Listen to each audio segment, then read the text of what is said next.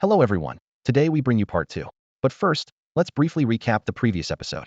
Su Yuan found himself transported to a world where humans coexist with fierce beasts, and becoming a beast master is a prestigious honor. Initially bonded with a lowly frank beast, a grass snake, Su Yuan was ridiculed by others. However, he unexpectedly activated a simplified beast system that allowed him to streamline the cultivation process infinitely. He fed the grass snake rice and savory tofu pudding, and to his surprise, it evolved into a dragon maiden warrior with a dragon god's lineage, skyrocketing to strength rarity. The dragon maiden warrior was not only powerful, but could also transform into a beautiful woman, making Su Yuan, once a poor student mocked by his peers, a genius beast master with a top-tier beast. Su Yuan headed to the Sacred Beast Academy to register as a beast master, but faced jealousy and provocation from a noble scion, Lu Xiang. Lu Xiang attempted to forcibly seize Su Yuan's beast, even brandishing a bloodslave contract as a threat. Unfazed, Su Yuan commanded the Dragon Maiden warrior to defeat Lu Xiang, leaving him severely injured. This act infuriated Lu Xiang's uncle, Lu Yuan, the vice principal of the academy, who then falsely accused Su Yuan and attempted to expel him, jeopardizing his future. Facing Lu Yuan's oppression, Su Yuan opted for a Wang Ju, a life-and-death challenge issued by a beast master to the powerful. Under the witness of the human king, Su Yuan triumphed in 3 battles, proving his innocence and strength. The human king found Lu Yuan guilty, stripping him of his noble title and expelling Lu Xiang from the noble ranks. Su Yuan's reputation soared, making him a hero among commoner beast masters. Su Yuan chose to join Dawn Academy, embarking on a new journey of learning and cultivation. There, he met Princess Ouyang Shui, and the two became roommates. Despite her noble status, Ouyang Shui recognized Su Yuan's talent and potential. Su Yuan continued to showcase his abilities at the academy, rapidly advancing his skills and becoming a prominent figure. Su Yuan faced new challenges at the academy, as nobles, envious of his talents, plotted against him. Using his intelligence and strength, Su Yuan thwarted these schemes. He discovered that his beasts could swiftly level up through the simplified system, even breaking through barriers. His beasts, the Dragon Maiden warrior and the Frost Snow Maiden, quickly grew stronger, becoming formidable allies. In the academy's ranking battles, Su Yuan displayed astonishing strength, successfully challenging and defeating Hun Kadi, a 3-star beastmaster. This victory further elevated Su Yuan's fame, but also attracted more envy and hatred from the nobility. He realized he must continually enhance his power to survive in this perilous world. Through interactions with Ouyang Shui, Su Yuan gradually uncovered the nobles' conspiracy. They planned to steal treasures from the Dawn Exchange, trading them with the Beast King's monsters to incite a beast tide, thereby weakening the commoner's power. Realizing the impending disaster, Su Yuan knew he had to act to prevent it. On the battlefield, Su Yuan demonstrated remarkable prowess, successfully repelling the beast tide's assault. Utilizing his beasts and intelligence, he led the beast masters to victory. Su Yuan's heroic actions made him a hero among humans. He not only saved Dawn City, but also exposed the nobles' conspiracy, bringing the truth to light. That's the recap of part 1. I hope you enjoy today's part 2. Your likes and comments are my greatest motivation. If you're interested in this story and it's your first time watching, you can start with part 1 in the comments section or playlist below. Now, let's begin the story of part 2. The word compliance caused displeasure among the nobles present. To them, the idea that 9 influential figures needed to resort to compliant methods to deal with a single individual was a bitter irony. However, they were also aware that this time they were facing Su Yuan, backed by the King of Humans, who was not an ordinary opponent. Li Jianli pondered for a moment before suggesting, "The strength of the Su family army is indeed beyond expectations. I believe we should not disperse our forces any further. The 9 guards should unite. If the Su family army comes to seize territory again, we should concentrate our forces to confront them." This proposal immediately drew skepticism from others. If they did not split their forces, the speed at which the 9 guards could occupy territory would significantly decrease. In contrast, the Beast Guild, the City Guard, the Royal Knights, and the Su family army employed a dispersed strategy, capable of occupying several areas in a single day. Such a strategy seemed like an act of surrender. Sun Wushua shook his head and disagreed. That's too conservative and would arouse the king's suspicion. My suggestion is to continue dividing forces to occupy territories while deploying an elite unit primarily composed of 5-star and 6-star beastmasters to specifically track the Su family army. Once they are located, we should concentrate superior forces for a strong attack. After all, in terms of total numbers, we, the 9 guards, have an absolute advantage. Ning Fenghong immediately expressed his agreement. That's a good idea. Let's proceed with what Wushua suggested. Others also considered it a feasible plan. The greatest advantage of the Sioux family army is its numerous Munfalavel beastmasters, so deploying a large number of 5-star beastmasters to counter them is necessary. Meanwhile, they should continue expanding their territory to prepare for future benefits. They all understood that once the mineral resources of Eagle Sorrow Stream, the natural treasures, and the resources of Dawn Forest were fully developed, the influx of currency would inevitably lead to inflation. If they couldn't control these resources, the nobles' advantageous position in Dawn City would be at risk. In recent days, news about Su Yuan and the Su family army has been spreading like wildfire in Dawn City. The Su family army has swiftly taken 30 districts in Eagle Sorrow Stream, becoming one of the most powerful Beastmaster forces in Dawn City. At this point, Su Yuan has also secured the last Beastmaster group slot of the year from the Beastmaster Guild, preparing to form a new team. His name no longer merely represents a genius from the slums, but now symbolizes immense financial opportunities. Simultaneously, a mysterious wealthy merchant emerged in the northern district, making significant acquisitions, including a port, a fleet of over 100 merchant ships, several factories, and obtaining multiple business licenses and production rights from the Craftsmen's Association, along with incorporating 500 skilled craftsmen under his command.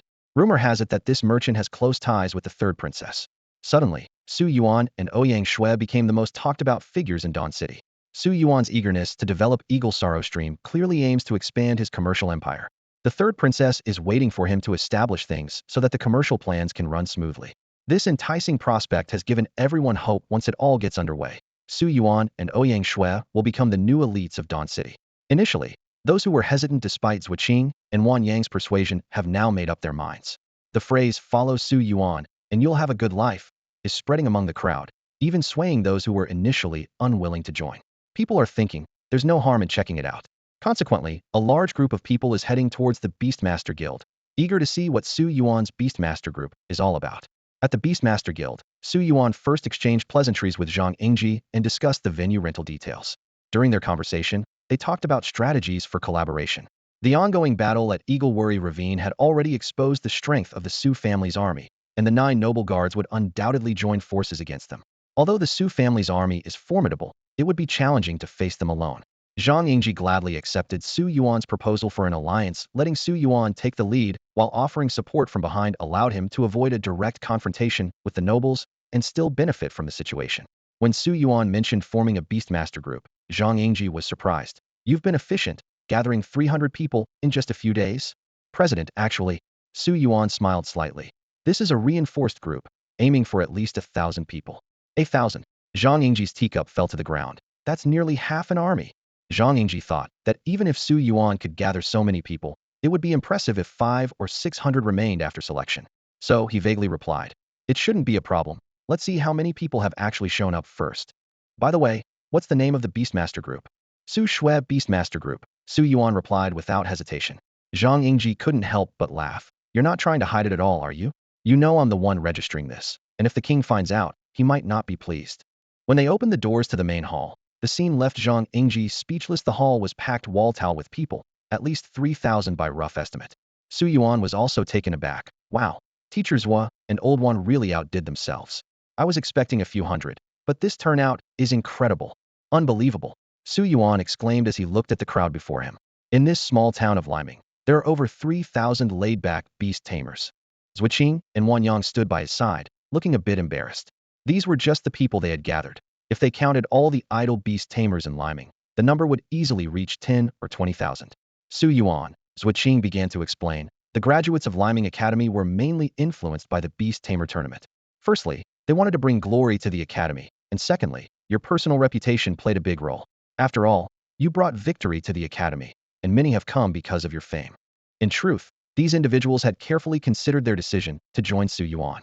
Not only had Su Yuan made a remarkable impression at the Beast Tamer tournament with his extraordinary skills, but he also had the strong backing of the third princess. News of the princess investing heavily in the northern district had spread, and the Beast Tamers, through their own networks, were well aware of the Su family's successes in Eagle Worry Ravine. With strength, resources, and prospects, it's no wonder many were eager to follow. Zhuqing had brought in 1,200 4-star Beast Tamers and 26 5-star Beast Tamers, a formidable force. Wan Yang's approach was more straightforward. He simply said, "Su Yuan can heal irreversible Beast Tamer injuries."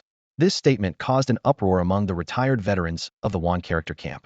These Beast Tamers, forced into retirement due to injuries, had been working in various beast-related enterprises. Now, hearing about the chance to return to the battlefield, they spread the word quickly. In a short time, Wanyang gathered nearly 2,000 beast tamers, including a large mix of 3-star and 4-star tamers, as well as 35-star tamers. Facing this massive group, Su Yuan got straight to the point. Welcome to the Su Shui Beast Tamer Corps. As your leader, I promise that all commitments will be fulfilled. He looked everyone in the eye. The Su family army alone isn't enough in Eagle Worry Ravine, so I need you. Those who stay will share in the future profits. Once we take Eagle Worry Ravine and the princess's trade route is established, today's salary will mean nothing. His words were powerful. I, Su Yuan, promise that every 3-star beast tamer will advance to 4-star, and every 4-star to 5-star. I'll cover everything needed for your breakthroughs. Those not interested, farewell. His bold and confident speech instantly ignited the enthusiasm of everyone present. With money and resources at hand, such a leader was worth following. We're with you. The crowd erupted in unison. The veterans present eagerly awaited Commander Su's orders. But someone raised the most critical question. Commander Su, you say you can heal irreversible injuries to our beasts. Is that true? Su Yuan nodded solemnly. Indeed. However, it requires your cooperation in capturing the beasts. Each injured beast needs one to be treated. This promise immediately ignited hope among the veterans. Commander Su, this is like being given a second chance at life. Please let me join your beast corps. As long as my beast can be healed, I, Wang Dazhuang, am willing to serve you loyally. The initiation ceremony was brief, yet efficient. For Su Yuan, time was of the essence. For those present, either money was scarce, or the healing of their beasts was urgent. At this moment, all interests aligned perfectly, leaving other administrative tasks to Zhang Yingji. 10 miles northeast of Dawn City, the Su family army's camp was already established. 3,366 beast masters were divided into 11 organized beast corps. Su Yuan deliberately interspersed veterans with seniors from Dawn Academy, aiming to quickly forge a formidable fighting force using the veterans' experience, rather than a loose group of mercenaries. Soon, the veterans returned from Dawn Forest with a large number of beasts, primarily saber-toothed boars. Facing the hopeful eyes of the crowd, Su Yuan smiled confidently. I have my ways. His secret weapons were Fuga and Hong Mo. Fuga possessed the Miracle of Life ability, which could guide volunteers' life force to heal any injury, while Hong Mo's Life Puppet ability could control the beast's will. The perfect combination of these abilities created healing miracles. 6-star Beast Master Fan Lian was the best example.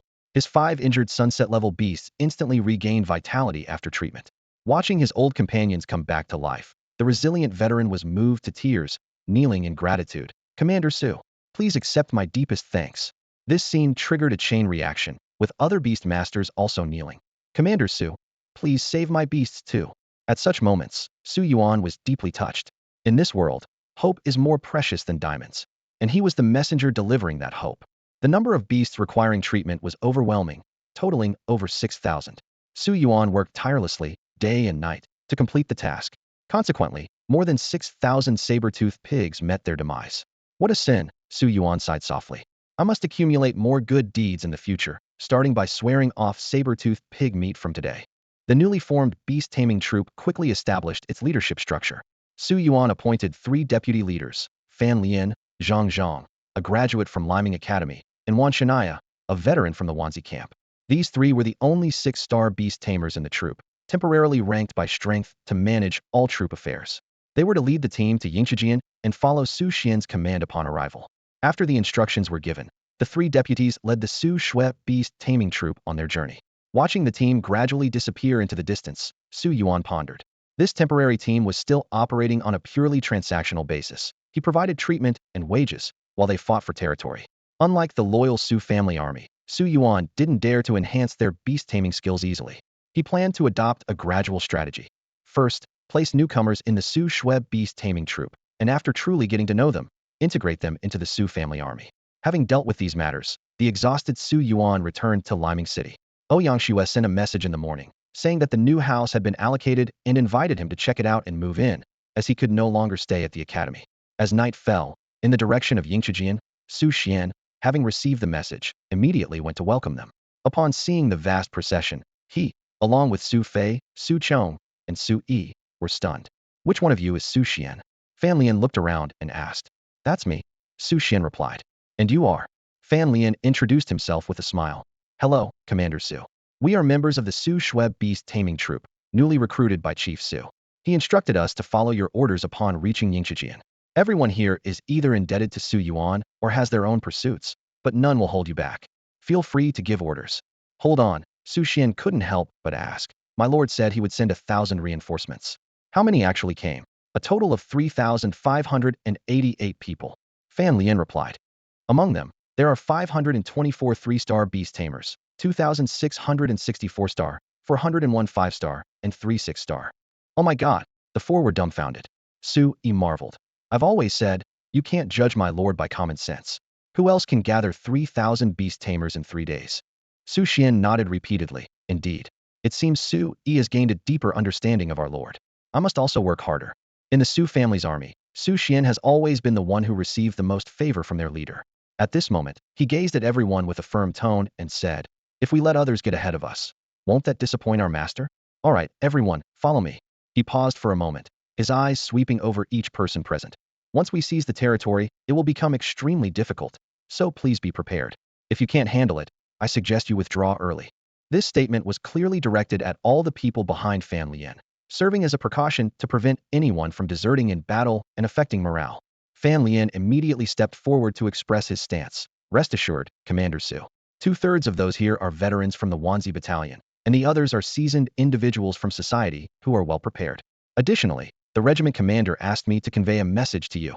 Oh, what does our master have to say? Su Xian stepped closer and asked in a lower voice. Fan Lian then conveyed in a whisper. The regiment commander discussed with President Zhang and Commander Wan, and they unanimously believe that the nobles will take countermeasures soon, and when that happens, we will. The following morning, as Su Yuan spent his last night in the rundown little house in the Eastern District and was packing his things, there was a knock at the door. Opening it, he was momentarily stunned. Your Highness, why have you come? Leaning against the doorframe, Ouyang Shui was casually playing with her silver blue hair and smiled lightly. I've come to help you move. Su Yuan felt a bit embarrassed. If you told me earlier, I wouldn't have bothered packing. Ouyang Shui glanced around the room, taking in the sight of old appliances, wires covered in tape, and nearly rusted pipes. Compared to her palace, this place was practically bare, and the sight stirred a sense of discomfort in her heart. What's wrong? Su Yuan noticed the change in her expression. Nothing. Ouyang Shui looked slightly awkward. Just thinking that you've had it pretty tough before. What? Feeling sorry for me? A little. So you better treat me well in the future. Ouyang Shui laughed. All right, let's go quickly.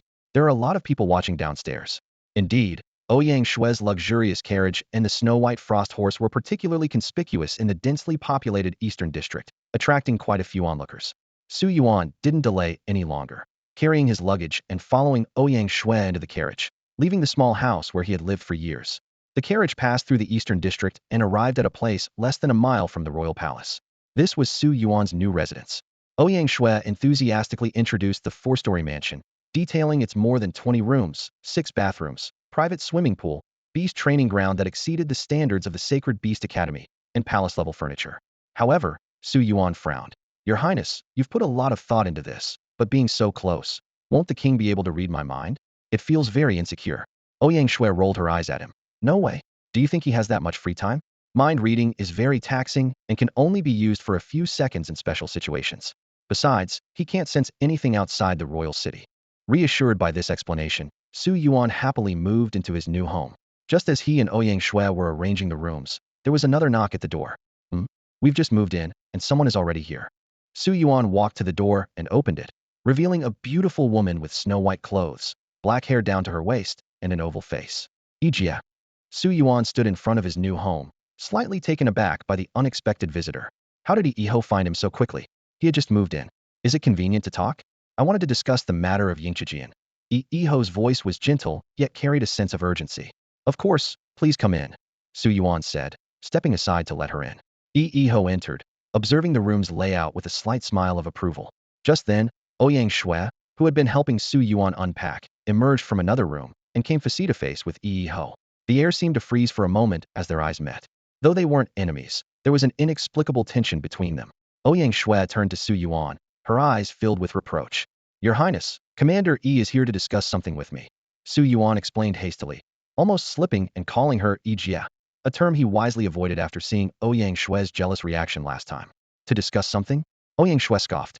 Commander Yi must have some impressive skills. I just got the property deed yesterday, and here she is today. It must take quite the effort to find us so quickly. It did take some effort. Iho replied impassively, her stiffness making Ouyang Shui suspect she might have some social difficulties. Ahem. Su Yuan cleared his throat to break the tension. It's about Yingqijian. Commander Yi, Her Highness is not an outsider. Please, go ahead. Yi glanced at Su Yuan before explaining. The noble's 9 guards plan to assemble a beast-controlling unit to attack your Su family army. I didn't participate. However, your people ambushed mine. This news caught Su Yuan off guard. He had anticipated the first part and had already devised a plan with Zhang Yingji and Wan Yang. But the latter part was unexpected. After some discussion, Su Yuan finally understood the situation. The white guards were Yiho's personal guards, inherited from her parents. Her relationship with the Yi family was strained, and they were secretly nurturing the black guards. Got it, Su Yuan nodded repeatedly. I'll send word to the front lines immediately. This won't happen again. Rest assured, Yijia. Before leaving, Yiho gave Ouyang Shui a meaningful glance and reminded Su Yuan to check the spirit jade, gesturing with her fingers in the air. After seeing Yiho off, Su Yuan turned to face Ouyang Shui's significant and friendly smile. Su Yuan lightly scratched his brow and calmly said, You're overthinking it. There's really nothing there. I know nothing about her. By the way, do you know anything about her? Could you tell me? Ouyang Shui sighed, a hint of displeasure crossing her delicate face. Su Yuan, do you really think it's appropriate to ask me? I'm busy helping you with your business and moving. There was a touch of grievance in her voice. Seeing this, Su Yuan gently placed his hand on her fair forehead and spoke sincerely. Shuer, I remember everything you've done for me, but that's not what I meant. The first time she met me, she was clearly resistant, even hostile. Yet, somehow, her attitude towards me suddenly became overly friendly. I swear I didn't flirt with her and hadn't even spoken to her before. Moreover, this warmth is something she doesn't show to anyone else.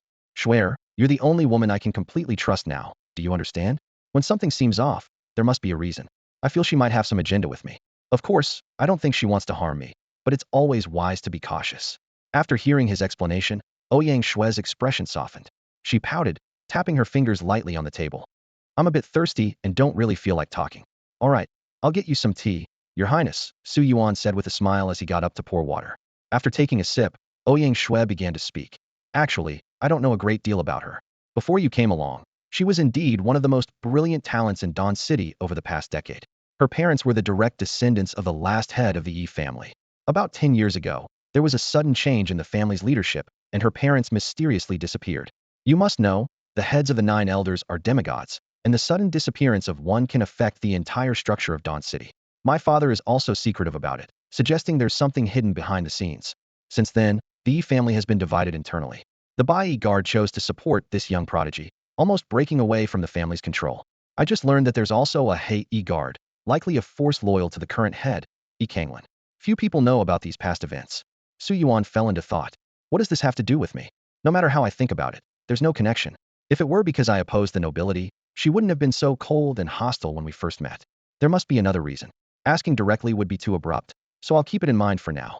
Seeing Ouyang Shui hesitate to speak, Su Yuan quickly said, There are some things I can't say, as I've sworn an oath. Of course, someone as smart as Shuer surely understands what I mean. Ouyang Shui nodded slightly, understanding that Su Yuan and Yiho were connected due to the Red Heart Bandit group. Since Su Yuan didn't have that kind of interest in Yiho, most of her worries were alleviated. With the silver moon high in the sky, Su Yuan reminded her, It's getting late. Your Highness should return to the palace to avoid gossip. Ouyang Shui's face fell at his words. Who said I'm leaving tonight? Su Yuan looked utterly surprised. But you just said so yourself. Don't move, Su Yuan said softly. Little girl, you were the one who teased me first, weren't you? Do you realize how troublesome it could be if I ended up pregnant? Ouyang Shui's voice carried a hint of worry. Troublesome how? Su Yuan shook his head. Anyway, it's not the right time now. But Shuer, there are more solutions than one. What kind of mischief are you planning now? Ouyang Shui frowned. Wait, no? You said you'd cherish me, treat me well, and now this? I'm getting upset. What are you talking about? I've seen you with Long Yao and Shui Nu. You're you. Su Yuan interrupted. All right, so you agree? Under the silver moon, Su Yuan took a deep breath. After a brief pause, he suddenly asked, Shuer, are you jealous of Yiho? Ouyang Shui pulled the blanket around her and said softly. Actually, it's not entirely that. Su Yuan, you still don't understand. Su Yuan propped his head up, looking at her in confusion. Then what is it? Ouyang Shui smoothed her silver blue hair. I don't care if you have other women. I'm royalty. My father had 16 concubines besides my mother. My eldest brother had 27, and my second brother even more. In Dawn City, the upper-class men boast about how many lovers they have. What bothers me is when you hide things from me. Have I ever kept anything from you when you asked? I don't want us to be close yet distant. You can tell me anything, even about Commander Yi. Su Yuan gently caressed her hair, pondering this girl who was so different from what he had known in his past life. In this deceitful royal world, trust was the most precious thing. Ouyang Shui trusted him and naturally hoped for the same in return. All right, swear. Su Yuan raised his hand to the silver moon and swore.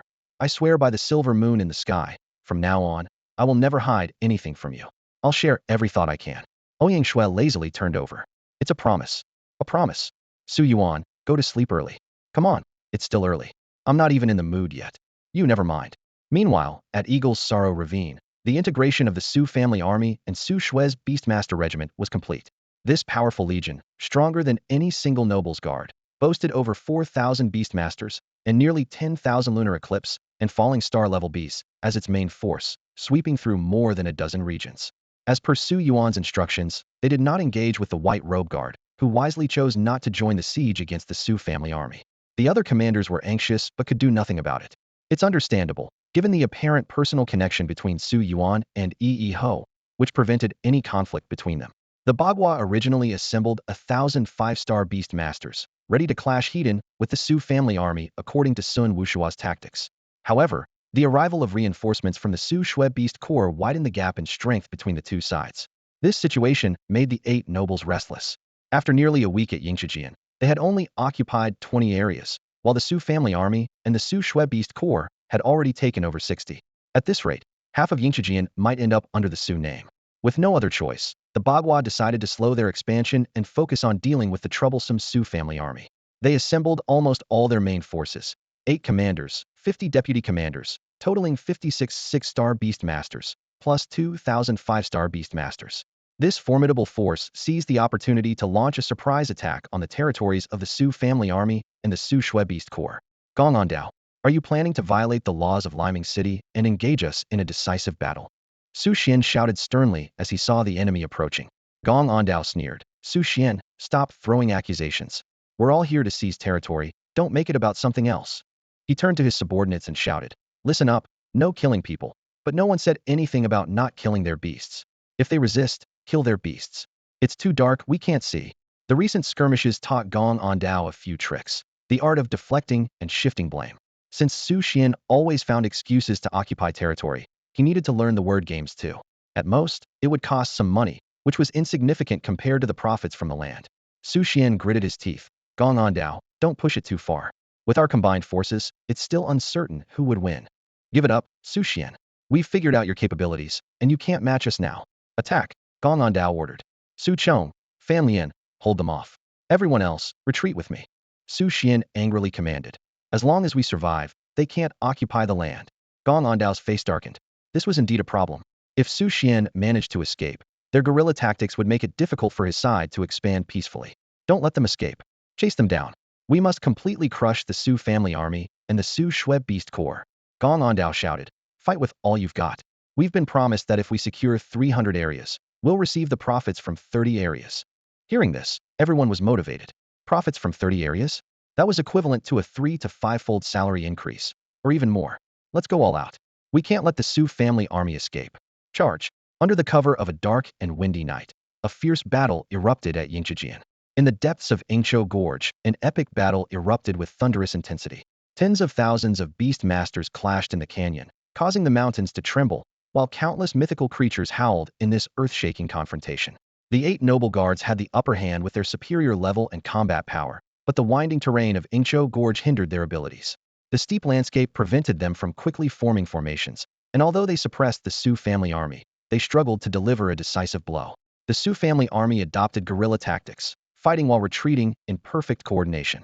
The last group of beast masters covering the retreat also withdrew from the battlefield in an orderly manner, showing no signs of panic. Chase them, Gong Ondao ordered, unwilling to let go. They had gone to such lengths to utterly defeat the Su family army, and he couldn't allow them to escape easily. However, the Su family army slipped away like well-trained eels at the most opportune moments. Gong Ondao shouted angrily in the direction of Su Xian. If you're so bold, stop running. Weren't you arrogant just a few days ago? Didn't you say whoever has the biggest fist is right? Are you now acting like a cowardly turtle? Or are you and your master Su Yuan just dogs who only know how to run away? In the face of these taunts, Su Xian remained unfazed. He remembered his master's teachings. Words are merely weapons to provoke one's opponent, and one must not fall for such tricks. Once their plan succeeded, the opponent's boasts would become the loudest slap in the face. Gong Ondao grew suspicious of Su Xian's unusual silence. Just a few days ago, a few words about Su Yuan had sent him into a rage, yet today he showed no reaction. Even more peculiar, the retreat of the Su family army was too orderly, clearly premeditated. Looking around, Gong Ondao realized they were trapped in a massive basin. Steep cliffs surrounded them, cutting off any escape routes. Not good, it's an ambush. Retreat. Gong Ondao shouted in panic, but it was too late. Figures appeared on the surrounding cliffs. 5,000 Beastmasters from the Wan camp, 3,000 from the Shan camp, and 15,000 from the Beastmaster Guild revealed themselves. Along with the forces of the Su family army and Su Shui's Beastmaster group, their numbers totaled nearly 30,000. This meant that almost 70% of the Beastmasters from Liqing were gathered here. Gazing at the dense crowd around him, Gong Ondao's face turned ashen. Well, he muttered. No wonder the Su family army is so fearless. They had this planned all along. Gong Ondao said, standing in the center of the basin with the other commanders, their faces turning grim as they looked at the enemy forces surrounding them on the high ground. Ondao, we've walked into an ambush. What should we do? Asked Li Han, the anxious commander of the Tally Guard. Gong Ondao was sweating and his mind was in turmoil. How should I know? He thought bitterly. I underestimated them. I should have realized that Su Yuan's good relations with Wanyang and Zhang Yingji meant something. There were only two options, break through or admit defeat. But the basin's terrain was enclosed. Their numbers were less than half of the enemy's, and not everyone had flying beasts. Forcing a breakout with the enemy holding the high ground would be disastrous. More importantly, any move would mean full-scale war, which was not what the 9 elders wanted. Gong Ondao calculated that if they waited for reinforcements from the other 8 guards, they wouldn't fear a battle. As he pondered, Su Xian stepped forward with a mocking tone. Ondao, why so silent? Weren't you shouting so confidently just now? Why aren't you speaking now? Weren't you just calling my lord and us cowards who love to run? What? Now you want to flee and leave your brothers behind? Or are the Gong and Li families just a bunch of cowards? Gong Ondao suppressed his anger. Su Xian, we admit we fell into your trap. Let us go back, and we can discuss the territory of Ingqiu stream. Discuss? What is there to discuss? Do you even have the right? Su Xian sneered, shaking his head. What do you want then? Are you going to start a war with us? If the higher-ups find out, I'm afraid your master Su Yuan won't be able to handle the blame. Gong Ondao gritted his teeth. Su Xian laughed even more arrogantly. War? No. Didn't Brother Ondao say just now? We don't kill people, only their beasts. It's too dark, I can't see clearly. Oh, and I recorded it with a carving insect. Gong Ondao cursed inwardly, wondering why they were so fond of recording everything. Now his words had become evidence against him. Finally, Gong Ondao had to concede. All right, we admit defeat. Su Xian, if it comes to a real fight, you'd suffer heavy losses too. Name your price. What will it take for you to let us go? We can swear an oath to the alliance. If it weren't for the 9 elders' repeated instructions to only seize territory and not harm anyone, Gong Ondao would have fought to the end. The two began negotiating the number of areas to withdraw from 200 to 150, but they were at an impasse. Both sides were contacting Liqing City, as it was clear that their backers needed to agree to resolve this. Meanwhile, nearing noon, Su Yuan stretched as he woke up.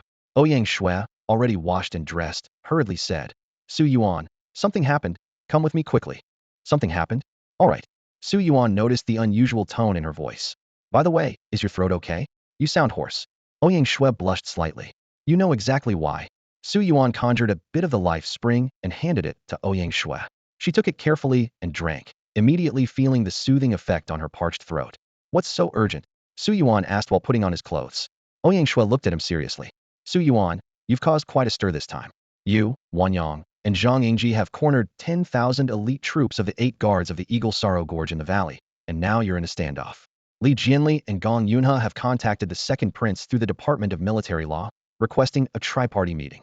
Su Xian is quite efficient, Su Yuan remarked with a raised eyebrow. I only gave the instructions the day before yesterday, and it's already done today. It seems the nobles aren't as hard to deal with as we thought, agreeing to talk so quickly.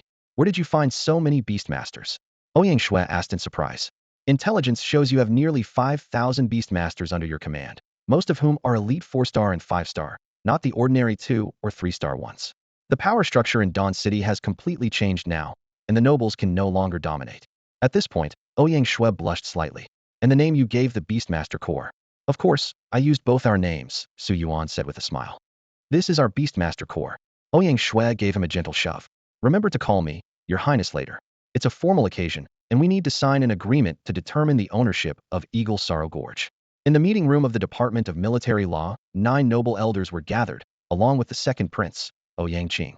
On Su Yuan's side, besides Wan Yang and Zhang Yingji, were the demigod Shan Lai from the mountain camp and the civilian demigod in Yun Town who had once aided them. The moment the two sides met, the atmosphere was tense and hostile. Especially Gong Yunha, whose gaze could have burned through Su Yuan. The death of Gong Jing, the loss at the Ziwei Imperial Star Secret Realm, and the current predicament all were thanks to Su Yuan. If he could go back, he would have eliminated this boy before he even set foot in the Sacred Beast Academy. Meanwhile, Su Yuan, riding high on his success, seemed unfazed. On the podium, Ouyang Qing and Ouyang Shui, the estranged siblings, sat almost at opposite corners, unwilling to even make eye contact. Ouyang Qing was the first to speak. I've received a request from the head of the Li family, saying that Su Yuan's people have recklessly started a conflict, trying to disrupt the peace of Liming City for personal gain. That's why I've called this meeting. Before he could finish, Ouyang Shui interrupted with a cold laugh. Brother Wang, there's no need to rush to speak for them. Even if you say 1,000 good words on their behalf, the throne won't be yours while father is still around. Ouyang Qing's face darkened, his voice icy. Sister Wang, you're overstepping. I'm just stating the facts impartially. So what's there to discuss? Ouyang Shui retorted, undeterred. We'll see you in court. It's obvious that this meeting is because you need something from them, Brother Wang. Don't go around making baseless accusations. If you're not willing to talk properly, we can give the order to act immediately. It would only lead to mutual destruction. Ouyang Qing's mouth twitched slightly.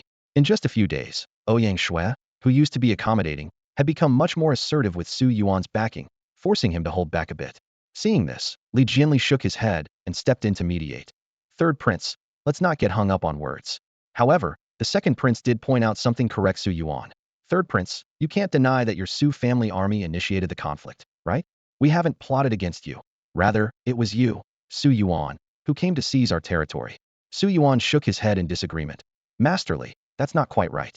According to my information, we were the first to lay claim to that territory. Everything should be done on a first-come, first-served basis. You see, I haven't touched the noble lands in Liming Forest because I'm a reasonable person. We only have a few plots in Liming Forest, Li Jianli snorted. And you call yourself reasonable? Compared to you, we nobles are the epitome of reasonableness. Seeing that Li Jianli's accusations weren't gaining traction, Ning Fenghong straightforwardly stated, Su Yuan, let's cut to the chase. We only want 200 zones in Yingqiu Valley. The remaining 312 zones can be yours and the Royal Knights. We hope you'll withdraw your people from the encirclement. This distribution already gives you a considerable advantage. Come on. Su Yuan responded with a meaningful smile. The king said it himself, each according to their ability. If we keep competing, you definitely won't get 200 zones. Why should I negotiate on your terms? Ning Fenghong frowned. Then how do you propose we divide it? I want 150 zones, and I don't care about the rest. Su Yuan turned to the others. Lao Wan, President, Senior Shan, Senior Ing. What about you? Wan Yang immediately stated, Lao Shan and I need 120 zones, 80 for me, 40 for Lao Shan. President Zhang needs 100 and Lao Ing 30. Hearing this, Ning Fenghong laughed angrily. You alone want 400 zones. If the rest goes to the Royal Knights, you're not planning to leave us even a single zone. That's right. That's exactly what I mean. Su Yuan nodded without hesitation.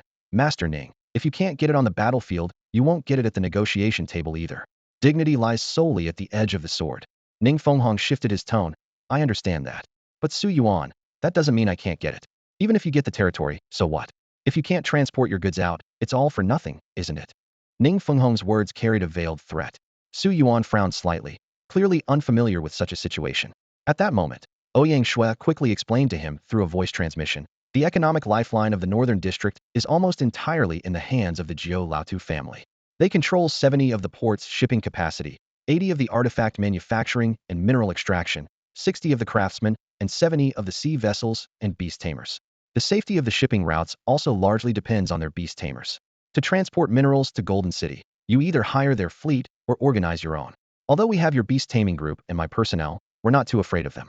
But his message is clear: if we don't cooperate, we might face pirate attacks. She paused and added, indeed, the shipping routes are overrun with beasts, and transport ships without strong beast tamers for escort are easily in trouble. Ning Fenghong is using this to threaten you. Seeing Su Yuan remain silent, Ning Fenghong changed his tone. Su Yuan, why must we fight to the bitter end? You've trapped our people, but have you considered how many of your own you might lose if it comes to blows? What good would it do you to start a war? You'd end up being blamed for instigating conflict. These words, a mix of persuasion and threat, were clearly well thought out. Indeed, if war broke out, the nobles would suffer greater losses, but that wasn't their only leverage. For Su Yuan's side, This place gathered almost all the forces of Su Yuan himself, the Wan family, the Shan family, and the Beast Tamers Guild. Su Yuan knew there was truth in Ning Fenghong's words, but if he easily conceded at the negotiation table, he would ultimately be at a disadvantage. He chuckled. Master Ning, you have quite the way with words. But have you ever heard this saying? What saying? Ning Fenghong asked, frowning. An explanation is a cover-up. Su Yuan looked directly at him. With the way nobles conduct themselves, sitting at the negotiation table actually means you've already admitted defeat, doesn't it? Otherwise, with your style, why bother with negotiations and threats? Wouldn't taking direct action be more straightforward? But you haven't done that because you've lost your confidence. And the reason you've lost it, wouldn't it be because? Ning Fenghong's expression instantly shifted from calm to alarmed. Li Jianli, Gong Yun, and others tried to conceal it, but the unusual look in their eyes betrayed their inner turmoil. They began to transmit messages to each other in panic. Damn, how does Su Yuan know about that? Stay calm, he's always been good at deduction. It's probably just a guess. It could be that the human king told him. He's the human king's pawn after all. We miscalculated. The more we adhere to the rules, the more suspicious it makes us. The matter of the 9 Dragons Cauldron is likely no longer a secret. What do? Admit defeat? The Dragon King plan still needs another 2.5 months to come to fruition. Nearby, Zhang Yingji and Ying Yunjin noticed the other party's abnormal behavior, revealing a knowing expression. To them, it seemed that this young man possessed far more insider knowledge than they did.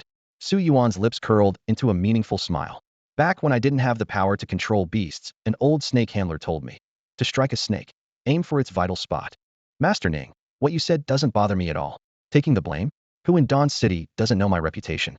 As for the Eagle's Sorrow Gorge incident, who do you think the people will believe? And regarding the shipping business, his tone turned cold. You don't need to worry about that. My people aren't just sitting around. If you're not convinced, feel free to test us. Every word was like a sharp sword, hitting the target directly. Ouyang Qing stood by, thoroughly puzzled. Why was Ning Fenghong, who had been so righteous just moments ago, suddenly speechless? What further baffled him was the silence of the other 8 family heads, allowing Su Yuan to flaunt his power over them. This went beyond a simple beast control competition. Ouyang Qing felt like an outsider, completely unaware of the intricacies of this mysterious negotiation.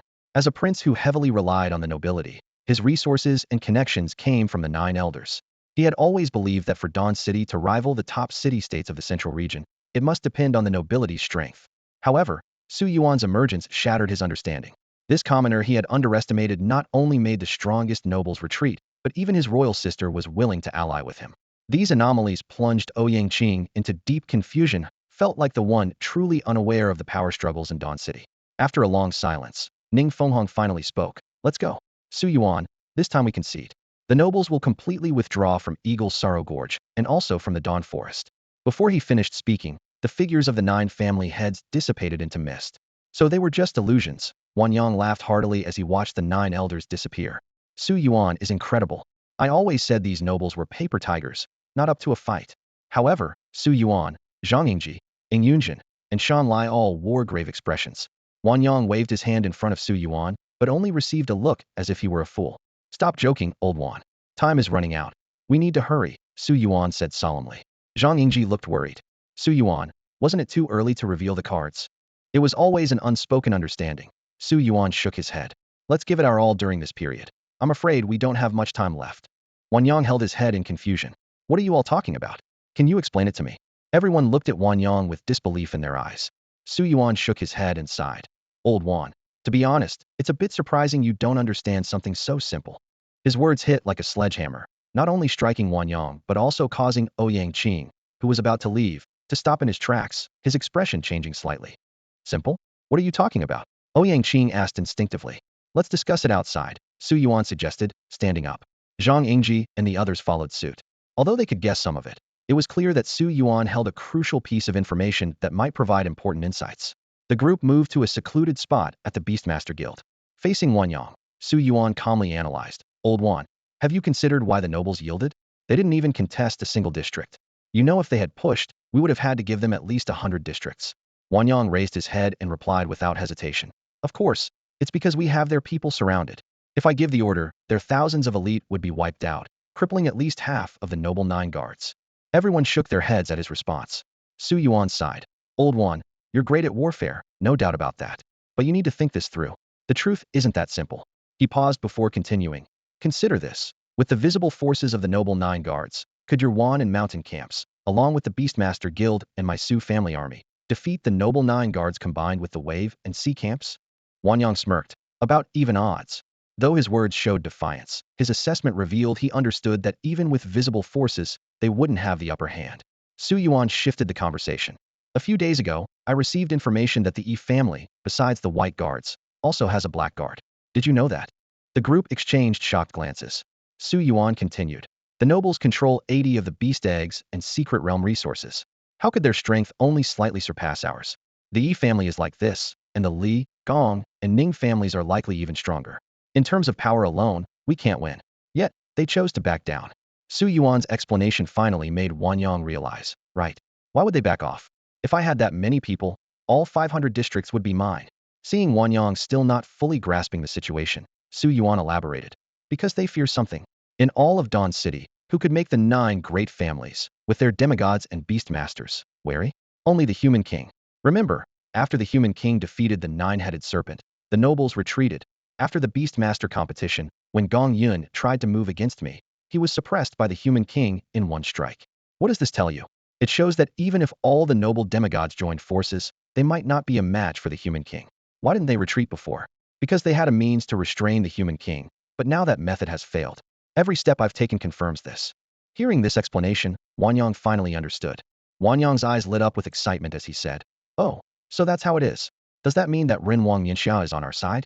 Damn, shouldn't we take this chance to really teach Su Yuan a lesson and make him pay?" Su Yuan gently rubbed his forehead, his expression turning serious. "Old Wan, think about it. Why are the nobles retreating so easily now, not even fighting this time? What do you think is the reason?" "You already said it. They're scared," Wanyang replied without hesitation. Su Yuan slowly shook his head, a hint of gravity in his eyes. "No, at least I don't think they've given up. Instead, they have a plan, maybe even a conspiracy, and it's definitely bigger than colluding with the 9 snakes and 10,000 demons to attack the city."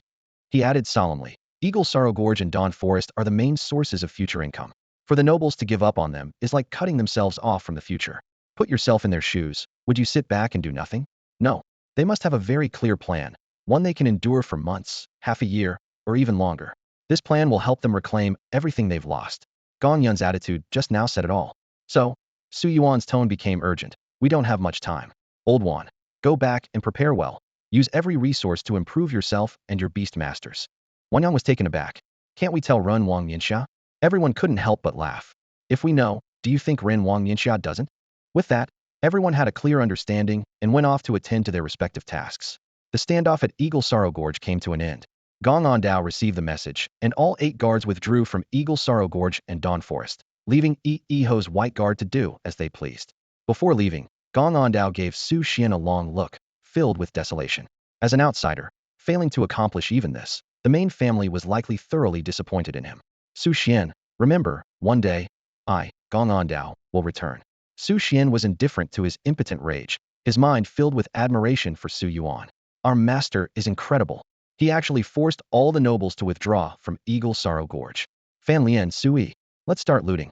Split into 15 groups and loot to your heart's content." Yes. The Su family army and Su Shui Beastmaster group were formidable, with each team of 300 able to clear an area independently. Even the Wan character camp, Shan character camp, and Beastmaster Guild had to admit their inferiority when faced with these fierce warriors. In the end, out of 512 districts, the Su family army and Su Shui Beastmaster group powerfully claimed 200, while the rest were divided as follows. Wan character camp 70, Shan character camp 36, Beastmaster Guild 110, Royal Knight 70, White Guard 26. Su Yuan became the biggest winner in this territorial division, gaining considerable prestige. But he knew that with the nobles' full retreat, a bigger storm was on the horizon. Time was of the essence, and ultimately, the most reliable thing was his own strength. After a few days of rest, Su Yuan spoke up. "Your Highness, when can I enter the Moon's secret realm with the spot allocated to me?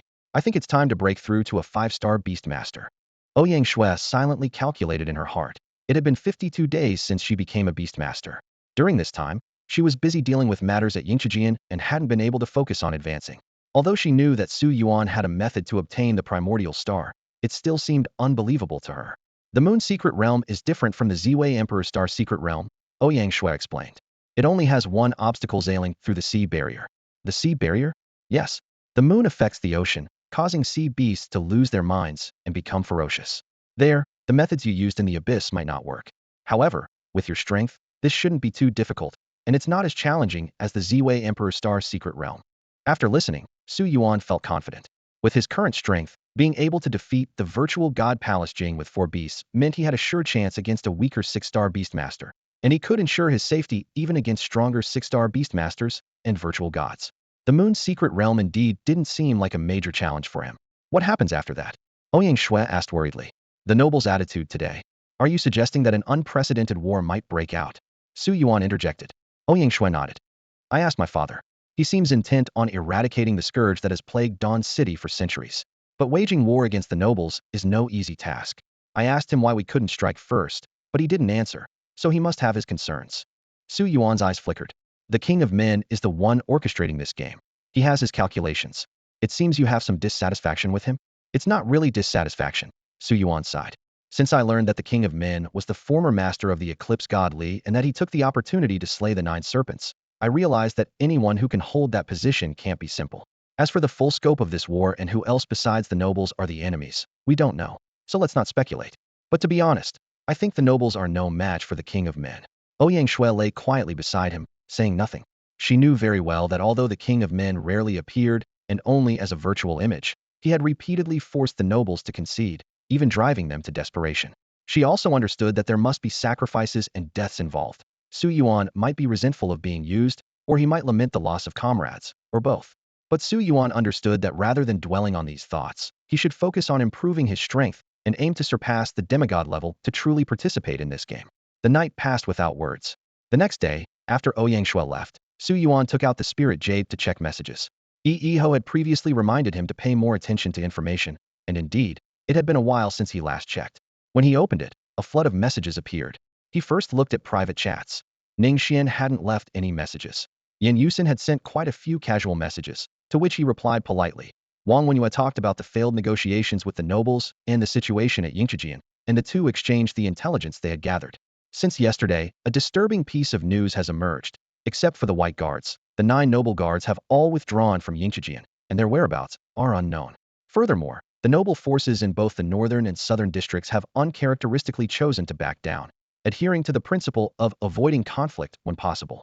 This unusual retreat set off alarm bells in Su Yuan's mind, forewarning him of an impending crisis. Yi Ho had a brief meeting with him, implicitly expressing gratitude for his help regarding the matters at Yingqijian. Before parting, she arranged to meet again in 7 days, hinting at some undisclosed matters. Su Yuan decided that after exploring the Moon's secret realm and upgrading his beast, he would meet with Commander Yi to get clear answers. He always disliked unresolved uncertainties. At that moment, a sudden contact from Captain Li Aki caught him off guard. Known for being reticent, the captain's direct approach surprised Su Yuan. Joker, what changes have occurred with your beast after consuming the core of the 9 Dragons Cauldron? Li Aki asked straightforwardly. After a moment of thought, Su Yuan decided to be honest. The most noticeable change is the formation of a special flame container within, capable of holding other flames. This ability allowed me to defeat Gong Jing in the secret realm. If it weren't for Long Yao's courageous attempt to merge the illusionary dragon flame and the netherworld demon fire, the power of the illusionary world Red Lotus might not have withstood Gong Jing's beast soul strike. Although puzzled by Li Aki's sudden inquiry, Su Yuan saw no explanation forthcoming and instead asked about another concern. Captain, is my divination still ominous? Reflecting on his near-death experiences during the beast tide outside the city, the battle with Shilio guards, and several close calls in the secret realm, this question lingered in his mind. There's no need to worry. The ominous omen has been broken. Li Aki's response allowed Su Yuan to breathe a sigh of relief. However, Li Aki continued, but I performed another divination for you. It's an unusual one, with the upper hexagram being Li and the lower being Qian. Fire above, sky below, when fire is in the sky, it should illuminate all things, and by following the times, great achievements can be made. This was evidently a good omen, yet Su Yuan remained cautious.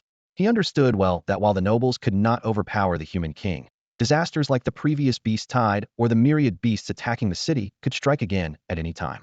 Everything was under the human king's control, not just a simple noble conspiracy as he initially thought. In this chaotic world, he could only rely on himself and trustworthy individuals. Su Yuan resolved to quickly integrate reliable members of the Su Shui beast taming group into the Su family army, enhancing the legion's strength to face the impending storm. As dusk fell, Su Yuan stepped into the royal city. Just last night, after his conversation with Ouyang Shui, he received a notice to enter the city today. At the city gate, Ouyang Qian, the Grand Commander of the Royal Knights, personally awaited his arrival. It's only been a few days since we last met, and I still vividly remember your prowess at the Beastmaster tournament. You're about to break through to a 5-star Beastmaster, Ouyang Qian said as he approached, a wry smile on his face. It's nothing else, just that this guy breaks through so quickly, it's hard to keep up. It took me almost 2 months to reach a 2-star Beastmaster back in the day. Su Yuan smiled and replied, You're too kind, Grand Commander. In this royal city, I still need your guidance and support. Ouyang Qian nodded and, while leading the way, lowered his voice. Su Yuan, this time in the Moon's secret realm, quite a few people from the second prince's side have come. He is quite friendly with the nobility, surrounded by them, buzzing around like flies. They have little skill but love to use their status to pressure others. It's hard to imagine he's the son of the human king. Seeing Su Yuan's disdainful expression, Ouyang Qian sighed. I know your abilities and understand that you must be confident this time. However, most of their group are 5-star Beastmasters, and their familiarity with the Moon's secret realm far exceeds yours. As they say, even a lion uses its full strength to hunt a rabbit. Su Yuan nodded seriously. Thank you for the reminder, Grand Commander. I will be careful. He calculated in his mind that although these people were not pampered, having traversed the Moon's secret realm multiple times gave them a geographical advantage. He recalled how he had used the terrain to his advantage to win against stronger opponents in the Yaowang snowfield and the Abyss checkpoint. This time, he might face a similar situation, surrounded by a pack of wolves, and he couldn't afford to be careless. Arriving at the Royal Moon's secret realm hall with Ouyang Qian, Su Yuan immediately recognized several familiar faces: Gong Qian, Lu Zhou, Yan, and even Sun Yi, who had once flattered Ouyang Qing. As Su Yuan walked in, the expressions of those present immediately tensed. News of Su Yuan's feats in Eagle Sorrow Gorge had spread throughout Dawn City, and the attitudes of these noble youths had shifted from initial disdain to respect. Although they were all young graduates from the academy, the gap between them now was intimidating, especially for Gong Qian and others. Recalling how they had once looked down on Su Yuan's commoner background relying on the second prince's influence, they now felt anxious and uneasy. The current situation is putting Gong Qian under immense pressure. Seeing the relationship between Su Yuan and the third princess almost out in the open, with even the king giving his tacit approval, leaves Gong Qian feeling increasingly uneasy. On his side, not only has his family head, Gong Yun, suffered losses at Su Yuan's hands, but even his cousin, Gong Jing, failed miserably in the Beastmaster tournament. These setbacks have made it impossible for him to hold his head high in front of Su Yuan. Gong Qian understands well that when the gap in strength isn't too wide, people tend to resort to disdain or jealousy. However, when the gap becomes insurmountable, those emotions tend to disappear. He finds himself in this complex emotional state at the moment. Nonetheless, this doesn't mean he plans to give up. Lao Lu, Lao Yi, Gong Qian whispered. Gather some people and come up with a plan. Yan's face showed a flash of fear. Qian, are you crazy? That guy Su Yuan is incredibly strong. Even Gong Jing's phantom god couldn't handle him. How can we possibly win? Lu Zhou quickly agreed. Exactly, we're just 5-star Beastmasters. Su Yuan may be only a 4-star, but his combat power is at least at a 6-star level. Even if everyone supported us, the chances of winning are slim. Moreover, given Su Yuan's reputation for being ruthless, people might not even want to side with us. Seeing their panic, Gong Qian shook his head internally. Since the Beastmaster tournament, the fear of Su Yuan had deeply rooted itself in them. You idiots! Gong Qian lowered his voice. Who said anything about confronting Su Yuan Heiden? This is the Moon's secret realm. Victory doesn't require a direct clash with him. With those words, the two suddenly realized the truth.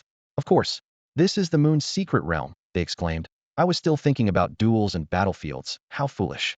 While we can't win in a direct confrontation, in this Moon's secret realm, it might be easier to take him down than in the 3 major checkpoints of the Ziwei Emperor Star. If we succeed, our status in the family will surely rise. As the three plotted, unaware Su Yuan was being approached by Sun Yi. Hey, brother Su? Sun Yi approached with a friendly smile. Haven't seen you in a while, and you seem even more impressive than before. Su Yuan was slightly surprised. We aren't exactly close, are we? However, he did have some goodwill towards Sun Yi, who had given him subtle warnings several times. Sun Yi chuckled. Brother Su, this Moon's secret realm is quite unusual. Each person has their own boat, sailing for 100 miles. I wouldn't want to encounter Brother Su at sea. If we accidentally meet, I hope you'll show mercy. If the boat breaks, and we're swallowed by the Moon Sea. The Moon Sea? Su Yuan raised an eyebrow. What? Brother Su doesn't know. Sun Yi showed a hint of surprise. Su Yuan shook his head. Ouyang Shui hadn't mentioned it, probably because she was too confident in his abilities. Sun Yi stroked his chin and said seriously, this Moon Sea has quite a backstory.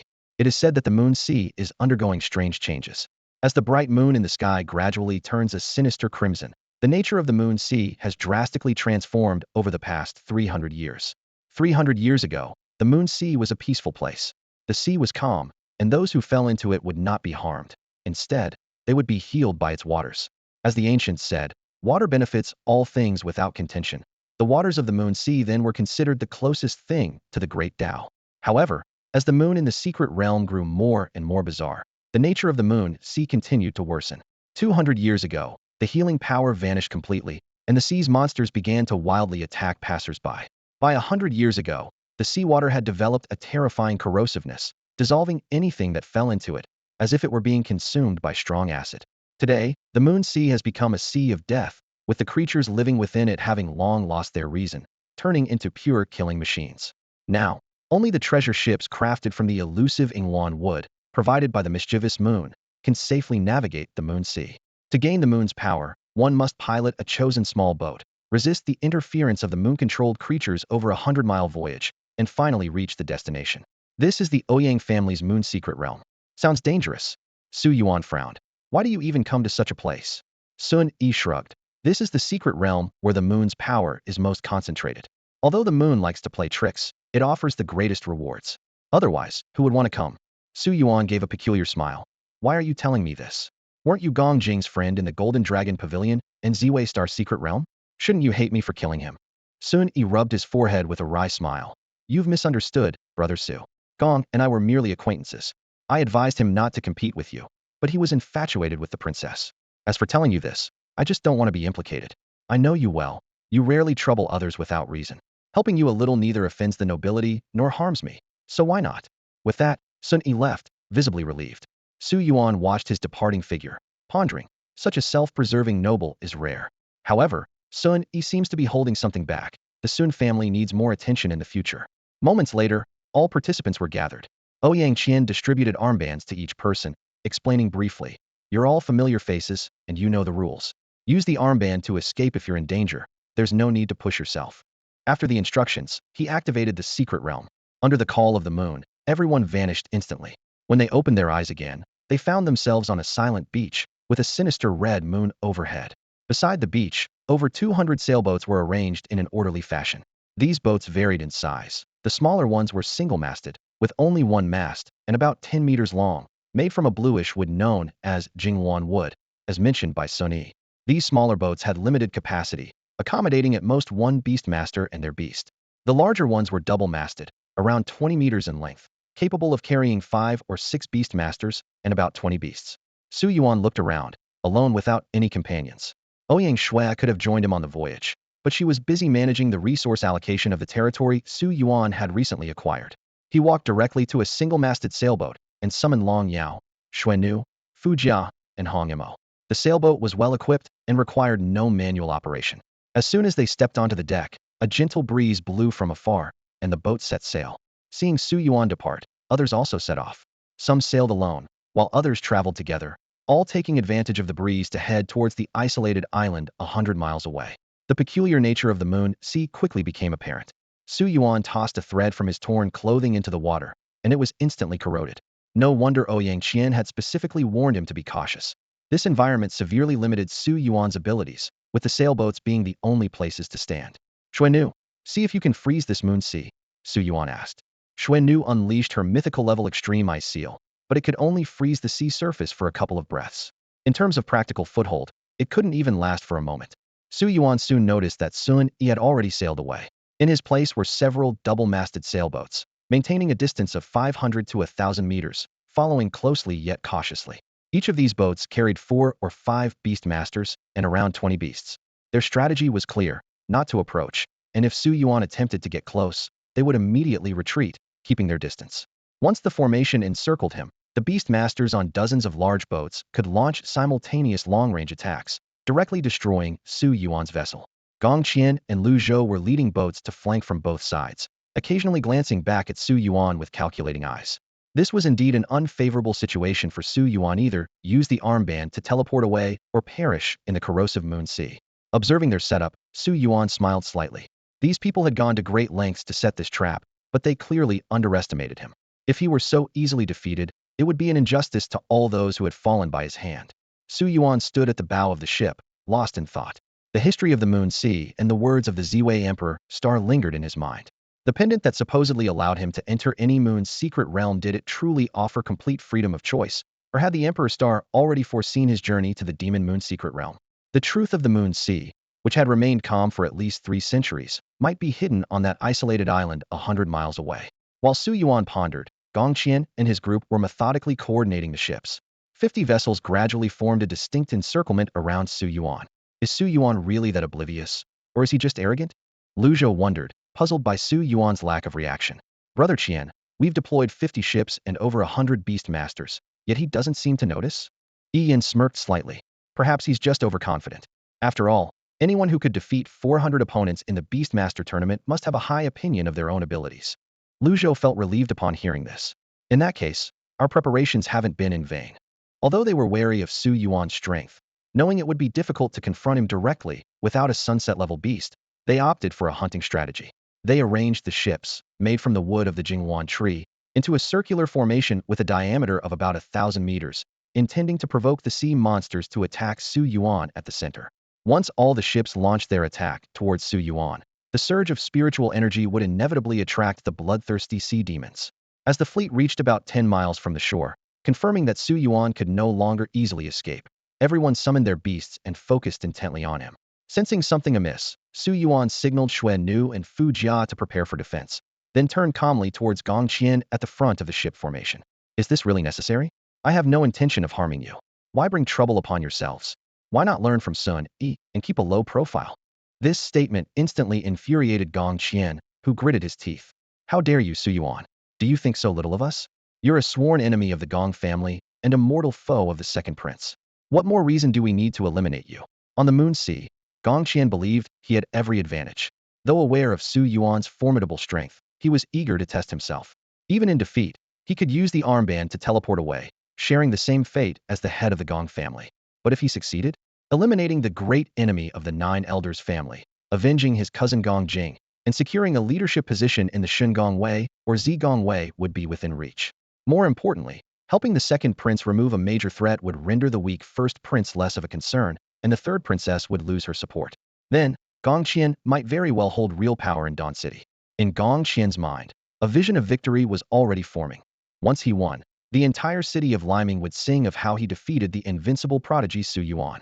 All of Su Yuan's accumulated glory would become his stepping stone to success.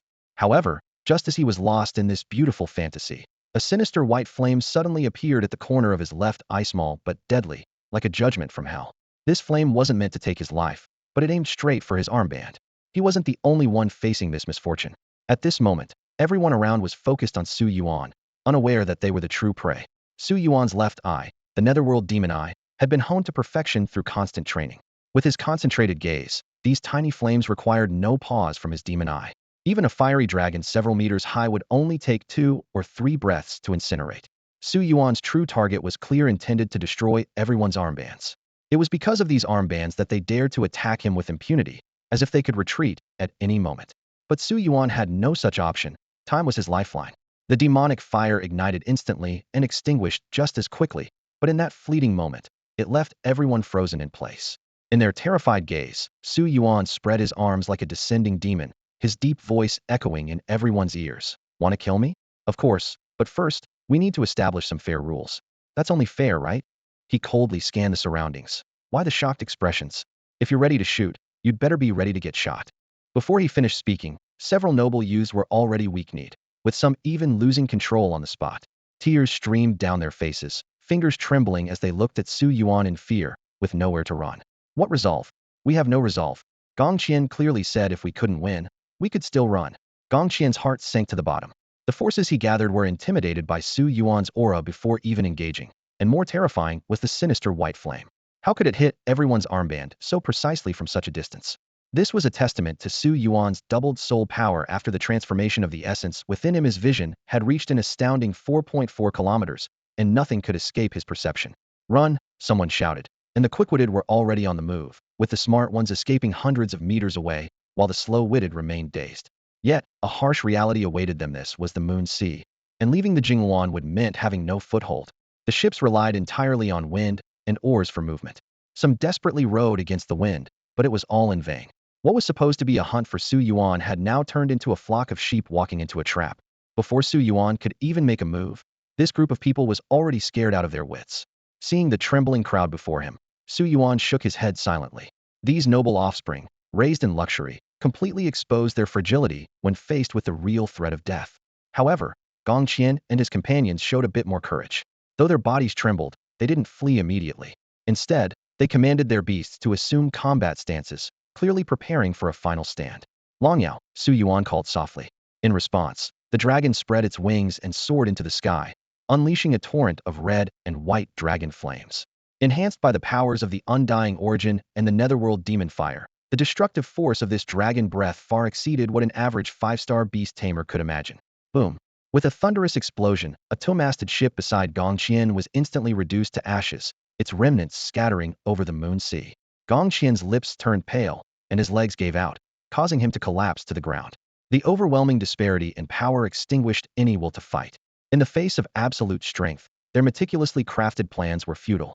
Surrounding him, Lu Zhou, Yan, and others wore expressions of despair. They finally realized this wasn't a battle among equals, but a complete rout.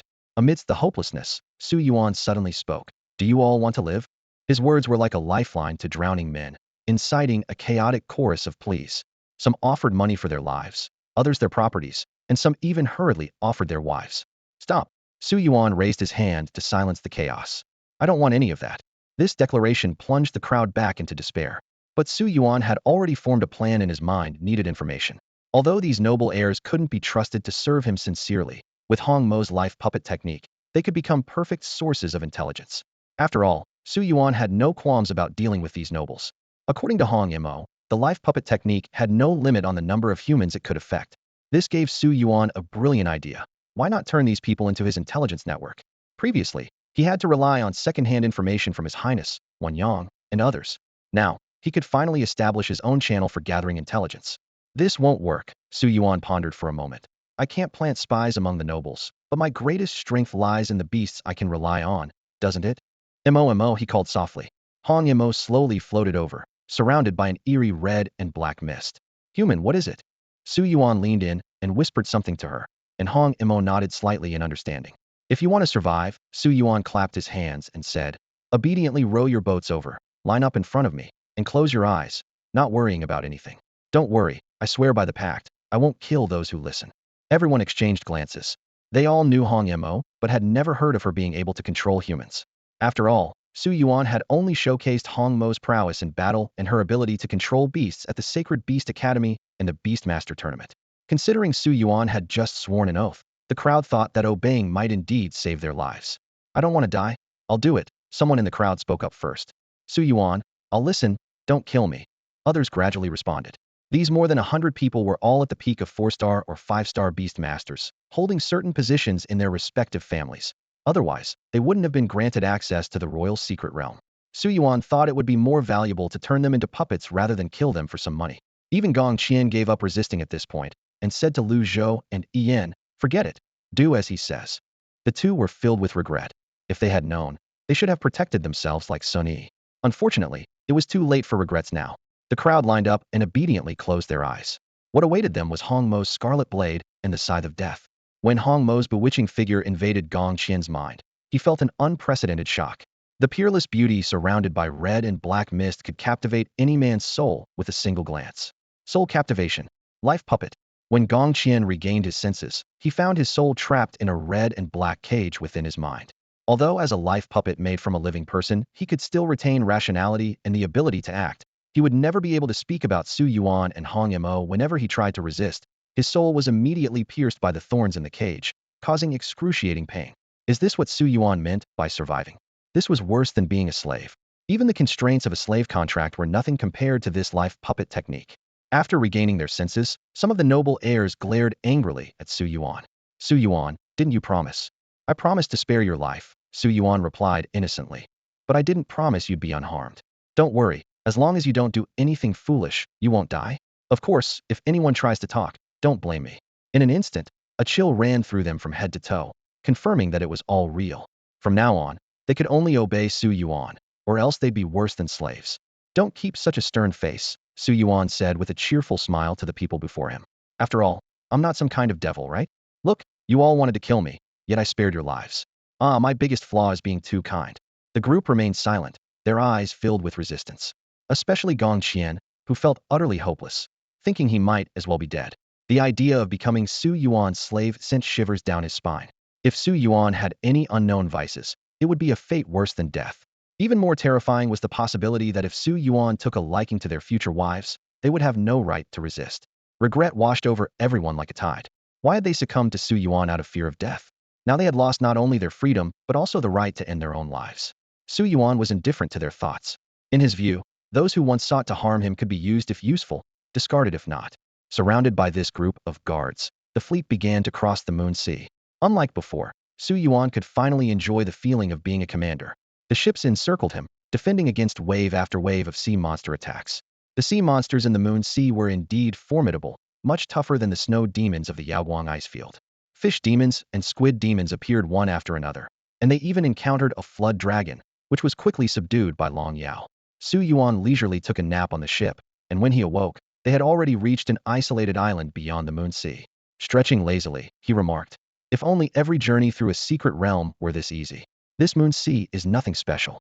These words made Gong Qian and the others curse inwardly.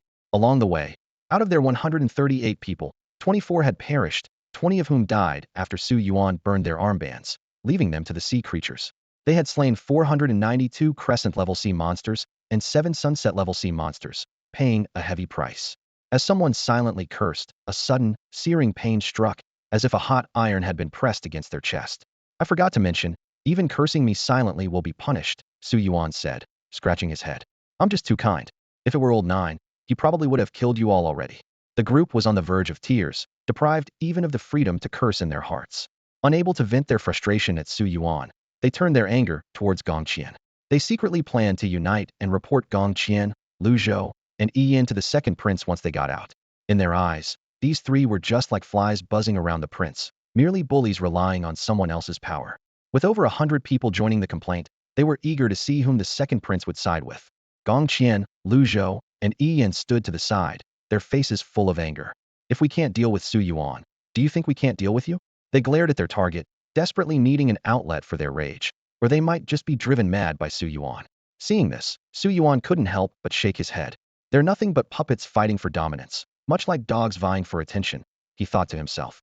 Although Dawn City was newly built, the complexity of human nature was already evident. But now was not the time to worry about such matters. Reaching the island meant passing the Moon Sea's test, and as Sun Yi had said, the next step was to undergo the baptism of lunar power. This power was more solid than the power of the stars, and many found that when they broke through to a 5-star Beastmaster, the number of stars within them could increase tenfold. Of course, this was mainly because their initial numbers were small. Su Yuan was unsure how much his 220,000 stars would increase, but he hoped for some gain. Arriving at the center of the island, Su Yuan noticed that it was completely different from the star power's celestial pool. There was no pool filled with power, only an altar made of several large stones. "How do I absorb the lunar power?" Su Yuan asked. Gong Qian, controlled by the puppet spell, had no choice but to answer, "Master Su, you just need to stand at the center of the altar, focus on the bright moon, and the lunar power will descend naturally."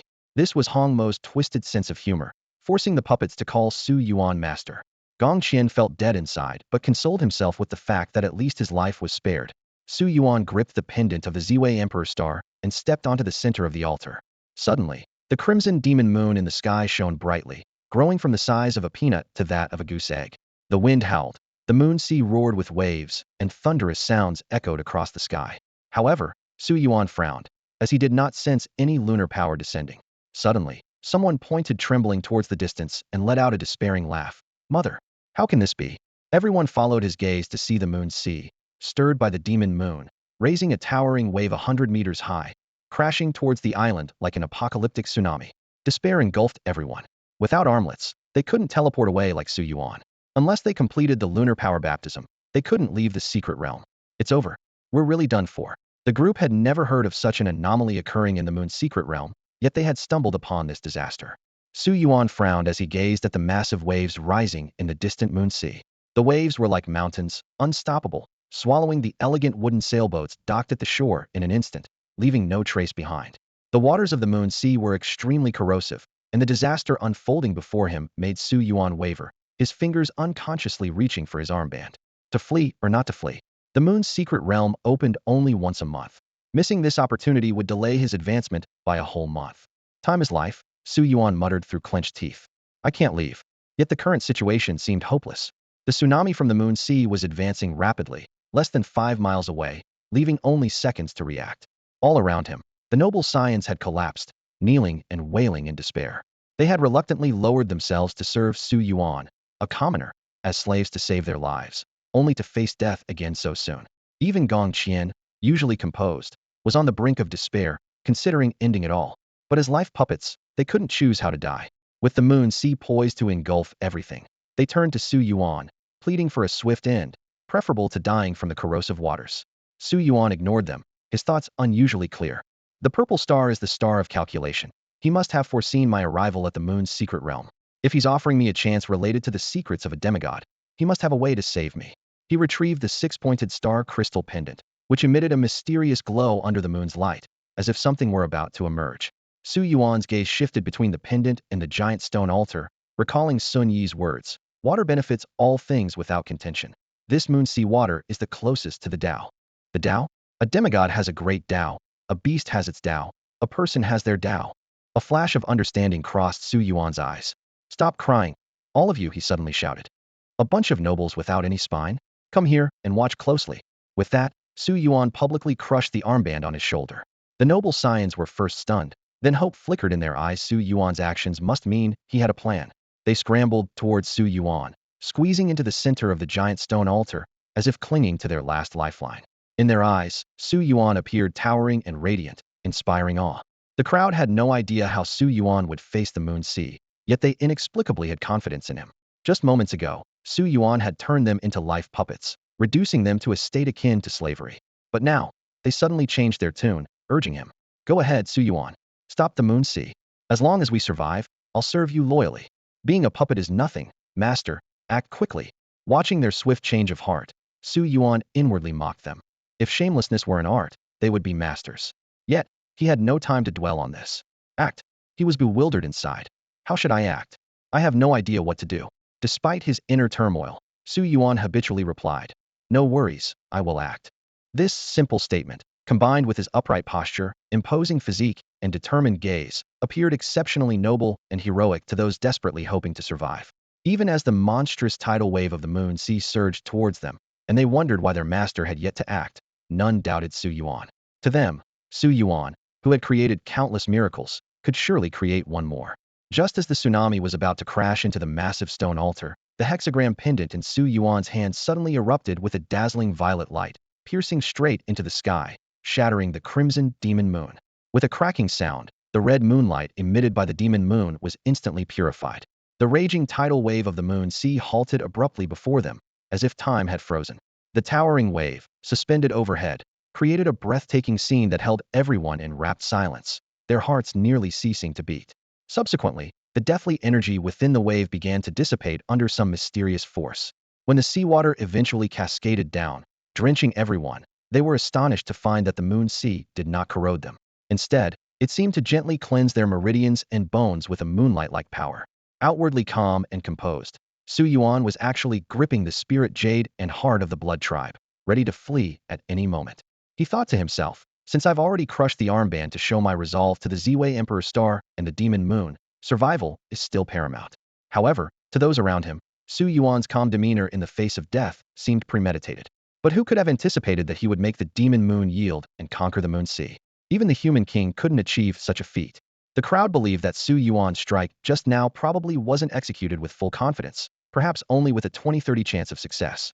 It was this fearless spirit in the face of adversity that made Su Yuan appear godlike to them. The moonlight descended gently. The radiant beams of the moon cascaded down like water, and all the summoned beasts eagerly absorbed this rare lunar energy. Gong Qian stood still, watching his two beasts leap from the initial and intermediate stages of the falling moon to the advanced stage. His emotions were mixed. Having only recently entered the rank of a 5-star beast master a little over a year ago, such a significant advancement was unexpected. What puzzled him even more was that all of this was due to Su Yuan, once an enemy, now someone he had to acknowledge as his master. He gazed at Su Yuan's silhouette, recalling his almost unfamiliar relationship with his cousin Gong Jing. When Gong Jing died at Su Yuan's hands, he felt not anger, but a sense of lament. His hostility towards Su Yuan stemmed more from his position as a second prince's advisor and the lingering hatred from the tragic deaths of his family members. Yet now, as he observed Su Yuan standing fearlessly before the turbulent sea of the moon, he felt a tinge of relief. Becoming Su Yuan's lifebound servant, which initially felt humiliating, now brought him a sense of solace. Having such a powerful yet restrained master didn't seem like a bad fate after all. Su Yuan paid no mind to the thoughts of Gong Qian and the others. His focus was entirely on the demonic moon in the sky. The words of the Ziwei Emperor Star echoed in his ears, and he eagerly anticipated the forthcoming gift. A yellow-white figure drifted from the sky, matching the hue of the bright moon. The figure lacked distinct facial features, appearing particularly ethereal. "May I ask how to address you, senior?" Su Yuan inquired. "I was entrusted by the Ziwei Emperor Star to bring this pendant. Have I resolved your predicament?" "I am the moon god," the apparition softly replied. The Ziwei Star likely didn't divulge the key to dispelling the demonic moon's influence. "How did you know?" Su Yuan smiled and said, "I've long heard that the waters of the moon sea benefit all without contention, closest to the Tao. Its corrosiveness is merely due to demonic influence. Since the Ziwei Emperor Star entrusted me with the key, I just needed to approach the task with sincerity and unlock the challenge at the appropriate moment." The moon god was silent for a moment, seemingly acknowledging Su Yuan's words, then recounted the events from 300 years ago when battling the demon god.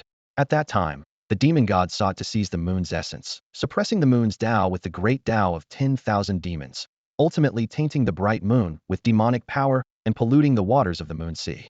"Since the Ziwei Star has saved me, I'll offer you a gift," the moon god said, as a jade pendant descended from the sky. Looking at the jade pendant, Su Yuan couldn't help but humorously muse to himself. You moon and star deities are quite something, giving pendants and jade pieces. Perhaps next time it'll be rouge." The moon goddess was unaware of what Su Yuan was thinking and calmly said, "This contains my path of the moon. If you can tame a moon beast or find a beast related to the power of the moon and have it inherit my path, it will reduce the obstacles to becoming a demigod." Similarly, the pendant contains the imperial star path. The Ziwei Star, the greatest of the stars, can serve as the foundation for your demigod path. You must weigh these yourself. These words sent a shock through Su Yuan's mind. The imperial star path, the moon path. Two paths were already in his grasp. Although he didn't fully understand the matter of becoming a demigod, the titles alone indicated their significance. No wonder the old man said there was a secret of demigods hidden within. Su Yuan respectfully clasped his fists and said, "Thank you for the moon goddess's gift." Su Yuan is merely doing his part. The moon goddess didn't say much more and directly stated, "After being trapped for 300 years, I am weary and need a long rest. You may retreat now." As soon as she finished speaking, the yellow-white figure in Su Yuan's mind faded away. Immediately, a force of moonlight descended from the sky. The stars within Su Yuan's body began to absorb this power, frantically repairing the damage within his star palace. The number of stars rapidly increased, 220,000, 230,000, up to 300,000. Although the increase wasn't astonishing, for Su Yuan, he gained far more than just the number of stars. Regarding the choice of his next beast, Su Yuan had already made up his mind to find a beast with the power of the moon. If other 5-star beast tamers knew of this idea, they would be shocked. After all, it's remarkable for ordinary people to increase by 800 stars, but he increased by 80,000, 100 times more than usual. Yet, for Su Yuan, this was merely an improvement in a small realm. At this moment, Su Yuan was preparing to consult Ning Xian about matters concerning demigods, planning to offer a handful of rice as payment. But when he came to his senses, he found the noble youths around him staring at him with an indescribable look. "What are you all looking at?" Su Yuan frowned and said, "This look is too strange, as if I'm some unparalleled beauty." The gazes of these people were filled with fervent admiration, like devout followers seeing their deity. Suddenly, someone exclaimed, "The moon goddess. I get it now. Su Yuan is the moon goddess." As soon as these words were spoken, the hundreds of people present suddenly realized, "Yes, that makes sense. Su Yuan is the moon goddess. If not the moon goddess, how could he calm the raging moon sea with a finger? If not the moon goddess, where did the purple light that shattered the demon moon come from?" The crowd analyzed one after another. Finally, this group of people knelt down and said in unison, "Please forgive us, moon goddess. It is our lifelong honor to serve as your servants." Su Yuan was utterly confused. As he looked at the crowd kneeling before him, he couldn't make sense of the situation. Could it be that someone is plotting against me? He wondered to himself. However, Hong Mo's heart monitoring ability indicated that these people were genuinely devout. Moon god. Su Yuan frowned in thought. Clearly, the moon god they referred to was not the bright moon in the sky. The moon god is the moon god, one of the 7 great deities of humanity.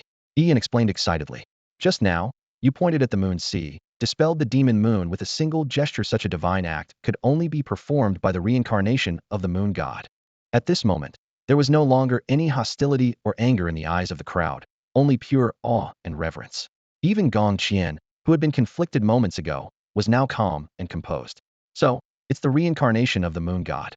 No wonder even a genius like my cousin is no match for him, and the nobles are powerless against him. Su Yuan furrowed his brow. As a transmigrator, he was well aware of the human history on the Shengxian continent, a civilization less than 1,000 years old, and the city of Dawn only 300 years old, all driven by beast taming to advanced technology. He knew they retained primitive beliefs, but how had he inexplicably become the moon god? Humph, are you trying to deceive me with this? I will not lift the life puppet curse on you. Su Yuan tested them, still wary of those who had just tried to eliminate him. With a loud thud, the crowd knelt once more. Being the moon god's dogs is the greatest honor of our lives, they shouted in unison. Haha, our family head could only bow to a portrait his whole life, and today I have become an emissary of the moon god.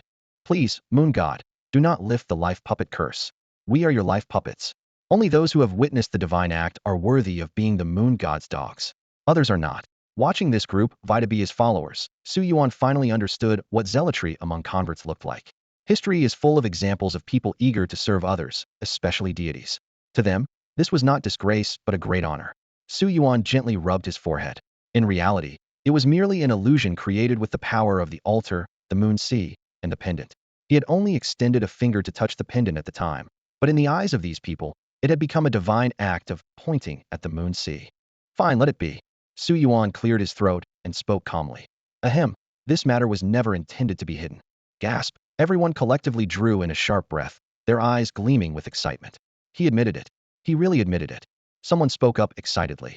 Even if he didn't admit it, we all knew in our hearts.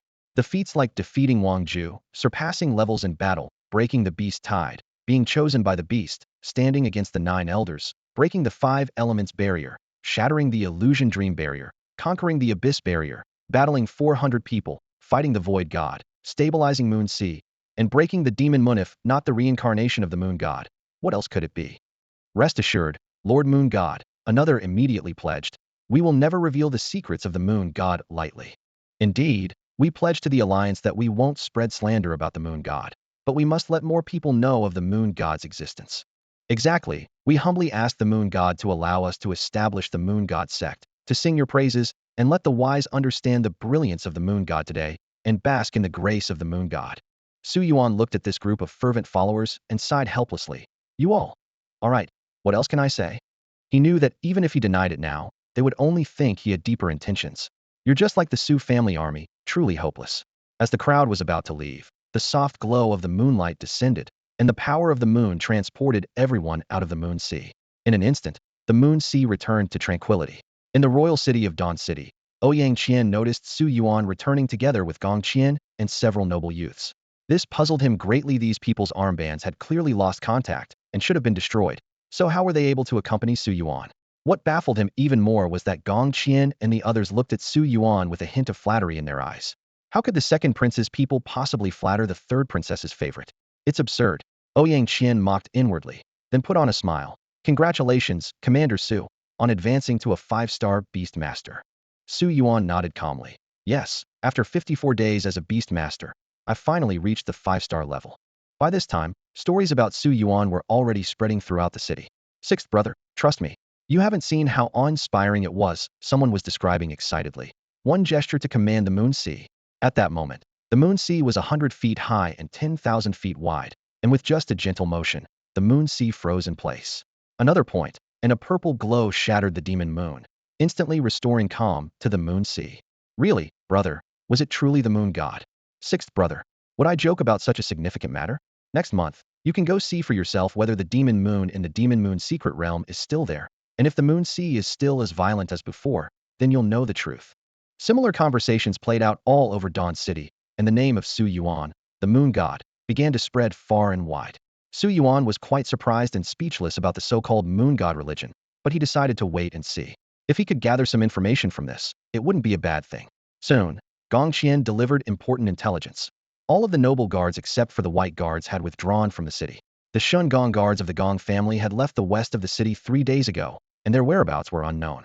This news made Su Yuan's eyes light up. Didn't this mean he was temporarily safe? Judging by the current situation, it seemed that the nobles of Dawn City were plotting against the human king, and Su Yuan was becoming less noticeable. It's time to leave the city, Su Yuan thought to himself.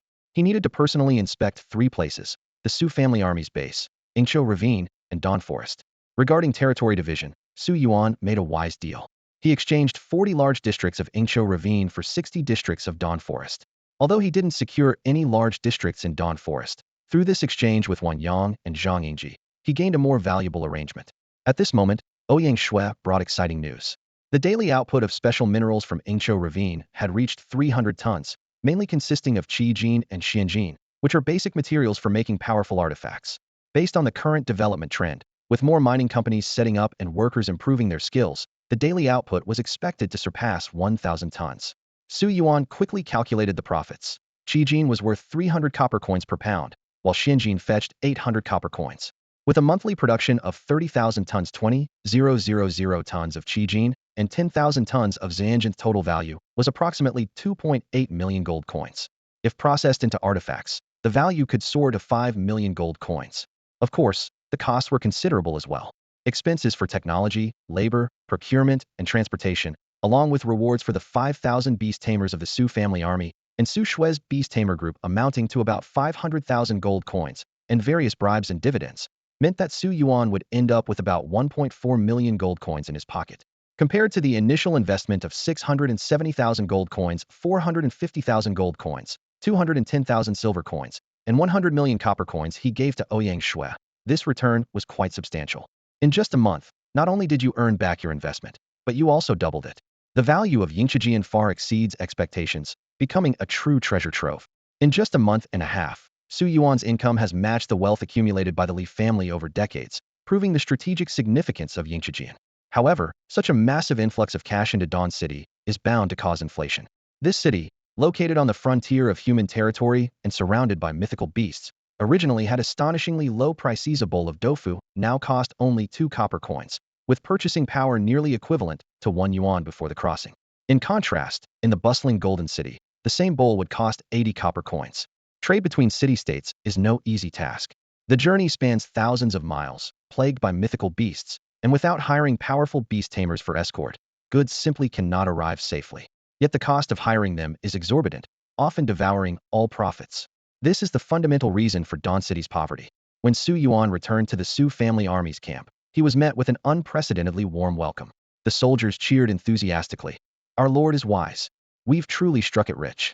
Commander Su is indeed extraordinary," someone remarked. "Following Commander Su for just half a month, and our monthly salary has increased tenfold. It truly feels undeserved." "Hee. Old 8, you're not quite right," someone immediately corrected. "This is our lord's benevolence. How can we speak of getting rich?" Su Yuan chuckled to himself. "Why are they praising me so highly? While money is indeed important, it's not to be treated like dirt." He cleared his throat, signaling for everyone to quiet down. "Everyone," Su Yuan said seriously. "In the past half-month, you have worked tirelessly to achieve these results. When you chose to follow me, someone with nothing, to reclaim dignity, sharing wealth today is only right." However, his tone became grave. "This money is not for us to rest on our laurels. As for the beast tamers, that's another matter. But brothers of the Su family army, let's not forget we have a blood debt to settle." At these words, the smiles of the Su family army immediately faded, replaced by solemn expressions. Su Xian was the first to step forward. "My lord, how could we dare forget? Could it be? The opportunity has come." Everyone's eyes lit up, but soon they showed concern. Although their strength could suppress 3 of the 9 aristocratic guards combined, confronting all 9 would still be beyond their reach. Su Yuan had already made his plans. Before the impending battle, he needed to elevate everyone to the level of a 6-star beast tamer. Su Yuan nodded slightly, his gaze sweeping over the crowd with determination. "I won't hide it from you all. The rumors circulating in the city are something you must have heard." He paused, his voice steady and powerful. "In this battle, we either completely defeat the enemy or get crushed by them." He continued his analysis. "Think about it. The gains from Eagle's Sorrow Gorge over the past few months have surpassed what a large family could extract in nearly a century. Why would those 9 elders' families give up such profits? It's not because we have more people, it's not because we have the upper hand, and it's certainly not because we've trapped their elite forces." Su Yuan's voice suddenly rose. "It's because they've finally decided to overturn the table with us. They are confident they can destroy everything we've achieved, manipulate us at will, and reclaim Eagle's Sorrow Gorge, the Dawn Forest, and even the entire Dawn City. Upon hearing this, the crowd shuddered slightly, exchanging glances. Each person was weighing the pros and cons in their hearts, contemplating right and wrong. Soon, shouts erupted one after another. We won't agree. Are those rumors true? Master, please give the order. With Su Yuan's presence, everyone's confidence was restored. At this moment, Fan Lien from the Beast Taming Corps stepped forward. Captain Su, pardon my directness, but when you say we have no obligation and liken the Beast Taming Corps to mercenaries, that's not correct. Fan Lien stood tall. 2/3 of our Beast Taming Corps are retired veterans, forced to retire due to irreversible injuries from beast taming. Captain Su, you've given us a second chance. How could we stand by when you're in trouble? As soon as he finished speaking, someone else from the Beast Taming Corps responded. That's right. We fought beasts under Commander Wan, and none of us are cowards. Another person stepped forward. 3 of my 4 beasts are injured, and I thought I had no hope in this life. Thanks to Captain Su, we have a chance to start over. We're willing to fight for Captain Su. The unified shout echoed in the air. Although not everyone stood up, more than half of the nearly 3,000 people had placed their right fists over their hearts, expressing their loyalty.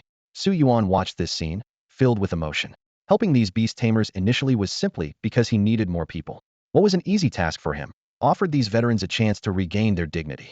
Being a beast tamer not only signified wealth and status, but also represented a form of dignity. For those who had tasted the life of a beast tamer, returning to being an ordinary person was unacceptable. Through the miracle of life from Fu Jia and the life puppet of Hong Yemo, Su Yuan offered them hope for a comeback. Of course, people's hearts differ, and some merely wanted to profit or protect their current interests. Seeing the crowd's attitude, Su Yuan smiled. Great. Let's do it this way. Commander Fan stood before Su Yuan, listening to his instructions to the group. Su Yuan's voice was steady and powerful. Those willing to fight alongside me, I welcome you to join the Su family army. We will discuss the terms after you join, but I assure you, the Su family army will never let down any comrade willing to fight bravely. He paused for a moment, his gaze sweeping across everyone present. Of course, those who do not wish to fight are not compelled to do so. Everyone has their own path, and it's natural to grow weary of battle and bloodshed. The Beast Tamer group has always valued freedom, allowing members to come and go as they please. Those who wish to remain can help me oversee Dawn Forest and Eagle Sorrow Gorge, and assist the princess in managing the factories and air routes in the Northern District. The more you contribute, the more you'll be rewarded. Hearing this, the members of the Beast Tamer group were visibly pleased. They had come seeking better opportunities, and for most, a stable job was more than enough. They responded in unison. We are at your service, Commander Su. Su Yuan nodded with satisfaction. Good. Su Xian, you and Fan Lien will handle the reorganization.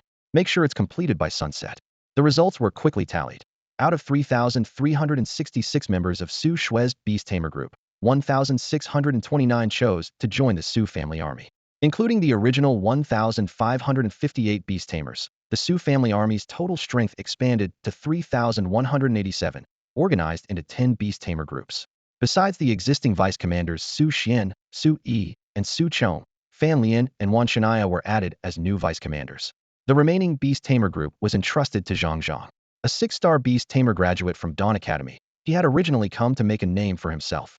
Understanding this, Su Yuan assigned him the responsibility of overseeing the area and protecting the factories in the Northern District. As long as the revenue was secured, this Beast Tamer group would be worthwhile. By sunset, all transitions were complete.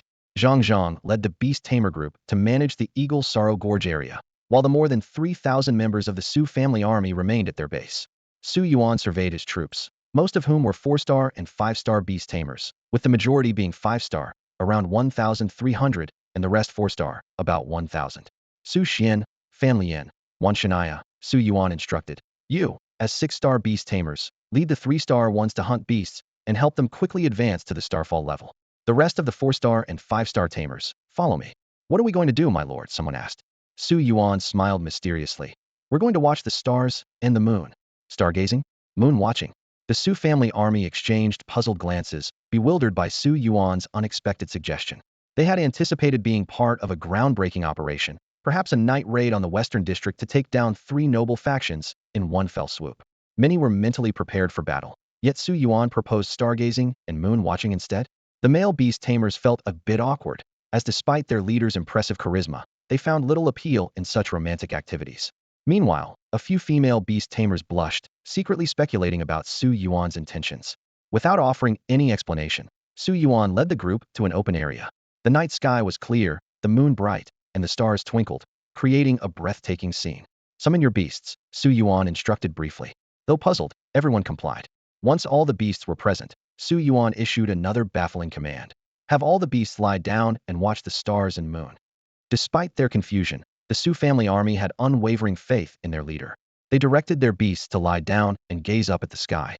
As time ticked by, the group's restlessness grew. They weren't dissatisfied with Su Yuan, just unsure of the purpose behind lying there. Was this his plan for dealing with the nobles? 15 minutes later, a breakthrough occurred. Someone excitedly noticed their beast's original star progress had increased by 1. This discovery quickly spread, and more people confirmed the same. Meanwhile, a system notification echoed in Su Yuan's mind. Ding! Wang Dazhuang's beast, the 100-wood dog. Watch the stars for 15 minutes. Original star progress 1. Ding! Lu Yu's beast, the fire-swallowing hippo. Watch the stars for 15 minutes. Original star progress 1. Su Yuan's beasts were also observing the moon, chattering among themselves. The master has become a 5-star beast tamer. Are we getting a new sister? Of course, Jia Jia. When are you giving yourself to the little one? Oh, Sister Long Yao, what are you saying? I haven't, humph. For these beasts, watching the moon for an hour only increased their original moon progress by 1. However, they only needed to reach 33 to advance to the intermediate meteor moon level. With the ability to gather 12 of the moon's essence in one night, Su Yuan quickly calculated a timeline within just 8 or 9 days. Everyone's progress to the meteor moon level would be maxed out. In his mind, he planned the next steps. Once the current matters were settled, he would take this group of people to stargaze and admire the moon. Additionally, he needed to find a new beast companion for himself. Considering he had mastery over the Emperor Star and Moon paths, Star Beasts and Moon Beasts were undoubtedly the best choices. He intended to first consult Ouyang Shui. If she couldn't provide a suitable option, he would try his luck at the Golden Dragon Pavilion of the Dawn Exchange. After all, money was no longer an issue. While Su Yuan was deep in thought, the plains erupted with excitement. Holy crap, just looking at the stars can enhance the original star progress. Oh my god, this must be the secret of how our master quickly trained 6,000 meteor moon beasts. The progress of the original moon is increasing too. My beast looked at the moon for an hour and gained 1. Same here, truly worthy of our master. Amidst the excited discussions, Su Yuan was annoyed by the incessant notifications in his mind, so he decided to stop explaining. Since he was about to confront the nobles, there was no need to hide anything further. At that moment, a voice caught everyone's attention. Have you all heard the recent rumor in the city? Lu Yu asked in a deep voice, about the Moon Sea. The Moon Sea? The royal family's demon moon secret realm. I heard our master went there a few days ago. Lu Yu took a deep breath and raised his voice. Have you heard of someone in the demon moon secret realm who stopped 100 Futhan Moon Sea tsunami with a single gesture? It was our master. Thanks to his protection, countless lives were saved. Doesn't that mean? Exactly, Lu Yu asserted. Our master is the reincarnation of the moon god. The crowd exploded with astonishment.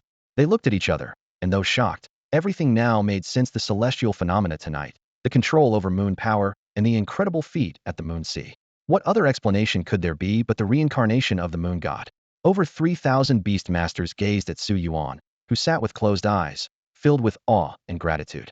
This leader who granted them honor, dignity, and a future, now revealed to be the legendary moon god. Under the witness of the bright moon and countless stars, a new legend of the moon god began. As the sun rose, the persistent buzzing in Su Yuan's mind finally dissipated. Exhausted, he stood up from the ground, dark circles under his eyes revealing the toll of a sleepless night. However, when he looked around, he was taken aback. Thousands of Su family soldiers were staring at him with an almost fanatical gaze, as if they were beholding a deity.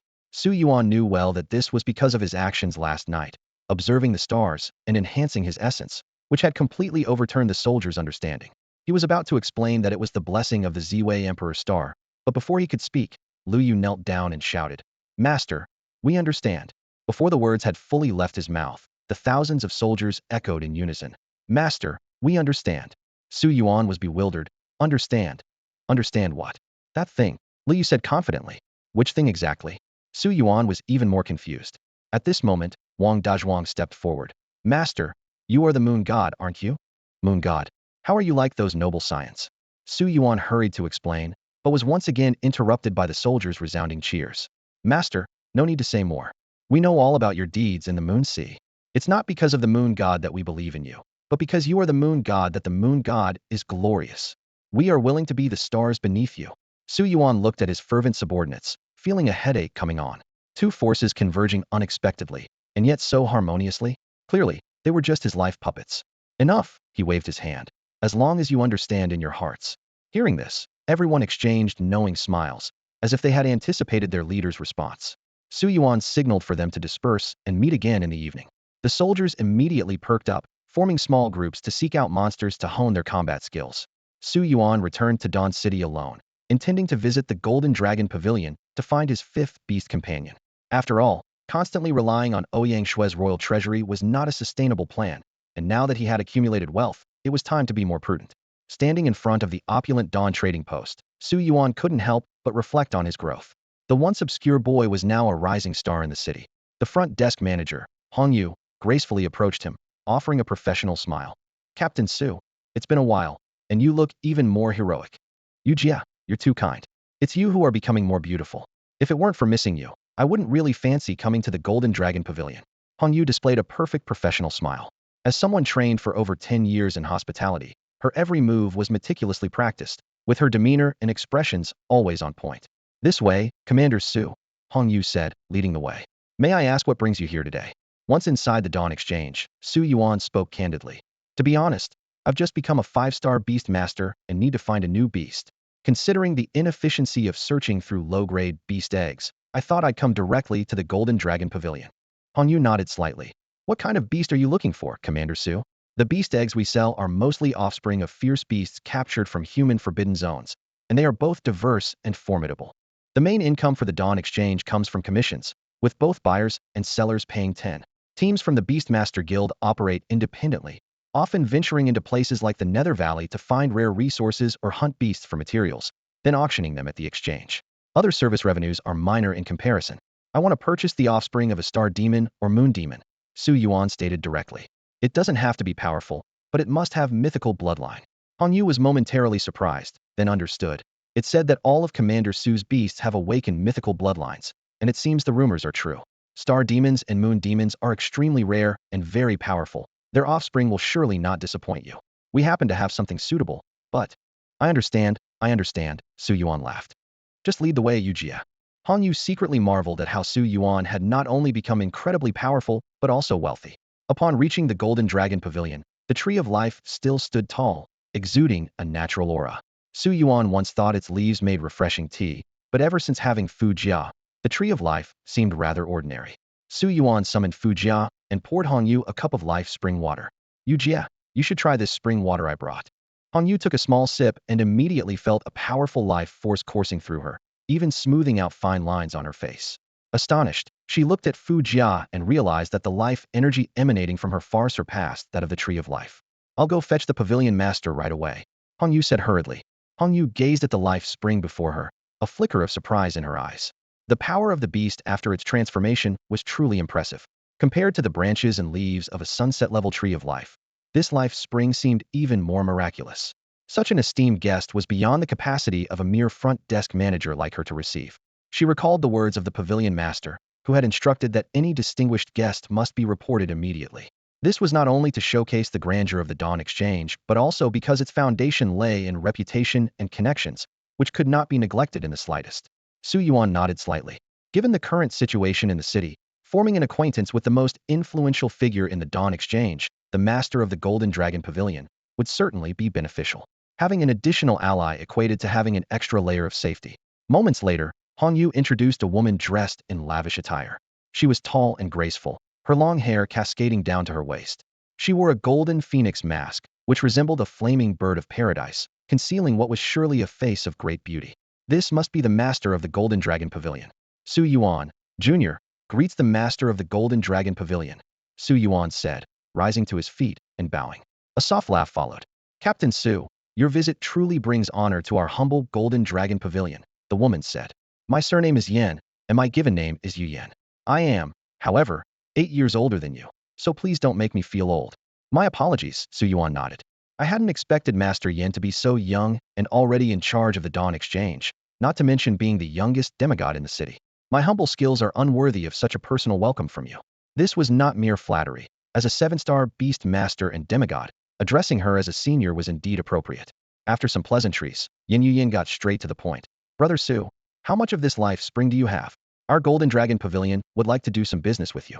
Clearly, She had taken a liking to Jia's life spring, which was indeed far superior to the tree of life.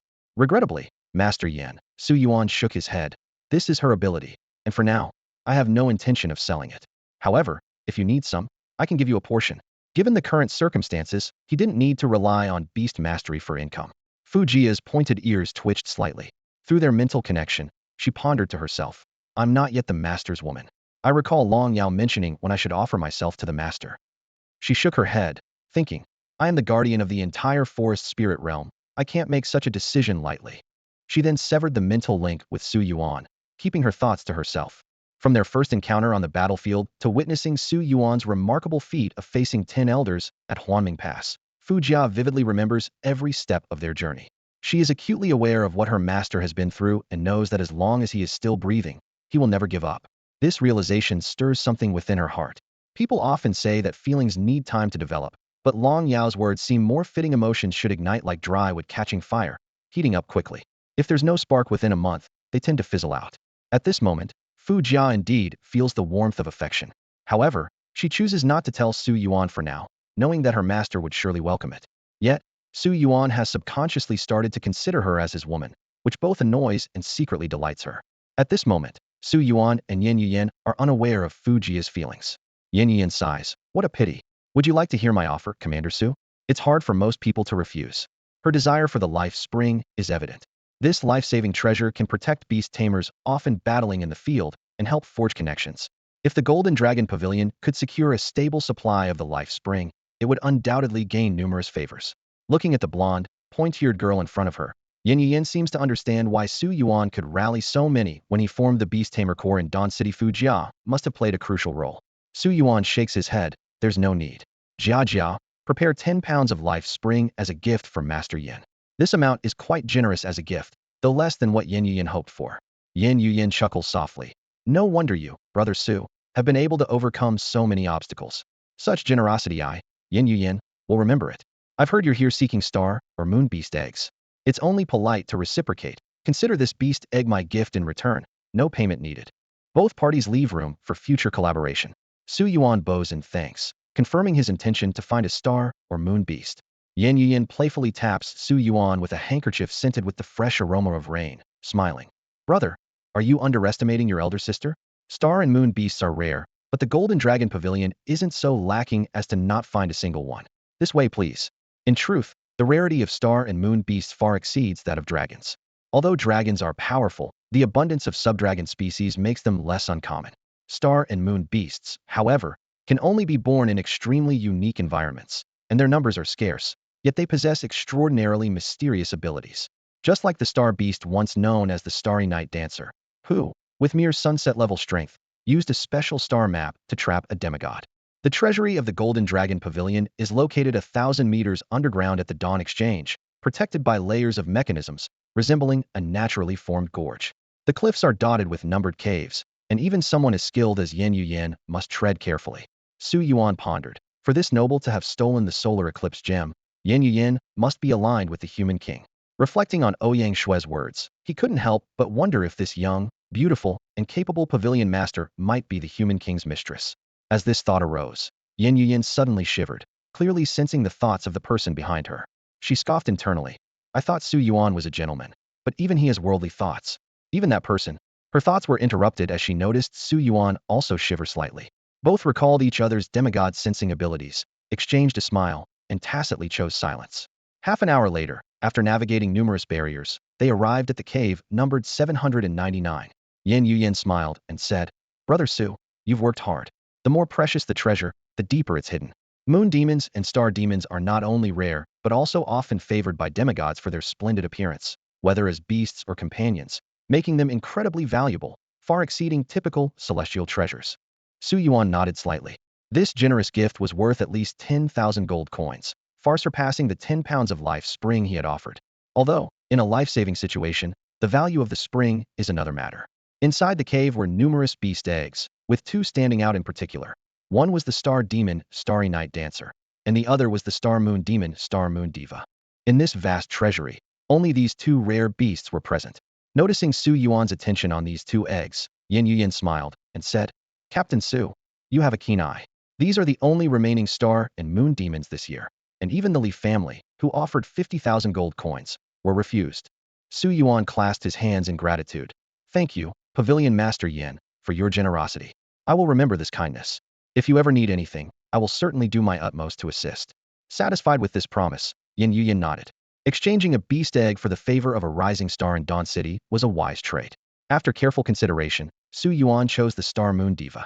Besides its female characteristics, more importantly, its unopened mythical bloodline was still classified as Scrade, and its unique ability to wield both star and moon powers was extremely rare, paving more possibilities for his future path as a demigod. Su Yuan stepped forward and gently placed his hand on the beast egg. The surface of the eggshell shimmered with mysterious patterns, akin to a starry sky and a bright moon. He could feel a call from within the egg. This sense of connection thrilled him. The compatibility test showed a perfect score.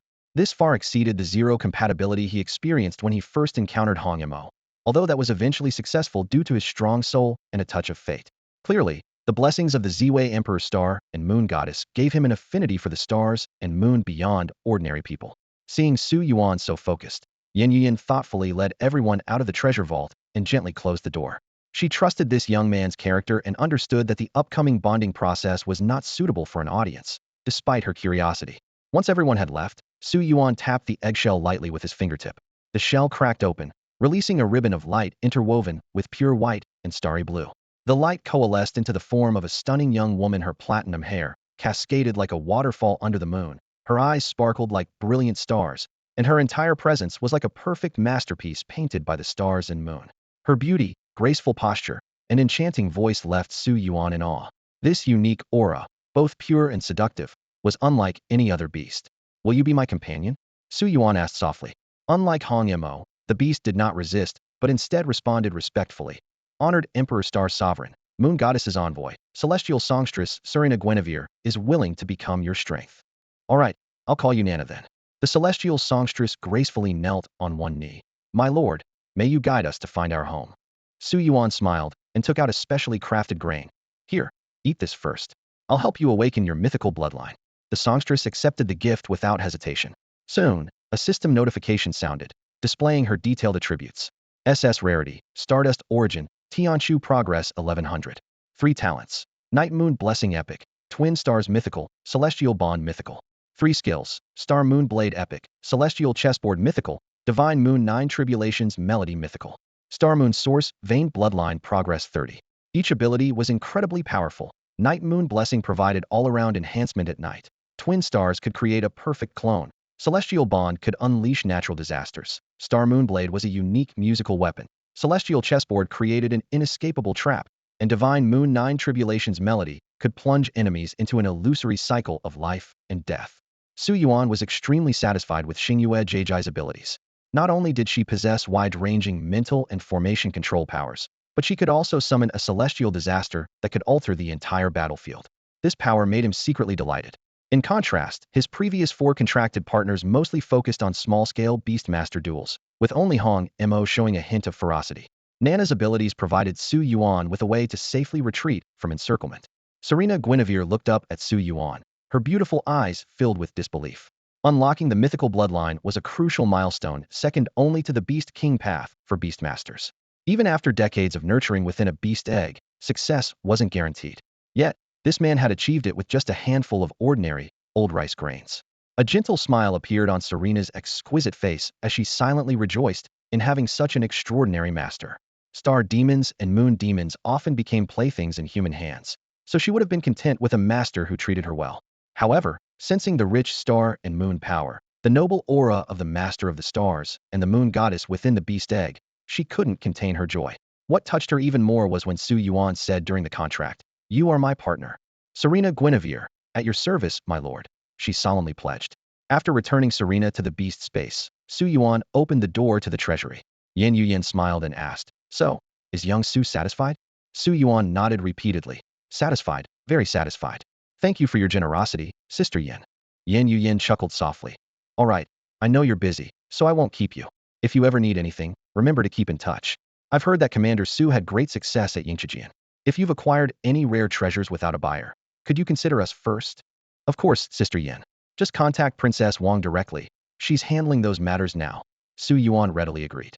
Yin Yuyan nodded with a smile, thinking to herself that Su Yuan's relationship with the third princess was indeed extraordinary.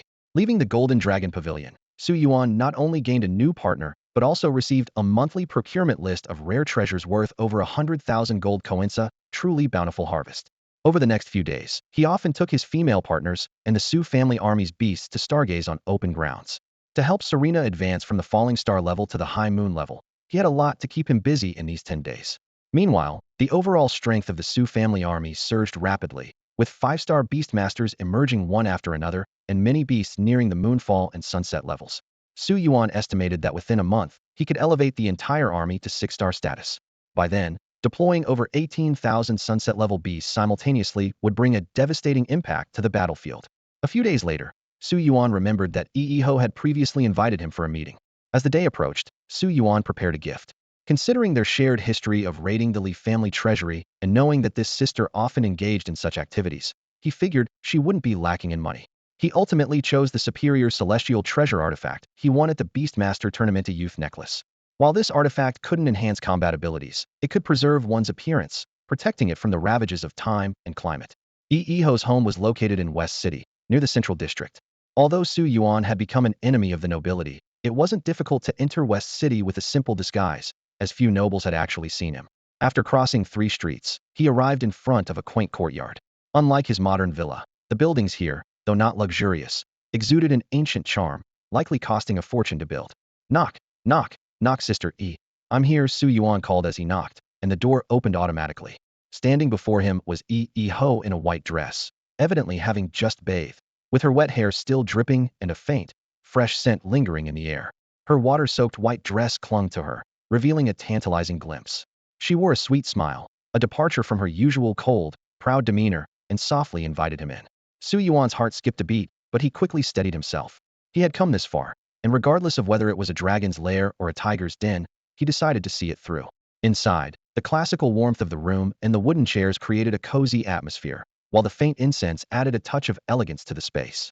When Iiho took the gift and saw it was the youth necklace, her cheeks flushed, and she playfully chided, "What? Are you worried I won't look good when I get old?" "Thank you for having your people hold back at Eagle Worry Gorge," Iiho said after a brief exchange. "Otherwise, I wouldn't have even been able to secure a district." However, the cheerful atmosphere didn't last long. Iiho's smile suddenly froze, and as she tucked her wet hair behind her ear, she asked, "Su Yuan, can you help me kill someone?" "Who do you want me to kill?" Su Yuan asked, slightly surprised as he stared at Iiho in front of him. As a beast master for only 63 days, he hadn't expected Ijie to make such a request right off the bat. Although many had died by his hand, he never killed without reason. "Ijie, haven't you already reached the demigod level? Why do you need someone like me, who hasn't even touched the threshold of being a demigod, to kill someone?" Su Yuan frowned. If she truly had an enemy, they must be an extraordinarily powerful being. Iiho didn't back away. Instead, she leaned forward until her nose was almost touching Su Yuan's. "Only you can do it. Only me. What makes you say that?" Su Yuan instinctively wanted to step back. "Besides, we're standing too close. If someone sees us..." He tried to push her away, but Iiho firmly held his outstretched hand. "There are things you might know, but there are also things you don't understand." Su Yuan nodded. Through Ouyang Shui, he knew Ijie's parents were originally direct descendants of the Yi family, the previous heads. For some reason, Yi Kanglin became the head, and Ijie and the white robe guards became estranged from them. Iiho stood up, tilting her head to avoid Su Yuan's gaze. "The white robe guards were left to me by my father. His name was Yi Tai Xian, Yi Kanglin's cousin. 20 years ago, for the sake of a deal, which was also a conspiracy, the other 9 family heads helped Yi Kanglin seize power. My father, he became a sacrifice in that deal, sent to the dragon's nest as feed." "Feed?" Su Yuan asked, puzzled. He had seen many family power struggles, but what did feed mean? That's what they call it over there with the 9 elders. In reality, it's a tribute. Iiho's voice choked with suppressed emotion. The Dragon King of the Dragon's Nest is the current Beast Emperor. To them, nothing is a better tribute than a demigod from the human race. They sacrificed my father just to maintain that fragile alliance, feeding him to the dragon. After hearing her story, Su Yuan understood her request. "So, you want me to kill the Dragon King?" Iiho's chest heaved with anger she couldn't contain. The Dragon King, the 9 elders, Yi Kanglin, they all deserve to die. I'm just a 5-star beastmaster, still far from being a demigod. You can do it, Iiho said firmly. The bronze giant door sealing the 9-dragon cauldron in the Li family treasury is the Dragon King's treasure. I could tell it feared you. It feared your blood. Back then, You were merely a 3-star beast master, powerless, yet it was still afraid of you. Only you can kill him. Even the human king, though he might have a slight edge over him in the Dawn City main arena, could never kill him. I've been working tirelessly day and night to avenge my enemies, Iho said wearily. Perhaps I can take down Li Jianli, Ning Fenghong, and Yi Kanglin, but the Dragon Lord is too distant. I can't wait that long. Can you help me? Su Yuan fell into deep thought. As a 5-star beast master, going up against a beast emperor comparable to an 8-star beast master, or even stronger than a human king, was a daunting task. Even with the ability to simplify beast mastery, reaching that level seemed a long way off. The demigod realm was already a formidable barrier, let alone surpassing it. He understood Iho's situation. A child of 5 or 6, witnessing their parents sacrifice to beasts for the sake of elusive power struggles. Such trauma could shatter a person's entire world. I understand. Iho chuckled softly. I'm being too hasty. You have no reason to help me, nor any obligation to risk yourself. But to me, you're my only hope. So, I want to give you a reason. Her hair, still damp, brushed gently against Su Yuan's arm. Beneath her white dress, she slowly untied the sash. In the warm pavilion, even in late autumn, there was a sense of warmth. The silk stockings on the floor gathered a bit of dust, only to be picked up again at sunset. What fragrance do you use? It always smells wonderful, Su Yuan asked softly. It's Yunji herbal fragrance imported from other city-states, she paused. Actually, you don't have to. This isn't a transaction, Su Yuan interrupted her. If it were, I would refuse. I understand your observations and care these past days. You seek a genuine heart in return, a shoulder to lean on, someone who gives you hope. You're not asking me to avenge you, but need someone to rely on, someone who can provide support and hope, right? Su Yuan could feel her exhaustion. Her situation was perilous, ostracized by the nobility. Without the protection of the human king and the captain, she might have already faced disaster. He gently held her hand. Ijia, I'll keep calling you that. You've indeed found my weakness. From now on, you're my woman, and we'll bear this grudge together. Iho nestled into Su Yuan's arms, whispering, I'm sorry, with a choked voice. Su Yuan stroked her hair, smiling. There's nothing to apologize for. Remember, you're my woman now, and as a man, I'll support you. But from now on, you need to listen to me about these matters. Okay, she replied softly. That night, the Su family army waited in the wilderness all night long, but Su Yuan never appeared. It wasn't until noon that Su Yuan awoke in the warm chamber. He stretched, marveling at the comfort of the bed. Glancing over, he saw Iho seated at the dressing table, meticulously combing her long hair, which was tousled from the night before. Su Yuan got up and gently embraced her from behind. Why didn't I notice how beautiful you are before? Iho's lips curled slightly, maintaining her usual silence. Her quiet nature was part of her personality, yet around Su Yuan, she seemed a bit more tender. Seeing her somewhat stiff expression, Su Yuan felt a pang of guilt. Last night, he had been selfish, forgetting that it was her first time, and it must have been painful. Though the stars within him had strengthened his body, clearly not every part was equally enhanced. He whispered sweet nothings, gradually softening her demeanor. After a while, Iho rose and donned an apron, deftly preparing lunch. The aroma of Bear King meat she personally handled filled the air, accompanied by 2 meat and 2 vegetable dishes, all visually and aromatically appealing. Looking at the spread, Su Yuan sincerely remarked, such a good girl. After a hearty meal, they began exchanging information. Following their intimacy the previous night, they had finally established a basic level of trust. Su Yuan got straight to the point. Ijia, where does your white guard rank among the 9 guards? And what about the black guard? Iho calmly explained. The white guard consists of 9 beastmaster groups, totaling 2,804 people, with an additional 1,840 auxiliary soldiers. We rank 5th among the 9 guards, with the Li, Ning, Gong, and Sun families above us. She paused. As for the Black Guard, it is a private army secretly cultivated by each noble family, about half the size of the official 9 guards, but even stronger in combat. Unlike the 9 guards, the Black Guard is loyal to the nobles, not Dawn City. If the Su family's army could all reach the level of 6-star beastmasters, perhaps we could put up a fight, Su Yuan mused. Despite alliances with Wan Yang and Zhang Yingji, he preferred to control his own destiny. Ijia, the nobles' 9 guards have been acting mysteriously these days, as if planning something big. Do you know anything about their plans? And what is the human king waiting for? Iho shook her head. They know I've distanced myself, so they won't share details with me. However, it's likely related to the dragon's nest. Yesterday, they frequently contacted the Dragon Lord, indicating they must be leveraging the dragon's nest's power. Su Yuan frowned, his mind racing. Dragon's nest, Dragon Lord, beast tide, could it be another meticulously planned monster siege? Is the human king waiting for the right moment to slay the Dragon Lord? But this time, there's no solar eclipse divine glaze to help, and the Dragon Lord is a bona fide beast emperor, capable of commanding the beast tide without any artifacts. The beast tide from Dragon's Nest is far beyond what Eagle Worry Ravine can compare to. The gathering of 10,000 dragons would undoubtedly bring heavy losses to Dawn City. Su Yuan furrowed his brows, his worry evident. Iiho shook her head resolutely. Dawn City can't withstand it. Dragon's Nest is one of the most perilous places outside the city-state, so fierce that even the abyss avoids provoking it. Each dragon there is extraordinarily powerful. Generally, beast tamers like us can handle multiple beasts of the same level, like managing 5 sunset-level beasts simultaneously. But the dragons of the nest are different. Aside from you, a 5-star beast tamer can barely match a single comet-level dragon.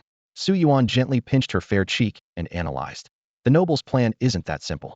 Their goal is clearly to seize power, defeat the human king, and eliminate people like us. Destroying Dawn City offers them no benefit. They seek power and profit. The problem is, if they provoke an attack from Dragon's Nest, they won't be able to protect the city. Their willingness to sacrifice demigods to appease the Dragon Lord suggests ulterior motives. With his thoughts gradually becoming clearer, Su Yuan had a plan in mind. Perhaps I should use Fu Jia's astral projection ability to personally scout Dragon's Nest. The plan is this. First, upgrade all the beasts to sunset level, then infiltrate Dragon's Nest in soul form. Although the 7-day projection time is tight, 6 days for the round trip, leaving just 1 day to investigate, it's the best option.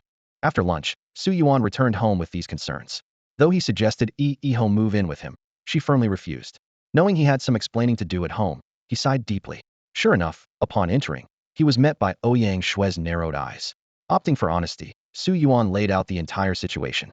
After listening, Ouyang Shue paced back and forth, biting her lip, her eyes slightly red, before she sighed. I've suspected she had feelings for you. My stance is clear, Su Yuan said sincerely, holding her hand.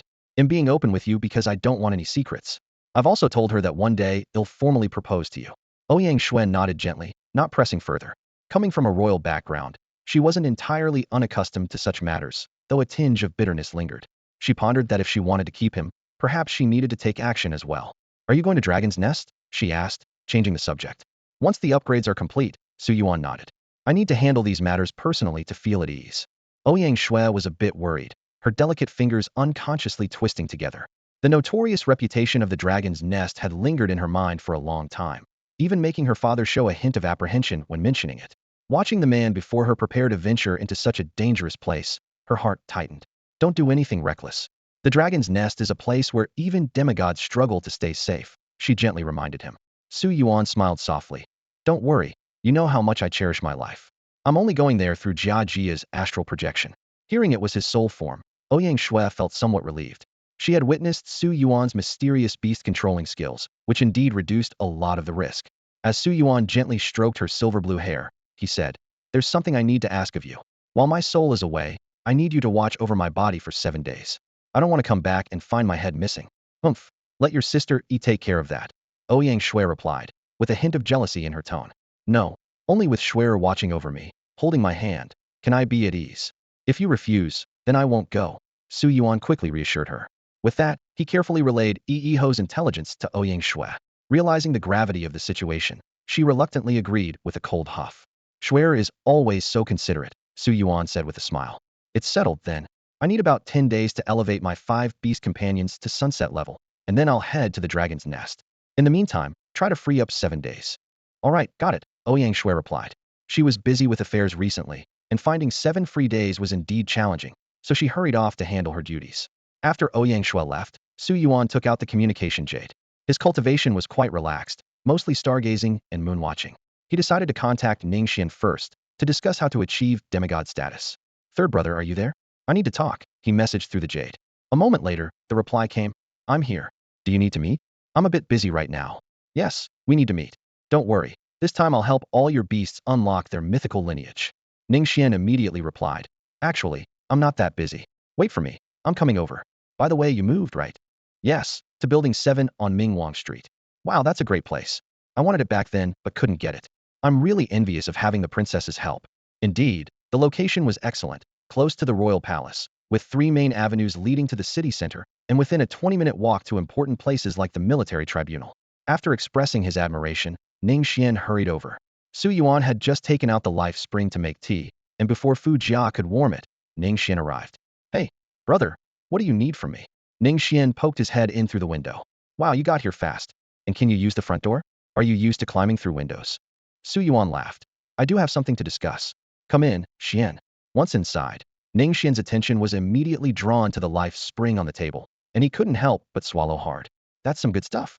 Ning Xian leaned back on the sofa, sipping from the spring of life in his hand, and sighed. That kid, ever since he got a big payout and made a name for himself at Yingqijian, he's been living large. Here I am, a demigod, and I don't even have the prestige of a new beastmaster. It's embarrassing. His eyes shifted. I've decided. I need to learn from seventh brother and find a way to make some money. As he took a sip of the spring, a gentle energy spread throughout his body. The internal injuries began to heal under its effect, and the discomfort he had felt for a long time dissipated. How's that, Brother Xian?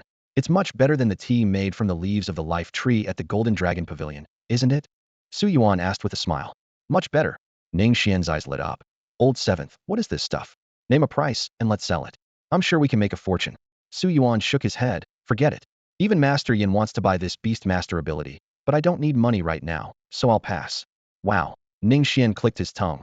You're really sleeping on a gold mine, aren't you? I'm a bit envious. Why do all the good things happen to you? Just because you're a bit handsome? Su Yuan stopped joking around and said seriously. Third brother, I really have something to discuss with you.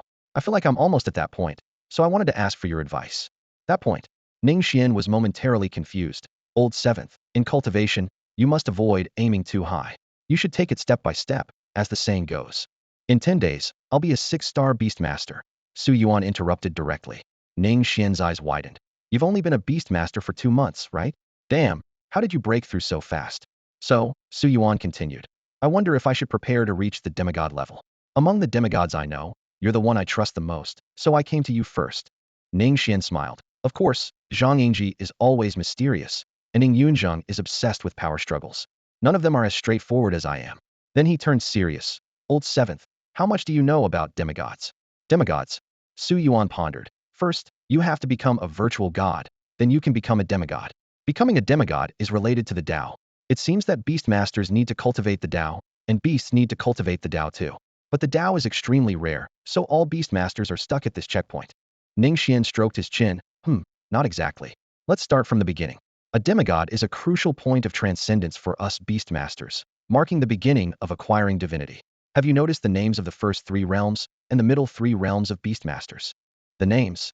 Su Yuan recalled carefully. There seems to be a pattern. Earthly Trinity, gold, silver, copper.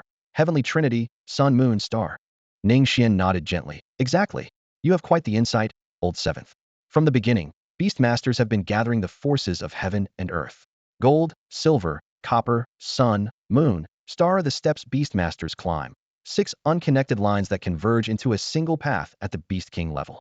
On this path, they merge with the Tao to become a Beast King. And for us beastmasters, it's even more challenging. With a casual wave of his hand, Ning Xian unveiled a dazzling scene of stars before Su Yuan. He began to explain, what is the Great Tao? It is the path leading to the origin. Each beast has its own unique Tao, closely linked to its form, ancestry, and bloodline, and these Taos are interconnected.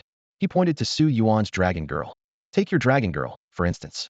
As a true dragon, she naturally follows the true dragon Tao. Su Yuan pondered silently, knowing Long Yao was actually a dragon god, but he didn't interrupt Ning Xian's explanation. Ning Xian continued, how many true dragons are there in the world? Just the dragon nest alone houses hundreds, all sharing the same path to the origin of true dragons. Su Yuan's eyes lit up as he realized.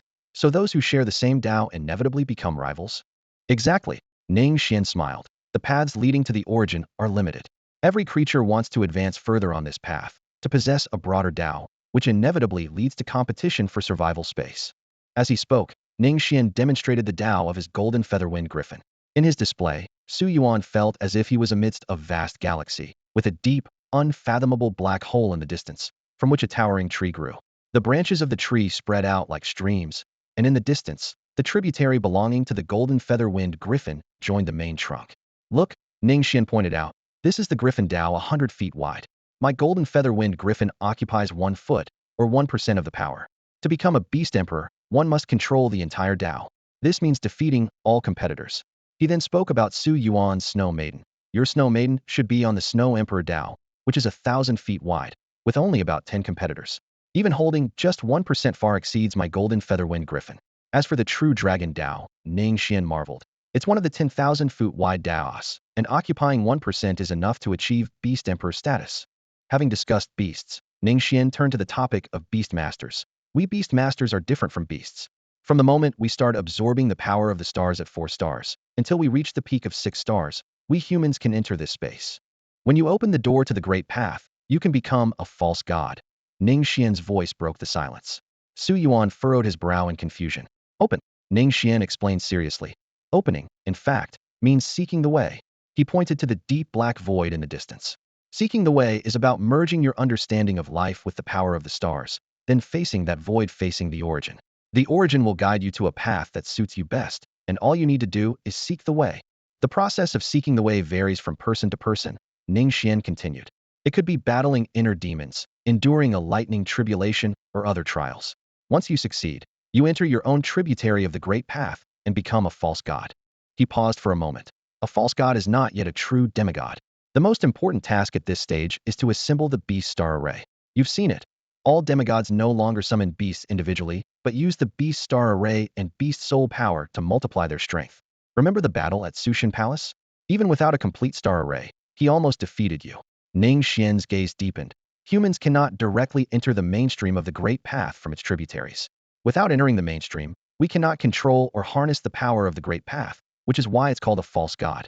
The method left by the ancestors involves arranging all beasts according to the changes of the stars, using beast soul power and star array power to help us break through barriers and connect the tributaries to the mainstream. By then, our being will undergo a tremendous transformation. Su Yuan nodded repeatedly in understanding. I see. So to become a demigod, I need to find the corresponding great path for 6 beasts, making them beast kings. Meanwhile, I must comprehend and carve out my own path to become a false god. Finally, by integrating countless celestial treasures and the legacy star array, I can truly become a demigod. Ningxian nodded approvingly. Exactly. That's why demigods are so rare. Each great path requires slaying a beast king, which is no easy feat. Even Gong Jing relied on vast resources from the nobility and burning his future to temporarily break through with his beasts. That wasn't a complete false god, which is why you barely won. If you had faced a true false god, you would have been defeated. Su Yuan took a deep breath and marveled. Only today do I realize how vast the world is. No wonder progress is so slow after becoming a demigod. Every struggle is a life and death battle. Suddenly, Ningxian's eyes lit up. Wait, you wouldn't be asking because you've already obtained the great path, would you? Su Yuan gave a mysterious smile and held up 2 fingers. Wow, Ningxian gasped. You've already secured 2 great paths? This kid, I thought he was still far, far behind me. Ningxian finally felt an unprecedented sense of urgency. He considered himself quite remarkable in his speed of becoming a demigod, and his strength was not to be underestimated. However, when compared to Su Yuan, he couldn't help but feel shocked. Could this kid really become a demigod this year? This thought lingered in his mind. Reflecting on how it took him a full decade to reach the demigod level from a 1-star beast master, Ningxian was momentarily stunned. At that moment, Su Yuan quietly remarked, "It seems I'm still far from becoming a demigod. I still need 4 more pathways." Currently, Su Yuan had mastered the Emperor Star pathway and the Moon pathway. Although the Star Moon songstress could freely choose a path and the next beast could be selected from Star or Moon beasts, he still required 4 more pathways. The Dragon God pathway of Long Yao, the Snow Emperor pathway of Xuanu, the World Tree pathway of Fujia, and the Demon God pathway of Hongyamo. These pathways were extremely rare and difficult to find. Su Yuan pondered whether the system could simplify this process.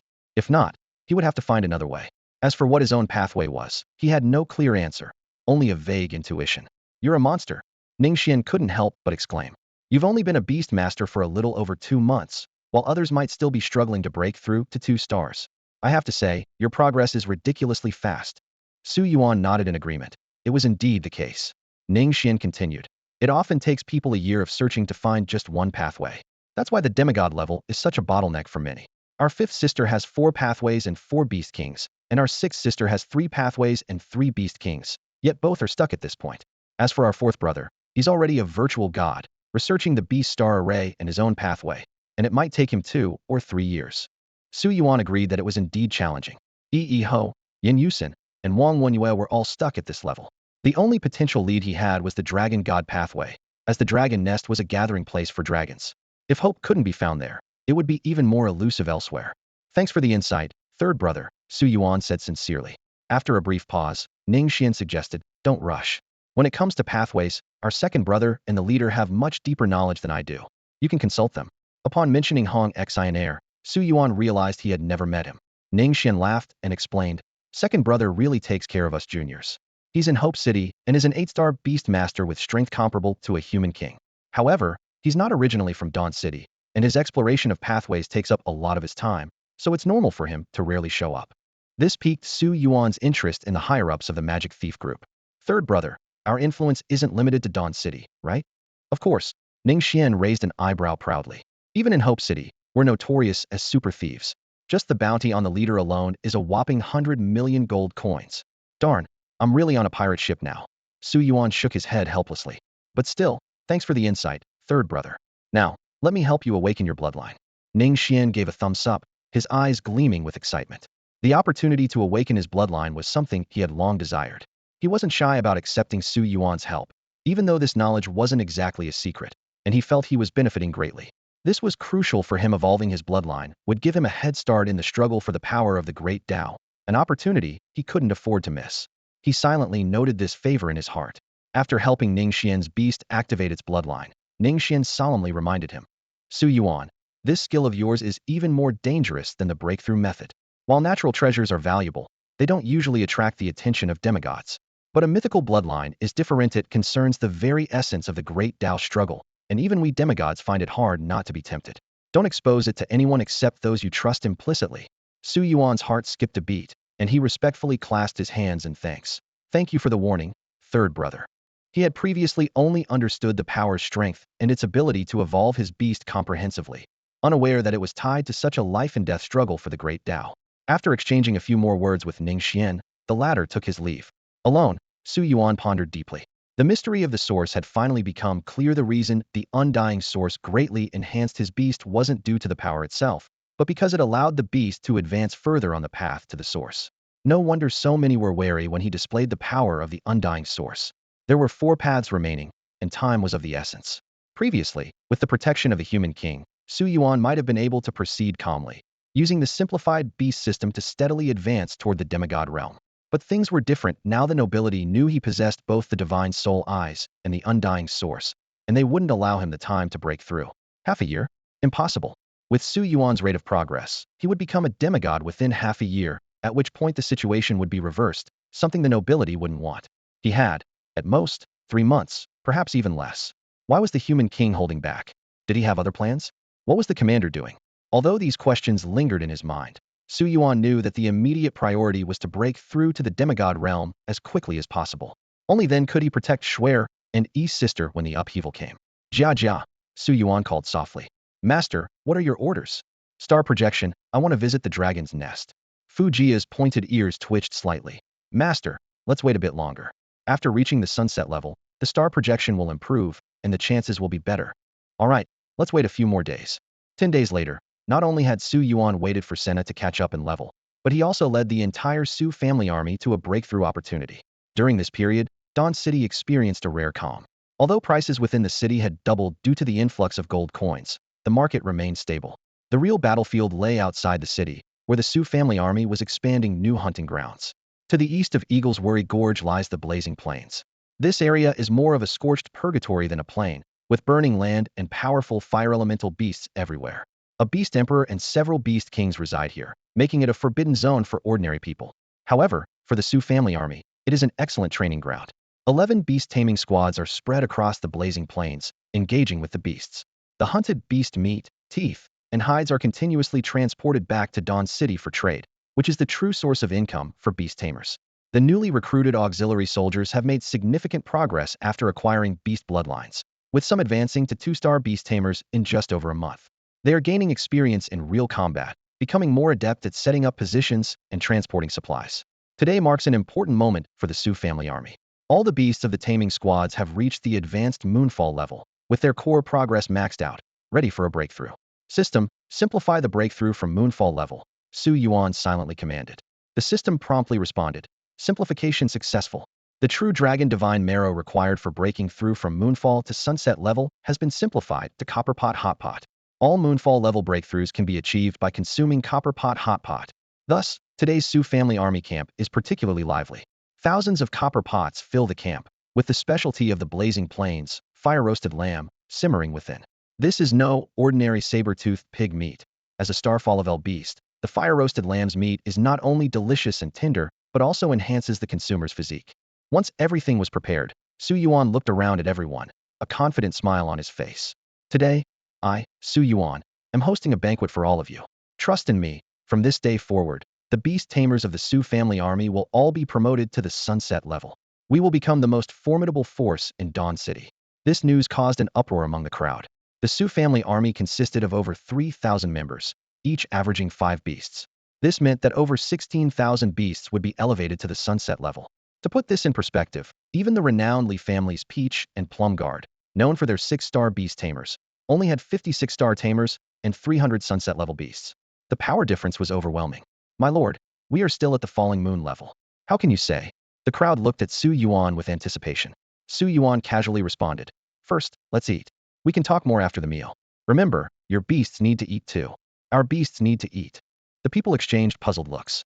Some beasts were herbivores, and making them eat meat was quite a challenge. However, in the Su family army, Su Yuan's word was law, so they complied.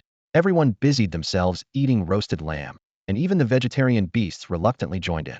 Suddenly, someone exclaimed, "Wait, my beast, it broke through to the sunset level? So that's it. Our lord must have added rare ingredients to the pot." "No, there are only ordinary seasonings like onions, ginger, and garlic. This is our lord's magic. He can upgrade our beasts without rare ingredients." The chatter among the crowd was endless, and once they confirmed that simply eating this meal could help their beasts break through, their enthusiasm for eating increased exponentially. Among the 5 women present, only the forest elf, Fu Jia, looked uncomfortable. As a forest elf accustomed to a diet of dew and life leaves, the idea of eating meat was unsettling. Su Yuan noticed and teased, "Jia, do you want me to chew it up for you?" Fu Jia blushed. Although she understood the importance of this for upgrading, she felt a bit awkward. Hesitating, she was gently nudged by Long Yao, prompting her to reluctantly start eating. And so, after some commotion, the Su family army achieved the remarkable feat of everyone reaching the sunset level. It had been 73 days since Su Yuan became a beast tamer, and now, on the outskirts of Dawn City, he had accomplished this unprecedented achievement at an astonishing pace. A system notification sounded. Ding!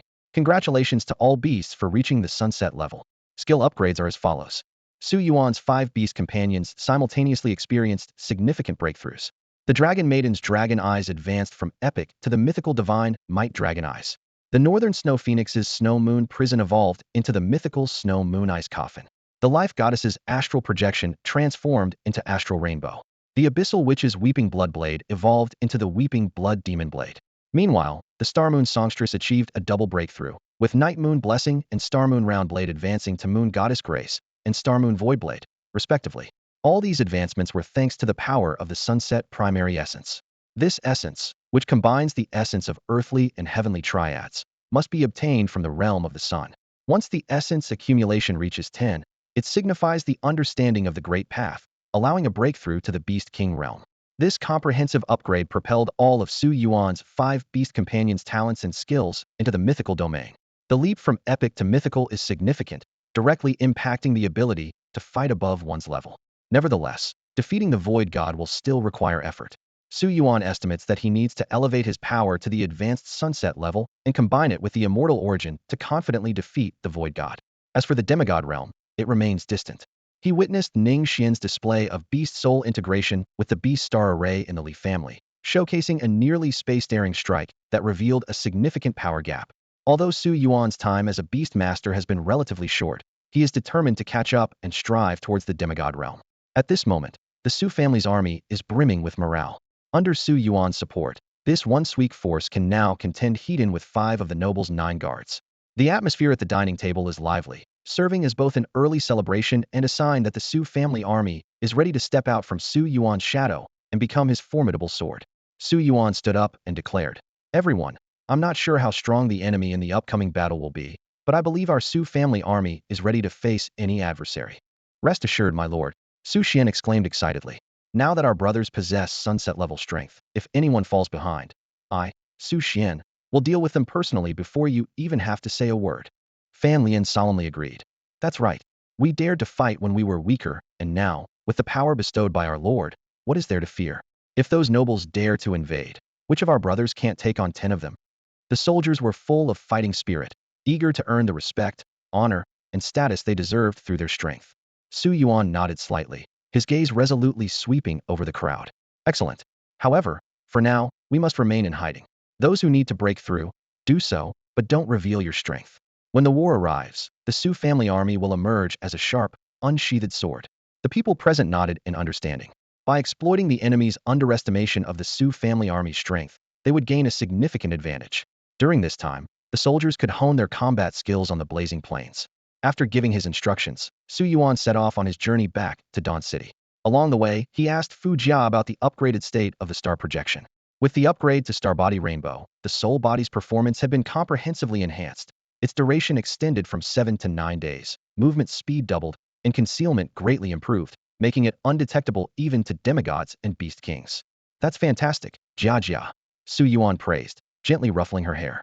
Fu Jia blushed, lowering her head in silence while thinking to herself that her master had become bolder lately. After returning home and taking a brief rest, he waited for Ouyang Shui to finish her tasks. Su Yuan, have you really thought this through? Ouyang Shui asked with concern. Su Yuan chuckled softly. Don't worry, there's no danger. Besides, if we can gather intelligence, it will aid your bid for the throne. He continued. The Crown Prince controls the military tribunal and the royal knights. The second prince is allied with the nobility, and apart from your trusted aides, you only have me. As your man, I must be reliable. Ouyang Shui felt warmth in her heart and softly said, Be safe. Your safe return is more important than anything. Once preparations were complete, Fu Jia used her talent. Myth, Starbody Rainbow. This time, Su Yuan took Long Yao with him, and their souls left their bodies, transforming into soul forms. Ouyang Shui stayed to watch over their physical forms. Let's go. We'll first gather intelligence at the Li family, then head to the dragon's nest, Su Yuan said to the soul-formed Long Yao. With the upgraded Starbody Rainbow, he was no longer worried about being detected by Li Jianli. The two quickly infiltrated the Li family estate. Unable to find any trace of Li Jianli, they headed straight for the treasury. Su Yuan couldn't help but marvel, as expected of the old man. A month ago it was cleaned out, and now it's replenished so much. I wish we could steal it again. Through an underground passage, they finally found Li Jianli, not just him, but the other 8 family heads as well. Su Yuan quietly stood behind Li Jianli, carefully listening to their conversation. Old Li, how's the plan coming along? Are you confident? Someone asked. Li Jianli looked up and said, Yunhe, is there ever absolute certainty in this world? With the 9 dragons cauldron destroyed, our odds have dropped from 90% to 50%. It's now a 50-50 chance. Ning Fenghong slammed the table. Enough. Even if it's 30%, we should try. It was our excessive caution that caused us to miss opportunities before. We can't wait any longer. Ning Fenghong's urgent tone clearly demonstrated how desperate the nobility had become. Su Yuan watched coldly, inwardly scoffing. These nobles, who were always cautious and never fought unprepared battles, were now forced to gamble everything with only a 50% chance of success, pushed to the brink by the human king and himself. However, having a 50% chance meant the plan was extremely perilous. E family head, E Kanglin, spoke up. Since we've decided to proceed, let's not hesitate. I'll take responsibility for my niece's issue. Zongs were raised an eyebrow. You finally made up your mind? Without the bodyguard, your E family. Being overly cautious is why we always lose to Su Yuan and Ouyang Mingwang. E Kanglin interrupted firmly. Now is the time for decisive action. We'll start by cutting economic ties. Results will be seen within half a month, and within a month, we'll completely sever them. Without the E family's resources, even if they remain loyal to my niece, they won't be able to stir up much trouble. Everyone nodded in agreement. Indeed, they had been indecisive, while their opponents, Su Yuan and the Human King, were bold, one reckless, the other shameless.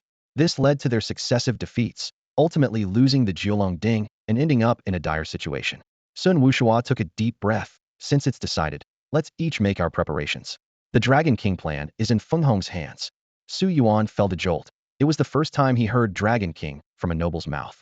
Combining Long Yao's dreams with Iho's judgment, it became clear that some nobles also possessed this potential. No wonder Ning family head Ning Fenghong was the former leader of the 10 elders. He probably stepped down for Li Jianli not because of Ning Xian, but to conceal his Dragon King potential. Although the specifics of the Dragon King plan remained a mystery, it was undoubtedly related to the Dragon Nest, where they intended to seek assistance.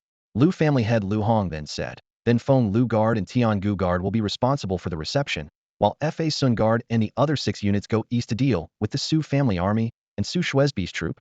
Ning Fenghong nodded in agreement. The 8 visible guards should avoid involvement. These untrustworthy wolves should serve their final purpose by joining the siege against Su Yuan. Everyone agreed, and the meeting concluded swiftly. Su Yuan was inwardly impressed by the lineup they had assembled against him. However, they clearly underestimated the current strength of the Su family army. Regarding Yi's situation, he immediately communicated with Fu Jia through their mental connection, instructing Ouyang Shui to remind her to prepare in advance. If necessary, they should incorporate the Bai Guard into the Su family army. They were all family, after all. Although he hadn't heard the exact timing of their actions, based on Kanglin's words, it seemed to be at least a month away. Time was still on their side, and it was best to first investigate the dragon nest. If he could determine the exact timing, it would be even better.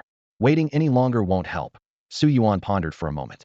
Since the 9 elders have decided to launch the Dragon King plan, there must be someone pulling the strings behind the scenes.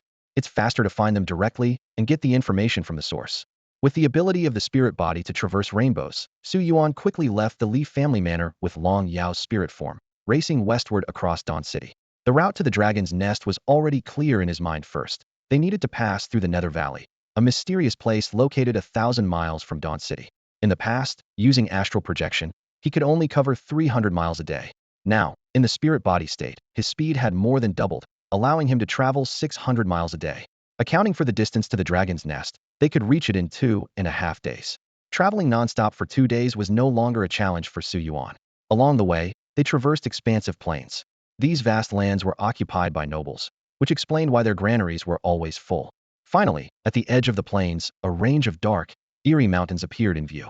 Shrouded in swirling black and purple mist, this was the legendary Nether Valley. According to Ouyang Shui's previous introduction, this region had been a major threat to the western defenses since the establishment of Dawn City. It was home to a unique kind of demonic beast, the Nether Demon. They resembled humans, but had bizarre purple-gray skin. Unlike ordinary bloodthirsty beasts, Nether Demons preferred to cultivate humans, nurturing them to their peak state before consuming them. It was said that human intelligence, strength, and courage made the ingredients more delicious. Each Nether Demon honed its unique abilities to the extreme, often outmatching even 4-star beast tamers, requiring a 5-star strength to contend with them. The entire Nether Valley was vast, estimated to house at least 1 million Nether Demons. And the Dragon's Nest was a dominant force in this eerie land. Like the Giant's Peak, although its territory was small, even the Nether Demons dared not provoke it lightly. As Su Yuan approached the entrance to the Nether Valley, a group caught his attention. Upon closer inspection, his anger flared instantly. It was the banner of the Gong family. A group was escorting a large number of humans into the valley. The captives were barely clothed, shackled, and emaciated, clearly having gone days without proper food. Traitors! Su Yuan seethed with rage. When Yi Ho recounted his father's fate of being used as feed, he was angry but still somewhat distant. Now, witnessing these seemingly respectable nobles sacrificing innocent people to feed the Nether Demons for their own gain filled him with a visceral disgust that was almost suffocating. The word fodder lingered in Su Yuan's mind. Looking at the ziggurat guard in front of him, he finally understood why nobles were a blight for profit. They could sell out anything, even their own kind. The procession moved forward in a grand march. Over 3,000 ragged humans were chained together, slowly advancing under the watchful eyes of the beast tamers. Although the ziggurat guard was only a fifth the size of the temple guard, it was clearly the elite force among the nobility. 156-star beast tamers and 1,000 5-star beast tamers, far surpassing the strength of the temple guard. At the mouth of the Nether Valley, a few unusual figures emerged from the shadows. Su Yuan focused his gaze and realized that these creatures, standing about 2 meters tall, had human-like facial features, but with gray-purple skin, some bearing horns or bird tails, each with a unique appearance. These were the legendary Nether Demons. Gong Man, why is there so little fodder this time? A horned Nether Demon complained to the leader of the ziggurat guard. The leader, Gong Man, although small in stature, was no less imposing. Be content, Ming He. Nothing's been going right lately, and finding this qualified fodder has already cost double. If the 9 serpents succeed, fodder wouldn't be so scarce. Su Yuan sighed inwardly, knowing that if the 9 serpents breached the eastern district, countless displaced people would fall into the hands of the nobles, ultimately becoming meals for the Nether Demons. Is everything we requested prepared? Gong Man inquired. Ming He tossed over a ring. 5,000 nether jades, along with magical artifacts and wealth collected from other cities to Tezzeret, these the things you humans covet? After the transaction, Gong Man didn't forget to confirm. You won't go back on your word about that matter, right? Huh, only you humans are so cunning. We of the Nether clan always keep our word. Ming He retorted, displeased. Once Gong Man left, Ming He's demeanor shifted instantly, smiling at the frightened humans. Don't be afraid. We Nether clan aren't as cruel as humans. Come with me, and I promise you'll eat and drink well. Su Yuan saw through the ruse. The Nether Demons preferred strong, intelligent humans, and these frail individuals needed to be fattened and educated to become premium fodder. Ironically, as fodder, they might live better lives in the Nether Valley than in Dawn City. Following the group about 20 miles into the Nether Valley, a lowlying valley appeared, with a sign that read Paradise. Su Yuan and Long Yao's spirit forms passed through the walls, discovering that this so-called paradise was actually a gathering place where the Nether demons raised humans. The human population living here is quite substantial, with a conservative estimate of 20 to 30,000 people. This human community is well equipped, with massive granaries that, if filled, could feed 100,000 people for an entire year. Public facilities such as schools and playgrounds are all in place, resembling a modern human settlement. Ming He bared his sharp teeth and smiled, saying, "All right, you can rest here." He then shouted to the side, "Hey, someone over there, come and take them over." As soon as he finished speaking, a sturdy man named Song Zhao quickly approached. Despite his burly physique, there was a hint of undeniable gloom in his eyes. "Lord Ming He, are these newcomers?" Song Zhao asked respectfully. Ming He casually tossed the reins to him. "Tribute feed from Dawn City. Take good care of them. Also, 300 feeds must be delivered tomorrow. It's time." Song Zhao nodded lightly. "As you command, Lord Ming He." This delivery date clearly coincided with the gluttonous feast of Ming He's tribe. 300 people were less than 1% of the entire settlement's population. Song Zhao seemed accustomed to such arrangements, leading the new feed into the paradise without expression. Su Yuan followed silently behind Song Zhao, observing this peculiar place. The management of the paradise was surprisingly lax, with only the perimeter patrolled by Ming Yao to prevent escape, and almost no other controls in place. But this freedom came at a price every month. They had to offer up 300 of the strongest and smartest humans. Therefore, everyone was required to engage in 10 hours of exercise and learning daily. In exchange, the Ming Yao provided high-quality beast meat, at least from gold-level beasts. The living conditions here were vastly superior to those of Dawn City, a stark contrast. Su Yuan shook his head, pondering the absurdity of the world. These people, reduced to feed, were living better lives from the destitution of Dawn City to a comfortable life without worrying about basic needs, albeit with much shorter lifespans. He couldn't help but wonder, if he were to rescue these people one day, would they be willing to leave? Who is truly to blame? As long as the situation in Dawn City remains unchanged, these people might genuinely prefer to stay in paradise. Long Yao sneered. "Little one, why think so much?" Su Yuan shrugged, just reflecting on the situation. "Maybe I'll forget about it once I return." Long Yao's spirit form lightly patted his back. "Don't overestimate your role. You can't save everyone, nor do you need to. Focus on pursuing strength. Once you can break through this underworld mountain, you can do whatever you want. For now, why think so much?" Su Yuan nodded in agreement. The most important thing now was to investigate the Dragon King's plan and the timeline of the noble's actions. He had already discovered some clues besides the dragon nest. The Ming Yao seemed to be connected with the nobles. Perhaps Ming He was the key to breaking through. Calculating the time, the stellar alignment lasts 9 days in total. Subtracting 3 days for the return journey and the 2.5 days that have passed, he still had 3.5 days to uncover the truth. After Su Yuan left the paradise, he and Long Yao's soul forms closely followed the trail of Ming He. The ability to track as a soul form was indeed convenient, allowing them to move quickly and accurately locate their target through spiritual means. They easily caught up with Ming He, who was returning to the tribe, and followed him to the Ming Yao settlement deep within the Nether Valley. This settlement was about 50 miles from the paradise, surrounded by dense demonic energy that made it inhospitable for ordinary people, yet it was an ideal habitat for the Ming Yao. As Ming He stepped into the settlement, a horned Ming Yao of similar stature approached him. "Ming He, back so soon? How much tribute did those humans offer this time?" Ming He looked displeased. "Don't even mention it, Ming Yang. These humans are getting more and more perfunctory. The tribute they sent was scrawny and short, absolutely disgraceful. We had to send them to the paradise to be fattened up first." "Humph," Ming Yang frowned. "Have these humans gone too long without tasting hardship? If we don't teach them a lesson, they'll continue to slack off, and next time, the numbers might even dwindle." Ming He, however, revealed a meaningful smile and handed over a parchment envelope. "No worries, there's been a new development." Taking advantage of the moment when Ming Yang unfolded the letter, Su Yuan moved closer to take a look. Thanks to his soul form, he could clearly see that it was a letter from Gong Yunhe, addressed to the Dragon Horn Demon King, one of the 8 demon kings of the Ming tribe. 8 demon kings, each as powerful as the human king.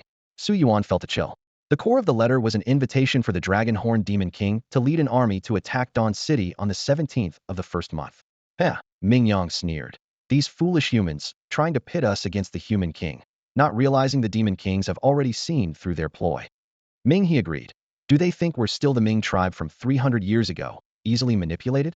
Following the two Ming Yao through the winding caves, Su Yuan's view suddenly opened up to a considerable Ming Yao town nestled in a low basin. He couldn't help but be amazed, as he had never heard of beasts building such a large settlement. It seemed these Ming Yao were far more intelligent than ordinary beasts, capable of not only raising humans, but also seeing through noble plots, quite contrary to their rumored image. No wonder Su Yuan felt a sudden clarity. The underworld demons specifically prey on humans not just because of the taste of human flesh, but more importantly because the power and wisdom of humans can make them stronger.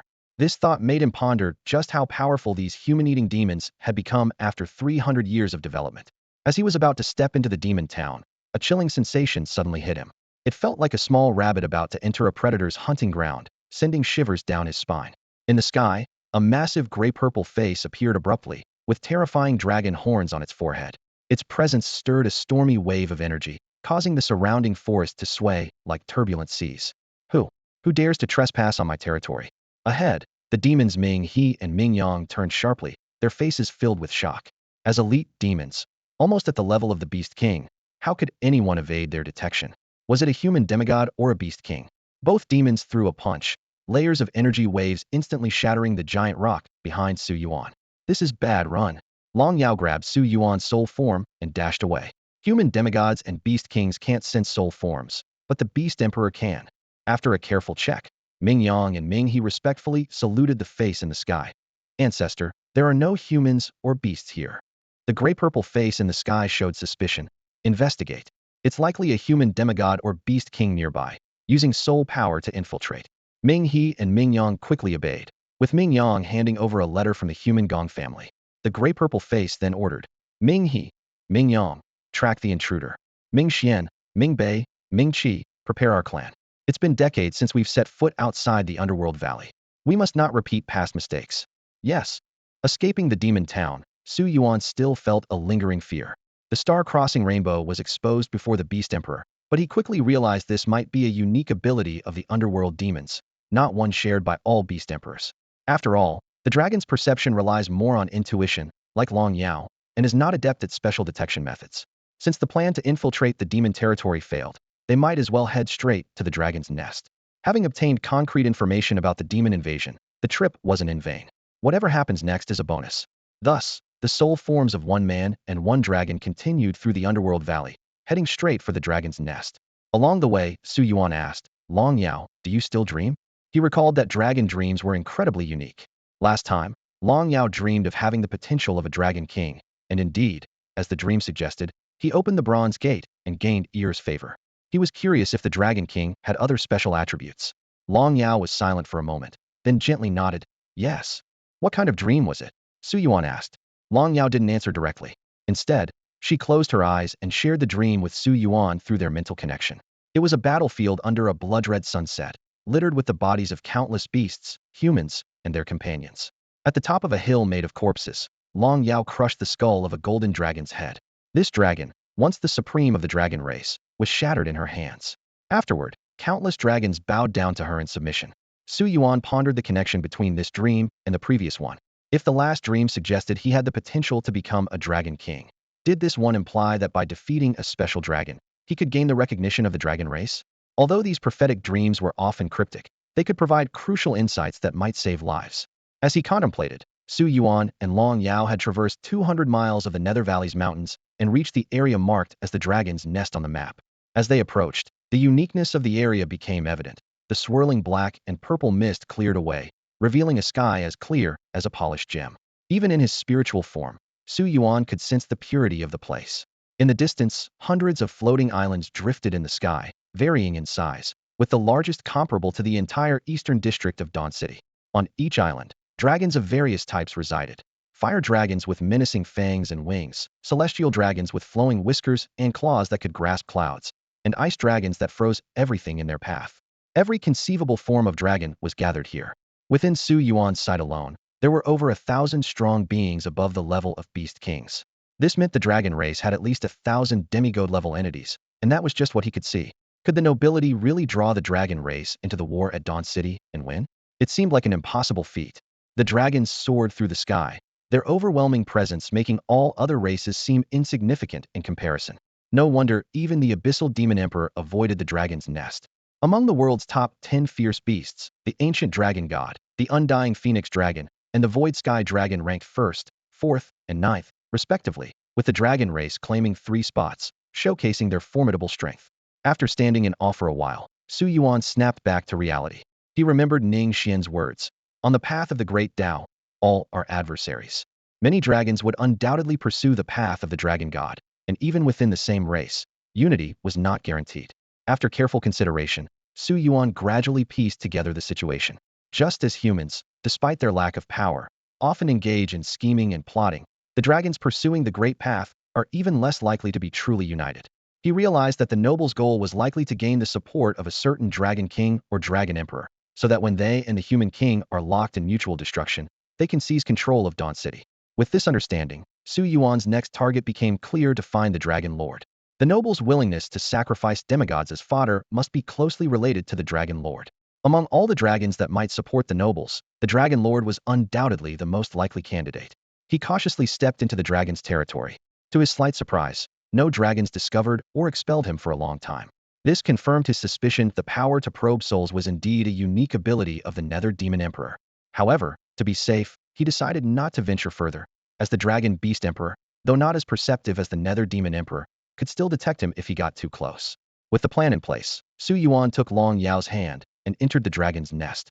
Just as they stepped into the territory, Long Yao suddenly clutched her head, her voice tinged with pain. "Slow down, little one. This king feels a bit unwell." Through their telepathic connection, Su Yuan immediately sensed Long Yao's distress. It seemed as though some deep-seated memory in her bloodline had been awakened, with the dragon god's power that Su Yuan activated occupying nearly 40% of her bloodline, transforming into memories and souls swirling in Long Yao's mind. Even the pain transmitted through their connection made Su Yuan feel like his head was splitting. Yet Long Yao merely bit her silver teeth and silently endured it. At that moment, 9 dragon shadows suddenly emerged from Long Yao's mental space, resembling 9 dragon souls, exuding an ancient and majestic aura akin to that of the dragon god. This reminded Su Yuan of the power of the 9 dragon cauldron. Ever since Long Yao swallowed the 9 dragon cauldron, it had merely become a vessel containing flames, seemingly thin as a treasure. But now, as if waiting for this moment, the dragon's nest awakened Long Yao's bloodline, and the residual power of the 9 dragon cauldron manifested at the right time, locking onto the fragments of the dragon god's memories and continuously absorbing them. The 9 dragon souls swiftly devoured all the emerging memory fragments and then vanished. In their place appeared a broad path, the most orthodox, pure, and flawless dragon god's path. This was the 3rd path Su Yuan obtained, and among all paths, it was the hardest to find and resolve: the path of the dragon god. This unexpected gain left Su Yuan both puzzled and sensing a certain destiny at work. Recalling how Long Yao initially expressed a desire to come to the dragon's nest after having that peculiar dream, and now upon arrival, discovering traces of the dragon god's path within her awakened bloodline. At this moment, the faint echoes left by the dragon god still resonated in Long Yao's mind. "Reclaim my path, little girl. You are the dragon god." This is truly an unexpected delight, Su Yuan thought as he gazed at the scene before him, a hint of sweetness rising in his throat. This journey to the dragon's nest had far exceeded his expectations. Even if he were to return now, the gains would be substantial. His thoughts drifted to the 9 dragons cauldron. Since the 9 dragon souls originated from it, clearly, this treasure still held many undiscovered secrets. As a vessel capable of containing flames, it also embodies the unique path of the dragon god. The temporarily vanished shadows of the 9 dragon souls hinted at its gradually emerging power. Long Yao experienced a brief moment of disorientation, but the intense headache soon subsided, replaced by a remarkably clear primal sense. Feeling Su Yuan's hand gently resting on her forehead, her ears twitched slightly, and she murmured, "It's nothing. Let's keep going, little one." As for the call of the dragon god, she chose to remain silent for now. Such vague memories might lead to misunderstandings, so she planned to inform Su Yuan once the voice became clearer. The two continued deeper into the dragon's nest, and soon noticed a pair of young dragons. One was Long Sai, a juvenile dragon wrapped in thunder, measuring less than 2 meters and possessing a strength only at the gold level. The other was Long Nana, a fairy dragon with a pink hue, capable of controlling elements like wind, fire, thunder, earth, and water, having reached the level of a fallen star.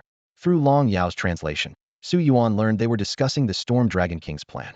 The Storm Dragon King had discovered that a human city harbored treasures related to the dragon god's power and was gathering allies to seize it. If successful, his status among the dragons would rise significantly. Does the old man have something related to the dragon god? Isn't it the 9 dragons cauldron that I've already obtained? Su Yuan pondered, feeling a bit of helplessness at how humans deceive the naive dragons. Then he reminded himself that he was also human and decided not to dwell on it. What puzzled him further was the lack of dragons willing to follow the Storm Dragon King.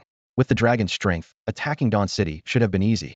Long Yao continued to translate the conversation between the young dragons. The Golden Dragon King and the Red Flame Dragon King found the Storm Dragon King too noisy and disruptive to their rest. The Blue Water Dragon King preferred staying in his lake, and the Earth Dragon King had even buried himself to avoid the Storm Dragon King. Why does the Storm Dragon King always have to stir up trouble?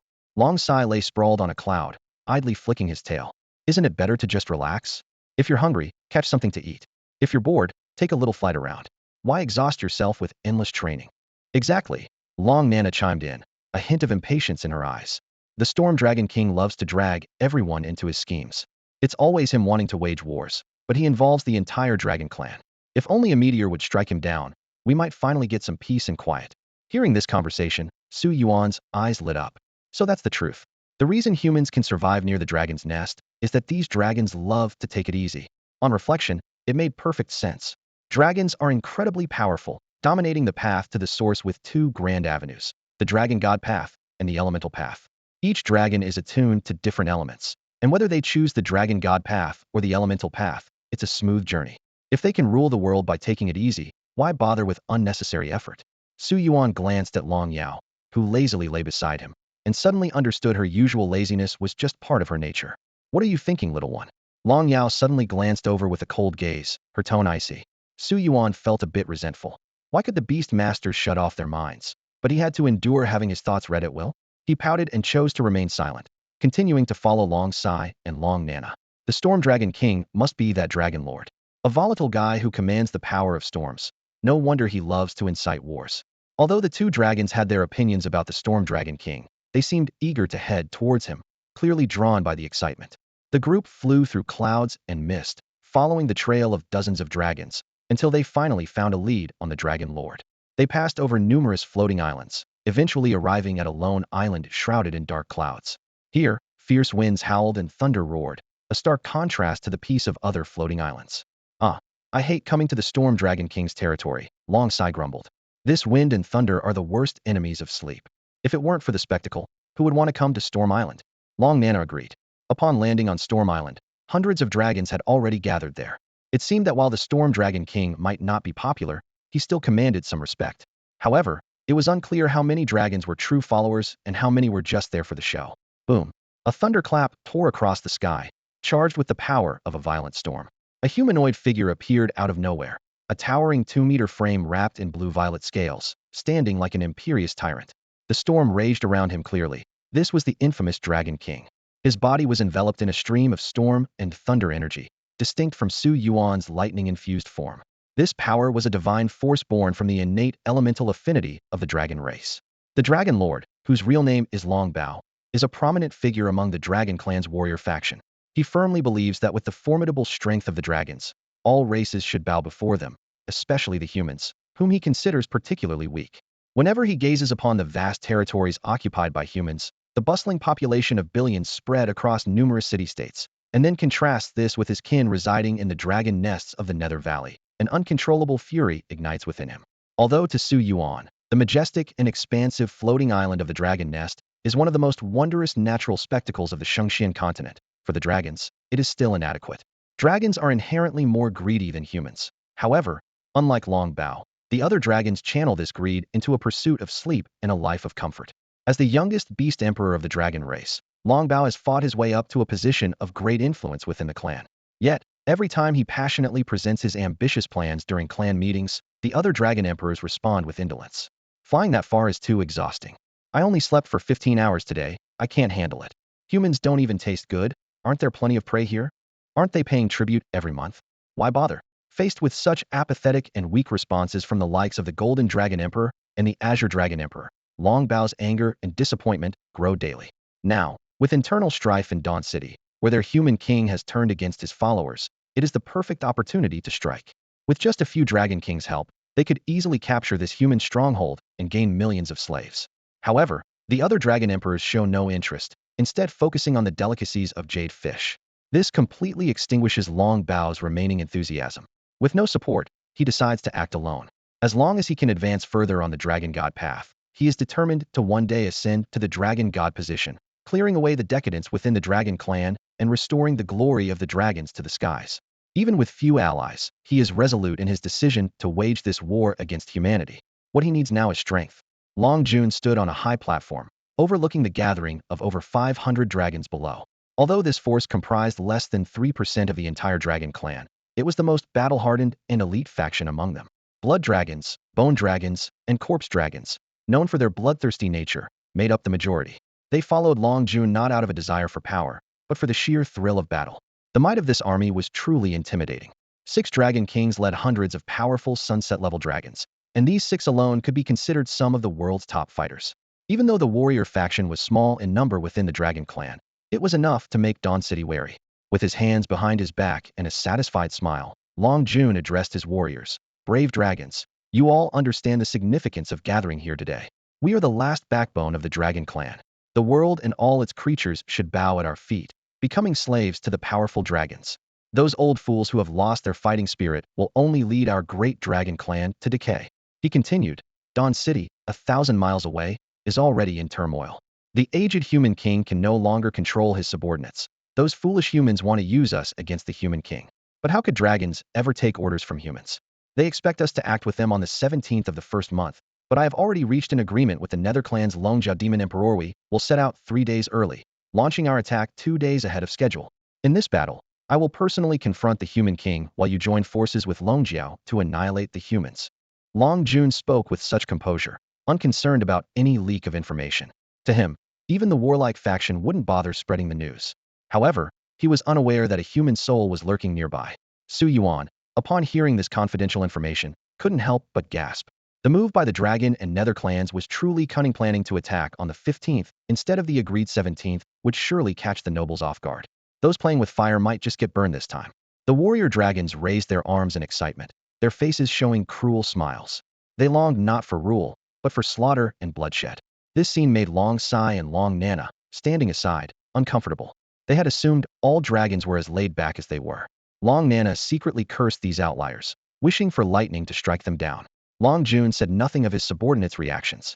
Having 6 dragon kings follow him was already satisfying. Moreover, he had an ace up his sleeve. His close friend, the Blood Demon Dragon Emperor, was also interested in storming Dawn City. Meanwhile, the Council of the Dragon Clan was in session. In the vast council hall, several enormous dragon emperors lay sprawled out lazily. If an outsider were present, they would find it hard to believe that these languid figures were the most formidable forces in the world. The Dragon King is rallying the younger dragons to cause trouble again, the Azure Dragon Emperor said, shaking its sea blue head with a hint of helplessness in its voice. There's no peace day or night. Even in the deep sea, I can feel them bustling about. The Golden Dragon Emperor, shimmering in gold, spoke softly. The young ones need to face some setbacks to grow. Letting him experience some losses and get deceived might be beneficial. But the human king of Dawn City is not simple. The Crimson Flame Dragon Emperor raised its fiery head, a flicker of concern in its eyes. What if something unexpected happens? The White Smoke Dragon Emperor sighed from its perch on a cloud. Are we supposed to intervene and rescue him ourselves? Just the thought is exhausting. Leave him be. The death-chasing Dragon Emperor, sitting cross-legged nearby, clasped its claws together. Without the Dragon King, it's actually quieter. All that thunder around him keeps us awake. Agreed, the other Dragon Emperors echoed. One dragon hesitated. But if he really gets killed, it wouldn't be good, right? A sigh echoed through the hall. The Dragon King was just over 80 years old, while those present were ancient beings of 400 or 500 years or more. The thought of this young one possibly perishing tugged at their hearts. In a life-or-death situation, we should step in to protect him. That's the best we can do. If we can't protect him, then so be it. By the way, the All-Spirits Dragon Emperor suddenly spoke. I sense a soul with the Dragon King. The dragons perked up slightly. It's rare these days to find someone who can astral project. After the fall of the Forest Elf Empire, no one has mastered that spell. Oh, it must be those nether demons. Didn't the Dragon King recruit some of them? The dragons lost interest immediately. Got it, they're probing. Let's rest. If the nether demons dare cause trouble, they'll soon learn that the wrath of the dragons is something they cannot withstand. Su Yuan was unaware of the many powerful beings within the Dragon Clan. His safe departure from the dragon's nest was due to no one anticipating a human soul would venture there, let alone possess the life goddess evolved from the Forest Elf Queen. This coincidence enabled Su Yuan to obtain what he sought. verifying Long Yao's initial dream and gaining the path of the dragon god. For Su Yuan now, the dragon's nest held no allure. Any dragon king or beast king there could easily end his life. The power gap was too vast. Without reaching a demigod level, his movements would always be restricted. After staying in the Nether Valley and Dragon's Nest for less than 2 days, Su Yuan and Long Yao's souls swiftly embarked on their return journey, successfully reuniting with their bodies by the 7th day and a half. Few finally back. Su Yuan let out a long breath and patted his chest. Even in a soul state, he wasn't completely safe. Before he could open his eyes, he felt a warm embrace enveloping him tightly. You? Fu Jia said you were in danger. I've told you before not to go to such dangerous places. You really worried me. Ouyang Shue's voice carried both reproach and concern. Su Yuan finally opened his eyes and reached out to hold her in return. I'm sorry for worrying you, Shui. It wasn't as dangerous as it seemed. Feeling the warmth, he sighed inwardly, thinking, this is what home feels like, how wonderful. A gentle cough interrupted the tender moment. Su Yuan turned to see Yi Ho was also present. Although he had already been honest with Ouyang Shui, he toned down his affection a bit. I came as soon as I got your message, Yi Ho said softly. Don't worry, I've been prepared for this. Su Yuan understood she was referring to the Yi family's plot against her and the White Robe Guards. With the protection of the Human King, the Royal Knights would certainly lend their support. I was thinking, if Yi Jiao is willing, you could merge with my Su family army anytime, Su Yuan suggested with a smile. Quite ambitious, aren't we? Yi Ho replied with an amused smile.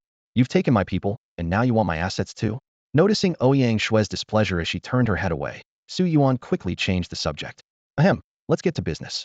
He then detailed everything he had discovered. The Noble's Dragon King plan, the deal between the Nether Demons and the Purple Palace Guards, the impending war, and the complex relationships among the various factions. He specifically mentioned that the Dragon King side had at least 1 Dragon Emperor and 6 Dragon Kings, with the possibility of more. Their actions would precede the Noble's plan by 2 days. As for the Nether Demons, although their exact strength was unknown, their number of powerful beings was likely significant. Ouyang Shui pondered. So the reason Father hasn't acted against the Nobles is because. Su Yuan suddenly realized. In terms of combat power, humans were indeed at a disadvantage. The Nobles had 9 demigod-level powerhouses. If they rashly eliminated the Nobles, the human demigod strength would be halved, which would be extremely detrimental to the war. Furthermore, the Nobles wouldn't sit idly by while the myriad demons attacked the city. Their goal was to seize power, not destroy Dawn City. They needed an intact city and simply wanted a larger share of the benefits. Even if the Nobles were removed, the external invasion wouldn't cease. The weaker parties would inevitably temporarily join forces against the stronger enemy, despite inevitable internal strife. What a cunning plan, Su Yuan sneered. The Nobles' plan was to create chaos and stretch the Human King thin, giving them an opportunity. As for their claimed 50% chance of success, they must have some hidden aces up their sleeves. Su Yuan had only visited the Leaf family's treasure vault, while the locations of the others remained a mystery to him. Although he could use the star body technique to investigate, it would require a significant amount of time. After some contemplation, he decided to abandon the idea. After all, the Nobles' trump cards were undoubtedly prepared to deal with the Human King, the Dragon Monarch, and the Dragon-Horned Demon Emperor. With his current strength, he was far from needing to worry about such matters. His immediate priority was to enhance his own power and strive to reach the threshold of demigod status as soon as possible. Only then could he make a difference in the impending upheaval. He shared the intelligence he had gathered with Ouyang Shui and Yi Ho. Through their network, the information would naturally reach the Human King and the Phantom Thief group, which was sufficient. In the time that followed, Su Yuan fully dedicated himself to preparing for a breakthrough. His journey to the Dragon's Nest had given him a deeper understanding of the power of the Great Tao. Obtaining the Red Mo Tao required venturing into dangerous abysses. For Fu Jia's Tao, he needed to seek the Forest Elf Empire, and for the Snow Maiden's Tao, he had to travel to the far northern snowfields. These places were fraught with danger, but to achieve demigod status before the year's end, these risks had to be taken. He decided to first find Zhang Yingji and head to the secret realm of the sun. The pendant of the Emperor Ziwei star seemed to have potential there, and might unexpectedly yield a path to the Great Tao. Meanwhile, in the palace, Zhang Yingji was reporting to the Human King. Although the Beastmaster Guild officially belonged to the Military Law Department, it actually answered directly to the Human King. When the topic of the Su Shui Beast Regiment arose, the Human King's expression visibly twitched. You say this Beast Regiment has over 3,000 members? Faced with the Human King's inquiry, Zhang Yingji inwardly cursed Su Yuan. This young man was eagerly recruiting, while he had to awkwardly explain the organizational issues to his superior. Su Yuan can be a bit reckless, I've already warned him. It's said that he's already downsized to 1,500 members. Zhang Yingji's mustache twitched slightly. Not following the rules, the Human King's spectral face darkened. Yes, young people tend to be a bit impulsive, Zhang Yingji defended Su Yuan, but the results have been good.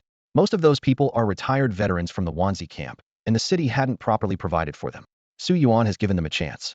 The human king did not pursue the topic further and instead said, "Tell Wanyang he needs to hurry up. Time waits for no one." This was clearly urging Wanyang to break through to demigod status. Dawn City was in dire need of demigod-level powerhouses, and compared to a few years ago, their numbers had not increased but decreased with the loss of a garrison commander. Wanyang, with only 6-star Beastmaster strength, struggled to command respect, as evidenced by the Lang and High camps breaking away from the city guard. Of course, he's almost at the pseudo-god level, and his accumulation of Dao power is nearly complete, Zhang Yingji replied. The human king nodded slightly, and his spectral form dissipated. Seeing this, Zhang Yingji didn't linger and turned to leave the palace. Inside the palace, Renwang lay back in an old armchair, pressing his temples with a furrowed brow. His expression revealed a mix of irritation and fatigue. The queen, adorned in a luxurious court robe and wearing a phoenix crown, walked over gracefully. Despite the traces of time on her face, her beauty remained undiminished. Observing her husband's anxious demeanor, she smiled knowingly. What's wrong? Still worried about that young man? Shuer has grown up and has her own opinions now. Why do we need to worry? Renwang glanced at her sideways, his tone tinged with helplessness. 12 days, a full 12 days without coming home. Shuer was never this disobedient when she was little. It's true what they say about daughters being hard to hold on to. As a father who doted on his daughter, he knew he couldn't help but feel a natural resistance towards his son-in-law. He even thought that if Su Yuan had a daughter in the future, he might also be ready to fend off any man who came near her. The queen gently stroked his graying hair, speaking softly. Why not look at it differently? Isn't this young man a good choice for a son-in-law? He's much better than those from Hope City or Golden City. You're never satisfied with those who rely on their background, and now you don't seem happy with someone who relies on their own abilities. Do you really want our daughter to remain single forever? Renwang shook his head, his frown deepening. You don't understand. It's a completely different matter. But yes, it's better than being widowed. Still, walking on the knife's edge will eventually lead to backlash. Oh, come on. The queen nudged him. Both our sons are unreliable. Who else can you count on but your daughter and son-in-law? Besides, wasn't it our son-in-law who brought back the crucial intelligence this time? Renwang gave her a look. Things happening months from now have too many uncertainties. Who knows if plans will change at the last minute? Although Su Yuan's intelligence revealed the participants and the specific timing of the Dragon King's plan, anything could happen in over 2 months. It could advance or be delayed. Despite his words, the rough timeline allowed him to plan ahead. He turned to the go board in front of him. The black dragon was surrounded by white stones, just one move away from a decisive capture. Renwang picked up a white stone and placed it gently, murmuring, "Slaying the dragon." This game was destined from the start. Li Jianli, Ning Fenghong, Long Jun, Long Jiao, Long Mo. None of you saw the key to this game. Meanwhile, Su Yuan, standing outside Zhang Yingji's office, suddenly sneezed. He rubbed his nose, muttering to himself, "The weather's getting colder, and even with my strong constitution, I still sneeze. Seems like a cold has nothing to do with strength." After knocking, a voice from inside said, "Come in." Su Yuan opened the door and entered. Upon seeing him, Zhang Yingji's face immediately darkened, and his long-held complaints poured out like a flood. "Xiao Su, do you know how much effort I put into speaking on behalf of your beast taming group in front of Renwang? The group is overstaffed by 5 times. How can I show my face now? If everyone did as you do, how would this guild function? By the way, what brings you here today?" "Let's skip the help request," Su Yuan interrupted him directly. Su Yuan gave Zhang Yingji a sidelong glance. "Why is it off the table now? President, you agreed before, so why are you complaining now?" Zhang Yingji's mouth twitched in anger, clearly having been reprimanded by the human king. He fumed inwardly, blaming Su Yuan for dating the princess. Otherwise, the human king wouldn't care about such trivial matters. Normally, such issues were overlooked to maintain the balance of power in Dawn City. But this time, because of Su Yuan, the human king scrutinized it more closely than ever. Before Zhang Yingji could further vent his frustration, Su Yuan flashed a conciliatory smile. "Don't be upset, President Zhang. I really need your help today." "Of course." Zhang Yingji's face darkened. "Every time you come, you put me in a difficult position. What is it you want now? How about a spot in the Sun's secret realm?" Su Yuan said with a grin. "I've made a breakthrough." "What?" Zhang Yingji was momentarily taken aback. "A breakthrough? What have you achieved?" Su Yuan snapped his fingers, and a beam of moonlight suddenly illuminated the room. Under the starlit glow, a dancer gracefully twirled, her silk garments fluttering in the air. Zhang Yingji squinted his eyes, gasping. "Sunset level? Impossible. Didn't you just visit the Moon's secret realm? It's only been 3 weeks.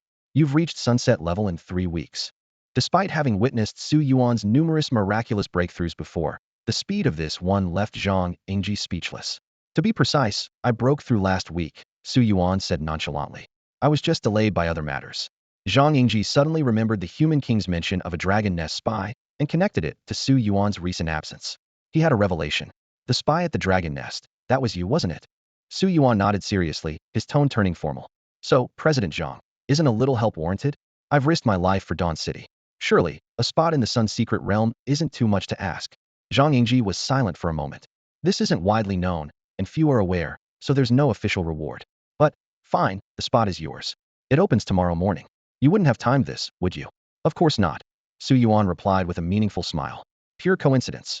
In reality, he had already learned that Zhang Yingji's Sun's secret realm opened the earliest and was slightly superior to the royal one. This place, known as the Scorching Desert, was a desolate wasteland. To pass through, one must survive the harsh desert conditions and traverse 1,000 miles of sandstorms. The desert was not only plagued by terrible natural disasters, but also concealed elusive beasts, making it extremely challenging. However, its advantage lay in the powerful red sun in the sky, the strongest among all the great suns. The harder the trial, the richer the reward. This saying is especially true in the red sun's secret realm. Inside, the temperature is extremely high, making it nearly impossible for anything to grow. Ordinary beast tamers can't survive here without a beast that provides continuous support. However, this isn't a problem for Su Yuan, and Zhang Yingji knows this well. He simply said, I'll take you to the Red Sun's secret realm tomorrow. The next day, when Su Yuan arrived on time at the Beast Tamer Guild, Zhang Yingji led him away without a word. On the way, Zhang Yingji looked troubled and spoke quietly. Su Yuan, I have a favor to ask. Please go ahead, Su Yuan replied, raising an eyebrow. Most of those participating in the secret realm this time are our guild's elite. I've already instructed them not to clash with you.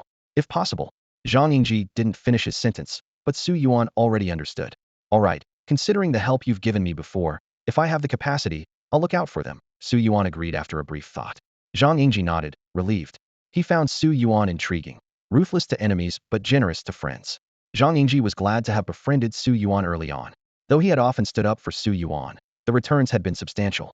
The Eagle Sorrow Ravine and Dawn Forest territories had brought enormous profits to the guild, enabling many members to purchase previously expensive resources and rapidly improve their skills. The Beast Tamer Guild was now a formidable force, capable of competing head-to-head with the Lang and High Camps, and even the Noble Guards. Soon, they arrived at the entrance of the Red Sun's secret realm. About 50 people were present, all elite beast tamers who had reached the 6-star level, reflecting the difficulty of reaching this stage. Su Yuan's arrival was like dropping a bomb. The atmosphere changed instantly, and all eyes focused on this renowned, yet rarely seen young powerhouse.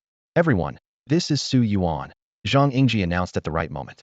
We're all on the same side, so let's not act like the nobles. Once inside, we need to help each other. His words lightened the mood considerably, and some even felt secretly excited. With Su Yuan around, the daunting challenges of the secret realm seemed less intimidating. A few outgoing beast tamers approached him. Brother Su, I'm Luo Huan from the Red Fong Beast Taming Group. I've admired you for a long time, and I hope to learn from you this time. Brother Su, I'm Yanji, captain of the Black Wind Beast Taming Group. I've been practicing for 5 years longer than you, yet you've caught up with me. It's truly humbling. Su Yuan humbly responded with a smile. Oh, not at all. I just happen to have a bit of luck. If it were you, Yin, you would definitely do better than me. I was just a little fortunate. He exchanged a few pleasantries with the others, fully aware that these were allies on the same team. Since they had decided to support each other, strengthening their connections was naturally important. Through their conversations, he learned about everyone's specialties. Unlike him, who was more of a jack-of-all trades, most people had specific areas of expertise. Some excelled in combat, others focused on support, and there were those skilled in speed and control. Together, their combined abilities made them quite formidable. When Luo Huan suggested that he take on the role of commander, Su Yuan quickly waved his hand. No, I'm not familiar with most of the brothers here. It's better for you, Luo, to handle it. I'll just help where I can. He recalled his previous experience at Dawn Academy, which left him somewhat apprehensive. Moreover, he lacked experience in the coordinated combat of the Beast Tamer squad, so this was a good opportunity for him to learn. In fact, Su Yuan's achievements so far were mainly due to his strong innate talent. Even the Su family army and Su Shue's Beast Tamer squad under his command relied on talent to build their strength, with specific leadership tasks delegated to Su Xian, Fan Lian, and others. Seeing Su Yuan decline, Luo Huan took on the responsibility of commanding. After finalizing their plans, they all teleported into the Red Sun's secret realm. The scene before them opened up to a vast, barren desert stretching to the horizon. A blazing red sun hung overhead, its scorching heat nearly unbearable. Occasionally, the sound of the wind howled through the desert, and yellow sand swirled in the air, threatening to turn into a deadly sandstorm at any moment. Noticing Su Yuan's puzzled expression, Luo Huan took the initiative to explain. Brother Su, although the beasts in this realm are rare, you might not encounter one within 100 miles. Those that survive in such extreme conditions are incredibly formidable. However, for you, this shouldn't be a problem. He continued, the biggest challenge is endurance. The red sun above continuously drains physical strength, and the temperature difference between day and night is extreme. We need to be self-sufficient because the realm blocks all carried food, water, and storage artifacts. Finally, we must find a way to locate the endpoint. Otherwise, even if we walk 1,000 miles, we won't receive the sunset's blessing. Hearing this, Su Yuan couldn't help but take the difficulty of this realm seriously. He attempted to access the items in the Li family's Shumi pendant, but they were completely inaccessible, thoroughly isolated. Not an easy task, Su Yuan mused. Although with his current strength, he could easily overcome numerous obstacles, the true challenge of the secret realm lay in its extreme survival conditions, not merely in combat prowess. As for water sources and high temperatures, I have a solution, Su Yuan said, snapping his fingers to summon Xuan Nu and Fujia. Xuan Nu's power of extreme ice could counteract the scorching heat, and Fujia's life spring was far more precious than ordinary water sources. Su Yuan didn't let them produce resources endlessly. He distributed a small flask of life spring to each person and had Xuan Nu coat their clothes with a bit of ice crystals for cooling. This simple measure immediately brought relief to the team. As expected from Brother Su, you've been a great help, someone praised. This spring water is even better than the life water from the Golden Dragon Pavilion. It's hard to bring myself to drink it. Old Wong, can your beast get us some regular water? The Beastmaster, known as Old Wong, summoned a water arrow turtle, a more evolved form of the water cannon turtle. Its water cannons sprayed a clear stream, easily solving the drinking water issue. The group carefully stored Su Yuan's life spring for emergencies. Luo Huan, as the commander, began organizing the arrangements. Under his management, Old Li's scarecrow beast continuously produced straw, while Old Feng's plant-type beast rapidly grew in any available water sources, yielding fruits to replenish their energy. Su Yuan watched in amazement as these various beasts displayed their unique talents. Soon, the 50-member team was ready with tents, carts, food, and other essentials. However, a new problem arose. In this vast desert, which direction should they head? Why don't we wait until night and follow the direction of the North Star? Su Yuan suggested. It's the most basic navigation method. But Luo Huan shook his head and gestured for Su Yuan to observe the surroundings. Only then did Su Yuan notice that the sand on the ground was slowly shifting, and the red sun in the sky was subtly rotating along with the sand's trajectory. Not to mention whether the destination is in the north, Luo Huan explained. The Big Dipper here changes just like the desert, ultimately leaving us going in circles. Su Yuan pondered whether to use the Star Rainbow path to explore, but decided against it due to his limited understanding of the area. So, Brother Luo, what do you think we should do? Luo Huan gave a confident smile. There is naturally a way. Luo Huan summoned his beast companion, a withered figure shrouded in a blood mist and wielding a scythe. Su Yuan's celestial eye immediately identified this creature as the blood refiner, whose unique ability was the talent to track blood. You must have realized by now, Luo Huan explained with a smile. My beast can track and lock onto other beasts through blood aura. Although beasts are scarce in the Red Sun realm, they will inevitably head to the final destination, the Red Sun Oasis. It's the only water source in this desert, and the beasts must go there to survive, or they'll soon dehydrate under the blazing sun. Then, Brother Luo, let's not waste any time and set off, Su Yuan agreed with a nod. All right, soon, the blood refiner made a discovery. Found it. 13 miles ahead of us on the left. Let's maintain a 10-mile distance and follow slowly. Everyone agreed with Luo Huan's suggestion. Su Yuan, for once, had no objections and quietly moved to the back of the group, thinking it would be best if they could safely pass through the Red Sun realm. However, it wasn't long before Su Yuan sensed something was amiss. In theory, in this shifting sand, the tracks of beasts should quickly be covered. Yet, the footprints of a large beast were becoming increasingly clear. This could only mean one thing. The beast was nearby, and its strength was formidable enough to escape Su Yuan's detection. Something's wrong. Everyone, be on alert. Su Yuan suddenly shouted. The sudden warning startled the group, but after scanning the surroundings and seeing nothing unusual, they relaxed again. Brother Su, don't joke around. Yeah, what's there to fear in this barren desert? Almost scared me to death. Even Luo Huan sighed and said, Brother Su, that beast is 10 miles away. How could it be dangerous? Su Yuan remained tense, pointing at the ground. Look at these tracks. If it were really 10 miles away, the traces would have disappeared by now. Only then did the group realize something was wrong, but it was too late. The dry sand suddenly split open, and countless sharp thorns burst forth, aiming straight for them. Run! Despite being caught off guard, thanks to Su Yuan's early warning, Although over 10 people hastily tore their armbands to teleport away, the rest only suffered minor injuries. The survivors quickly gathered around Su Yuan, summoning their respective beast companions and preparing for battle. In an instant, over 200 sunset-level beasts appeared above the desert. The sand dunes ahead began to tremble violently, with cascading sand revealing a massive creature emerging from beneath, as if it had been lying in ambush for a long time. Su Yuan's celestial eye quickly captured the information of this beast. Beast, Furious Sand Bramble.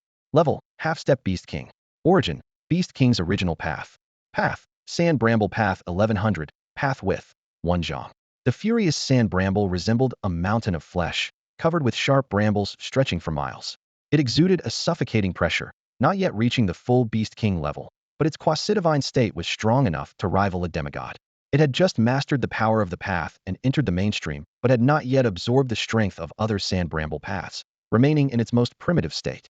Su Yuan made a quick decision, summoning the purple imperial star within him to rise into the sky. This imperial star was the nemesis of those new to the path, effectively suppressing their path power. Domain of Law, Eternal Imperial Star. As the imperial star ascended, the oppressive force of the furious sand bramble's path dissipated instantly. Everyone was finally able to move freely. Luo Huan quickly realized he had made a fatal mistake. The blood trail he had been tracking was actually left by one of the brambles of the furious sand bramble, leading the group into such peril. Regret later, focus on the enemy now. Su Yuan reminded Luo Huan, noticing his guilty expression. Luo Huan forced a smile and swiftly organized the group into formation. Under his command, the long-range beast tamers concentrated their firepower on the eyes of the furious sand bramble. Streams of energy and thunderous flames continuously bombarded what seemed to be its weakest spot, forcing even a half-step Beast King to retreat. But a Beast King is not defined solely by its path power. Hundreds of brambles descended like heavenly swords, each strike capable of tearing a person in half. Scatter! Luo Huan shouted with fury. Although everyone scattered to evade, the brambles, extending dozens of feet long, covered the sky and left nowhere to hide. At this moment, the only option was to fight back with equal force. From Su Yuan's left, I shot a ghostly white flame, targeting the core of the furious sand bramble. The demonic fire spread at an alarming speed, compelling the massive creature to sever its own brambles to stop the fire's advance, letting out a piercing wail. The magical fire indeed worked wonders. Su Yuan's intervention allowed everyone to breathe a temporary sigh of relief, but the situation hadn't fundamentally improved. The thorns, severed by the eerie white fire, quickly transformed into frenzied, thorny demon plants, each reaching the high-level setting sun rank. This unexpected turn of events caught everyone off guard. The advantage of numbers vanished instantly. Over 100 setting sun rank demon plants were already troublesome enough, not to mention the looming threat of the Beast King level frenzied sand thorn. Even if Su Yuan exerted all his strength and had all 5 of his beasts attack simultaneously, they might not be able to withstand it. This newly ascended Beast King level thorn was far stronger than the forcibly enhanced Gong Jing from before. No, I must first control these demon plants. Su Yuan quickly analyzed the situation. You guys keep attacking that flesh mound. Leave these smaller thorn creatures to me. 1 against over 100? The crowd looked at Su Yuan in disbelief. But Luo Huan spoke in a deep voice. Trust him. Everyone else, continue focusing fire on the eye. Following Luo Huan's lead, everyone concentrated their attacks on the eye of the frenzied sand thorn, leaving the swarming demon plants to Su Yuan, who had stepped away from the main battle. Nana, it's your time to shine, Su Yuan called out to Serna. His goal wasn't to annihilate these demon plants that would only drain energy, and the journey in this secret realm was just beginning. He needed to trap them. The Starry Moon songstress, Serna, appeared from the beast's space, cradling the mythical weapon Starry Moon Void Blade in her left hand. As she strummed the strings, the sky transformed abruptly, the bright sun giving way to a tapestry of stars and a radiant moon. With the melodious drip-drop of her music, countless stars fell, sketching out intricate star array patterns on the ground. Mythical starry chess formation.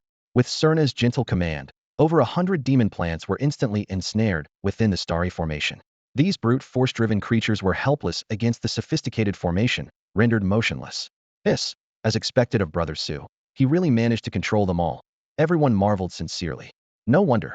Once we control these demonic plants and take down this meat mountain, we can go support Brother Su. The group thought, feeling a sense of relief at the situation before them. Brother Su, hold on for a moment longer. We will definitely take down this meat mountain within 10 minutes. No need. Su Yuan's voice suddenly rang out. These demonic plants are easy to control. Sina, go and disrupt that crazed sand bramble. Everyone gasped in shock. Was Su Yuan really able to control over 100 demonic plants, and still have energy to spare? They had assumed that the powerful move, the Starry Sky chess formation, would drain him completely, yet Su Yuan seemed unfazed. The Star Moon songstress continued to wield her Star Moon Void Blade, seamlessly merging the power of the Moon Goddess with her musical weapon. The eerie melody struck the sand bramble like a mountain of flesh, causing it to switch frantically between chaos, calm, and wailing, clearly indicating severe mental disruption. Myth, Divine Moon 9 Tribulations Melody. The move was potent, but the sand bramble's strength exceeded expectations. For a creature of the same level without strong soul power, this strike would have shattered its spirit, plunging it into endless tribulations. However, the Star Moon songstress was showing signs of exhaustion from using such high-intensity skills continuously. Breathing heavily and weakened, she had to lean on Su Yuan's back for support. This is enough, Su Yuan declared firmly. The group comprised elite members, each commanding sunset-level beasts. Since Su Yuan had already controlled over 100 demonic plants and the sand bramble, if they couldn't capitalize on this advantage, they would lose face. Everyone, attack together, Yanji shouted. Brother Su has created this opportunity for us. We must not let it slip by. Fueled by adrenaline, everyone unleashed their most powerful techniques. Invisible Sacred Blade, Dance of the Ice Soul, Black Soul Frenzied Slash, Blood Red Gale. The combined strength of over 200 sunset-level beasts targeted the weak spot of the sand bramble, its eye. At this moment, Su Yuan focused his gaze and activated his netherworld demon eye, merging the ghostly white flames with the group's attack. With a deafening explosion, a beam of energy pierced through the sand bramble's eye, shooting across several miles. The blast kicked up a storm of yellow sand, obscuring all vision. A beast that had just ascended to Beast King status was thus vanquished. Everyone felt a lingering fear. Without Su Yuan's suppression of the beast's power and his containment of the demonic plants, the group of Beastmasters on the verge of reaching 6-star status would have struggled to win. The gap between a virtual god, a demigod, and a 6-star Beastmaster was immense, and even a weak demi-beast king nearly wiped them out. Watching Su Yuan's back, they finally understood why he could defeat Gong Jing in the Beastmaster tournament. Even if it was a forcibly enhanced strength, far from a true virtual god, Su Yuan had indeed demonstrated the ability to contend with a Beast King. We must never make an enemy of this guy, they thought, followed by a new idea. I wonder if his Beastmaster group needs more members? Su Yuan brushed off the sand from his clothes, a contemplative look in his eyes. The experience of joining forces to slay the Beast King had given him a new understanding of such formidable beings. The initial fear he felt was gradually replaced by a cautious confidence. Victory seemed attainable as long as he could suppress the semi-Beast King's power. The gift of the Imperial Star Eternal Domain from the Ziwei Emperor Star was crucial. Without this ability to suppress the great power, he wouldn't have even had a chance to fight back. However, Su Yuan knew well that these methods were only effective against semi-beast kings like the frenzied sand bramble. Facing a true beast king, with a power far beyond a single measure, even the power of the Imperial Star might not suffice. At that point, the overwhelming force would surely crush him. I shouldn't be too reckless, Su Yuan warned himself. At that moment, the others gathered around him, their faces full of excitement and admiration. Brother Su, that was incredible. If you hadn't controlled those hundreds of sunset-level demon plants, we would have been wiped out today. Yes, and the music that trapped the frenzied sand bramble in an illusion. This victory is all thanks to you, Brother Su. Someone reminded him. By the way, the beast's great power should rightfully belong to Brother Su. Exactly. Without Brother Su, we would have been eliminated. This power should naturally go to him. Only then did Su Yuan recall the sand bramble's power. Though he might not have immediate use for it, it was a pleasant surprise. This power was only at 1% progress and 1 measure wide, meaning at its peak, it could only reach the level of a Beast Emperor. Thinking of the Beast Emperor, Su Yuan shook his head at the audacity of the thought. Beast Emperors were rare in the present age, and to reach such a level, one would need to find every Beast King with the sand bramble power, a daunting task. Yet, despite this, the power was still valuable. In this world, demigods were rare, Beast Kings even rarer, and reaching the Beast King level was the ultimate goal for most beasts and Beastmasters. Thank you everyone, Su Yuan spoke up. Without your help, I couldn't have taken it down alone. If the power goes to me, then let me owe you all a favor. To his surprise, Luo Huan waved it off with a smile. Brother Su, you're joking. Without you, we would have been eliminated. It's us who owe you a favor. Yan Ji quickly added, exactly. Brother Su, why don't we all join your Beastmaster group once we're out of here? I heard you're in need of people. Huh. Old Yin, you've got it all figured out, someone teased. Brother Su's Beastmaster group has the best benefits in Dawn City. You were just envious. Who wouldn't be? Old Ma, aren't you tempted? As the group bantered back and forth, Su Yuan watched with a smile. This was indeed a good thing what the Su family army and Su Shui Beastmaster group needed most were 6-star Beastmasters and demigods. Although he had forcefully elevated many to 5-star Beastmasters with sunset-level beasts, officially advancing to 6-star by clearing the secret realm was still a distant goal. The addition of dozens of 6-star Beastmasters brought great joy to Su Yuan. These individuals had switched allegiance from the Beastmaster Guild, and although it might cause some heartache for his old friend Zhang Yingji, Su Yuan had already built a strong rapport with the guild leader, so this minor issue wouldn't affect their relationship. It's settled then. Everyone agreed with a smile, and they began to address Su Yuan as Captain Su. They had witnessed Su Yuan's prowess in battle, and were well aware that this young captain had not yet shown his full capabilities. Given Su Yuan's astonishing rate of advancement, it might not take more than a year or two for him to break through to the demigod level. In comparison, the Beastmaster Guild, apart from Zhang Yingji, only had 2 demigod-level powerhouses, making it a wise decision to join Su Yuan. Over the next 4 or 5 days, the team cautiously advanced through the Red Sun's secret realm.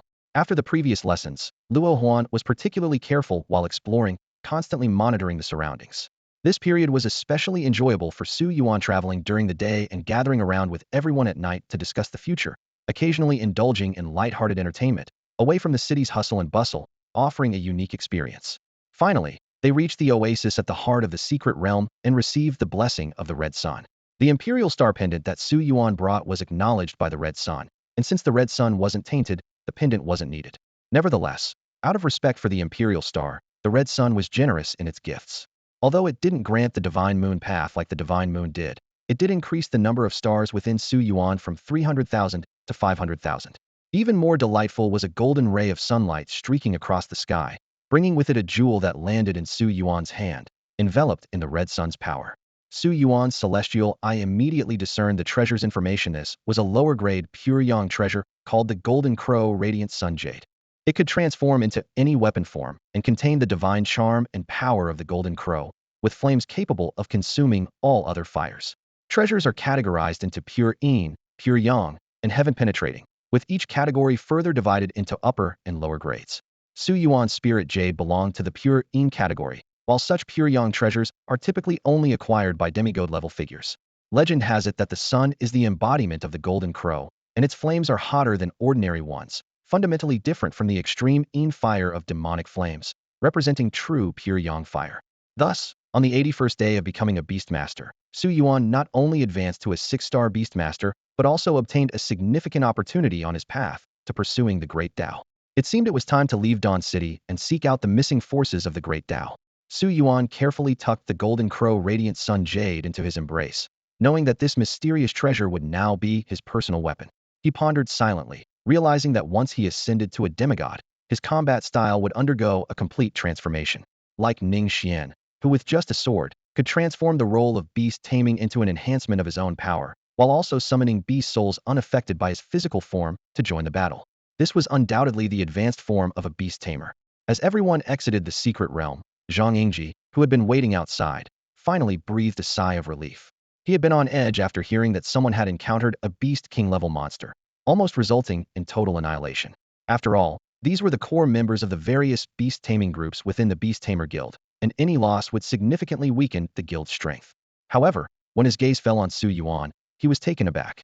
He remembered that before Su Yuan entered the secret realm, the number of stars within him had already reached an astounding 300,000, bolstered by the Ziwei Emperor Star, equivalent to 600,000 ordinary stars, granting him the strength of 600,000 kilograms. Yet at this moment, Su Yuan exuded an unfathomable aura, one that even Zhang Yingji, a demigod, could not see through to discern the number of stars within him.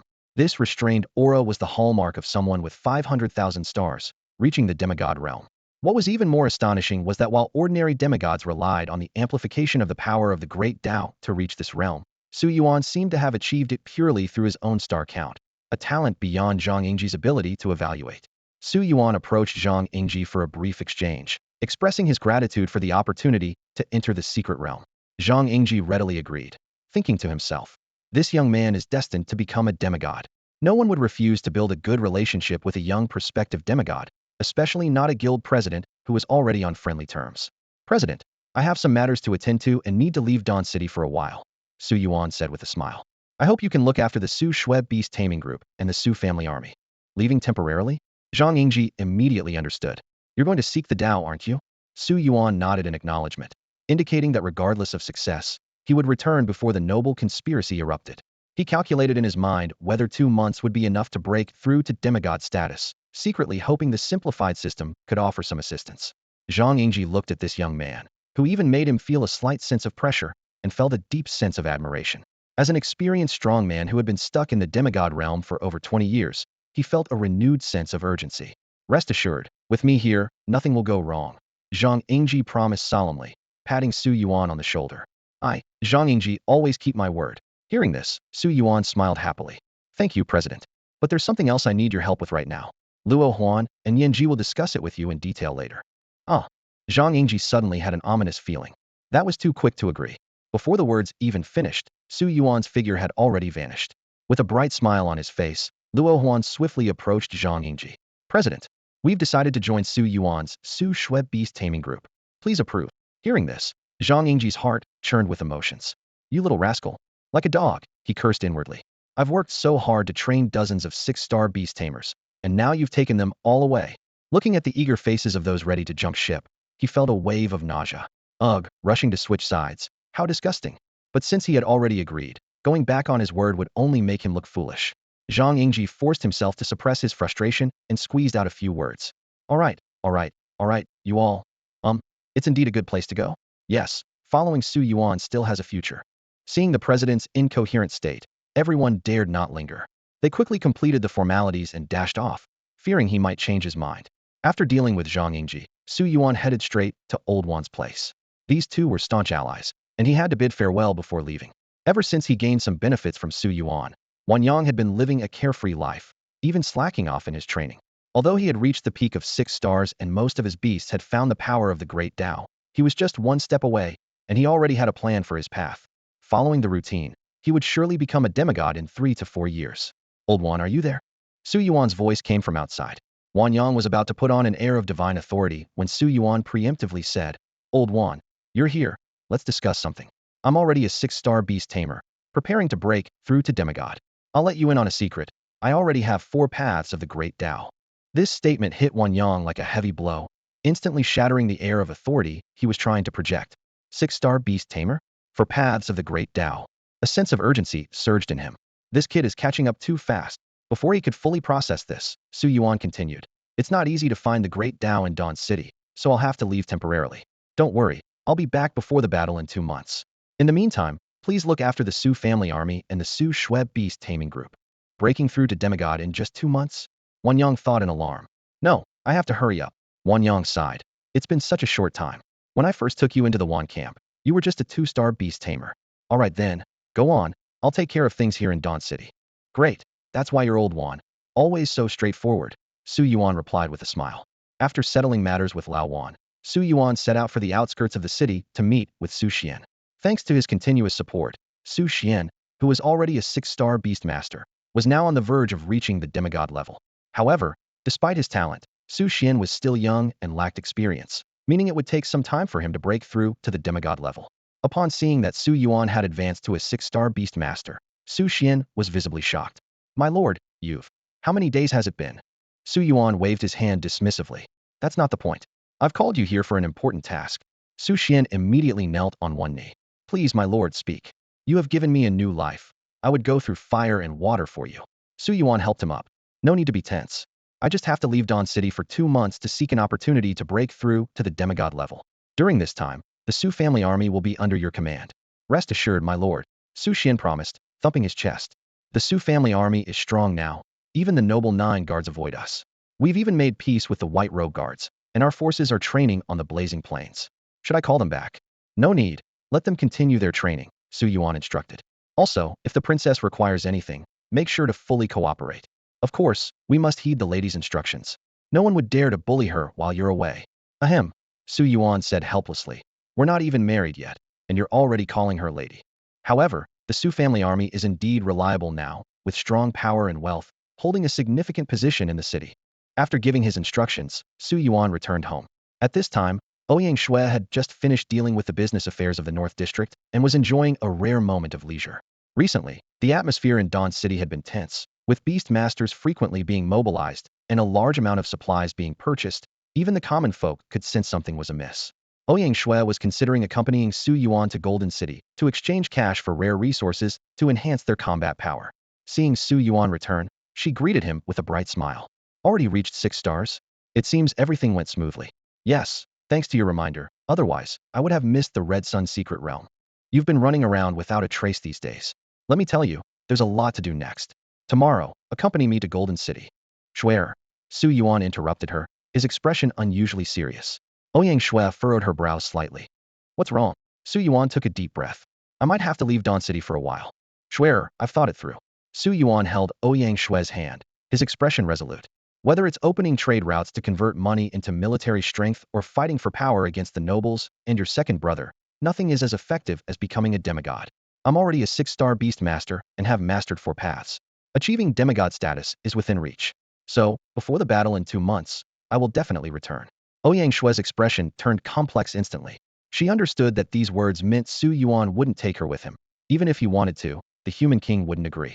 She bit her lip lightly, a wave of worry rising within her. Achieving the status of a demigod is no easy feat. If it were, Dawn City wouldn't have only 20 demigods. Ordinary beast masters require years of accumulation for a slim chance. Yet Su Yuan aims to accomplish this feat in just 2 months, the dangers of which are imaginable. Her eyes reddened, her voice trembling slightly. Will you? Don't cry, don't worry. Su Yuan comforted her gently. You know how much I value my life. Why would I foolishly rush into danger? I have 2 treasures, one specifically for protection. Does that put your mind at ease? He sighed deeply. Schwerer, wait for me, okay? When I become a demigod, I'll come to propose to you.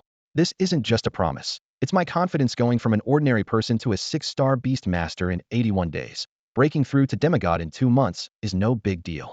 His past achievements indeed confirmed the truth of his words. Ouyang Shui fell into deep thought, her ice blue eyes blinking gently. She then took off her white beret, letting her silver blue hair cascade down to her waist. She unfastened a button at her waist, her cheeks blushing, and whispered playfully into Su Yuan's ear. You're not my man yet. If someone else gets to you first, I'll be very upset. As night fell, the silver moon hung high. Until the next dawn, Ouyang Shui whispered softly in Su Yuan's ear. Go ahead. There will be people at home blessing you, praying for you. In 2 months, I want to see my man return like a hero. Su Yuan nodded solemnly. In 2 months, I will become a demigod. Then, all obstacles will be easily overcome. He placed his belongings into a sumaru pendant, ready to set off. The winter wind was a bit noisy, the chill growing more intense, and his first stop was the far northern snowfield shedding there before the coldest season arrived. On November 13th, Su Yuan left Dawn City. Standing on the wooden pier at the northern dock, Su Yuan gazed at the land he had lived on for years, feeling a tinge of reluctance. Familiar streets and the faces of old friends flashed through his mind as he softly murmured to himself, wait for me, until the moment I return. Just as he was about to turn and leave, a gentle hand suddenly grasped his wrist. Turning around, he saw Iho standing behind him in a white dress, her face as gentle as jade, filled with concern. Why didn't you tell me? She asked softly. Su Yuan blinked. I was going to, but I got delayed last night. I didn't want you to worry.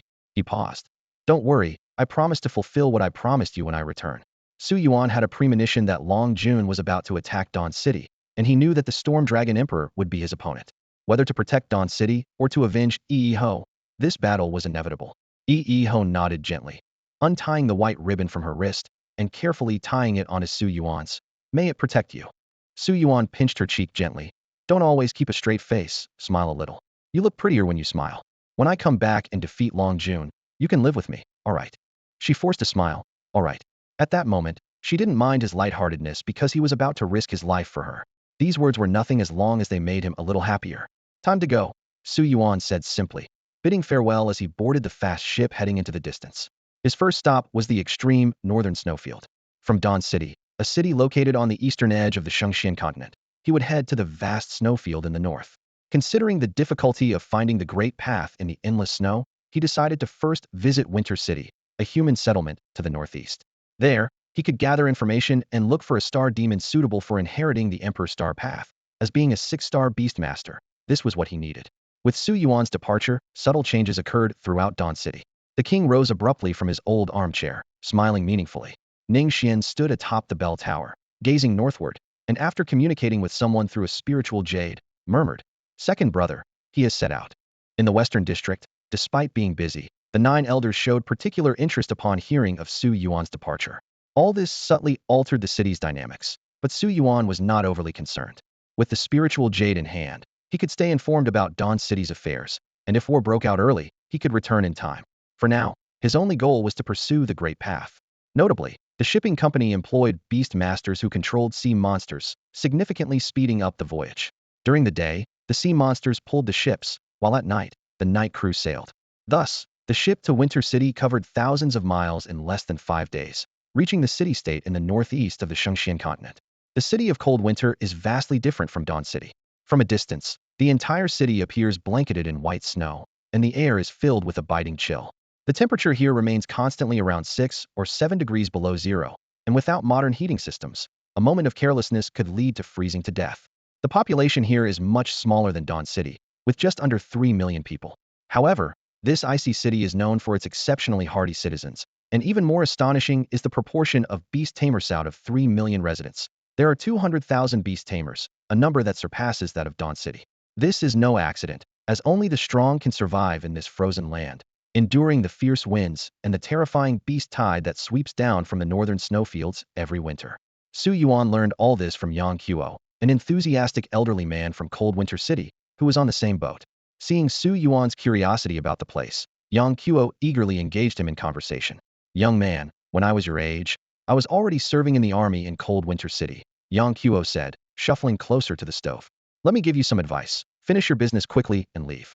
This place isn't suited for outsiders to linger." "You're joking, Mr. Yang," Su Yuan replied with a smile. "I'm a beast tamer myself." Yang Qiu took a sip from his warm flask, surprised. "You? A beast tamer? Even if you're a 3-star beast tamer, you have to be careful in Cold Winter City." Su Yuan didn't respond to that, but quietly said, "I have no family, so living alone suits me just fine. I'm here to do some business." Yang Qiu took another swig, his tone softening. "The snow demon pelts, teeth, and inner cores from Cold Winter City are highly prized by outsiders. But you must fulfill certain obligations to enter the city, although having money can waive that." Su Yuan, with a fortune of 1,000,000 gold coins, wasn't concerned about this. "In the city center, there's a winter trading house," Yang Qiu continued. "It's the best place for outsiders. Not only can you buy specialties there, but you can also gather information about the snowfields. Venturing into the snowfields without knowing what you're doing could mean you'll never be found." As they spoke, the boat docked. Yang Qiu stood up and said, "I have to go. My grandson is getting married soon, and I need to save up for the dowry. Mr. Yang, how about taking me along?" Su Yuan casually spun a shiny gold coin in his hand. Yang Qiu was about to refuse but changed his mind, dazzled by the gleaming coin. "Get off the boat and hop on the carriage." The port of Winter City is located 50 miles south of the city. At the city gates, there is a strict identity verification system in place, not only to prevent snow demons, who can disguise themselves as humans, from sneaking in, but also to levy taxes on foreigners. After all, even the human king struggles with resources in the remote Winter City, and most foreign beast tamers who come here are drawn by the far northern snowfields, carrying plenty of money with them. Su Yuan joined Yang Laoda's caravan. This small group consisted of only 5 or 6 people driving fewer than 10 pack oxen, mostly transporting grain and other daily necessities, with meager profits. When Su Yuan offered a gold coin, Yang Qiu immediately welcomed this new member. Riding in the swaying ox cart, Su Yuan quietly took in the unique scenery of the northern country. His beast, the Snow Maiden, had now evolved into the Arctic Snow Phoenix, feeling particularly at ease in this icy landscape. In stark contrast was Long Yao, who was bundled in thick furs, dozing in the beast space. Considering that the temperature in the beast space matched the outside, Su Yuan had thoughtfully prepared warm furs and leathers for it. "Young lad, we're almost at the city gate," Yang Qiu reminded. "Foreigners need to get a temporary residence permit, so be ready." Su Yuan was already prepared for this, as it was customary in various city-states. At the city gate, several soldiers clad in iron armor and armed with spears were meticulously inspecting the travelers. These ordinary soldiers were not beast tamers, as most of Winter City's beast tamers were busy defending against the threat of snow demons in the snowfields. As Su Yuan approached the checkpoint, a faint electric current ran through his body, a necessary procedure to verify his humanity. "Documents." One of the armored soldiers extended his hand. Su Yuan smiled and handed over a gold coin. "Brother, I'm from Dawn City, new to Winter City. I heard I need to apply for a temporary residence permit." The gold coin caught the soldier's attention. It was worth noting that their monthly salary was only 6 silver coins, making this gold coin equivalent to nearly 2 months' income. For Su Yuan, who wasn't lacking in money, this expense was trivial. The soldier's demeanor immediately became more cordial. "You're a smart man. But let me tell you, just getting a temporary residence permit isn't enough. You also need a transit permit. And if you want to do business in the city, you'll need a trading permit. If you wish to go to the winter trading house, you'll need a commerce permit as well. All of this. He didn't finish his sentence, but the implication was clear. Winter City's fees for foreigners were not cheap. The soldier pointed towards an imposing building in the center of cold Winter City. You can get the documents you need at the city lord's mansion. Better hurry. Their efficiency isn't something to brag about. If you're late, you might not get it done today. Su Yuan nodded in thanks. Since Old Yang had to rush back for business, Su Yuan went to the city lord's mansion alone. It wasn't until the sun was setting that he emerged, filled with frustration. Damn things, Su Yuan muttered through gritted teeth. It wasn't the money he minded, but the tedious processes that wore him out. One moment he was sent here to sign, the next moment told to wait there. Finally, at his wit's end, he threw down 50 gold coins and witnessed what instant service truly meant. All the paperwork was completed in just 15 minutes. People in cold Winter City are blinded by money, Su Yuan scoffed, but quickly adjusted his mindset. To quickly find the Snow Emperor's power, spending a bit more was worth it. With this in mind, he headed straight to the winter trading house. Upon entering, he confidently laid 10 gold coins on the reception desk. Please, sir, wait. The receptionist, Zhanya, quickly gestured. I can't accept this money. What would you like to buy? I'll take you there immediately. Su Yuan realized he might have been too generous, startling the staff. Take me to the highest tier trading house, he said calmly. Whether it was information about the Snow Emperor or a star beast egg, it wouldn't be cheap. Considering the proximity of the far north snowfield to the Star Sea, and the presence of star beasts even in Dawn City, cold Winter City was sure to have them too. Zhanya promptly led him to the highest grade venue of the winter trading house, the Far North Pavilion. The decor here was unique, a scene of flying snow that brought no chill, instead offering the pleasant feeling of enjoying winter scenery in autumn. Today happens to be the monthly auction at the Far North Pavilion. Zhanya carefully inquired. What are you looking to buy? I'll help you find it. Two things, Su Yuan stated straightforwardly. First, a star beast egg, either with mythical bloodlines or of high grade. Second, information on the Snow Emperor's power, if available. Zhanya was taken aback. Mentioning power made even this well-versed receptionist give Su Yuan a more thorough look. Could this young man be a top-tier beast tamer seeking the power of the way? On second thought, he must be sent by a major family from another city-state. Rest assured, sir, Zhanya smiled warmly. We have everything you're looking for at the Far North Pavilion. Please wait a moment while I notify the pavilion master. Here is our special snow leaf tea. Please enjoy. In the northern pavilion, a burly man with a strong build was intently stitching leather with silver needles. His rugged appearance starkly contrasted with the delicate embroidery work in his hands. This was Xiongji, the master of the northern pavilion and a demigod of Winter City. Master, another one has come, Zhanya reported briskly as she entered, addressing the busy Xiongji. Xiongji looked up with a slight smile. Ah, winter is approaching, and everyone from the city-states can't sit still? How many is this now? Coming to buy information on the Snow Emperor's path. This is the 16th one, Master. Among all the paths of ice, the Snow Emperor's path is the most prestigious. Although the ordinary path of ice can be thousands of feet wide, 10 times the width of the Snow Emperor's path, the competition is also 1,000 times greater. Ordinary practitioners struggle to claim even 0.1 feet on the path of ice.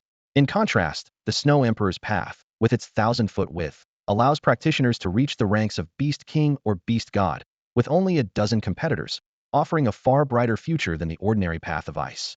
During the winter season, the northern cold becomes intense, forcing even the snow demons to emerge for food. At this time, those beasts possessing the Snow Emperor's path also appear, presenting an excellent opportunity for the beast tamers of the city-states. Who is this newcomer? Xiongji asked. His name is Su Yuan, from Dawn City, around his early 20s. He seems to be running errands for the nobility or the king of Dawn City, but he's quite lavish, determined to get information on the Snow Emperor's path. Xiongji frowned in thought. The name seemed familiar, but he couldn't quite place it. Since he wasn't a demigod, there wasn't much to be concerned about. Understood, take good care of him. Yes, master. In the hall, Su Yuan was observing the ornately dressed competitors around him, silently marveling at the intense competition for the path. Brother, a gentle voice called out. The seats are all taken. May I share your table? Su Yuan turned to see a handsome young man in a white and gold brocade robe, with a white jade belt and a fur coat, holding a folding fan by his side. This person was strikingly good-looking, perhaps not quite as handsome as Su Yuan himself, but still a rare sight in Dawn City.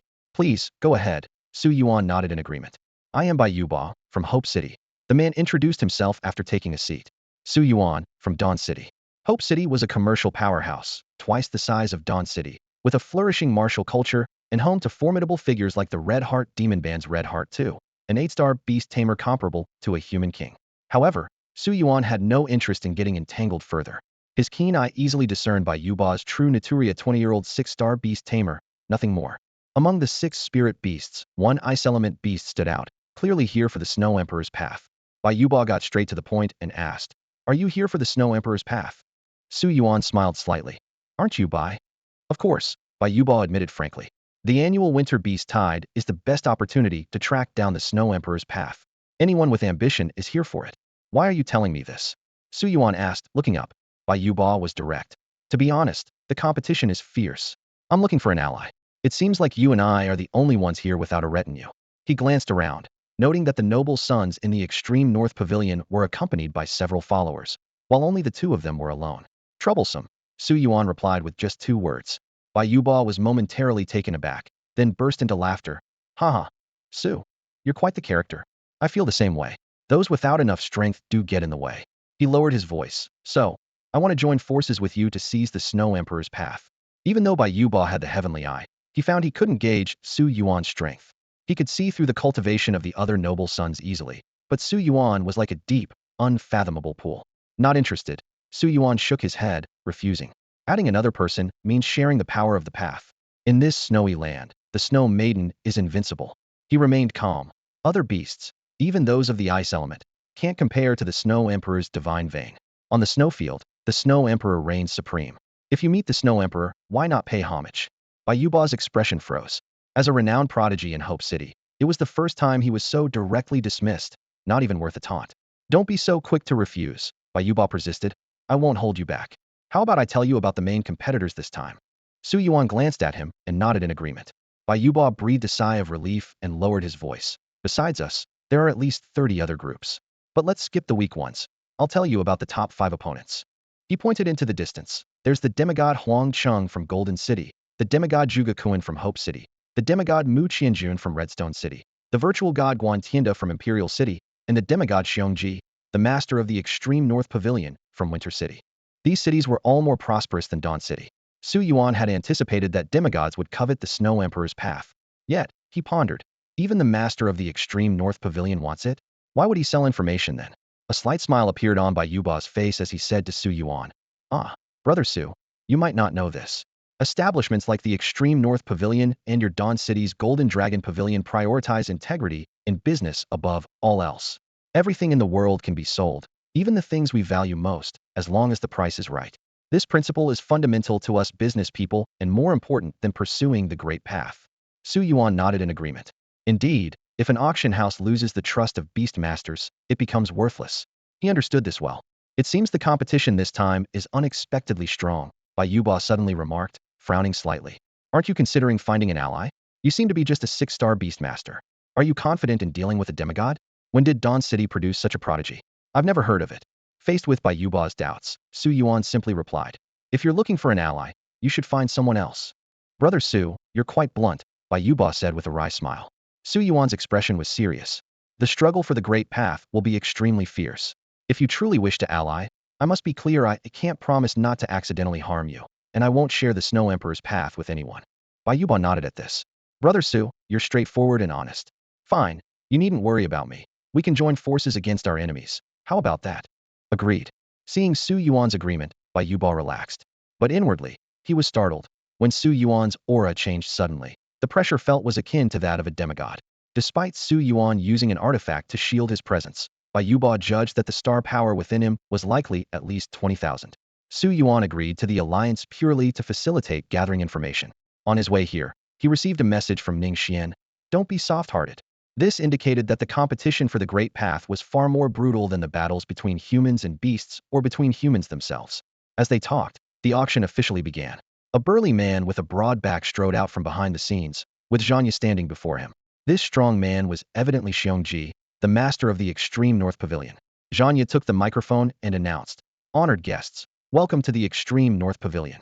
Today marks the last major auction before the Winter Beast Tide, featuring 27 items, including the much-anticipated location of the Snow Emperor's Beast King. The rules remain the same: highest bidder wins. Our Extreme North Pavilion conducts business with integrity, fair to all. Now, I declare the auction officially open. The first item is a top-grade heavenly treasure artifact, the Snow River Shell, which can amplify sound across 1,000 miles of snowy plains, and includes 12 subshells for communication among holders. The auction items at the extreme north pavilion were of exceptionally high value, with top-grade heavenly treasure artifacts being the minimum standard, and materials being at least pure treasures. Everyone present was exceedingly wealthy. For this first heavenly treasure artifact, the demigod Huang Chung from Golden City immediately bid 10,000 gold coins. He brought along the most people, and a device capable of transmitting sound across the snowy plains certainly offers great convenience. The Shueha clam on the auction stage, although limited to use on the snow plains and unable to provide teleportation in dangerous moments like the Tongling Jade, excels in message transmission. Su Yuan had no need for it, so he didn't participate in the bidding. Items were sold one after another, and when the 13th item was displayed, Zhang Ye's voice rang out. Ladies and gentlemen, please take a look at the 13th item, the Beidou Lingjue Fox from the galaxy. This is a female star demon, said to carry the unique beast bloodline of the stars, with a rarity of Scrade and a level of Sunken Star. If its mythical bloodline is activated, it can be elevated to S-grade, truly a top-tier beast. Zhang Ye continued to describe the Beidou Lingjue Fox's features. This is a beast known for its agility, capable of performing hundreds of spatial jumps in an instant.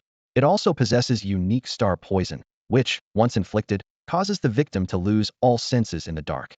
The night is its most powerful stage. If you're lacking a night combat beast, she is the best choice. Starting bid, 1,000 gold coins. 3,000. 5,000. The bids came in one after another. For the distinguished guests present, such an amount of gold was insignificant, even if it was just to be kept as a collection for future generations. Quickly, the price climbed to over 30,000. Su Yuan stopped observing and directly raised his paddle. 50,000. He had brought around 1.2 million gold coins on this trip, planning to spend no more than 800,000 in Cold Winter City. Compared to the life-threatening abyss and the unexplored Forest Elf Empire, this was where the investment was most needed. This action startled Bai Yuba. Brother Su, what do you want this for? For the next generation? For myself. Bai Yuba was utterly shocked by this revelation. What? You're just a 6-star beast master? I completely misjudged you.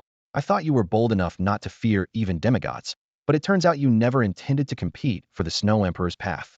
Even in the warm northern pavilion, Bai Yuba felt a chill. He regretted allying with such an eccentric individual, but the Bai family's reputation in Hope City couldn't be compromised, so he resigned himself. Fine, I'll just be your bodyguard for free this time. No one contested the price of 50,000 gold coins, and Su Yuan easily acquired the Star Demon Beast Egg. Zhanya flashed a mysterious smile. The first half ends here. I know these might not be of much use to you demigods, but please don't worry, the second half will surely satisfy you. Now, the 14th item, the lower grade Pure Yang Supreme Treasure, a legacy from the war-torn Forest Elf Empire, the Elf Diadem. The Elven Crown?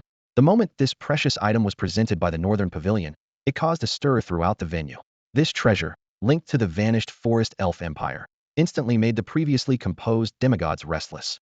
The crown displayed unique green-gold patterns, as if elves were dancing upon it, exuding an aura of ancient natural beauty. Standing on the auction stage, Zhanya described the current state of the artifact in detail. Unfortunately, this treasure has been damaged and currently holds no functional power. Its sole value lies in potentially revealing the whereabouts of the Forest Elf Empire, but even we at the Northern Pavilion cannot unlock it. Those interested in purchasing should consider the risks involved. Despite Zhanya's candid remarks about the crown's flaws, the enthusiasm in the room was not completely dampened. Legend has it that the Forest Elves are descendants of the World Tree lineage, one of the oldest divine bloodlines, and finding its traces would undoubtedly be highly rewarding. At this moment, Su Yuan quietly asked Fujia, Jia, is this thing useful? If we can't find the Forest Elf Empire, the path to the World Tree may be very difficult. Fujia's response made Su Yuan's heart race. Yes, it is useful. Master, I am the guardian of the entire Forest Elf domain, and I can activate that artifact. The auction officially began, with Zhanya announcing, starting bid at 50,000 gold coins, no upper limit. The bids quickly rose, from 100,000 to 200,000, soon reaching 500,000. At this point, Guan Tienda from the Imperial City threw in a heavy bid. A high-quality Pure Yang treasure, the Vermilion Phoenix Sacred Sword. This offer instantly silenced other bidders. After all, Pure Yang treasures are the most prized possessions for demigods and are rarely shown. But Guan Tienda, hailing from the most powerful Imperial City of humans, clearly had deep pockets and was determined to win. Bai Yubal muttered angrily from the side. Shameless money power.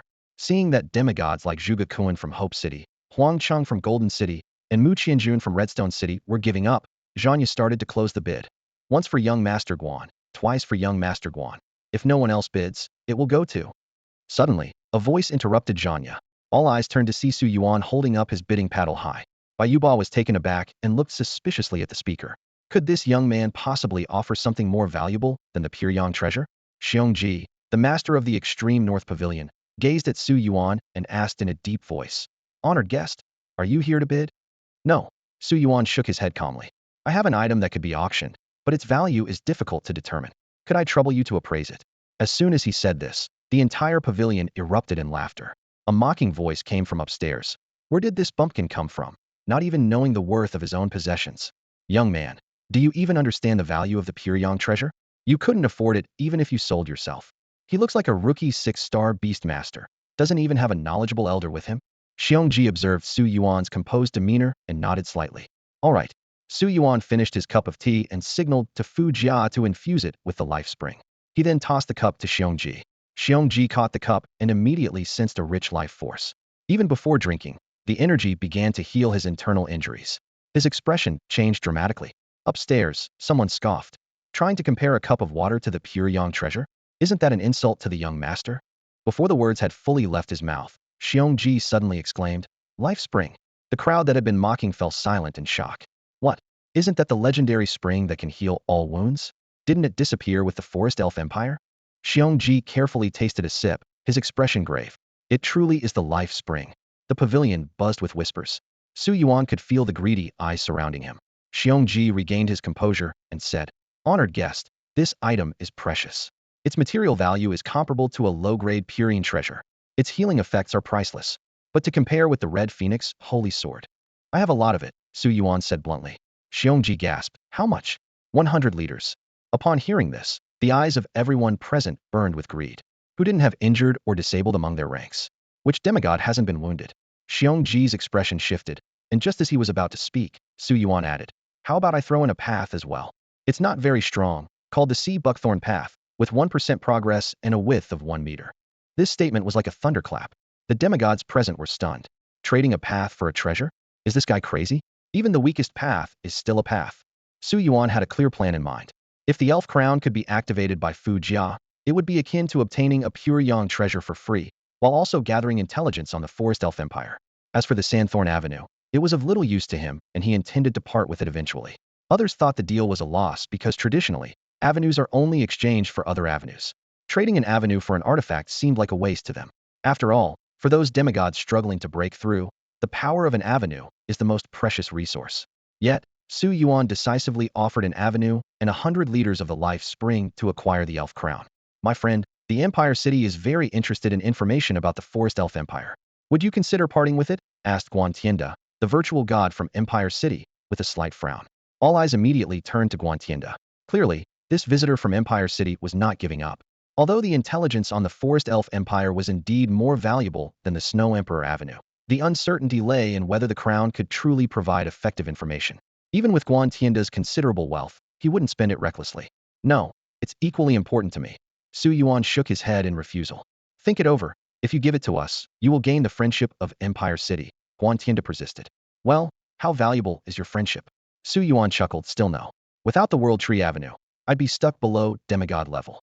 So you're saying if I don't agree, I'll earn the enmity of Empire City? Depends on how you see it." Guantienda replied with a meaningful smile. "I understand, but I still need it," Su Yuan said firmly. Guantienda's pale face immediately turned somber. A demigod behind him wanted to step forward, but Guantienda stopped them with a raised hand. No matter, he might have the means to take it, but not to leave with it. Everyone present heard this. In fact, most people came with the same purpose today. Getting something valuable was one thing, but keeping it was another matter entirely. Unless you had a powerful backing like Guantienda, meddling with such things was a path to self-destruction. Back at his seat, Bayuba looked worried. "Su, is it too late to back out now?" Though it sounded like a joke, it expressed his concern.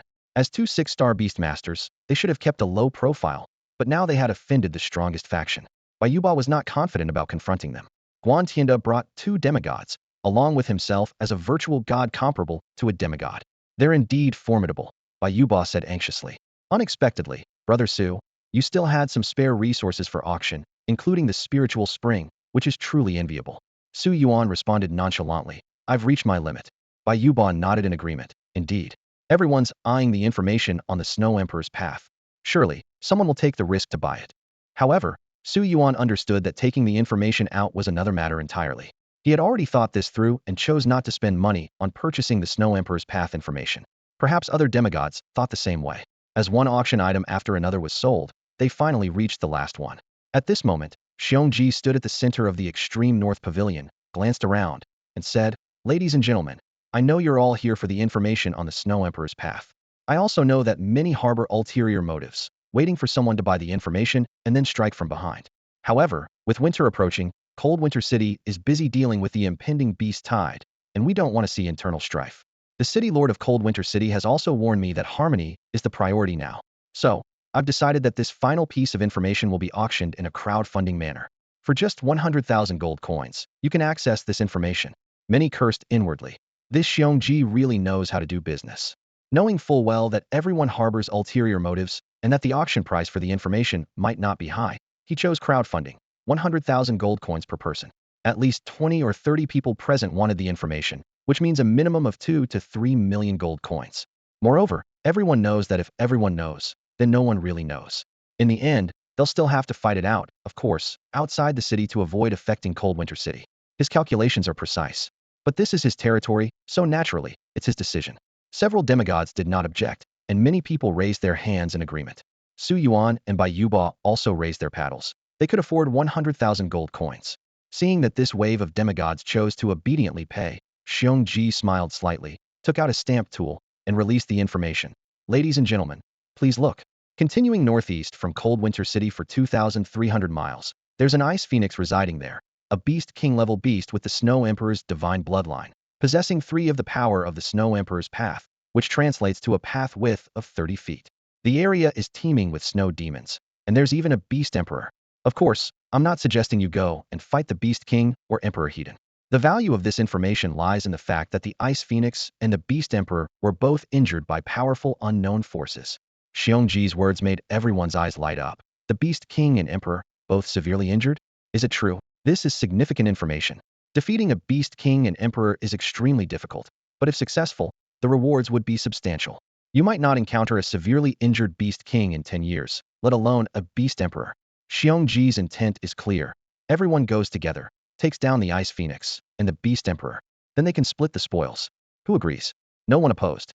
After the auction concluded, Su Yuan exchanged 50,000 gold coins, a path lined with sand thorns, and 100 kilograms of life spring to acquire the 2 treasures he had long desired: an egg of the Beidou spirit fox and the Elven crown. Like Dawn City, Winter City strictly prohibits any form of conflict within its walls. Despite the large number of demigods present, the city is overseen by an 8-star beast master, a lord of human caliber, ensuring no one dares to act recklessly in Winter City. Su Yuan observed the city blanketed in snow, contemplating silently. This snowy plain would eventually become his domain. Through the system, Su Yuan had come to understand the fundamental difference between mythical bloodlines and the Great Path. The Great Path can be studied by many, such as the path of the Snow Emperor practiced by ice and snow cultivators. However, once a mythical bloodline is activated by a beast, it becomes a singular existence. For instance, after the Snow Maiden awakened the Snow Emperor's divine vein, other beasts could only achieve a mere 1% awakening, never fully embarking on this path. This realization made Su Yuan even more aware of the preciousness of his ability. "Brother Su," Bai Yuba's voice interrupted his thoughts, giving him a pat on the shoulder. "Haven't found a place to stay yet? Let me take you to the best inn in Winter City." This guy seemed to have quickly recovered his spirits. The decor of Snow Wind Inn was rich in the characteristics of the Snow Kingdom, and it offered a valuable safekeeping service. If a guest met with misfortune on the snowy plains, their families could claim their belongings here. Of course, this service cost 10 gold coins per day, clearly aimed at wealthy foreign merchants.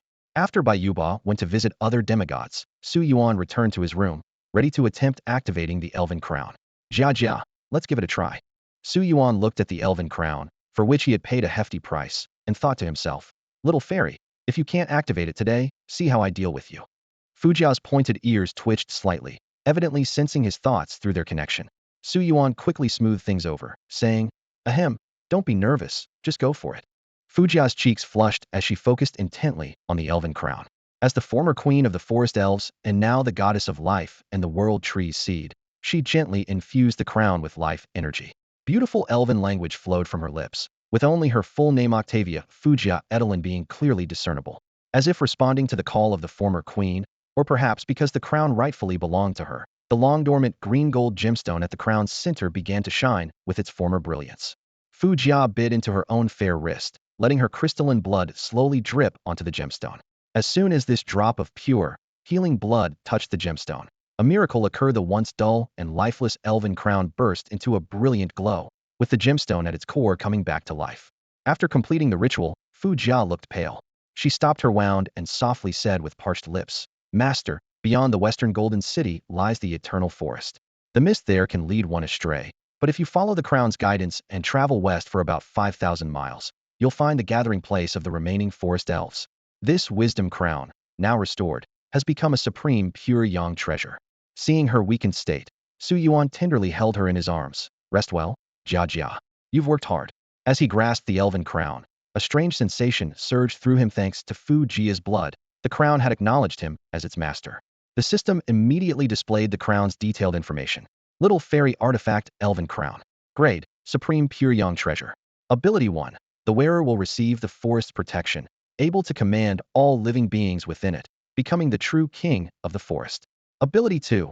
Temporarily augment the power of the elven path by 5, requiring a day to recover for each minute used, with a maximum duration of 30 minutes. If the power of the elven path is replenished, both strength and duration will increase. Su Yuan's eyes lit up. The authority of the Forest King was impressive, but what thrilled him most was the temporary demigod power. As a 6-star beast master, he could observe that the elven path was 300 feet wide, with only 2 tributaries, one of which was this crown. This meant he only had one competitor to face.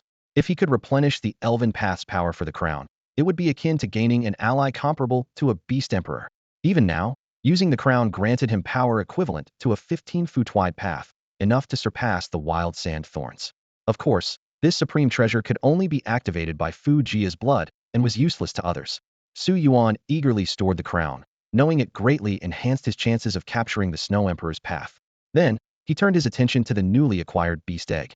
The legendary Beidou spirit fox, a fox maiden with a star vein, exuded the extraordinary aura of both star and moon creatures, as seen in the Star Moon songstress.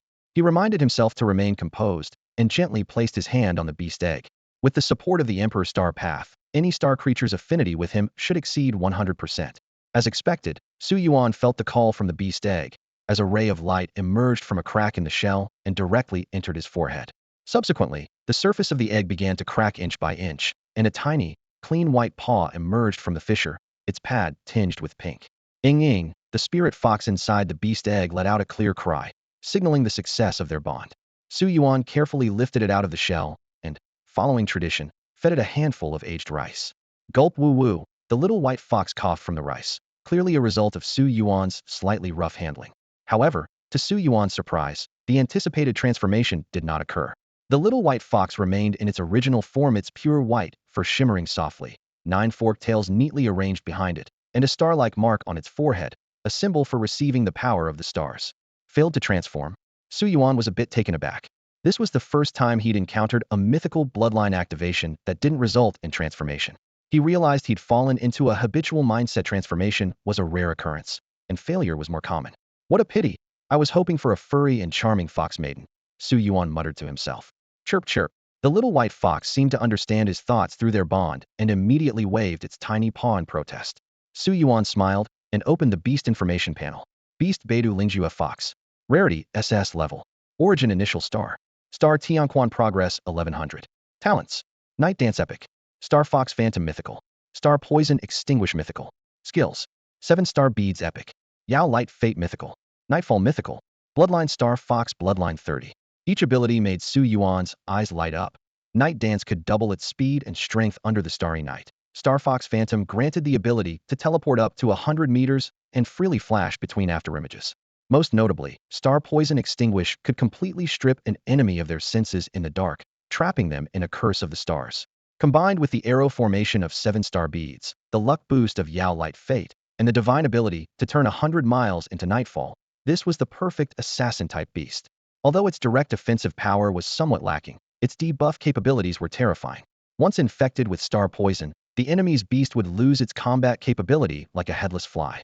More importantly, this gave Su Yuan the chance to directly ambush the opposing Beastmaster, capture the leader first, and the enemy's beasts would crumble without a fight. While Su Yuan was absorbed in his analysis, he suddenly realized that the little creature had somehow wrapped itself tightly around his leg, refusing to let go. Can you feel the intense power of my celestial force and the eternal blessing of the imperial star? Su Yuan casually lifted the small spirit fox with one hand and placed it aside, his tone brimming with confidence. He first settled the weakened Fujia, considering her current state unsuitable for the beast's space, and let her rest on the couch. We set off tomorrow, so get some rest early.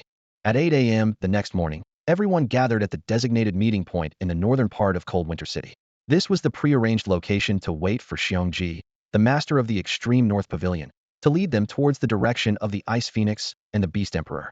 Su Yuan noticed the dark circles under Bai Yuba's eyes and couldn't help but ask, "Didn't you sleep well last night?"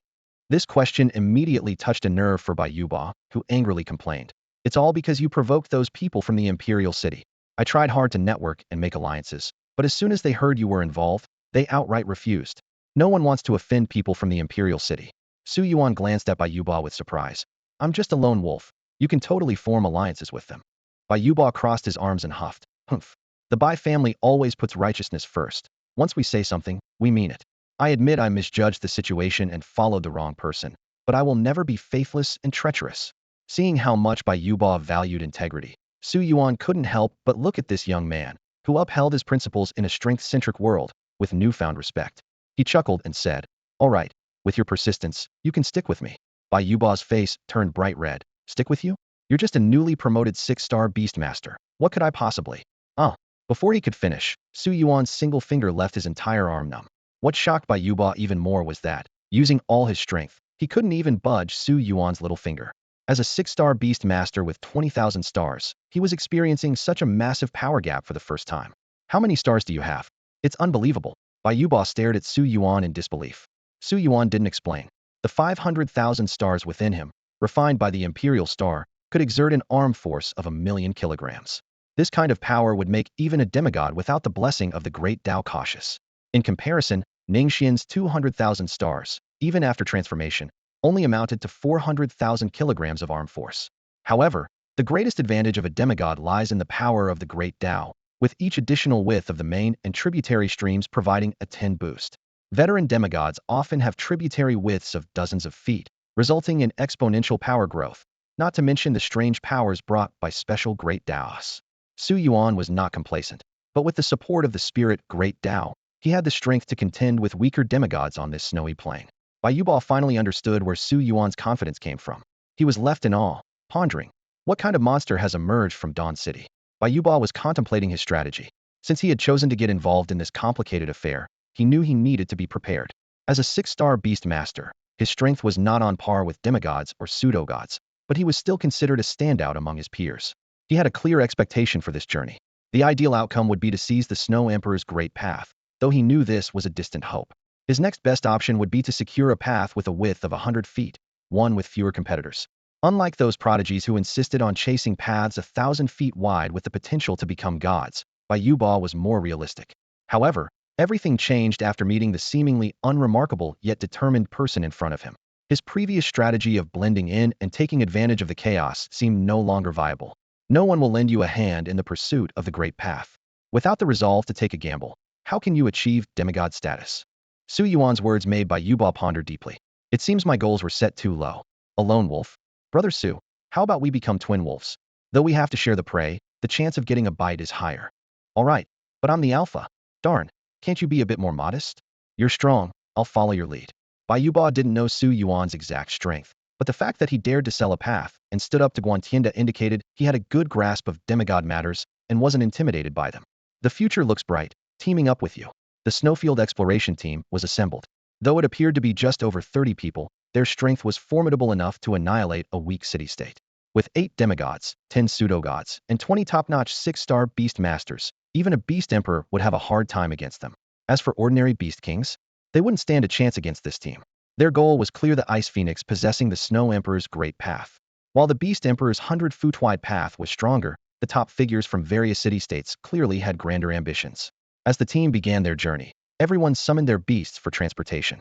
Su Yuan didn't summon the Snow Maiden, revealing the Snow Emperor's divine lineage at this time was unwise. Instead, he chose to have Long Yao carry him. Reluctantly leaving her cozy fern nest, Long Yao flew northeast with Su Yuan on her back. The demigods were even more graceful, with beast star arrays shining behind them. The power of the beast souls granted them the ability to fly, surpassing even flying beasts. To accommodate others, Xiongji slowed down appropriately. In just half a day, the group had traveled 1,000 miles. Although this method of travel was extremely exhausting, unless necessary, they preferred using ships, carriages, and other modes of transport. Even demigods showed signs of fatigue after covering 2,000 miles on the first day. The group decided to rest for a day. That night, they set up camp on the snowy ground to recuperate and prepare for the next day's search. According to Xiongji's information, the ice phoenix was hidden within a 300-mile radius in an ice cave. The vast snowy expanse was lifeless and eerily silent. Are we sure there's any sign of the ice phoenix here? Can we trust Xiongji's intel? Bai Yuba couldn't help but ask. Su Yuan shook his head. No mistake, it's likely nearby. At that moment, the Snow Maiden conveyed good news to Su Yuan. I've sensed something. With the Snow Emperor's divine lineage, I can feel a beast that walks the Snow Emperor's path nearby. Although I can't pinpoint the exact location, it shouldn't be far. Prepare for battle, Su Yuan said, gathering his energy. Bai Yuba appeared somewhat concerned. Brother Su, shouldn't you share your plan? I know you have a way, but could you give me some assurance? I can only handle opponents up to the void god level. Su Yuan glanced at him and replied calmly. Then you'll just have to settle for what's left. Seeing Su Yuan's reluctance to share more, Bai Yuba grew a bit anxious. Eventually, Su Yuan shared some details with him privately. The plan left Bai Yuba startled. What? Are you serious? I thought you had some clever trick or powerful artifact, but you're just going to charge in. Bai Yuba was astonished. Su Yuan's plan was indeed straightforward and bold: defeat all the enemies. As for the reasoning, he didn't elaborate, nor did he feel the need to. While Bai Yuba was caught in self-doubt, Xiongji suddenly alerted everyone. Attention! We've found traces of the ice phoenix. Over 30 pairs of eyes immediately focused on the direction Xiongji indicated. There was an inconspicuous small ice hill, with a hidden ice cave on the reverse slope. The cold emanating from the cave was so intense it could instantly freeze an ordinary person into an ice sculpture, and even demigods had to approach cautiously. No doubt about it. This aura must be the ice phoenix and the beast emperor. Even more exciting, there was a hint of weakness in this aura. Huang Cheng, Guan Tianda, and Mu Qianjun were secretly delighted.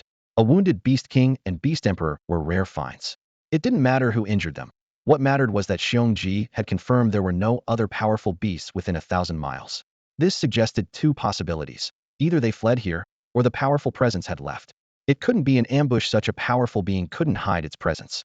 Jackpot, everyone thought to themselves. Even without the Snow Emperor's path, the Ice Phoenix's heart, feathers, teeth, blood, and flesh, along with parts from the Beast Emperor, were treasures beyond compare. Xiongji immediately took charge. I'll lead. Any objections? Let's deal with the Ice Phoenix and Beast Emperor first. Other matters can wait. There are common enemies. Let me be clear, anyone who slacks off will be dealt with by the rest of us. Beneath the icy cavern, the flowing snow melt was stained with thread-like streams of blood, as two colossal beasts lay gravely injured in its depths. One of them was the Ice Phoenix, which, even in its dire state, maintained the noble posture of a phoenix. Within it resided a unique ice flame, an elemental marvel far rarer than the sacred fire of ordinary phoenixes. As a newly risen power on the path of the Snow Emperor, it was once among the mightiest beast kings of the snowy plains, with countless snow demons following it, dreaming of breaching the winter city under its leadership. However, a recent catastrophe drastically altered the course of events. A mysterious figure suddenly appeared on the snowy plains, seizing the core treasure, the ice throne of the Snow Emperor. Enraged, the snow demons rose in rebellion, only to face a crushing defeat. Even the white bear, who stood alongside the Ice Phoenix and was a genuine beast emperor, could not withstand more than 10 moves against the stranger. The power displayed by this person was nearing divine levels. All the beast kings and emperors of the snowy plains were wounded in that battle, and unfortunately, the hideout of the Ice Phoenix and the white bear was discovered. Humans, still worried about the impending winter beast tide, had no idea that such a calamity would never unfold. Ice Phoenix, are you all right? I sense a human presence nearby. The Arctic white bear spoke with difficulty. I feel it too, and they seem far from ordinary. The Ice Phoenix weakly replied. Have we been discovered? I'll hold them off. You must escape, the white bear said through gritted teeth. You've inherited the path of the Snow Emperor and have the potential to claim the throne. The Ice Phoenix shook its head, blood trickling from its beak. No need. My heart is shattered. I've even coughed up my heart's essence. You should go. Let me cover for you. Thank you for all these years. Since the demise of the Snow Emperor, there had been no unification in the snowy plains. The only consensus among the beasts was to launch raids southward on the human cities of Winterhold, Winterfell, and Everwinter every winter, both to gather resources and to control their population. All powerful beings vied for the Ice Throne, the symbol of ultimate power, and the key to claiming the throne was mastering the path of the Snow Emperor to perfection. This was why every non-Snow Emperor path Beast Emperor would choose to support a Beast King on the Snow Emperor path, until the appearance of that mysterious figure, which shattered this balance completely. The white bear remained silent. When a life has made its choice, words are of little use. As he watched the rising human forces, he couldn't help but reflect. This race has developed to a point where they can rival beastkind in just a few centuries. Remarkable. If it's a fight you want, then a fight you'll get. With a thunderous roar, the eternal ice crystals on the snowfield suddenly shattered. A majestic ice phoenix broke through the ice, its wings made of snow and ice reflecting a blinding light under the sun. As the heir to the Snow Emperor's path, it would never bow to humans on this icy plain. The polar bear of the extreme north didn't flee immediately, knowing it was already locked onto by the human's aura. The ice phoenix's appeal to buy time was meant to create chaos in the melee, breaking this lock and giving the bear a chance to escape. The humans looked up at the ice phoenix in the sky. Is this the legendary ice phoenix? Unfortunately, today it will become our prey. The Snow Emperor's path will belong to the Imperial City. Humph, the young ones of the Guan family shouldn't be so arrogant. We of the Huang family will not back down. The humans had already begun to vie for the Snow Emperor's path even before it was in their grasp. Xiongji maintained a rare calm. We must make this quick. On the snowfield, a beast with the Snow Emperor's path can summon snow spirits. Though they don't have the strong control of the Snow Emperor's divine lineage, the longer this drags on, the greater the danger. His words alerted the humans present. Even sunset-level snow spirits, if numerous enough, could threaten the weaker demigods. The battle was about to erupt. The demigods summoned their artifacts, and the beast-taming star formation unfolded behind them. 6-star beast tamers and virtual deities split into two groups, ready to cut off the retreat of the Ice Phoenix and the Polar Bear. But an anomaly occurred on the battlefield. Su Yuan and Bai Yuba stood still without moving. What are you two doing? Don't you even know the basic tactics of interspersing? Xiong Ji shouted angrily. Bai Yuba stood awkwardly, inwardly urging Su Yuan to act. But Su Yuan leisurely took a step forward. I'm curious. Curious about what? Do you, a mere 6-star beast tamer, think you can lay claim to the Snow Emperor's path? The crowd glared at the young man ignorant of the situation. Xiongji secretly aimed to eliminate the troublemaker who disregarded orders. Suddenly, a fierce wind blew across the snowfield, and countless snow spirits surged in, surrounding everyone. They were all puzzled. The Ice Phoenix was severely injured and had no strength to summon so many snow spirits. When a snow maiden clad in icy silk appeared behind Su Yuan, everyone finally understood. Su Yuan revealed a mysterious smile. I'm curious, in this snowfield, who can be emperor? It turned out he was the true heir of the Snow Emperor's divine lineage. In the vast expanse of the snowy plains, only the Snow Emperor reigns supreme. Who can claim the title of emperor? Naturally, it is the Snow Emperor. The northern Snow Phoenix stood proudly behind Su Yuan, emanating the soul-crushing aura of the Snow Emperor. In that moment, the legendary image of the unparalleled Snow Emperor appeared, with a towering phantom hundreds of meters high slowly rising behind the Snow Phoenix.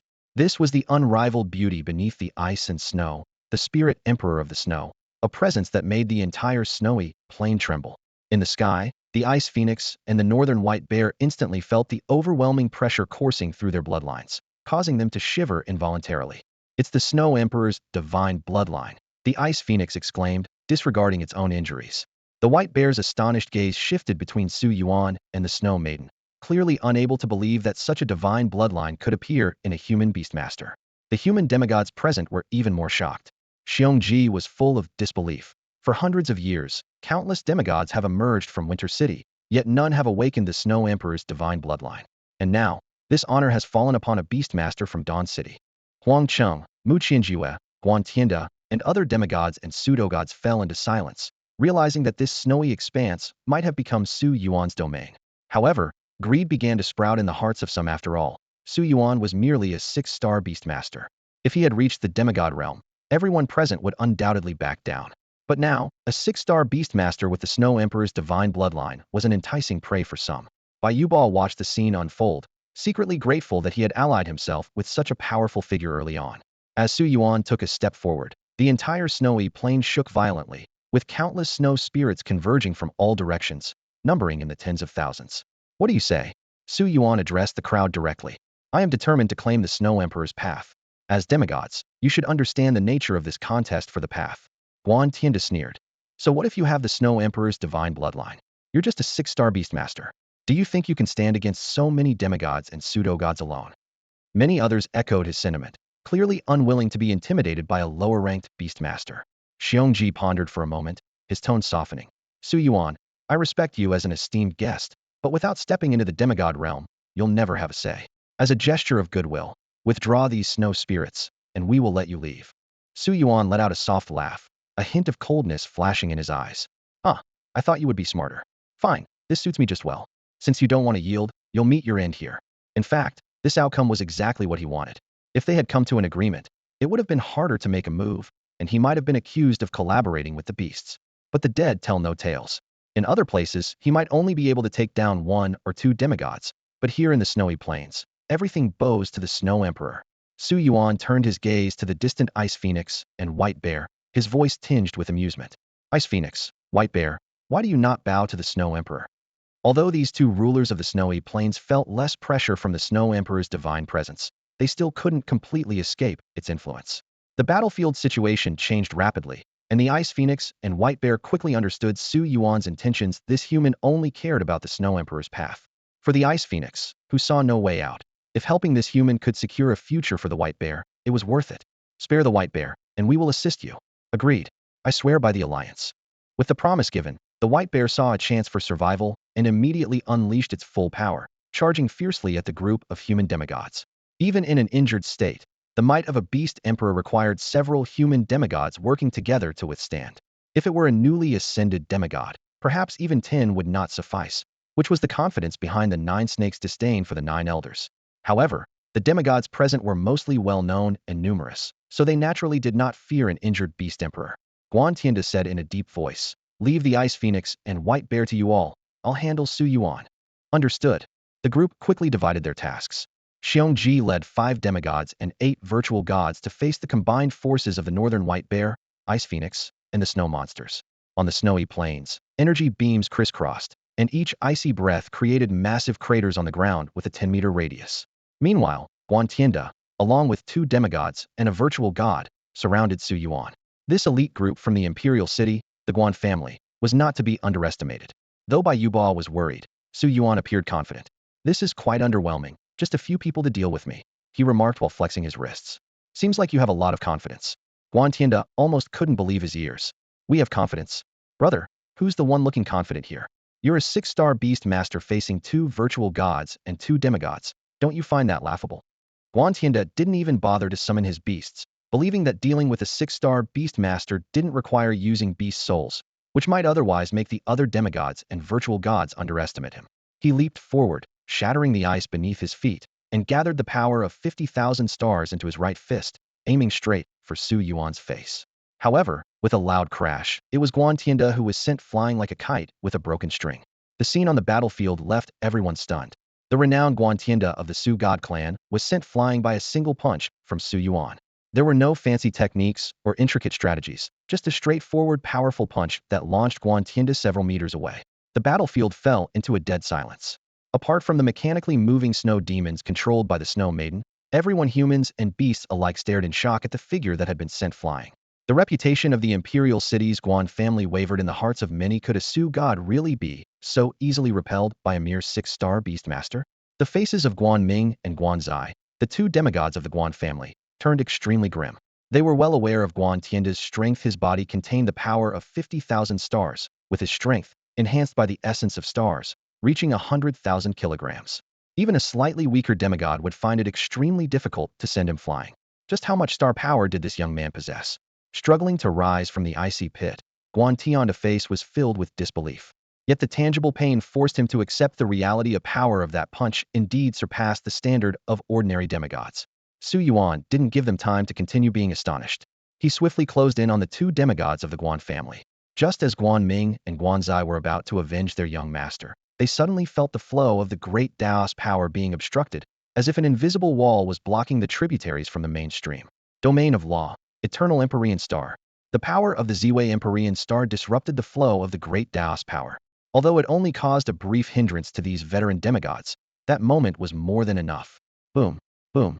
2 punches, each carrying the force of 1,000,000 kilograms, were delivered. Without the protection of the great Taoist power, the 2 demigods were sent flying like kites with broken strings, deep fist marks imprinted on their chests, blood flowing profusely. This scene left Xiongji and others utterly shocked. It was unbelievable enough that a Su god was sent flying, but now even demigods were no match for Su Yuan. 500,000 stars. This boy possesses the power of 500,000 stars. Guanzai roared, revealing the truth. Hurry! That star which can obstruct the great Tao's power must be destroyed. Guanming shouted. Xiongji, Huangcheng, Mu Qianjun, and Zhuge Kun's expressions changed at these words. Not only did this young man possess an extraordinary amount of stars, but he could also block the great Tao's power. His trump cards far exceeded their expectations. Zhuge Kun, take people to support them, came the final order.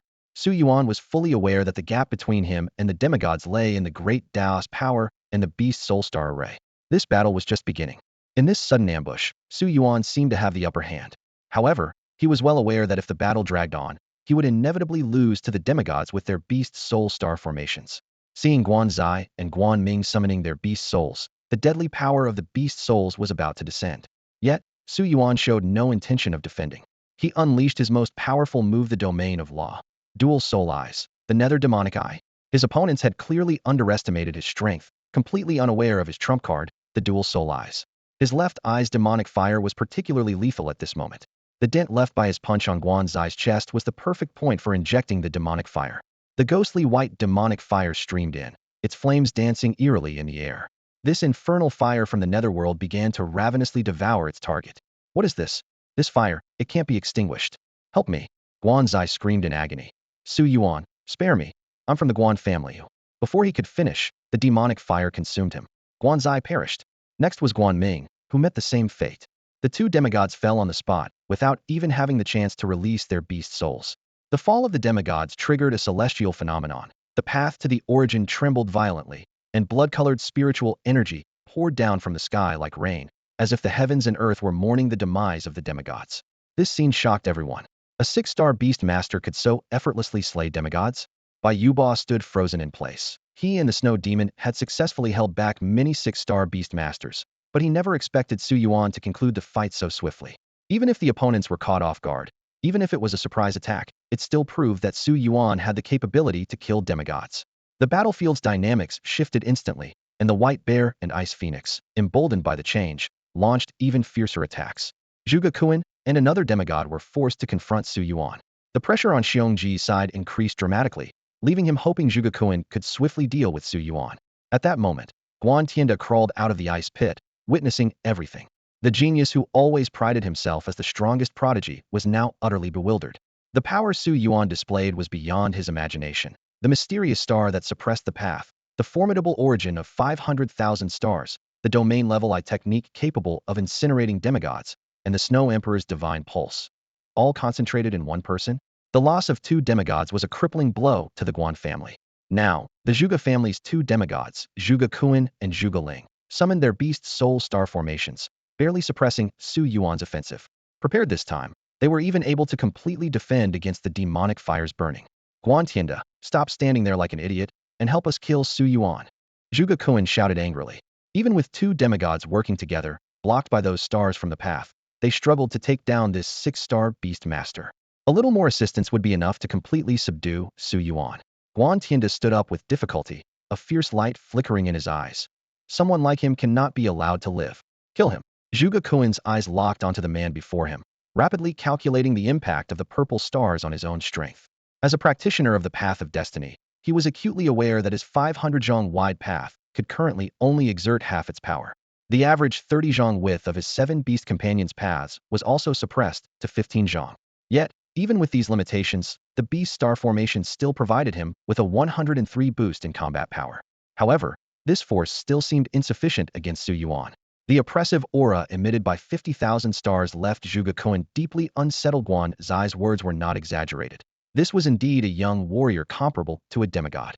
Zhuge Kun's eyes sharpened as he channeled the power of 20,000 stars, combining it with the path's amplification and the mythic ability, giant stone arm, of his beast soul, the demon ape, instantly elevating his arm strength to over 1,000,000 kilograms. This powerful strike forced Su Yuan to retreat several steps. Su Yuan felt the numbness in his arm, inwardly acknowledging the truth of the demigod's reputation. At this moment, Guan Tianda and another virtual god joined the fray, making the situation increasingly unfavorable for him.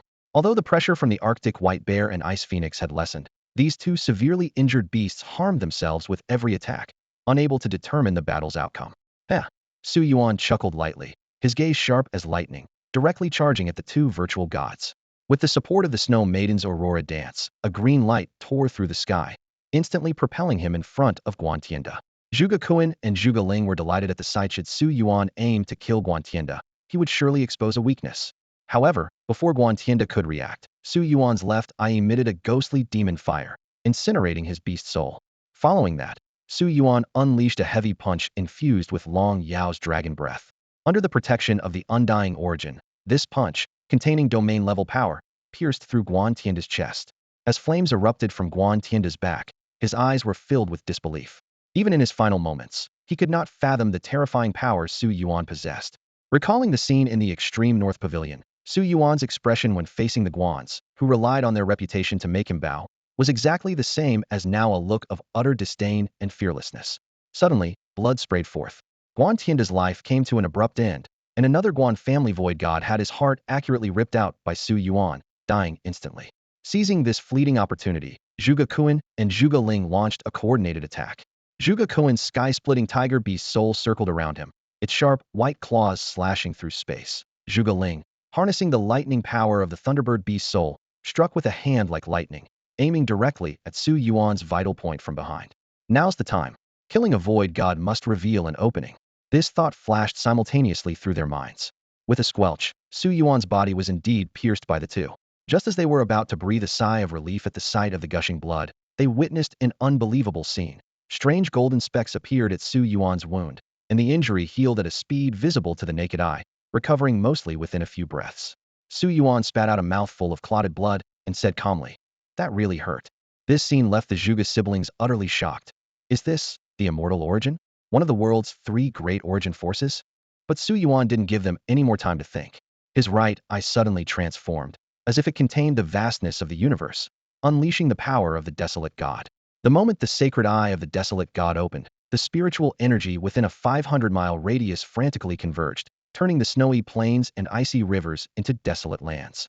This forcibly extracted spiritual energy was transformed by Su Yuan into overwhelming blood energy, all of which surged toward Hong Emo. She understood instantly and launched the myth, sky-splitting divine annihilation, forming a blood-red blade capable of tearing the heavens and earth. Though Zhuge Kun and Zhuge Ling were horrified, as demigods, they had their foundation. They quickly summoned their beast soul star array to counter. However, at this moment, Su Yuan, adorned with a gold-green elven crown, harnessed the power of the elf great path, combined with his own million-kilogram star force, and pierced through Zhuge Ling's brainstem with one strike. Zhuge Ling perished on the spot. Boom. The clouds in the sky were stained red with blood as crimson lightning reverberated across the heavens. The world trembled at the fall of demigods, and the deaths of 3 demigods along with 2 virtual gods were sealed within a few short exchanges. This battle had no flamboyant displays of technique nor complex strategic maneuvers. When the gap in power is vast enough, a single strike can determine life or death. The moment Guantianda was struck down, everyone else strained to gauge Su Yuan's upper limit, yet they grossly underestimated his true strength. Arrogance and disdain blinded them. Once this mindset takes root, breaking free is nearly impossible. It was this fatal psychological flaw that led to the deaths of Guan Zai, Guan Ming, and Zhuge Ling at Su Yuan's hands. Even though Zhuge Kun possessed the power of a demigod, had he known all of Su Yuan's tactics beforehand, he might have been able to devise a counter. The crux of the matter was his complete ignorance of Su Yuan's trump cards. Just when he thought Su Yuan was at his wit's end, even more formidable finishing moves were unveiled. The purple star in the sky, the eerie, ghostly white flames, the unique eye technique of the wild god, the power of 500,000 stars, and the fully restored elven crown, all these might just be the tip of the iceberg. As Zhuge Kun was consumed with anxiety, an even more terrifying event unfolded. After Hong Emo and Su Yuan joined forces to slay Zhuge Ling, her red and black mist immediately invaded Zhuge Ling's body. Abyssal demonic energy took control of the dissipating soul, transforming it into a puppet of fate. "Bastard, let go of my brother!" Zhuge Kun roared in fury. He had never imagined such an evil beast-controlling method could exist, one capable of manipulating even a deceased demigod. In desperation, Zhuge Kun immediately activated the power of the long-armed ape from the beast soul star array behind him, using its incredible leaping ability and explosive strength to lunge at Hong Emo. But it was too late. Clang! A clear sword hum resonated as Zhuge Ling's former weapon, the low-grade Pure Yang treasure Qingling Wan sword, was unsheathed, blocking Su Yuan and Hong Emo. "Brother Ling, Wake up, it's me, your brother. Zhuge Kun called out with a trembling voice, but the puppet that Zhuge Ling had become ignored him entirely, instead raising the sword against his own sibling. Zhuge Kun turned angrily to Su Yuan. Su Yuan, a true man resolves matters of life and death honorably. Using such vile means disgraces you as a man. Su Yuan shrugged dismissively, his gaze filled with sarcasm. Talking so nobly. Are you the leader of the Zhuge family in Hope City? All of you semi-gods and false gods ganging up on me. A 6-star beast master. And you have the nerve to accuse me of using tricks? It's been only 92 days since I became a beast master, and I've already seen the hypocrisy of so-called semi-gods. He spat. Just a moment ago, you were telling me to leave, and now you accuse me of scheming? Aren't you embarrassed? I'm embarrassed for you. Zhuge Kun was at a loss for words, his face turning red with anger. The idea of 4 semi-gods and 2 false gods attacking a single 6-star beast master, and then blaming him for using tactics, would be a huge disgrace for the Zhuge family if it got out. On the battlefield, Zhuge Ling, controlled by the puppet, was pressing Zhuge Kun hard. Unhindered by pain or injuries, Zhuge Ling grew more formidable as the battle went on, with the beast soul constellation behind him spinning continuously, amplifying his power and causing Zhuge Kun to retreat step by step. Xiongji noticed the situation, his expression changing dramatically. Losing 3 out of 4 semi-gods and having 1 controlled was an utter humiliation.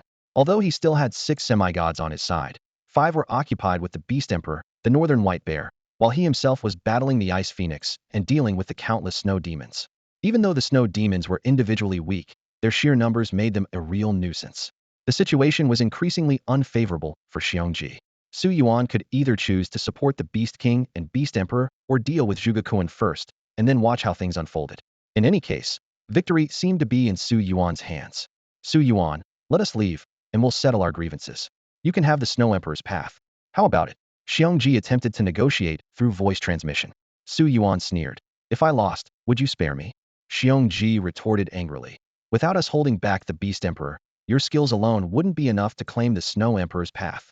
Su Yuan was non-committal and instead called out to the Ice Phoenix. You and the White Bear are both severely injured. I propose a deal. My partner, the Goddess of Life, can exchange 1 life for another. Give me the Snow Emperor's path, and I'll heal the White Bear. I swear on the covenant. This proposal stirred the hearts of the heavily injured Ice Phoenix and White Bear. The White Bear spoke. I'll give you my path in exchange for saving the Ice Phoenix. How about that? The Ice Phoenix, however, said, you need the Snow Emperor's path more. White Bear, don't argue. I want you to live. She looked at Su Yuan. Swear on the covenant that after this is done, you will not harm this human. Human, we agree. The polar bear solemnly pledged its allegiance, instantly clarifying the battle situation. Seeing Su Yuan form an alliance with the Ice Phoenix and the polar bear, Xiongji was furious and roared. If I can't have it, neither can you. Everyone, launch a full assault on Su Yuan. His roar was met with the response of the other demigods. The 6 demigods made the same choice despite the risk of being ambushed by the polar bear and Ice Phoenix. They were willing to exchange their lives to eliminate Su Yuan completely. In their view, as long as Su Yuan died, the surrounding snow demons would inevitably scatter, offering them their only chance of escape. In an instant, the beast soul star formations behind the 6 demigods erupted with dazzling light. They pushed their powers to the limit and charged at Su Yuan. Apart from Zhuge Kun, who was still entangled with the life puppet, the other 6 unleashed their most powerful attacks. 6 colossal beast soul apparitions, each 100 feet tall, rose from the ground. This was the ultimate technique of the demigod beast tamers. Each demigod commanded 7 beasts, combining 21 talents and 21 skills, making these beast soul amalgamations immensely powerful. It was this power that allowed demigods to often suppress beast kings of the same level. Facing this potentially fatal strike, Su Yuan remained calm. He summoned the Beidou Lingjue Fox and the Star Moon Diva, 2 entities known for their mysterious abilities. The Beidou Lingjue Fox immediately activated Myth, Descent of Night. Its white fur suddenly emitted a black shroud that swallowed the blood-red clouds in the sky, plunging the world into an impenetrable night. In this darkness, the Star Moon Diva gained a significant boost. She first activated Myth, Moon Goddess's Blessing, enhancing her abilities through the power of the night. Then she used Myth, Twin Stars and Moons, creating an identical clone, allowing 2 Star Moon Divas to use their skills simultaneously. Meanwhile, the Snow Maiden continued to unleash Snow Emperor Unmatched, controlling tens of thousands of monsters to block the demigods' advance, making it difficult for them to break through despite their beast soul power. Once everything was in place, the 2 Star Moon Divas simultaneously activated Myth, Starry Sky Formation, and Myth, 9 Tribulations of the Divine Moon. The pitch-black night sky was suddenly dotted with countless stars, weaving into a vast starry map that enveloped all the beast souls. At the same time, the mesmerizing Nine Tribulations melody played, causing the demigods to experience a momentary mental lapse. It was this fleeting opportunity. The beast souls of the six demigods' desperate strike were firmly intercepted by the starry sky formation. The starry sky formation diagram is indestructible. Only by finding its core can it be shattered. For demigods, this should not be a difficult task, but in this critical moment, they are obstructed by the star demon and moon demon. This mysterious and unpredictable power becomes the final straw that breaks them. Seizing the opportunity, the white bear launches a deadly strike from behind, instantly taking the lives of two demigods. Mu Qianjun collapses in a spray of blood. Bear Ji suffers a severe back injury, teetering on the brink of death, leaving only Huang Qing struggling to hold on. Under the interference of the divine Moon Nine Tribulation melody, Zhuge Kuan's mind falters momentarily, allowing his puppet, Zhuge Ling, to seize the moment and shatter his skull. Thus, the elder brother ultimately fails to save his sister. As the night dissipates, the wails of the demigods in the sky turn into an ever-thickening rain of blood. On the ground, the scattered power of the demigods becomes a bounty for Su Yuan. Although their storage artifacts crumble with their deaths, the remaining power is still a great fortune for him. At this point, only Huang Cheng of Golden City remains standing, lightly injured but otherwise unharmed. Bear Ji and Mu Qianjun, fallen to the ground, curse Su Yuan incessantly. Su Yuan, I am willing to offer all my treasures, just spare my life, Huang Cheng pleads. Scoundrel! Bear Ji spits blood, angrily rebuking. As a demigod, how can you plead for mercy from a mere junior? Mu Qianjun wants to speak, but is too grievously wounded to do so. Su Yuan chuckles lightly. Wanna live? Sure. First, kill those two beside you. Then crush the skulls of Zhuge Kuan and Guan Tianda, and I'll let you go. Huang Cheng's face changes drastically. What a fiendish scheme. The death of so many demigods on the ice field is sure to cause an uproar, and with Su Yuan forcing Huang Cheng to commit the murders and record it all, Huang Cheng would forever be under his control. Defying him would mean the footage could be spread across Hope City, Imperial City, Winter City, and Redstone City, inciting the four great families of Guan, Mu, Zhuge, and Bear to attack him. Even with victory in sight, Su Yuan never forgets to scheme. Even his ally, Bai Yuba, can't help but admire his ruthless cunning. What's your choice? Su Yuan presses. After a 5-second hesitation, Huang Cheng decisively acts, first killing Mu Qianjun, then finishing Bear Ji, and finally trampling on the corpses of Guan Tianda and Zhuge Kuan. Su Yuan records it all. Well done, Su Yuan remarks. In a critical moment, two beasts willingly exchange their lives, yet these lofty demigods slaughter each other. Is it human nature or beastly nature? Choosing Huang Cheng was a calculated decision. Schwer once mentioned establishing a power base in Golden City, and now they have leverage over a demigod. After completing the task, Huang Cheng's expression is twisted, a mix of pain and resentment. Rest assured, as long as we keep quiet, no one will know, Su Yuan assures. Hearing this, Huang Cheng seems to shed a heavy burden, repeatedly clenching and unclenching his fists, finally speaking in a deep voice. Huang Cheng of Golden City, should you need anything in the future, just give the order. When Huang Cheng spoke, he seemed calm and unruffled. This seasoned veteran displayed an incredible ability to manage his emotions, as if he had already fought an intense internal battle, freeing himself from any moral burden and appearing unusually composed. Su Yuan merely nodded slightly, though he was calculating in his mind. As long as he held this leverage, Huang Cheng would never dare to rebel unless the Mu, Guan, Zhuge, and Xiong families were all wiped out. As Huang Cheng departed, the world returned to silence, broken only by the distant rumble of thunder, as blood rain fell for the fallen demigods. Su Yuan looked up at the sky, where 70 to 80 strands of the great Tao's power were densely woven, which was expected such a vast legacy would naturally follow the fall of 9 demigods and 10 virtual gods. Reflecting on the battle, Su Yuan still felt a lingering fear. He had initially planned to deal with 8 demigods, not anticipating that the Guan and Xiong families each had a hidden one. This unexpected twist made the battle far more dangerous than anticipated. According to the original plan, the Beast Emperor and Beast King would hold back 6 demigods, leaving him to handle 2. However, in reality, he ended up facing 4 demigods alone. Fortunately, his opponents underestimated him, and his numerous tactics allowed him to defeat them one by one. Had they launched a full-force attack from the start, even if he could take one by surprise, handling the remaining 3 would have been nearly impossible. Now, apart from Su Yuan, only Bai Yuba remained in the vast expanse. Bai Yuba looked at Su Yuan with evident fear. This god of death had managed to slaughter demigods as if they were mere animals, a level of carnage unseen even during the siege of the myriad beasts. What was more terrifying was his ability to adapt quickly. Whenever a tactic was uncovered, he would immediately switch strategies, repeatedly catching his opponents off guard and killing 4 demigods in succession. Although he seemed at a slight disadvantage in direct confrontation, his combat effectiveness was astonishing. "Su, brother Su?" Bayuba asked, trembling. Su Yuan calmly responded, "Help me gather the scattered power of the great Tao from the sky." Sensing Bayuba's nervousness, he added, "Don't worry, I only target those who wish me harm. If you need, you can take a few strands for yourself." Bayuba breathed a sigh of relief and eagerly agreed. Although he had collaborated with the snow demons to eliminate the 6-star beast masters, he knew his contributions were limited. Yet, the generosity of Brother Su in offering him a share made him secretly delighted, deciding to modestly take only 1 or 2 suitable strands of the great Tao's power. He looked up at the sky, marveling, "There's really a lot of scattered power of the great Tao up there. I'm a bit envious of Su Yuan. He struck it rich this time." While Bayuba was busy collecting his spoils, Su Yuan slowly approached the fallen Ice Phoenix and White Bear. These 2 formidable beasts, the Beast King and Beast Emperor, were now on the brink of death, their breaths so faint they could cease at any moment. Su Yuan remained cautious, aware that a desperate beast might lash out unexpectedly. Yet, seeing their weakened state, his worry seemed unnecessary. The Ice Phoenix slightly raised its head, looking at Su Yuan with dim eyes. "Can you really trade my life for the White Bears?" Of course, Su Yuan nodded solemnly. Upon hearing this, the Ice Phoenix relaxed its icy beak slightly, a hint of relief flashing in its eyes. "Then please, go ahead." The White Bear, beside it, seemed to want to speak, but was too weak from blood loss to even communicate telepathically. Su Yuan summoned Fugia and activated the miracle of life. Streams of life force flowed from the Ice Phoenix into the White Bear like a gentle brook. The White Bear's fatal wounds healed visibly, its strength and vitality rapidly returning. "Is this the power of the World Tree?"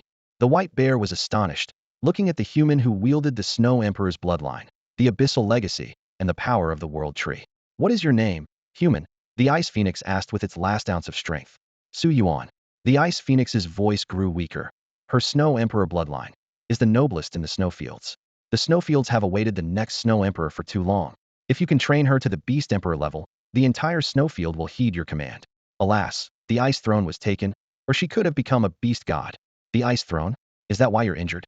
Su Yuan pressed on. "Yes, the Great Path is contested. You will meet again." The Ice Phoenix finished, its eyes carrying an unfinished message. Su Yuan understood its gaze and declared firmly, "She is my partner, my woman. Anyone who blocks my path will die. Although I have no interest in ruling the snowfields, if becoming the Snow Emperor is a necessary path, I will fulfill that mission." Hearing this, the Ice Phoenix looked satisfied and peacefully closed its eyes. The White Bear gazed at its companion's body, tears falling. "The miracle of life requires a willing sacrifice," Su Yuan said softly. "It saved you, genuinely." The White Bear used its massive paw to dig a hole in the ice, placing the Ice Phoenix's body inside, then turned to Su Yuan, saying, "Thank you. If you return to the snowfields, I will serve you as my master." With that, it turned and left. The path symbolizing the Snow Emperor fell into Su Yuan's hands. The land lay frozen for miles, the snowfields vast and endless. The snow demons, born in the icy snowfields, were far from heartless creatures. With the Snow Emperor's path now in hand, Su Yuan surveyed his surroundings, taking stock of the paths he had already secured: Longyao, Xiuanu, Senna, and Linghu. For paths were under his control. What remained were the paths of Fujia and Hongmo. However, with the Elven crown in his possession and the news from the elves, the future looked promising. After the departure of the White Bear, Su Yuan signaled Xiuanu to withdraw the unparalleled Snow Emperor. The formidable silhouette of the Snow Emperor dissipated, and Xiuanu collapsed into Su Yuan's arms, exhausted. Xiuanu's contribution to this battle was invaluable. Not only were tens of thousands of snow demons the backbone of Su Yuan's confidence, but the oppressive aura of the Snow Emperor's divine lineage ensured that even if the Ice Phoenix and the Northern White Bear reneged, they would still be able to put up a fight. The blood rain and thunder in the sky gradually subsided, and the land returned to peace. A biting wind swept across the snowy plains, delicate snowflakes falling to cloak the charred battlefield in a fresh layer of silver. Bayuba came running excitedly. "Brother Su, we've struck it rich." Su Yuan's lips curved into a slight smile, his eyebrows raised lightly. Indeed, the spoils of this battle were considerable Seventus paths. Although a few dissipated just as they formed, the sheer number was astounding. It's known that an ordinary person might spend their entire life without finding a single usable path, yet he had acquired so many in an instant. This was the outcome of trading the lives of 9 demigods and 10 virtual gods. Bayuba produced a spirit jade gourd he carried with him. This specially crafted gourd was the perfect tool for collecting path power. In contrast, Su Yuan's Ziwei Emperor Star Pendant, while capable of storing paths, couldn't match the gourd's capacity. Brother Su, Bai Yuba began, I need the ice crab path and maple leaf path. Consider it my debt to you. This spirit jade gourd, I gift to you. As someone who leveraged opportunities, he understood his place and only took the 2 paths he needed, offering the spirit jade gourd as repayment. Su Yuan agreed with a smile. Among the remaining 74 paths were treasures like the heavenly fire path and the purple thunder path. Although these singular element paths didn't encompass the breadth of the fire path or thunder path, they had fewer competitors and could reach a height of 100 feet, making them highly valuable. For a demigod, path power was a priceless treasure, ideal for personal use, trade, or gifting to others. A single path could secure the assistance of a demigod. Su Yuan carefully stored the spirit jade gourd, considering it a reserve. With everything in order, Su Yuan decided to return to Winter City first, and from there, take a ship to Golden City. It's said that deep within the eternal forest to the west of Golden City lies the presence of the forest elves. At this moment, Bai Yuba was closely following behind Su Yuan, his tone probing. Where is Brother Su heading? Care to share? His intentions were clear. It wasn't every day one encountered someone so powerful. Even just tagging along might bring some benefits. Seeing Su Yuan remain silent, he quickly added, Brother Su, I've traveled extensively across the continent. Though my skills aren't as formidable as yours, I've been to every city-state. If you need a guide, I'd be more than happy to help. Su Yuan paused, thought for a moment, and said, the place I'm heading to is dangerous. If something happens, I won't be able to save you. Don't worry, Brother Su, Bai Yuba assured, thumping his chest. I'm on the verge of breaking through to the void god level. You don't need to worry about me. By the way, where are we going? The abyss. Bai Yuba's face went pale instantly. What? That's not a place for humans. Brother Su, you must be joking. I'm not joking, but that's the final destination. First, we go to the Golden City, then head west to the Eternal Forest. Hearing this route, Bai Yuba breathed a sigh of relief. He eagerly explained, the Golden City is different from other places. It's the hub of commerce and manufacturing in the Shengxian continent. All minerals are transported there to be crafted into magical tools and daily items. I suggest we disguise ourselves as merchants. Conveniently, my family's business has a ship heading to the Golden City every month. If we leave now, we'll catch it just in time. Su Yuan considered the suggestion seriously. Although he had the guidance of the Elven crown, it was crucial to understand the history and habits of the forest elves in advance. Moreover, as the guardian of the forest elves, Fuga, he needed to think about the long-term well-being of this group. Besides, Huangqing was also in the Golden City, and having an acquaintance there would certainly make things easier. All right, let's set off. After deciding to head to the Golden City, Su Yuan instructed Hong Mo to store the semi-divine puppet, Zhuge Ling, in a container for safekeeping. Such a valuable asset was rare, but to avoid trouble, he had it wear a mask. The only downside was that the puppet's capacity was full, preventing the addition of new ones for the time being. A few days later, the two found a ship and set sail downstream, leaving Winter City behind. Meanwhile, Winter City announced, according to a certain demigod, the team searching for the Snow Emperor's path was nearly wiped out, but the Winter Beast Tide would not erupt this year. This news immediately caused a sensation across various regions. For the city of Handong, the absence of a beast tide this year is indeed a blessing. The city gates no longer need to be sealed, allowing merchants to resume their trade and industries to recover. However, for the rulers of the city, this situation is a significant blow. The fall of Xiongji and another demigod has resulted in the loss of 2 top-tier warriors for Handong, with Xiongji being the master of the extreme north pavilion. City Lord Xiong En sat in the council chamber, his brow furrowed. As a member of the Xiong family, he understood that their lineup of 1 king and 4 demigods held power in Handong surpassing that of the king of Liming City. But with the loss of 2 demigods, the once stable foundation of Handong's rule is beginning to waver. How could this happen? Xiong En repeatedly pondered each step of the plan. Everything had seemed perfect, using external forces to seize the Snow Emperor's path and help Xiongji ascend to the rank of king. Yet reality delivered a harsh blow. Not only did they fail to obtain the Snow Emperor's path, but they also lost their people there. The sole survivor, Huang Cheng, brought back news that was hard to believe. A mysterious figure not only defeated their team, but also severely injured all the beast kings and emperors on the snowfield. Initially, Xiong En dismissed this as nonsense, but subsequent reports confirmed that powerful beasts of the entire snowfield were indeed gravely wounded, unable to launch the annual beast tide. What was even more shocking were the rumors spreading about the mysterious figure seizing the Snow Emperor's frozen throne. It seemed their team had been unfortunate victims of a much larger upheaval. After some deep contemplation, Xiong En decided to reveal the truth. Soon, the news of the fall of 9 demigods and 10 virtual gods in the extreme north snowfield spread like wildfire across the sacred profound continent. In the imperial city, the Guan family, known as a top-tier beastmaster family, was also stunned by this news. Upon confirming the information, the head of the Guan family, Guan He, immediately noticed a discrepancy. Only Huangqing survived? With his abilities, neither compared to Xiongji nor our family's demigods, he shouldn't have been the sole survivor. The talents of the Zhuge family, who excel at divining fate, had a better chance of surviving. Guan He slammed the table. Investigate. Instead of focusing on Huang Cheng, investigate the snowfield. Send Guan Tianming. In this brief exchange, a larger mystery was beginning to unfold. Guan Tianming mentioned that one of his beasts has a unique ability to recreate past events. By locating the original scene, everything that happened can be restored. Meanwhile, in Hope City, within the Zhuge family, the head, Zhuge Shengdao, gathered all the family's demigods. I will perform a divination. Anyone who harms my family will be utterly destroyed. The demigods responded in unison. This news caused a huge uproar across the continent. Su Yuan had clearly underestimated the significance of 10 demigods. While a king-level 8-star beastmaster could defeat 10 demigods, to annihilate them all would require emperor-level power. Currently, the entire Xingxian continent has only one emperor-level figure, who remains inactive in the imperial city. As for the rumored mysterious figure, no one believes anyone could rival the emperor's strength. In Dawn City, Ouyang Shui was still busy handling business affairs. Since Su Yuan's departure, there had been numerous tasks to manage. Fortunately, there were ample funds and manpower. A constant flow of minerals and artifacts to Gold City and other places brought huge income to Dawn City. The collaboration with Yan Yuyan, the master of the Golden Dragon Pavilion, further expanded the business, even encroaching on her cultivation time.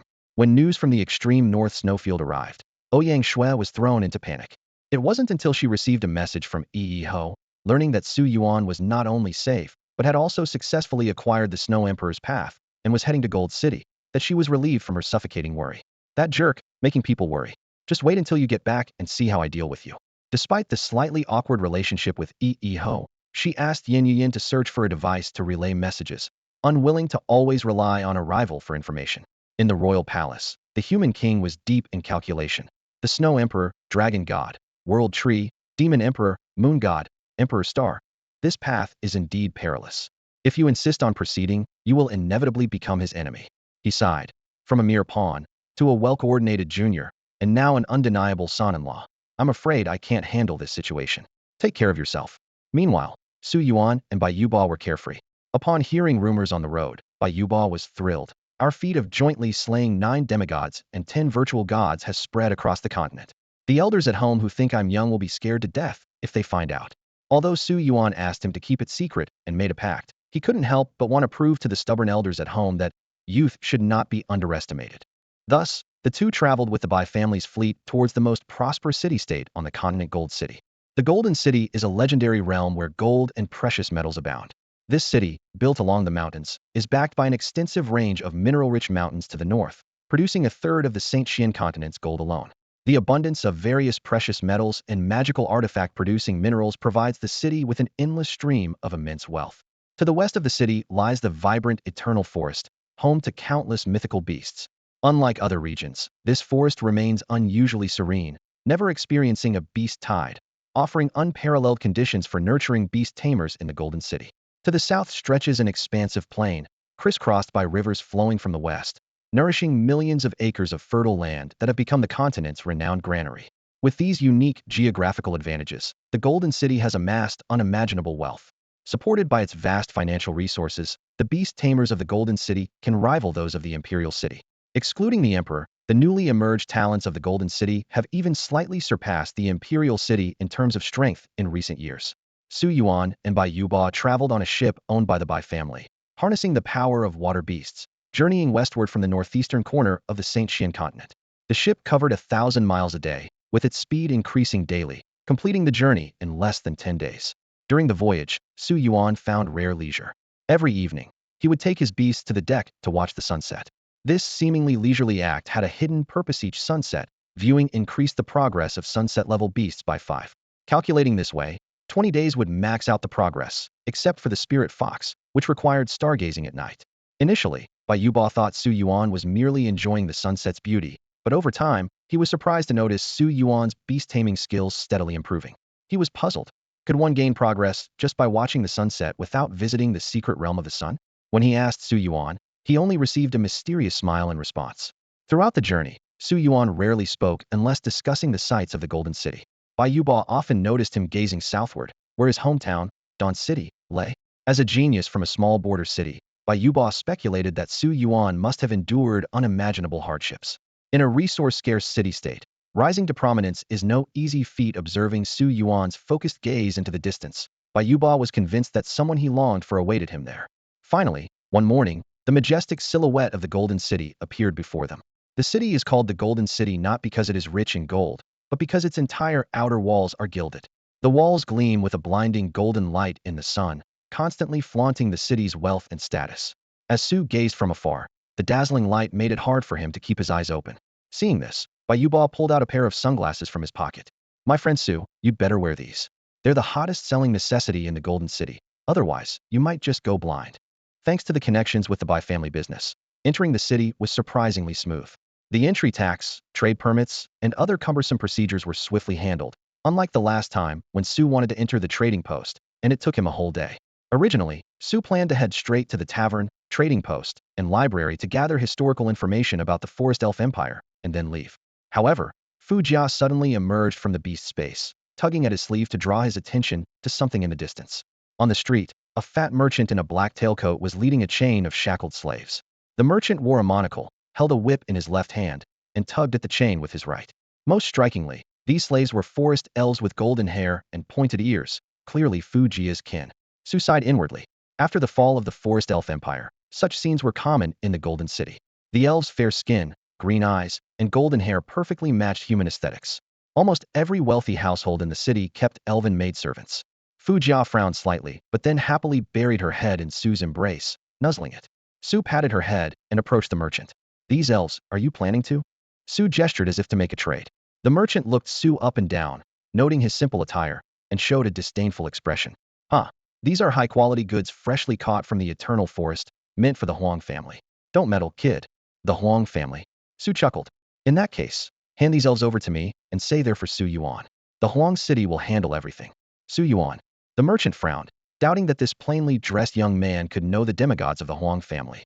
Get lost. Don't waste my time, he said, waving his whip and continuing to drive the slaves forward. Behind him, Su's leisurely voice called out, I'm staying at Bai's Inn. Think it over and send them over when you're ready.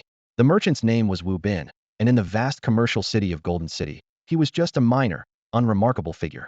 Yet, fate seemed to favor this shrewd businessman. His hired beastmaster recently made a significant find. According to their contract, the precious magical items, beast eggs, and natural treasures belonged to the beastmaster, while a group of sprites fell into Wu Bin's hands. Seizing this once-in-a-lifetime opportunity, Wu Bin spent 2 sleepless days meticulously planning his first fortune. His plan was as follows. First, he would offer the sprites to the Huang family in exchange for a license to purchase slaves. Then, he would take the slaves and industrial goods from Golden City to Dawn City, which was in the midst of a mining boom. There, he planned to trade industrial goods for gold coins, and then use those coins to buy minerals. Afterward, he would travel upstream to Redstone City, sell the slaves to local large-scale farmers, and use the earned gold to purchase sugar crops. Finally, he would transport these goods back to Golden City where the affluent residents, though not lacking in food, had a penchant for exquisite spices, meat products, and sugar products. After careful calculations, this venture was expected to yield at least 5 times the return. Even after deducting expenses for bribes and the Beastmaster's compensation, the profit margin would still reach 300. As Wu Bin reveled in his plan, a strange man suddenly appeared, demanding he give away the sprites for free. This was sheer fantasy. These sprites were the cornerstone of his budding commercial empire. How could he let them go so easily? Shaking off this unwelcome visitor, Wu Bin arrived at the Huang residence on the north side of Golden City with 10 sprites in tow. As a top-tier family with 5 demigods, the Huang family wielded considerable power. Wu Bin was there to meet Huang Cheng, the demigod mentioned by the stranger. Earlier, Huang Cheng had shown interest in a folding fan from Wu Bin's shop, leaving his card, thus providing Wu Bin with a chance to establish a connection. It was rumored that Huang Cheng had recently returned from the far northern snowfields as the sole survivor, shrouded in mystery, causing others to avoid him. But to Wu Bin, this presented an opportunity. A demigod in a gloomy mood, and a few beautiful sprites made for a perfect transaction. When presenting the card, Wu Bin discreetly slipped a gold coin to the guard, indicating he had a gift for demigod Huang Cheng. The guard gave a knowing smile, promptly went inside to announce his arrival, and then led Wu Bin and the forest sprites into the mansion. In the reception hall, Wu Bin saw Huang Cheng slumped in an armchair, his weathered face full of thoughts, seemingly uninterested in anything. Wu Bin put on a smile and respectfully said, Honorable Huang, I am the owner of Wu's folding fans from the east side. Today, I've caught something good and have come to present it to you. Huang Chung glanced at the blonde, pointy-eared forest elf. Her emerald eyes held a captivating charm, and she exuded a fresh aura. In the past, such a beauty might have kept him entranced for weeks, but at this moment, he felt no interest whatsoever. Still, it doesn't hurt to keep her around, Huang Chung mused to himself, just in case in the future. Seeing Huang Chung unmoved, Wu Bin decided to lighten the atmosphere. Honored Huang, did you know? Just now, at the city gate, a young man claimed to know you and demanded I give him 10 Ls for free. There are more and more people pretending to be associated with you. Should I have them all arrested? By the way, that guy seemed to be named Su. Su Yuan. Huang Cheng's previously placid face changed instantly, his pupils contracting sharply. Yes, that's it, Su Yuan. Wu Bin hadn't finished speaking when Huang Cheng suddenly stood up, his gaze sharp as a knife. What did he say? Does he want these elves? Under the semi-divine pressure, Wu Bin didn't dare to hide anything and recounted the situation in full. Slap. A loud smack echoed. Idiot. Huang Cheng raged. All you think about is currying favor with the Huang family, right? Quickly send the elves over. If Su Yuan doesn't accept them, I'll hang your entire family at the city gate. Cold sweat trickled down Huang Cheng's forehead. Inside, he was in turmoil. Was Su Yuan here to warn or test him? If he didn't comply, would Su Yuan expose his involvement in the murder of Zhuge and others? If that happened, those families would never let it go. Terrified, Wu Bin immediately took the elves and rushed to Baiji Tavern. After finding out Su Yuan's room, he hurried to the door and knocked. When the door opened, a young man in a bathrobe appeared. Without a word, Wu Bin fell to his knees. Master, it's all my fault for failing to recognize you. Please accept these elves. As he spoke, he began slapping his own face with all his might, soon leaving large red welts. This unexpected scene left Su Yuan momentarily stunned. Although he had anticipated Wu Bin's return, he hadn't expected him to be so desperate. Su Yuan cleared his throat, his gaze resting on the trembling forest elves. Ahem, I heard forest elves can fetch a price of 500 gold coins each. Upon hearing this, Wu Bin immediately fell to his knees, his face ashen. No, Master Su, I beg you, please show mercy. All these elves are yours for free, as a gift. Oh, how embarrassing. Su Yuan scratched his head, feigning contemplation. How about I pay 500 gold each, as if I'm buying them? Wu Bin shuddered, tears streaming down his face. Master Su, grandfather, I beg you, please don't mention money. If you don't take them, Master Huang will flay me alive. I have an 80-year-old mother and a 3-year-old child to care for. I've been blinded by greed. Su Yuan understood it seemed Huang Cheng had already dealt with this lackey. He felt no sympathy for this slave trader. These forest elves were of the same kin as Fu Jia, and seeing her people enslaved must have been painful for her. If it weren't for the city's ban on violence, Su Yuan might have already executed Wu Bin as a warning. He grabbed the reins binding the forest elves and kicked Wu Bin aside. Get lost.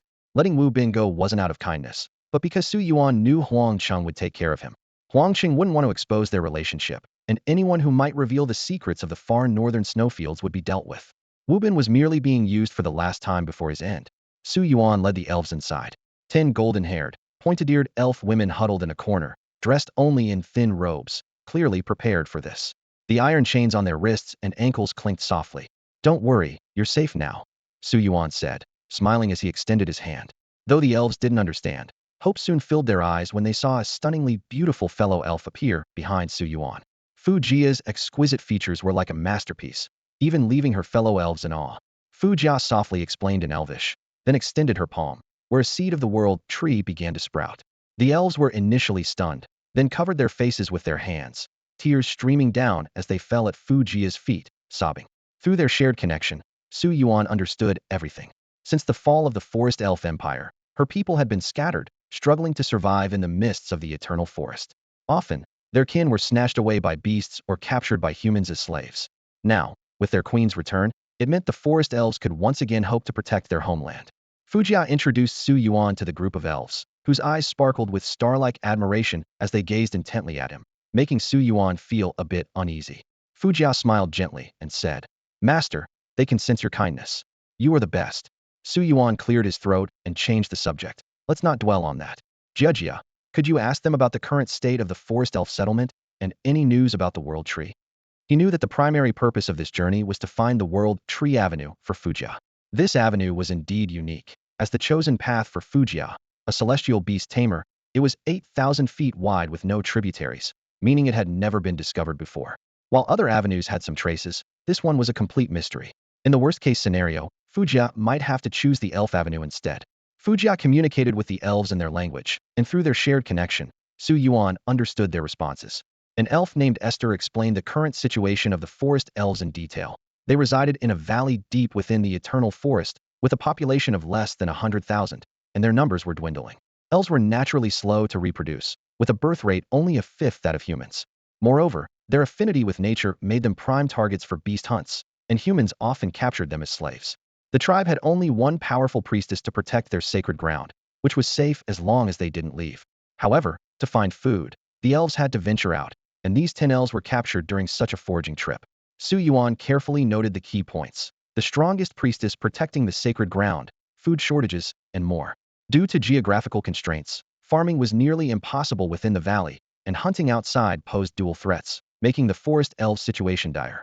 Seeing Fujia blame herself for her kin's plight, feeling guilty for enjoying life with Su Yuan instead of fulfilling her duty as a guardian, Su Yuan gently stroked her hair and reassured her, "Don't think too much. We're here to change all of this." Considering the current situation, Su Yuan decided he couldn't fully support the elves immediately, at least not until the major battle at the beginning of next year was over. The immediate priority was to gather enough food to help them through the tough times. Staying in the sacred ground would ensure their safety. After the battle, he would consider relocating them to Dawn City, where he could better protect them. After all, Jeju's mission was his mission. Having made up his mind, Su Yuan called Bai Yuba and instructed him to do everything possible to collect grains and vegetables. Considering that elves were not fond of meat, the expenses were manageable. Bai Yuba looked at Fujia and the 10 elf maidens behind Su Yuan and couldn't help but tease, "Brother Su, I know you're bold, but as beast tamers, we should still exercise some restraint. Get lost. We're talking serious business here." Bai Yuba said earnestly, "I'll cover the cost." Calculating 6 pounds of food per person per day, 100,000 people will need 300 tons a day. With a ratio of 2 parts grain to 1 part vegetables, plus some sugar products, we'll need a total of 27,000 tons over 3 months. He quickly did the math, frowning slightly. "Brother Su, prices in Golden City are quite high. These supplies will conservatively cost 176,000 gold coins. If we want storage magic tools and high-quality fruits and vegetables, it could easily start at 300,000. He added apologetically, "That's the lowest price I can get. Luckily, elves don't eat meat, or it would be at least 60 to 70,000 more." Without hesitation, Su Yuan pulled out 500,000 gold coins. "Is that enough? Make sure the quality is up to standard. It doesn't have to be the best, but it must be fresh, and there can be no shortchanging." "Don't worry," Bai Yuba assured, pounding his chest. He knew that he and Su Yuan were only friends for now, but if he wanted to maintain this valuable relationship, he'd have to prove himself. Considering the situation of the Bai family in Hope City and his own position, he clenched his fist with determination to get the job done right. After Bai Yuba left, Fujia gently hugged Su Yuan from behind. "Master, isn't spending so much a bit?" Although she didn't quite grasp the concept of 500,000 gold coins, she sensed the weight of the sum. Su Yuan smiled reassuringly. "Don't worry. Your mission is my mission. We may have a big battle ahead, but we mustn't let them go hungry." "Okay," Fujia replied, then quickly shared the good news with the 10 elf sisters. Esther excitedly asked, "Is this true, Your Majesty?" Lena, with tears in her eyes, said, "Our people are starving. Can we return tomorrow?" Dale suggested, "Let me serve this kind human. We can't let our benefactor's efforts go to waste." Fujia blushed and nudged Dale. "That's my master," she firmly stated in Elvish. "We'll return tomorrow. And remember, Su Yuan already has a wife, and I'm right by his side, so put away those thoughts." She even made sure to close their mind link. Although Su Yuan couldn't understand their conversation, he just shook his head with a smile as he watched Fu Jia scold her sisters like a little teacher, then lay down to rest. Meanwhile, Fu Jia spent the night catching up with her long-lost kin. The next morning, with dark circles under his eyes, Su Yuan was greeted by Bai Yuba's teasing. "Ah, Brother Su, us beast masters need to know our limits. Look at you, up all night without sleep." "Get lost," Su Yuan said with a frown. "They were chattering all night, and I couldn't sleep. By the way, how's the grain collection going? Any difficulties?" Bai Yuba flashed a confident smile. "Don't worry. Our Bai family deals in grain trade, handling the transportation between Golden City and Hope City. This time, I just bought the grain we were supposed to transport back. They can use the money to replenish their storage, source goods through our supply channels, and even make some profit." Seeing that Su Yuan had no intention of asking for the money back, Bai Yuba still explained the accounts clearly. "So, you've gathered all the grain?" Su Yuan asked. "Not only gathered, but we also prepared extra," Bai Yuba detailed. "A total of 35,000 tons, packed in 35 storage artifacts. Besides grains, fruits, and vegetables, we also prepared some seasonings to suit the elves' tastes. I think they might lack fabrics. but solving the food issue on the first trip is enough. All right, I owe you one, Su Yuan laughed. Are you coming with me to the Eternal Forest today? Of course, Bai Yuba replied immediately. I've always wanted to explore every corner of the Shengxian continent since I was a child. How could I refuse this opportunity you're giving me, Brother Su? As they prepared to set off, Su Yuan gave Fu Jia and the 10 elves hooded clothes to cover their golden hair and pointed ears. Considering the many who coveted the elves, Su Yuan only brought the trustworthy Bai Yuba along. Since the total number of stars exceeded 500,000, his sensitivity to people's emotions and feelings had sharpened, allowing him to discern truth from lies below the demigod level at a glance. The group headed straight west towards the Eternal Forest after leaving the city. This forest is the largest on the Shengxian continent, with its precise size hard to measure due to its peculiar mist. The western frontier of human activity alone stretches 6,000 miles along the forest. The 10 elf maidens had power equivalent to around the starfall level, capable of hunting on their own. To save time, Su Yuan had Long Yao transform into dragon form and carry them with her claws. Su Yuan, eager to gather the Tao and unwilling to waste time on the road, valued time greatly. A day later, the team reached a human outpost. They passed through without stopping. However, the Beastmaster core station there sensed something unusual. Did you feel that? Yeah, that scent is unique to elves. My mid-tier treasure detected 10 of them. This is a big catch. Just 2 6-star Beastmasters daring to venture out? Huh. Elf Hunter Squad, follow them. We might find more elves. In the camp of the elf hunters, a burly man was thoughtfully stroking his chin. He was bare-chested, his bronze muscles adorned with the pattern of a dragon, and a heavy broadsword was slung across his back. This man, with a rugged beard, was Wei Min, the leader of the hunter group. Although the elf hunters were small in number, with only about 150 members, each one was a top-tier beastmaster with a 5-star rating or higher. They specialized in the business of capturing elves. The price of female elves was typically 10 times that of male ones, so capturing just 20 elves was enough to ensure a prosperous life for all the team members. Every day, they scoured the everlasting forest for traces of elves, making it the most reliable source for families and merchants in the Golden City to purchase elves. Captain Wei, said a bald man named Ma Zhan, scratching his head. I can confirm there are 12 of them, and 10 are female elves. A fierce glint flashed in Wei Min's eyes. Send someone to track them, he calculated internally. It takes guts for just 2 people to escort 10 elves. These 2 must be skilled in the elf language, likely looking to find an elf settlement and make a fortune. Inform the brothers to be on high alert. As the leader of the elf hunters, Wei Min relied not only on his formidable combat skills, but also on his intelligence and decisiveness. Despite his rugged appearance, he was incredibly meticulous. The group currently had 26 6-star Beastmasters and 135-star Beastmasters, and Wei Min was confident he could take on 15 at once. He understood that even among 6-star Beastmasters, differences in power could be vast due to factors like divine blessings and secret realms. Meanwhile, on the other side of the forest, Fu Jia whispered softly into Su Yuan's ear, Master, we're being followed. Su Yuan had anticipated that bringing so many elves into the everlasting forest would attract attention. Therefore, he had Fu Jia activate the ability of mythical elf Dream Leaf, which allowed the surrounding trees, stones, and grass to serve as their eyes for half an hour. Despite this, the cautious members of the elf hunters continued to tail them. It was unexpected that someone would use ordinary materials like stones and sand to track their movements.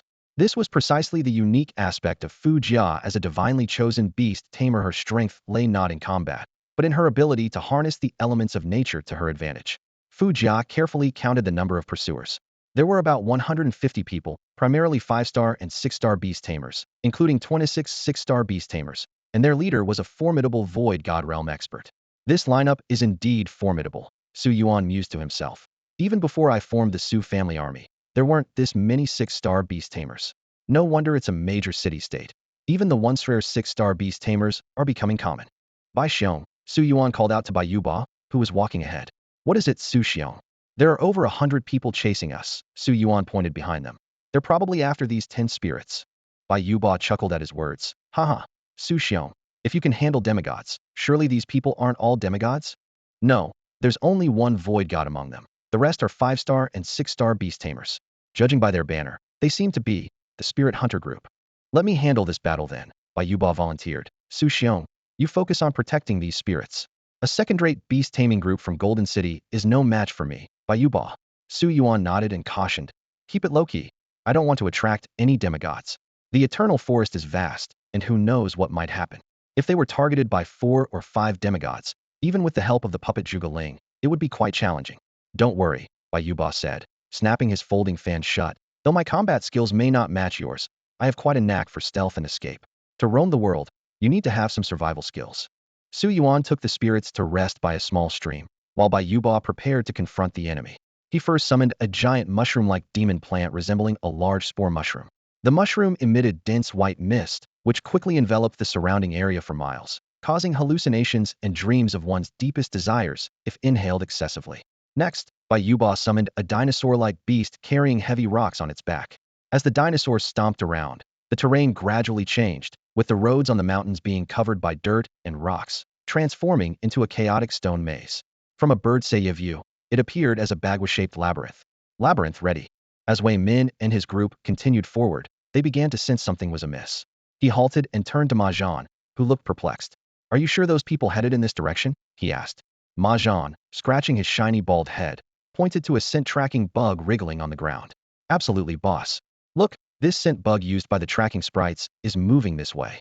The scent bug was an essential tool for the sprite hunters, with a tracking range of up to 300 miles. There's a saying in the Eternal Forest, in unexpected situations, it's better to trust the scent bug than your own judgment. At this moment, Wei Min faced a tricky situation. A peculiar fog had arisen ahead, like an invisible wall of white mist blocking their path. He quickly unfolded the map in his hand and frowned. Look, we're barely 500 miles into the Eternal Forest. Normally, fog like this only appears over 2,000 miles in. His lieutenant, Zhuang Nan, immediately grasped the seriousness of the situation. It's either a sudden patch of fog or a trap set by someone, he explained. Fog was a natural phenomenon that occasionally formed randomly in the Eternal Forest, drifting unpredictably with the wind. Wei Min pondered for a moment. The likelihood of it being natural fog is low. It's more probable that those ahead have noticed us. How could they have detected us? Zhuang Nan asked in confusion. We've maintained a distance of over 100 miles. Even a demigod shouldn't be able to sense us when we're deliberately concealing our presence. At that moment, another deputy leader, Hu Zhou, sneered. Captain, you're being overly cautious. We've got strength in numbers. We could crush those two with ease. I say we charge in before someone else beats us to it. Before he finished speaking, Hu Zhou had already led the way into the fog, and surprisingly, over 80% of the group followed him. The hunters, driven by profit, found the prospect of missing out on a fortune far worse than risking their lives.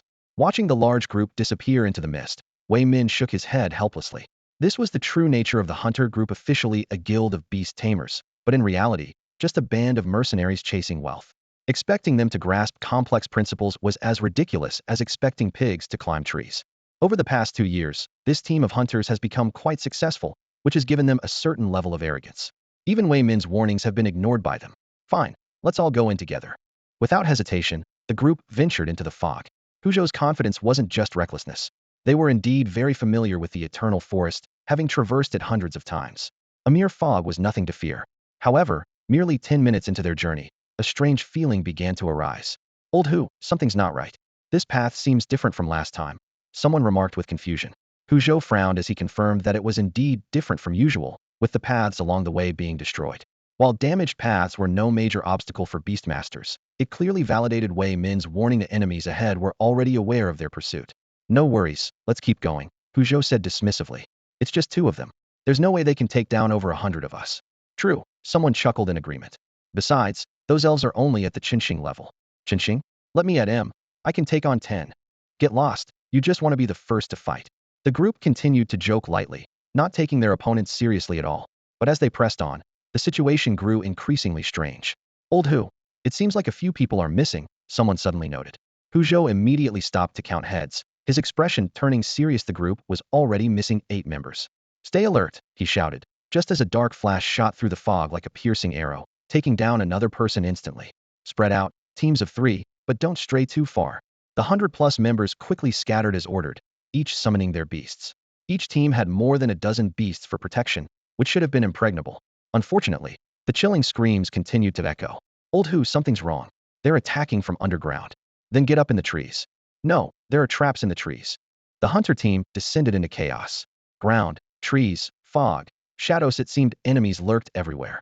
In reality, this was all the intricate work of Bai Yuba, with just a single shadowy assassin cloaked in dark mist moving stealthily. Combined with the hallucinatory effects of the fog, it created the illusion of being surrounded from all sides. This misjudgment was enough to leave underpowered beastmasters in perpetual confusion. To see through this tactic required at least 10,000 stars worth of strength or a special beast ability. In just over half an hour, the enemy had already lost a third of their number. Suddenly, Yuba spoke up. Brother Su, a void god has appeared. We might need your assistance. Su Yuan counted on his fingers, pondering whether he could face the virtual deity without relying on means like demon fire, sacred eyes, or imperial stars. In the desolate ice field, where Yu Xiong had previously scouted the area, using such methods was not a problem. However, in the eternal forest, just a few hundred miles from the Golden City, doing so might attract the attention of powerful demigods, which was his main concern against a direct assault. Long Yao, Xuannu, Jiajia, Hong Mo, Senna, Little Fox, prepare for battle. Su Yuan ordered quietly. The 5 women had advanced from the initial to the advanced sunset level, and even Little Fox had broken through to the falling moon level, showing a significant improvement in strength. With the support of the indestructible origin, they might stand a chance against the virtual deity at the initial Beast King level. After all, although the virtual deity had merged with the power of the Great Tao, the Beast Master themselves had not yet reached the Tao realm, lacking a Beast Soul Star formation, and could only attack using the Beast's physical form. Furthermore, this was a calculated ambush, making success more likely than initially expected. When Wei Min arrived, Huzhou lowered his head in shame. His habit of not following orders had cost the lives of dozens of brothers in this operation. Wei Min patted his shoulder and said, "We'll talk outside. Our opponent is very strong. Such a large-scale ability that affects nature can only be unleashed by a beast that has fused with the Great Tao. The opponent is likely a strong virtual deity." Indeed, Yuba, having acquired 2 paths of the Great Tao, was already halfway into the virtual deity realm. Once his beasts mastered the power of the Great Tao, he could ascend to a virtual deity. As a member of a top family in Hope City, dealing with a second-rate Beastmaster group was naturally easy for him. After observing, Wei Min said, "Everyone, bite your finger or let your beast attack you. This mist contains hallucinogenic elements, and the enemy's attack methods aren't that numerous." The group suddenly understood and followed suit, clearing their minds significantly. If given enough time, Wei Min could surely locate the beast releasing the dense fog and unravel this illusionary formation. For this reason, Su Yuan acted immediately. Mythical, illusory world red lotus. In the sky, 108 magic dragon flame lotuses, composed of red-blue phantom dragon flames and forest-white demon fire, bloomed, each carrying a terrifying aura capable of destroying everything. "Scatter! Quickly! This is not an illusion," Wei Min shouted, but it was too late. The red lotus karmic fire exploded in the air, and the destructive flames poured down. A group of 5-star beast masters couldn't react in time to effectively block it, and were engulfed and melted by the flames. The power of the domain-level dragon flame combined with the mythical illusionary red lotus was astonishing. Even Wei Min, with his beast that had fused with the way of the mountains, could barely withstand it and was severely injured by this terrifying combination. At that moment, a figure shot out swiftly from the mist. Accompanied by a flash of green light, Su Yuan led his beast straight into the camp of the Elven hunter group, targeting Wei Min directly. Faced with the sudden attack, Wei Min instinctively commanded his beasts to retaliate. A beast resembling a leopard lunged at Su Yuan like lightning, only to be met with a powerful punch to its abdomen. The force of 500,000 stars exploded, and the immense power of 1,000,000 kilograms sent the leopard flying. It spewed blood and crashed heavily to the ground, convulsing uncontrollably. This sheer display of violence sent a shiver down Wei Min's spine. How could an ordinary 6-star beast master tear apart a beast barehanded? The opponent's star count must vastly exceed his own 35,000 as a pseudo-god. Instinct told him to retreat, but the mist-covered terrain left no escape. If not for Huzhou, he would never have ventured into this deadly ground. With no way out, he could only fight to the death. As a pseudo-god, he couldn't activate the Beast Soul Star array, but still had one last card to play fusion. With a command, the remaining 5 beasts quickly merged with the power of the Great Tao, forming the iconic Mountain of Flesh. However, this played right into Su Yuan's hands. He was ready to confront this mountain heathen. Long Yao, Hong Mo, Fu Jia, Snow Maiden attack. Although they couldn't merge into one like the opponent, Su Yuan had another plan, prepared to perfectly coordinate the skills of his companions. Fu Jia first deployed the mythical tree world descent, specifically summoning lifeless withered trees as fuel for Long Yao's mythical sky ashes. The dragon flame's incinerating power then spread wildly through the tree world. Next came Hong Mo's mythical heaven-cracking god destruction, with a god-slaying blade of blood energy covered in the Snow Emperor's frost. As the blade tore through the mountain's surface, the Snow Maiden's mythical ice phoenix sealing god power infiltrated within, freezing everything. Su Yuan's experience had taught him how to counter the pseudo-god's fusion method. Under this barrage of attacks, the massive mountain collapsed, and all of Wei Min's hopes vanished instantly. In a life-and-death moment, Wei Min desperately searched for a way out. He quickly analyzed the situation, Why were these people ambushing him? The elves wore hoods, but no shackles, clearly not slaves. The opponents must have had another motive. Spare me. Wei Min fell to his knees, hands clasped in plea. I know all the information about the elves that were sold. Over the past 3 years, the Elven Hunter Group had captured over 10,000 elves, and as a core member, he knew their whereabouts well. Just as Hong Mo's blade was about to sever his head, it suddenly stopped. Killing you and turning you into a puppet would get us the same answers, Su Yuan said coldly, intending to extract more information. Trembling, Wei Min retrieved a storage artifact, producing an item that emitted a unique life aura. Maybe it can buy my life. As Wei Min knelt heavily on the ground, the Spirit Hunter Group's morale instantly crumbled. Seeing their leader admit defeat, the plunderers dropped their weapons, their fighting spirit completely dissipated. Although Hu Zhou wanted to resist, he realized that even Wei Min, who had touched the realm of the Void God, couldn't last a few moves against Su Yuan. As a 6-star beast master who hadn't yet merged with the Great Tao, how could he dare to resist? The opponent's strength far exceeded their understanding, and he still couldn't comprehend the means by which his opponent so easily pierced the unified beast soul defense. Su Yuan took a branch exuding life energy from Wei Min's trembling hands. Jia, can you take a look at this for me? Fu Jia examined the branch closely, her delicate pointed ears twitching slightly, then communicated telepathically. Master, this is a branch of the world tree, known as the life branch. I never expected them to have something like this. Su Yuan raised an eyebrow. Oh, it's related to the legendary world tree. He asked calmly, where did you get this? Wei Min dared not hide anything and quickly answered. We found it on an elf we captured. An elf? Su Yuan mused. It seems the world tree may well be in the Elven sanctuary. Even if it isn't, the elves should know how to find it. He then asked, how many of these branches do you have? Wei Min cautiously probed. Young master, if we hand these over, could you spare our lives? This was his last card. If it couldn't save them, he'd rather destroy the storage artifact. Su Yuan communicated indifferently. At least it will keep you alive. However, there's a difference between living whole and living after Hong Mo takes your soul. Knowing there was still a glimmer of hope, Wei Min sighed in relief. He understood that for such a prominent figure, reputation was paramount, even affecting their great Tao. Thus, even in this desolate place, the powerful wouldn't stoop to deceive minor figures like them. Bring out all the branches we've captured. Wei Min ordered his subordinates. They obeyed, handing over a total of 187 life branches. While Su Yuan collected the branches, intending to ask the Elven High Priest about them when they reached the Elven Sanctuary, he looked at Fu Jia and telepathically asked, Jia, how would you like to handle them? Fu Jia's expression was somber, and she quietly replied, as you see fit, master. She didn't want to trouble Su Yuan, but as a guardian of the realm, she clearly didn't expect a good outcome for those who mistreated her kin. Su Yuan gently patted her head. I understand. Momo, Su Yuan called out.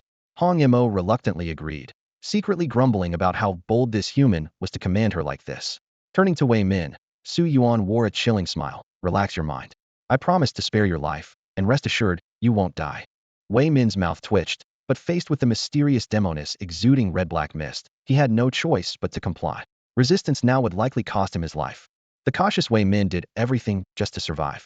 Under Su Yuan's oppressive presence, the soul-binding process was completed smoothly, and Wei Min clearly felt his soul being trapped in an invisible cage deep within his mind. His abilities, such as speaking certain words or performing certain actions, seemed to be restricted.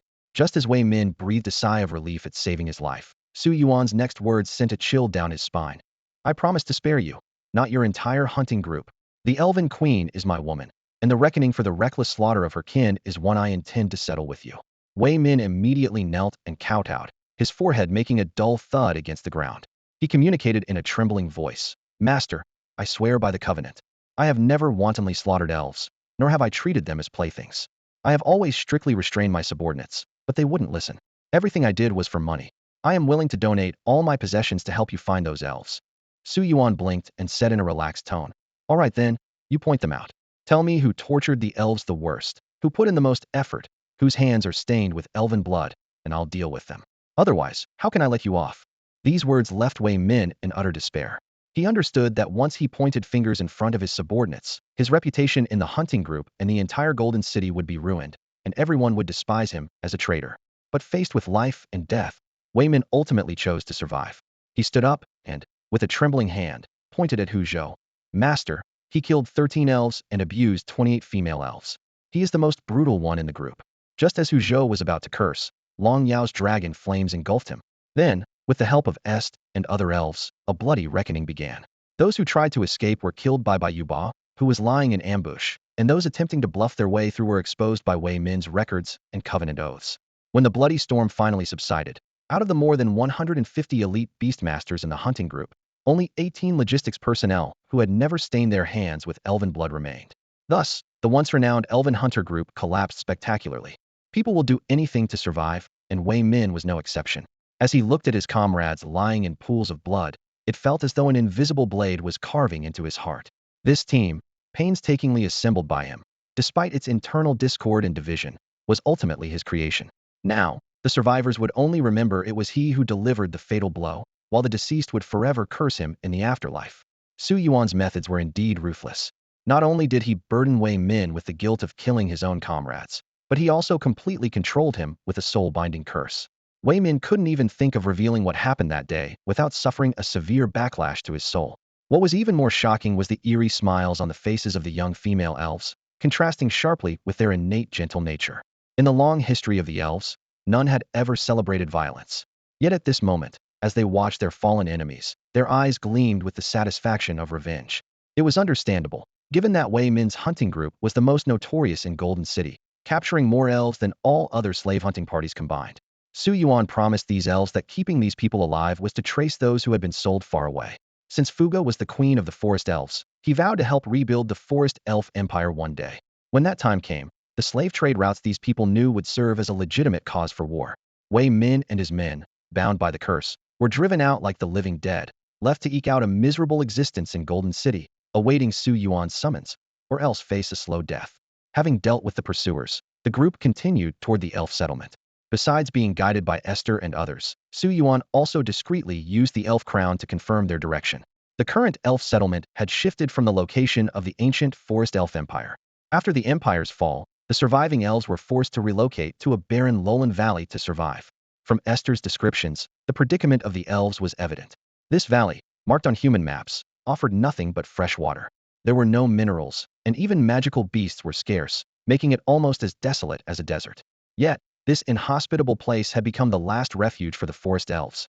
The entire settlement had only a narrow entrance, wide enough for one person to pass through, guarded by a protective spell cast by the only powerful figure among the forest elves, the high priest. Most people and beasts are deterred by illusions near the entrance, causing them to leave unknowingly.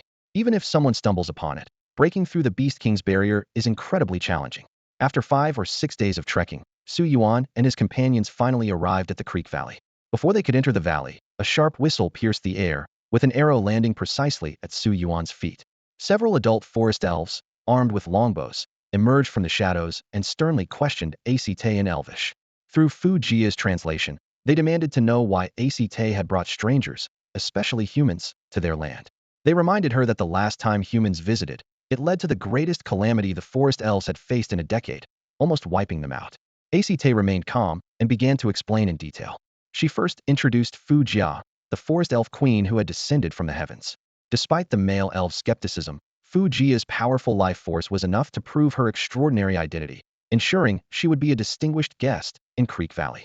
Next, Act recounted the events in the forest. Su Yuan had not only eradicated the notorious elf hunter group, but was also the consort of the forest elf queen. Upon learning of the elves' plight, he brought a substantial amount of food and supplies to aid them. Understanding the truth, the male elf leader, named Lei Te, immediately bowed deeply to Su Yuan and apologized in broken human language. Merciful. Su. Lei Te, apologize for my rudeness. Su Yuan smiled and replied, no worries. Can we enter now? If possible, I would like to speak directly with the high priest. With Lei Te's approval, Su Yuan and his group were allowed into Creek Valley. The rare human visit caused a stir throughout the valley. Elves clad in leaves and animal skins gathered to see this unusual guest. Su Yuan remained composed, while Bai Yuba, who prided himself on being worldly, blushed with embarrassment. The barrenness of Creek Valley was striking. Aside from the flowing creek, there were bare rocks and sparse patches of dirt. Although the elves were naturally beautiful, malnutrition left them looking thin and frail. No wonder Act was ecstatic about Su Yuan's promise of food aid. Su Yuan's arrival caused quite a commotion, attracting more and more onlookers. Fortunately, the high priest ordered the crowd to disperse in time, or else Su Yuan might have been surrounded. After climbing through the valley, mountains, and cliffs, they finally reached the elves' council chamber. The high priest came into view, a frail elder with a wooden staff, faintly exuding elven power. Su Yuan thought to himself, This must be the other bearer of the elf path. I have heard Act recount your deeds. On behalf of the elves, I welcome your arrival. The high priest began. As the high priest, the demigod elf Ai Bo is not only fluent in the elvish language, but also adept at conversing in the language of humans. Through a brief conversation, Su Yuan learned that this beast king level powerhouse has made significant progress on his long path of cultivation. It is under his protection that the forest elves have managed to establish a tenuous foothold in the eternal forest. However, when the topic turned to the legendary forest elf queen, Ai Bo's tone carried a hint of disregard. In his eyes, although Fu Jia had spent centuries being nurtured within the world tree, she had only taken form a few months ago and was still just a young girl. This situation was largely due to Su Yuan's exceptionally rapid cultivation speed. Fu Jia had originally anticipated that even someone as gifted as Su Yuan would take years to reach the forest elf settlement. Yet here he stood in just a few short months. Having a sudden queen and expecting the elf high-ranking members, including High Priest Ai Bo, to wholeheartedly accept her leadership was clearly not an easy task. Nevertheless, Ai Bo did not directly oppose it, as the benevolent Su Yuan had brought along a substantial amount of essential resources for the forest elves: food, fruits, vegetables, sweets, and more. In response, Ai Bo convened an elf wing council. In the tradition of the forest elves, every powerful elf is referred to as a wing, with the minimum requirement being the strength of a beast king with a wingspan of 50 zhang. In the heyday of the ancient forest elf empire, there were once 18 wings simultaneously. Although the elf path could not accommodate so many powerhouses, the nature-loving forest elves could choose alternative paths like the forest path or the nature path for cultivation. However, the current elf wing council was a shadow of its former self, with only one beast king and a few sunset-level elves in attendance. At the start of the meeting, Ai Bo expressed gratitude on behalf of the forest elves to Su Yuan for rescuing Ai Site and 10 other compatriots, and for eliminating the elf hunter group that posed a significant threat to the elves, setting a friendly tone for the meeting. Su Yuan then got straight to the point. Elders and seniors of the elf race. This is Octavia Fu Jia Lin, a miracle born from the world tree, chosen by the heavens as the forest elf queen and the guardian of the entire forest elf race. This is a mission embedded in her bloodline, and as her partner, I am committed to sharing this mission with her. Despite having the strength to single-handedly confront all the elves present, Su Yuan, as Fu Jia's partner, chose a more civilized approach. However, a middle-aged female elf named GT bluntly pointed out the issue. Human, your words are eloquent, but they don't change the fact that Ms. Fu Jia is your contracted beast. Asking all forest elves to swear allegiance to an elf that is subservient to a human is indeed hard to accept. Even without your generous aid, it would be difficult for us to forsake our dignity. This statement articulated the concerns held by most elves present that Fu Jia, as Su Yuan's contracted beast, would inevitably have her loyalty primarily aligned with him rather than the tribe. Su Yuan shook his head, his expression stern. No, Miss Kitty, the beasts here are not my slaves to command, but partners who fight alongside me. Please mind your words. He fixed a sharp gaze on Kitty and continued. As for dignity, with all due respect, choosing to hide away in this valley is already the greatest affront to the dignity of the elves. Between dignity and survival, any wise person would make the right choice. Although Elbier hoped for amicable negotiations, the Elven leadership clearly viewed Su Yuan and Fu Jia as outsiders coveting power. Kitty furrowed her brows with displeasure and said, Human, I'm grateful for your help in saving Esther and the others, but that doesn't give you the right to demand our submission on Elven lands. Submission? Su Yuan sighed softly, a hint of helplessness in his eyes. He slowly stood up, the power of the imperial star within him surging, releasing an invisible pressure. Miss Kitty, it seems you misunderstand the situation. Let's have an open and honest discussion. His voice grew more steady and powerful. Under my command, there are over 10,000 sunset-level warriors. Your strength here is hardly significant in comparison. I extended a helping hand solely because you are of the same race as Jiajia. Otherwise, what concern is the fate of the forest elves to me? Su Yuan's gaze swept over everyone present. To put it bluntly, taking on the forest elves is more of a burden than an asset for most people. Protecting you would require much more effort than the return. My purpose here is to restore the forest elves to their former prosperity and glory. But if you persist in your stubbornness, I won't hesitate to let nature take its course. These words left the winged elves visibly upset. Su Yuan immediately posed a sharp question. Do you know how many forest elves have been abducted in the past year? Seeing Kitty rendered speechless, he coldly stated. The elf hunter group alone has captured 3,982 elves, and the number for the entire Golden City likely exceeds 8,000. Su Yuan's voice carried a restrained anger. As I traveled here, I saw gifted elves reduced to skin and bones, and beautiful elven women enduring hunger in this narrow valley. Instead of clinging to insignificant power, it would be better to take responsibility for the survival of your kin. His final words struck like a hammer. Otherwise, for Jiajia's sake, I won't hesitate to replace you with elves willing to take on that responsibility. After all, in terms of combat strength, you are truly insignificant. Negotiations? No. Su Yuan's stance on this issue was unusually firm. He stood in the center of the Elven Council Hall, his gaze sweeping over each member of the Elven wing, his voice carrying an undeniable authority. In terms of both strength and legitimacy, we hold an absolute advantage. As the Forest Elf Queen, Fu Jia inherits the divine lineage of the World Tree. Your approval or disapproval is inconsequential. The expressions of the Elven leaders quickly darkened. They had initially thought this human was here to seek their acceptance of Fu Jia, but instead, he displayed such an aggressive attitude. Behind them stood Long Yao, Xuan Nu, Hong Mo, and Senna, with the little fox lazily perched on Su Yuan's shoulder, silently showcasing Su Yuan's power. High Priest Ibwa stood to the side, calculating in his mind. As a Beast King-level warrior, he understood the Forest Elves' current predicament better than the others. In the Eternal Forest, surrounded by strong adversaries, it was indeed difficult for him alone to ensure the survival of his people. The arrival of Su Yuan and Fu Jia, in some way, played right into his hands. Having you stay, Su Yuan continued, is merely to ensure a smoother transition for Fu Jia to take over the Forest Elf legacy. The condition is that you must be obedient, otherwise. He left the sentence unfinished, but the threat was unmistakable. Kitty and the others lowered their heads in silence, finally realizing this was not a negotiation but an announcement. Su Yuan had already considered the Forest Elf settlement as his own, and now he was simply arranging for the rightful queen to return to her domain. Sensing the tension in the room, Su Yuan suddenly switched to a warm smile. There's no need to argue over established facts. High Priest, we should focus on discussing how to revive the Forest Elf clan and address the current challenges. These words immediately eased the expressions of Kitty and the others.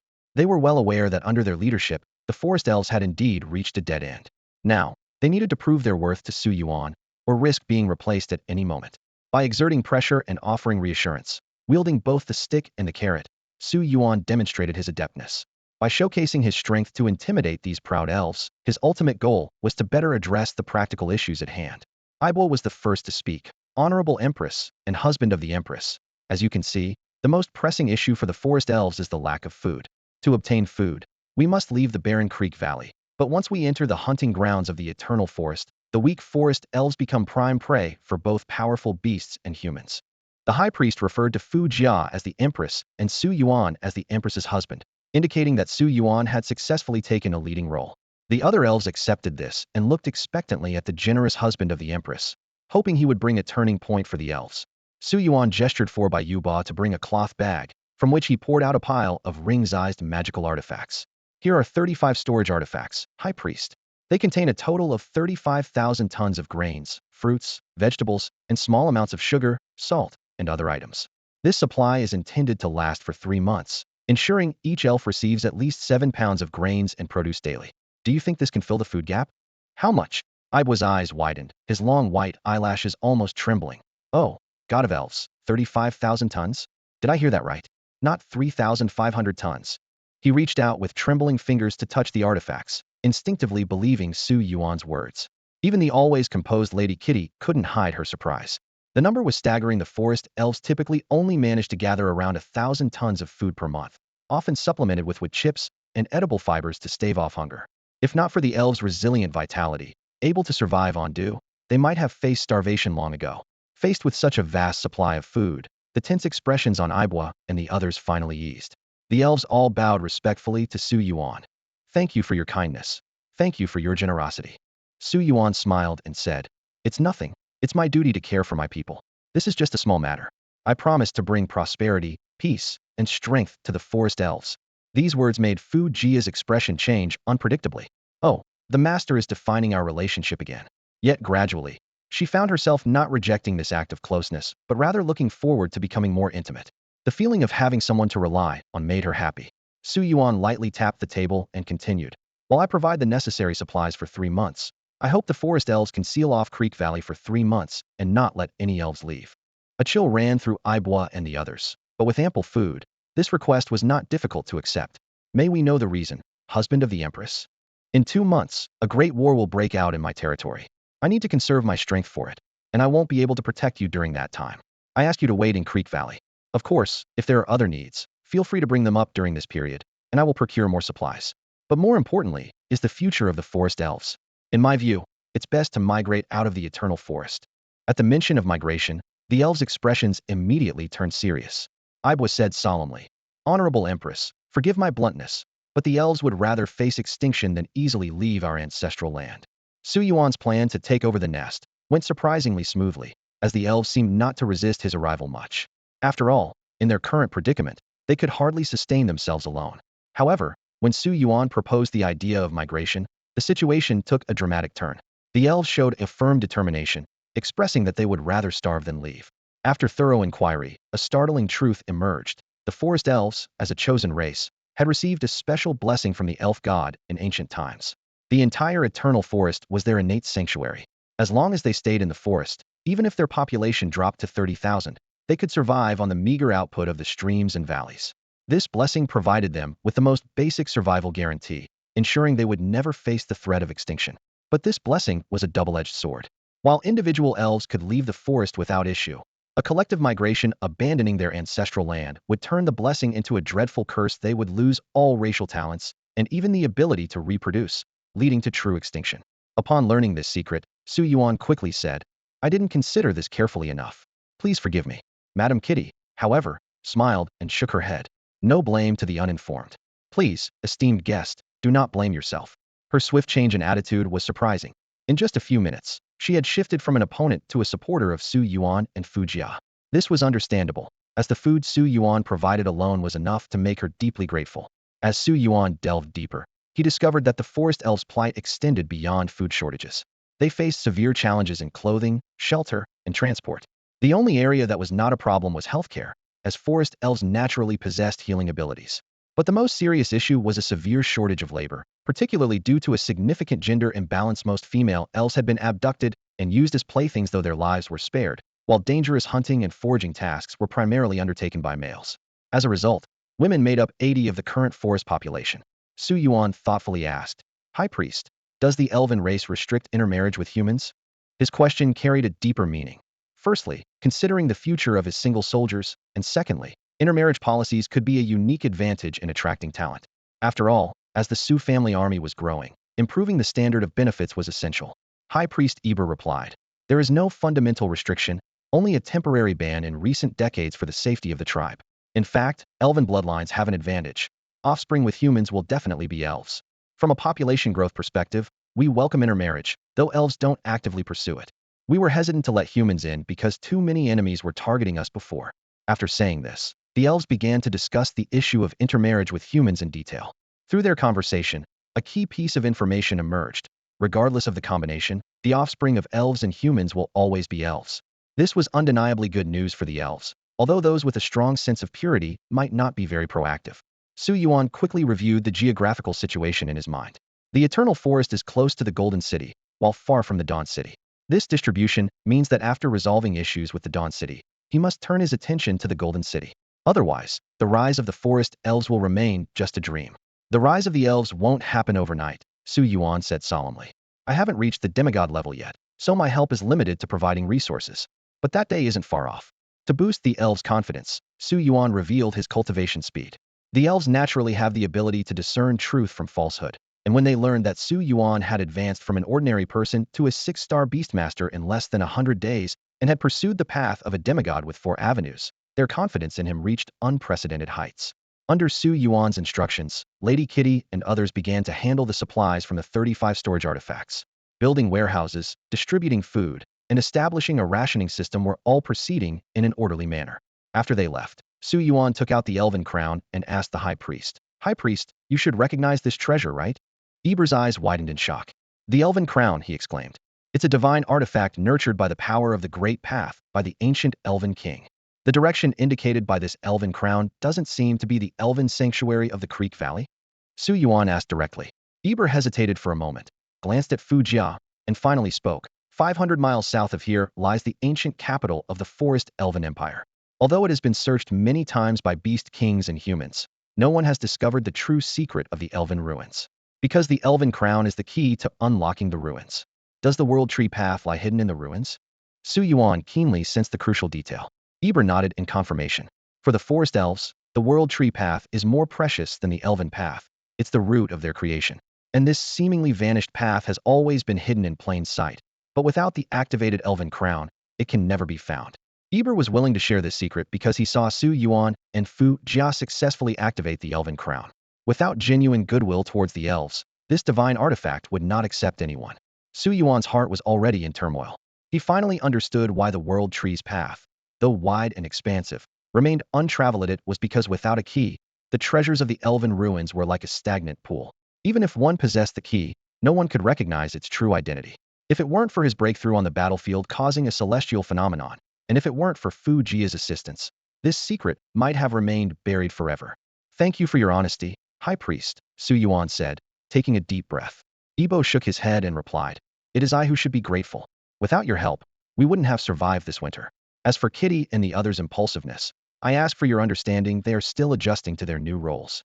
"No worries, they are all my people," Su Yuan replied with a smile. "Speaking of winter preparations, I'm not fully ready.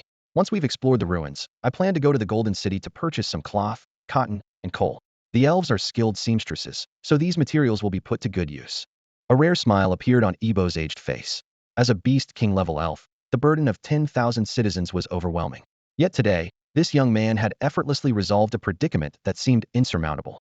The cost of 35,000 tons of food, along with cloth and cotton, would likely deplete Su Yuan's savings. "High Priest, do you recognize this item?" Su Yuan asked, presenting a branch from the Tree of Life. Since it was confiscated from the Elven hunter group, Ebo was sure to know its purpose. Ebo was initially taken aback, then understanding dawned on him. He led Su Yuan to a dilapidated altar behind the Elven Wing Council, known as the Elven Sanctuary. In the center stood a towering tree over 60 meters high, though its sparse branches and leaves gave it a somewhat barren appearance. The leaves of the sacred tree can heal the soul, and the branches are ancient talismans that shield against physical and mental harm. The more branches you hold, the stronger the effect. Before each foraging team sets out, I distribute some branches for protection, Ebo explained with a sigh. Su Yuan remained silent. The 187 branches of the Tree of Life in his possession were a testament to the blood and tears of the forest elves over the years. Su Yuan returned 87 of the items and kept 100 for his own use. As the main pillar of support for the forest elves, he needed to ensure his own strength first. In the widest part of the Creek Valley, AI Bo gathered all the elves to announce the decision of the Elven Wing Council.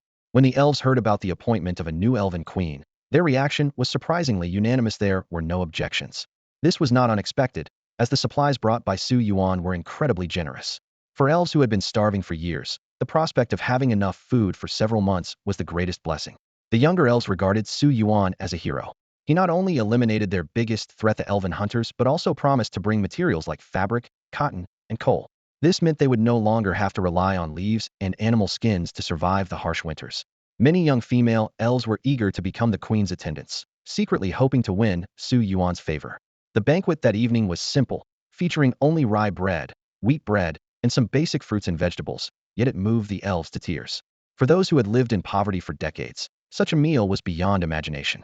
Watching his people's excitement, Fu Jia silently leaned against Su Yuan. He gently held her hand and promised that one day he would lead her people away from this barren land to rebuild their home in the eternal forest.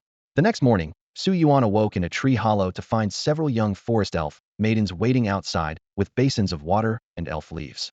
This was clearly arranged by the Elven Wing Council, especially by AI Bo, the old fox, who had hinted the previous night that Su Yuan could help strengthen the elven bloodline. In the face of survival threats, moral views had indeed become more flexible. Just as Su Yuan was about to get up and search for the World Tree Avenue, he heard Bai Yuba's angry protest from outside. This young noble, who had shed blood and sweat for the elves, was complaining loudly. "This is so unfair. Why are Su Yuan's attendants all young and cute female elves, while mine are all middle-aged elf women?" Clearly, Bai Yuba's clean and youthful face was more appealing to the female elves who had lived for over a century, while Su Yuan had become the idol of the younger elves. At that moment, Bai Yuba's eyes were bloodshot, as if he was ready to explode with anger. Bai Yuba's protest was swiftly ignored by Su Yuan. When referred to as the friend of middle-aged women, Su Yuan merely shrugged it off, suggesting it might be a kind of fortune. This response was hard for Bai Yuba to accept, but he decided not to dwell on it. Accompanying Su Yuan on this journey, Bai Yuba encountered many things he couldn't comprehend, yet each one left him deeply impressed. Although he couldn't yet return to Hope City to boast to friends and family, he was certain that with Su Yuan's help, the forest elves' return to Creek Valley was imminent. When that day came, his name, by Yuba would surely be etched into this legend, and this honor would be enough to make him famous in Hope City. Last night's encounter left by Yuba feeling both amused and exasperated.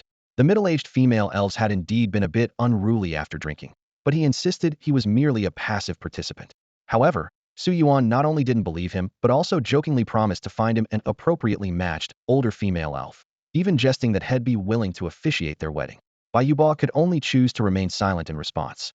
Today's itinerary involved heading to the Elven ruins in search of treasure. Bayuba was quietly grateful to be part of it. Though his abilities to manipulate terrain and affect minds were not on par with Su Yuan's, they were sufficient to play a supportive role in battle. This was precisely the confidence he had when he initially ventured to the Winter City on his own. Su Yuan's primary focus this trip was the World Tree Avenue, meaning the stay with the elves would not be prolonged. Assisting the elves in rebuilding was indeed resource-intensive, with monthly supplies of tens of thousands of tons of food and a large number of daily necessities, requiring hundreds of thousands of gold coins to sustain. Although the trade routes opened through Ouyang Shui provided substantial income, the expenses were equally staggering. Su Yuan knew well that he must eventually find a way for the elves to repay him using their expertise in crafting magical items, as he was generous but not a fool without boundaries. Led by the guide Esther, the group departed Creek Valley, heading towards the ancient Elven ruins. Along the way, Esther recounted the downfall of the Forest Elf Empire. 50 years ago, the elves had taken in a group of severely injured outsiders. In accordance with the principle of interspecies friendship, the kind-hearted Elf King provided them with treatment. However, these people stole the supreme treasure of the Eternal Forest Beast Emperor Alliance, leading to a frenzied assault on the unsuspecting Forest Elf Empire. The coveted treasure was not only desired by the Beast King Alliance, humans were equally determined to obtain it. The outsiders collaborated with powerful humans to breach the defenses of the Elven Empire. The Beast Kings and Human Kings advanced, only to find that the outsiders had vanished without a trace. In their fury, they launched a war of annihilation, reducing the Elven Empire to ashes. This bloody history became the root of the elves' widespread hostility towards humans. Su Yuan managed to earn the goodwill of the forest elves thanks to his previous acts of saving Esther and others, as well as his achievements in eliminating the elf hunter group. Additionally, his special relationship with Fu Jia and the large amount of supplies he brought helped the elves lower their guard. Su Yuan and Bai Yuba remained cautious, taking 2 whole days to reach the ruins of the Forest Elf Empire. Esther spoke in a low voice, translated by Fu Jia. This area is now occupied by a beast king known as the Earth Dragon King, a type of earth dragon. When it came to dragons, Su Yuan's understanding was still stuck on the lazy bunch from the dragon's nest. However, through Esther's introduction, he realized not all dragons were so idle. Although the Earth Dragon King was not particularly warlike, it had a tendency to hoard treasures. The treasures of the Forest Elf Empire had long been divided among various factions, leaving the area largely ignored. A year ago, the Earth Dragon King settled here, piling up the treasures it had amassed. To use the Elf Crown to find the hidden world Tree Avenue of the Forest Elves, this formidable Earth Dragon King was clearly an unavoidable obstacle. Just as Su Yuan was about to scout, Fu Jia suddenly gave a warning. Thanks to her prearranged elf dream leaves, they discovered a team of fewer than 10 people approaching from behind, led by 3 void gods. This was an unexpected boon. As a beast king-level entity, the Earth Dragon King could be a match for these warriors who had just entered the void god realm, especially if they worked together. Moreover, with the Earth Dragon King's miserly nature, it was no wonder others would target it. The expedition team was quite significant, with the 3 void gods hailing from the Huang and Lu families of Golden City, 1 from the Huang family and 2 from the Lu family. They lacked the Earth Element Avenue and were naturally eager for the Earth Dragon King's Earth Dragon Avenue. Huang Wei, there's only 1 Earth Dragon Avenue. How should we divide it? Lu Ping asked. Old Lu, let's be straightforward, Huang Wei replied. Everyone wants the avenue, so how about this? Whoever contributes the most in killing the Earth Dragon King gets the avenue. As for the treasures, the other 2 will split them, and the one who takes the avenue won't interfere in the treasure division. How about that? This proposal seemed fair. The one who contributes the most gets the avenue, and the others split the treasures, each getting what they need. The 3 were quite confident. In their view, their opponent was merely a beast king, and with the strength of 3 void gods. Unless the opponent was on the verge of becoming a beast emperor, there was nothing to fear. Deep within the Elven ruins, a massive dragon lay atop a pile of gold and treasures. The Earth Dragon King slowly opened his eyes, keenly sensing the presence of 13 uninvited guests. The pride and territorial instincts of his kind made him instinctively want to eliminate these intruders, but his rational side urged caution. Among these intruders were 3 powerful beings at the void god level, not to be underestimated. More alarming was a distant observer whose strength was unfathomable. When the Earth Dragon King probed with his soul power, it was absorbed as if into a bottomless pit, which unsettled him. Dragons are known for their wisdom, even the laziest among them. He quickly assessed the situation. The three void gods hadn't noticed the hidden observer, indicating they were not allies. This presented him with an opportunity. The Earth Dragon King swiftly devised a plan. Once the void gods approached, he would first strike the hidden observer, creating a three-way standoff. Although it pained him to leave behind the treasures beneath him, survival was paramount if danger truly loomed. He remained curious, however, about how these humans had discovered this treasure trove. Huang Wei, Lu Ping, and Lu Zhua, the three void gods, led their team into the ruins. Before them lay moss-covered ruins, and the broken elven palace echoed faintly with the sound of a dragon's breath. The 10 immediately summoned their beasts, positioning themselves according to their roles: frontline defense, middle attack, and rear healing, forming a tight formation. However, an unexpected event occurred. A tornado suddenly erupted from the ruins, not towards them, but behind them. In the explosion's aftermath, several figures appeared, looking disheveled. Huang Wei and the others were shocked they had been followed. Even more astonishing was that the presence had eluded even the perception of void gods. Clearly, these people intended to benefit when the Dragon King and they were both weakened. How infuriating. They had nearly fallen into a trap. Su Yuan was taken aback, surprised by the dragon's incredible sensitivity. He recalled that last time when he had entered in a soul form, he hadn't been detected. Suddenly, it dawned on him it wasn't that he hadn't been noticed, but rather that the dragons had chosen to ignore him. Considering they could even sense the presence of the Nether Demon Emperor, a chill ran down his spine. Luckily, most dragons preferred to avoid conflict, but the dragon before him was different. Since he had been discovered, Su Yuan decided to reveal himself openly. He remained calm, knowing that in this three-way standoff, he could escape even if he couldn't win. Besides, he might not. Lozé was now half a demigod, far beyond his former self. More importantly, Long Yao, the Snow Maiden, and Senna had begun to merge with the Great Tao. Although the fusion was not yet complete, the Dragon God Tao, Snow Emperor Tao, and Moon God Tao they wielded were enough to impress any opponent. The scene was tense, with no one daring to make a move. Just then, the Earth Dragon King emerged from the ruined palace, roaring a warning. Greedy humans, this is my domain. Leave at once, or you shall never return. To the Dragon King's surprise, neither Su Yuan nor Huang Wei's group attacked immediately. Both sides remained wary. In this three-way standoff, the options were either for two weaker parties to ally against the stronger one or to target the weakest first. But when everyone considered themselves strong, the situation became delicate. Huang Wei was the first to attack Su Yuan, only for his beast to be swiftly knocked down by Su Yuan's beast. Before he could react, the Earth Dragon King's ground-shaking attack injured Lu Ping. The Dragon King, with his profound mastery of the Earth Dragon Tao, was indeed formidable, which explained his dominance over the elven ruins in the Eternal Forest. The situation quickly became clear. Huang Wei's side was the weakest in this triangular standoff. Even a demigod struggled against a demigod and a beast king. And Su Yuan, a 6-star beast master, had somehow empowered his beast to surpass a beast king who had merged with a measure of the Tao. Under the combined pressure of Su Yuan and the Earth Dragon King, Huang Wei had no choice but to plead. Friend, you can have the Earth Dragon Tao and the treasures. Let's join forces. Show some respect to the Huang family. Su Yuan frowned at this, pondering, the Huang family? Standing in front of the Huang family estate, Su Yuan was deep in thought. Although he could easily deal with the insignificant Huang family Jr. before him, there was no need to. After all, he held incriminating evidence of Huang Cheng's betrayal of Mu Qianjun and Xiongji, as well as desecrating the bodies of Guan Tianda and Zhuge Kun. This was enough to ensure Huang Cheng's compliance. More importantly, considering his plans to expand his influence in Gold City, having an obedient subordinate was more valuable than taking a life. Besides, he needed to procure a large amount of supplies from the Huang family. He had already relied on the Lao Bai family for a lot, and he couldn't depend on just one source indefinitely. Su Yuan immediately transmitted a message. The demigod Huang Cheng from your family is my subordinate. What's your relation to him? This statement struck Huang Wei like a heavy blow. He had initially thought that the reputation of the Huang family would afford him some respect, or at least a conversation on equal terms. But the other party had just claimed to have a demigod of the Huang family as a subordinate. Such audacious words, if false, would provoke the Huang family's fury. But if he dared to say so, it was likely true. The Huang family boasted 5 demigods, with Huang Cheng ranked 3rd, considered moderate in power, yet still an unattainable figure for those beneath the demigods. That's my 3rd uncle. Huang Wei quickly explained. Let's talk this out. The other 2 are from the Lu family. They have nothing to do with me. Su Yuan sneered at this. The Lu family? He didn't know them, so there was even less reason to spare them. In the continental struggle for power, eliminating witnesses was commonplace. With the cooperation of the Earth Dragon King, Su Yuan displayed astonishing strength. He tore apart the Liu family's virtual god's beast with his bare hands and wiped out several six-star beastmasters with a thunderous strike. Huang Wei was left dumbfounded by this display of power, understanding why Su Yuan dared to call Huang Cheng his subordinate. However, the situation was not yet resolved. The threat of the Earth Dragon King still loomed.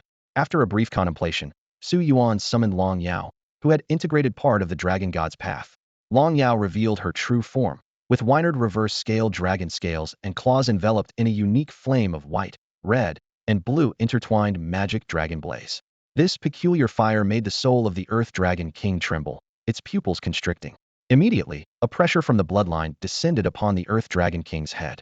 Although Long Yao had not yet ascended to the rank of Beast King and had only integrated about one-third of the Great Path, the pressure exerted by her 40 pure dragon god bloodline was astonishing.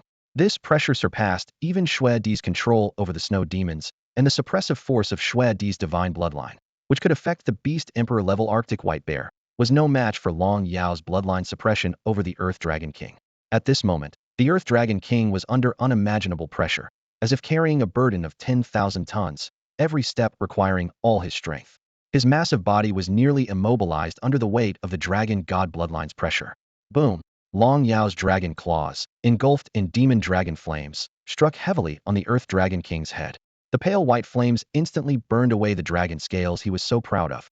Known for his defense, the Earth Dragon King's Earth attribute dragon scales were utterly defenseless against these terrifying flames. Even more despairing for him was that under this bloodline pressure, he had no chance to escape, not even able to spread his wings. This was perhaps the most tragic situation he had ever encountered, thinking that if he couldn't win, he could at least run, but who knew he would encounter someone as formidable as Su Yuan in this desolate wilderness. Had it been another Beast King, like the Earth Horse King, perhaps he wouldn't be in such a sorry state. But as a member of the dragon race, the bloodline suppression left him with no room to retaliate. I surrender. Human, spare my life. The Earth Dragon King had to utter a humiliating plea for mercy. Hearing this, Su Yuan smiled. It seems my restraint over the dragon race is more than just a little effective. Long Yao, continue. Teach this uncouth creature a lesson. Spare you? Wouldn't it be better if I skinned and sold you? The Earth Dragon King's slit pupils trembled, realizing this human had no intention of letting him go. In his bloodline memory, Earth dragons had never kneeled to humans, unlike those noble dragons who knew how to flatter and please.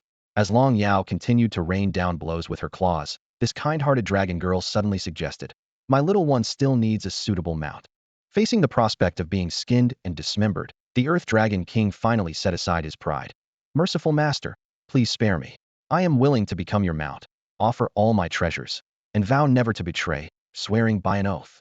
This sudden turn of events left Su Yuan momentarily stunned. Long Yao had just settled the matter so easily. But on second thought, having a Beast King level mount, especially an Earth Dragon King, was indeed advantageous. With the addition of the life puppet Zhuge Ling, his current strength could contend with 3 demigods. Nearby, Bai Yuba and Huang Wei watched in shock. A dignified Beast King level Earth Dragon had submitted without even a decent counterattack? What surprised them even more was the mysterious red wine-colored dragon girl who could suppress the Earth Dragon King. What was her true identity? After taming the Earth Dragon King, bound by their pact, this once-proud dragon could no longer resist Su Yuan's will. Su Yuan lightly leapt onto the dragon's back, adjusted his position on the hard scales, and asked, "Earth Dragon, what's your name? Your back is really hard, a bit uncomfortable." The Earth Dragon King gritted his teeth in endurance. As the ruler of the Earth, being ridden by a human for the first time in centuries and having to hear complaints about discomfort was a huge humiliation. But soon it accepted reality. Having sworn allegiance to the pact, resistance was futile. It might as well resign itself to fate. "Respected master." The Earth Dragon lowered itself to the ground, a hint of resignation in its voice. "We Earth Dragon Kings inherit the pride of the Earth Dragons and have no names. The Earth Dragon is our symbol." "Oh, no name, huh? Then I'll just call you Earth Dragon from now on," Su Yuan said casually. And so, the once proud Earth Dragon King ended up living as the kind of dragon it despised most. With the binding force of such a high-level pact, any resistance was futile. This was not a power that ordinary beings could challenge. After subduing the Dragon King, Su Yuan turned his attention to Huang Wei. He couldn't let this person follow him into the Elven secret realm. Feeling Su Yuan's gaze, Huang Wei got goosebumps, thinking to himself, "This guy just subdued the Earth Dragon King. Is he going to get rid of me now? Truly remarkable, senior." Huang Wei quickly flattered. To subdue the Earth Dragon King with such ease, that's a feat countless people have dreamed of but never achieved. You are truly making history. This flattery made the 20-something Su Yuan feel a bit awkward. It was uncomfortable for someone nearing 40 to call him senior, even though strength was the measure of respect on the Shengxian continent. Su Yuan waved off Huang Wei's flattery and directly issued a task. Go back and tell Huang City that I need 3,000 tons of cotton, 3,000 tons of cloth, and 1,000 tons of oil crops like soybeans. This request puzzled Huang Wei even more. These bulk commodities were worth a fortune, impossible to acquire without hundreds of thousands of gold coins. Moreover, he had never heard of Su Yuan and assumed he was a renowned genius of the continent. But now it seemed otherwise. Huang Wei started calculating in his mind. He would ask his third uncle's opinion upon returning. If his uncle had no deep connection with Su Yuan, he might as well default on the request. But if his uncle was indeed Su Yuan's subordinate, it meant the Huang family needed to reassess this powerful force. Anyone capable of making a demigod-level being serve them must have unfathomable depth. Uncle, please don't bring trouble to the family. Huang Wei silently prayed, realizing that he, too, might have already brought trouble upon them. Huang Wei felt a sense of pessimism. The young man before him let him leave so easily, indicating he considered Huang insignificant. If Huang were to default on his debt, the young man would probably handle it effortlessly. With a sigh, Huang left with his men. Su Yuan noticed Bai Yuba looking dazed and patted his shoulder. What's up, Lao Bai? Weren't we going to explore the Elven secret realm together? Bai Yuba asked blankly. Brother Su, can you tell me who you really are and where you come from? Su Yuan thought to himself, oh, but shook his head and replied. As you know, I'm just an ordinary beast tamer from Dawn City. However, Bai Yuba had other thoughts. Being well-informed, he knew what taming the Earth Dragon King signified. Su Yuan's dragon beast must possess an advanced, activated bloodline. Recalling the events on the snowy plains, Su Yuan's background seemed even more unfathomable. All right, stop dwelling on it. Su Yuan interrupted his thoughts. Aren't you curious about what treasures are hidden in this elven ruin? Let's go check it out. He turned to the Earth Dragon, instructing, stand guard at the entrance and don't let anyone in. The Earth Dragon nodded weakly, resigned to its fate and ready to enjoy some peace. Upon entering the crumbling palace, the sight of mountains of gold coins and treasures lit up Su Yuan's eyes. The Earth Dragon King's treasures are mine now, he thought, beginning to gather the riches. After tallying the loot, he found it amounted to over 700,000 gold coins, refilling his previously empty wallet. Outside, the Earth Dragon frowned, missing the days of sleeping on piles of gold, but it accepted its fate. After securing the coins, Su Yuan, along with Fu Jia, Esther, and Bai Yuba, descended underground. A massive stone door, towering 50 meters high, stood there. Though covered in moss, it showed no signs of aging. Without Esther's guidance, no one would have guessed it was a door. Su Yuan touched the door, sensing its immense density, estimating that even a demigod would struggle to leave a mark on it. Jia, the elven coronet, Su Yuan said, indicating it was the key to unlocking the door. Fu Jia raised the coronet, and golden light wove a green-gold path leading to the center of the door. As the coronet approached, the dormant stone door began to tremble. Moss fell away, dust scattered, and a beam of light shone through the slowly opening crack. Behind the door lay a mysterious realm that only elven bloodlines and the elven coronet could access. Although its exact location was unknown, the treasures within were real. The silhouette of a towering ancient tree appeared, faintly visible in the light. A hidden realm. The fallback left by the forest elves, a secret domain that only elves can unlock. Esther stood at the entrance to the hidden realm, her emerald eyes brimming with tears. As a young elven girl in her 20s, she had only heard from the elders in her clan about the former glory of the elf race. Now, witnessing the legendary hidden realm with her own eyes, her heart was in turmoil. The scene before them deeply moved all the elves. Though they harbored resentment and even hatred for being born into this suffering race, their innate spiritual purity compelled every elf to yearn for a return to the peak of the racial hierarchy in the sacred Xian continent's forest of races. Su Yuan surveyed the surroundings. This hidden realm was vast and boundless, teeming with abundant life force.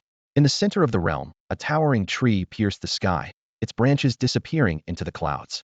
The base of the tree was astonishing, with a diameter of 3 kilometers. This was the most magnificent tree Su Yuan had ever seen, making one wonder if the crown held the legendary miracles of the 9 realms. Fujia stepped forward and gently placed her hand on the rough bark of the world tree. Instantly, the sounds of birds and the fragrance of flowers enveloped them, with warbling and chirping filling the air, as if this were the very source of life's energy. This reminded Su Yuan of the 3 great origins of the world, the immortal, life, and void realms. Clearly, the world tree before them was intricately linked to the power of the origin of life. Sensing the arrival of Su Yuan and Fujia, the world tree gently swayed its branches, and leaves fell from the sky, weaving a green and golden path in the breeze. The world tree avenue. This was the bridge to the origin space, accessible only to the goddess of life and the forest elf guardian who wore the elven crown. The world tree's acknowledgement gave Su Yuan a moment of clarity. With hands clasped in respect, he solemnly promised, "Rest assured, Fujia and I will lead the forest elves out of this plight, back to the eternal forest, returning to this destined land of the elves." At that moment, Su Yuan also understood the true reason behind Albert's claim that elves could not migrate. Every move of the elf race was under the watchful gaze of the world tree, their souls intimately connected to this land. Without the protection of the world tree, these favored children of the earth would lose the shelter of their souls. This profound connection is the most precious reliance for every elf. With Su Yuan's vow, a leaf-shaped mark appeared on the back of his hand. Simultaneously, the system revealed new information to him, the domain of life's origin. This was an upgraded version of Fujia's divine life ability, and without any guidance, Su Yuan understood it instinctively. The miracle of life requires voluntary sacrifice, but the origin of life does not have such a restriction. It can awaken the life force of any creature that is not completely dead, granting it a new lease on life.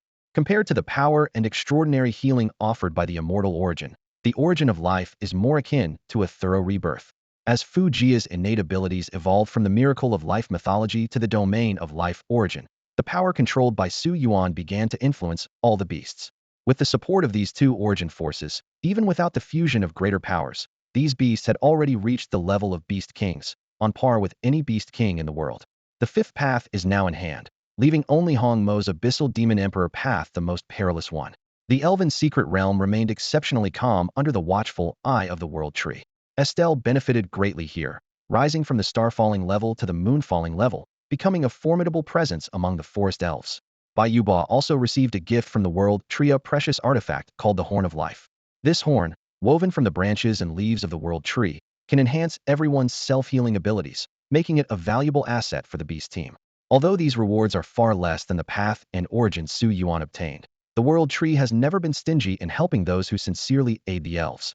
After a fruitful journey, the group left the secret realm, and the ancient stone gate closed tightly, with no known date for its next opening. Elsewhere, Huang Wei returned to Golden City and immediately sought out his uncle Huang Cheng, who was massaging his temples. The impact of the slave trader was still troubling him. "Uncle," Huang Wei called softly. "Away? Weren't you hunting the Earth Dragon King with the Liu family boy?" Huang Cheng asked, looking up. "The Liu family is dead," Huang Wei replied bitterly. "What?" Huang Cheng was somewhat surprised, but not too concerned about the cause of their deaths. "How did they die?" "Uncle, we encountered an outsider who claimed to be your superior." Huang Cheng's heart sank sharply. "What's his name?" "Is it Su Yuan?" At the mention of this name, Huang Cheng's face turned ashen. Seeing his uncle's reaction, Huang Wei was even more certain that the young man had indeed taken control of his uncle. Huang Cheng took a deep breath and accepted the list handed to him by Huang Wei. His eyes quickly scanned the densely packed inventory of goods, and his brow furrowed. The list was filled with bulk items, leaving him puzzled about Su Yuan's intentions. Which demigod pursuing the Great Path would lack money? Huang Cheng muttered to himself. If it was about money, wouldn't asking for gold coins be enough? Clearly, Su Yuan wasn't short of money. He had other motives. Huang Cheng rubbed his temples and decided not to delve deeper into this issue. At present, he felt like a puppet on strings, compelled to act according to Su Yuan's demands. This feeling of being constrained was agonizing for him. Families who had lost demigods kept sending people to inquire, and the investigations were relentless. He knew that with those families' capabilities, it was only a matter of time before they traced everything back to him. After some contemplation, Huang Cheng finally devised a plan. It was quite daring and required the cooperation of the entire Huang family, and even involved utilizing Su Yuan.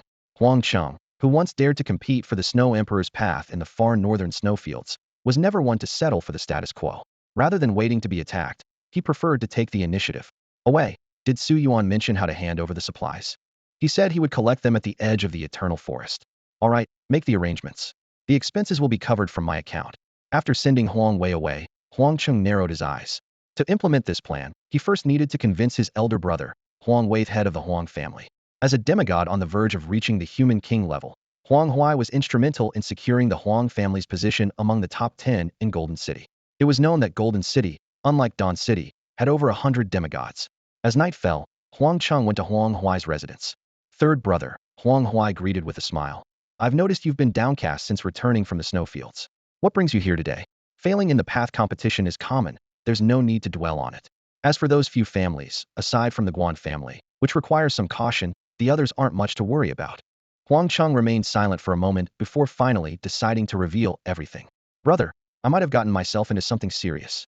He then detailed the entire situation. Huang Huai's expression shifted dramatically as he listened, turning from ashen to pale. His hand, clutching a teacup, visibly trembled, and he seemed ready to lash out at the brother who had brought trouble upon the family. But he understood that even if he punished Huang Cheng, those families wouldn't relent. Especially the Guan family from the imperial city, known for their ruthlessness, would surely seize the opportunity to make exorbitant demands. You, Huang Cheng, you might as well have kept quiet. Huang Huai frowned, secretly wondering if Huang Cheng had come to make him, the elder brother, take the fall. But seeing the determination in Huang Cheng's eyes, Huang Huai realized that what his brother was about to say was the real point. Go ahead, say what you need to. Huang Cheng hesitated before speaking. Brother, the trouble has already occurred, and I had no choice but to act to survive. But on further thought, this might actually be an opportunity. Opportunity? Where? Huang Huai asked, puzzled. Brother, have you heard of Su Yuan? Huang Cheng shifted the conversation. Huang Huai shook his head. If Huang Cheng hadn't mentioned it, he wouldn't even know such a person existed among those who went to the snowfields. Huang Cheng continued. It's him, a 6-star beast master, who killed 4 demigods in the extreme northern snowfields and turned one into a puppet. His beast even activated the Snow Emperor's divine bloodline and seized the Snow Emperor's path. Initially, I thought he was a prodigy from some powerful faction, but investigations revealed something unusual. What could be more astonishing than a 6-star beast master killing 4 demigods? Brother, do you know how long he's been a beast master? From what you're saying, he must be a young genius. Perhaps 2 years. Haha, including today 109 days. What? Huang Huai's eyes widened. You're joking, right? Brother, this is absolutely true. You can inquire in Dawn City. Almost everyone there knows. But what I want to discuss is something else.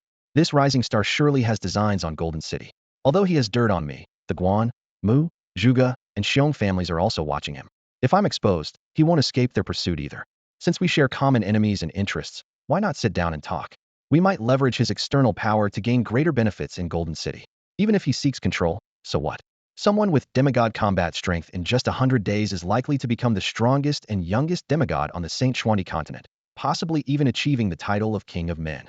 Rather than waiting for him to blackmail the Huang family, we should align with him proactively. We might even gain more advantages. Huang Huai pondered. Golden City was full of powerful figures, and gaining more benefits was nearly impossible unless the family produced 3 or 4 more demigods. But lacking internal strength, seeking external aid was logical. If they could grow stronger together, having 2 King of Men-level figures in the future, what would they fear from the Guan family? He clenched his fist, making a decision after only a moment's thought. Whether they would be scorned as traitors to Golden City didn't concern him. In the face of interests, being ruthless was necessary, or they'd be consumed by those even more ruthless, be it Su Yuan or the Guan family. All right, go ahead and contact him. Seeing his brother's approval, Huang Cheng breathed a sigh of relief. This was a gamble for him too. If he lost, his brother might offer his head to appease the other families.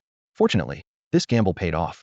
A few days later, Huang Cheng arrived at the edge of the Eternal Forest, carrying prepared supplies. The appointed time had come. At the outpost camp in the Eternal Forest, Huang Cheng spotted a familiar figure from afar, the very nightmare of his past, the young man who had nearly ruined his reputation and caused him endless worry. After much deliberation, he decided to take the risk and cooperate with him. Standing in the center of the camp, Su Yuan glanced around but didn't see Huang Wei, only Huang Cheng. This made him frown slightly. I had thought Huang Cheng would never want to see him again. But here he was, daring to meet him. He noticed that Huang Cheng's once thick, black hair was now thin and graying, a sign of the stress he had endured. Well, Su Yuan said with a playful smile, calculating in his mind. After all, he had a demigod under his control, so he should ease up a bit and make good use of this powerful ally. Huang Cheng's face was pale. Despite having resolved to work with Su Yuan, he couldn't hide his nervousness when facing him. Master Su, this isn't the place to talk. Please, come this way. The outpost camp in the Eternal Forest was quite large, much bigger than the camp at Shaoqi town of Wanzi Camp. As a demigod of the Huang family, Huang Cheng was wealthy enough to easily find a secluded room for a private discussion. Su Yuan wasn't worried about any traps. He knew that even if Huang Cheng planned an ambush, the truth from back then was already prepared to be revealed. Huang Cheng forced a smile. Master Su, I'm not here today for anything else. Although there was some animosity between us, after careful thought, I've come to realize a lot. Oh, what have you realized? Su Yuan asked, his expression turning serious. Huang Cheng got straight to the point. Master Su, the events on the snowy plains can't be hidden forever, not by you or me. Although it was just your people and me left at the time, the Shengxian continent is full of hidden talents. Just the Guan's tracking and tracing techniques alone would make it easy to uncover the cause of death of Guan Tienda and others. I'm not saying this to escape your control, but to tell you that for us, this is both a crisis and an opportunity. Su Yuan understood. He had indeed underestimated the talents of the Shengxian continent. He thought only those involved knew the truth, but upon reflection, he realized someone could eventually uncover the details. While he wasn't afraid of these forces, being targeted by them collectively would make life difficult. An opportunity? Huangqing smiled. Yes, an opportunity. Pardon my boldness, Master Su, but I've looked into your background. To be honest, your rise to your current position in just 100 days is unprecedented in the Shengxian continent. Huang Cheng slowly revealed his suspicions. I wonder if Mr. Su intends to extend his influence in a golden city? These bulk commodities should be cheaper in Dawn City. The fact that you're asking me for them suggests you're planning to establish storage and outposts here. After all, Dawn City is smaller compared to our golden city. With your talent, Mr. Su, achieving demigod status might not be far off, but the top powers in Golden City are quite exclusive. So, I propose we collaborate. Or rather, I pledge to follow your lead. Su Yuan listened with a slight smile. Although Huang Cheng's guess was off the mark, was acquiring these resources to aid the forest elvicate made sense from a city-state perspective. The conditions offered by the Huang family were tempting. The support of 5 demigod-level experts would entice anyone. However, Su Yuan quickly considered the potential pitfalls. Accepting the Huang family could lead to a dominant faction within his forces, making it hard for others to compete. More importantly, the loyalty of the Huang family remained uncertain. Still, these issues were not insurmountable. With the simplified beast-taming system at his disposal, producing demigods in numbers was possible. Su Yuan looked directly at Huang Cheng. Can you explain why you want to join me? It seems we have more enmity than camaraderie. Besides, can you truly speak for the Huang family? Huang Cheng sighed and replied candidly. Honestly, I once hoped you would perish on the snowy plains. But the past is the past, and we must look forward.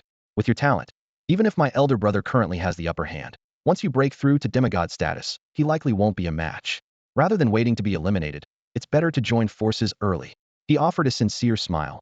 This is the truth. I've already discussed it with my elder brother. If you can establish yourself in Golden City, our Huang family could move from the top 10 to the top 3. For us, family interests outweigh personal grudges. This honesty took Su Yuan by surprise. Perhaps Huangqing knew that Su Yuan possessed 500,000 original star sources, and his powerful soul could discern truth from lies, prompting him to be forthright. Weighing the pros and cons, Su Yuan decided that incorporating the Huang family was more beneficial than not. Although his current forces, the Su family army, Su Shueb beast taming group, and White Guards were not as strong as the Huang family, with over 70 paths at his disposal, nurturing several demigods was feasible. Moreover, considering the Forest Elves restoration plan, establishing a presence in Golden City was essential. It seems the Huang family is quite straightforward. Very well, I accept. In 3 months, I, Su Yuan, will return to Golden City. After receiving Su Yuan's promise, Huangqing finally breathed a sigh of relief. He temporarily set aside thoughts about how to form an alliance and the plans for future actions. He knew very well that even if the Guan family used their tracing abilities, it would take considerable time to pinpoint the exact location of the main battlefield. He resolved to keep his lips sealed, and if interrogated, he would only say, I can't remember, it was Xiongji who led the way, I just remember it was north. This could buy them a buffer of 6 months to a year. As for Su Yuan, when he returns to the Golden City in 3 months, he will surely bring his forces with him, and that will be the true time for negotiation and cooperation. After seeing Huang Cheng off, Su Yuan immediately rode the Earth Dragon King and headed straight for the Creek Valley with the supplies he had acquired. The Earth Dragon King's formidable presence ensured a smooth journey, and in just 1 day, he reached his destination. The supplies, including fabric and cotton, were sufficient to meet the basic survival needs of the Forest Elves for the next 2 to 3 months. For the Forest Elf tribe, who had been displaced for years, this was an unprecedented opportunity in decades. Eber bowed deeply to Su Yuan. Thank you for your generosity. The Forest Elves will never forget the grace of the Elf Queen and you. We will seal off the valley for 2 months, awaiting your return. May your martial endeavors be prosperous. Su Yuan smiled and said, It's the least I can do. When I return, it will be the day the Forest Elves rebuild their home. We will find all our scattered people and rebuild our empire in the eternal forest, freeing the elf race from suffering. Eber placed his right hand over his heart. We look forward to that day. After a poignant farewell, the elves temporarily sealed the valley with enchantments. It became a peaceful haven, albeit one that could only be sustained for 2 to 3 months with the supplies Su Yuan had brought. Su Yuan gently stroked Fu Jia's hair. Don't worry, once the spring campaign ends next year, we'll return. Fu Jia nestled in his embrace. With you, our people will eventually see the light of day again. After a moment of tenderness, Su Yuan turned to Bai Yuba. I'm planning to head to the abyss. Would you like to join me, Brother Bai? The abyss, a forbidden zone for humans, and even Su Yuan couldn't guarantee his survival there. It was home to the abyssal demon emperor, ranked third among the world's top 10 fearsome beasts, only behind the ancient dragon god and the beast of oath. Unlike the relatively calm dragon's nest, the abyss was a bloodthirsty and warlike place of death, where the demon emperor launched large-scale attacks every few years.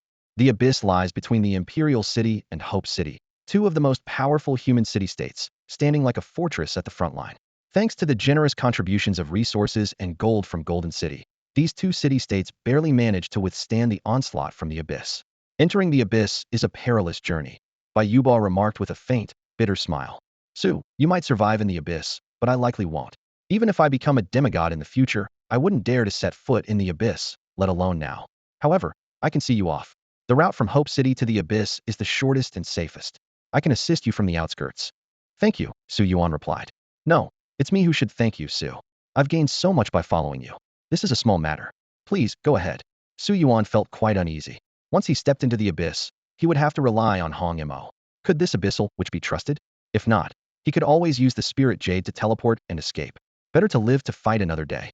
The five great paths had converged, and to be cautious, Su Yuan deliberately slowed his journey. Every evening, he would watch the sunset, waiting for the little fox to master the advanced sunset art, while allowing others to merge with their respective paths. Ideally, before entering the abyss, he hoped that the four women and the fox would complete their path fusion, giving him at least a bit of security. Hong Mo, however, seemed quite enthusiastic. The thought of those bloody chunks and stark white bones in the abyss is enough to make one excited. This only made Su Yuan more anxious. Only you bunch of freaks would enjoy such gory scenes. Nonetheless, Hong Mo's subsequent explanation provided some relief. The abyss places greater importance on bloodlines than anywhere else, with its suppression even surpassing that of the dragon race. This is because the blood demons of the abyss are born from the deepest level of the abyssal mother nest. As the most perfect being created by the mother nest, the abyssal demon emperor possesses the most potent bloodline, capable of connecting to the mother nest's power, exerting absolute dominance and pressure over other blood demons. As a witch, she also possesses this ability. I wonder what my father would think seeing his daughter become Su Yuan's beast, Hong Mo mused. The abyssal demon emperor has always harbored hatred for humans. When the king of Dawn City stole the abyssal witch's beast egg, it caused quite a stir.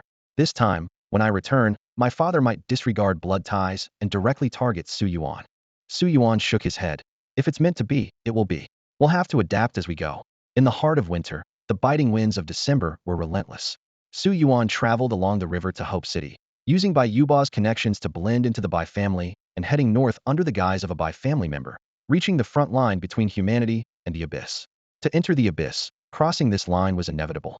The invasion of the abyss never ceased, with tens of thousands of blood demons pouring out of the caverns at all times. Hope City and the Imperial City had no choice but to join forces, establishing dual defenses to block the caverns and prevent the blood demons from rampaging. Every year-end, the demon emperor personally led the charge.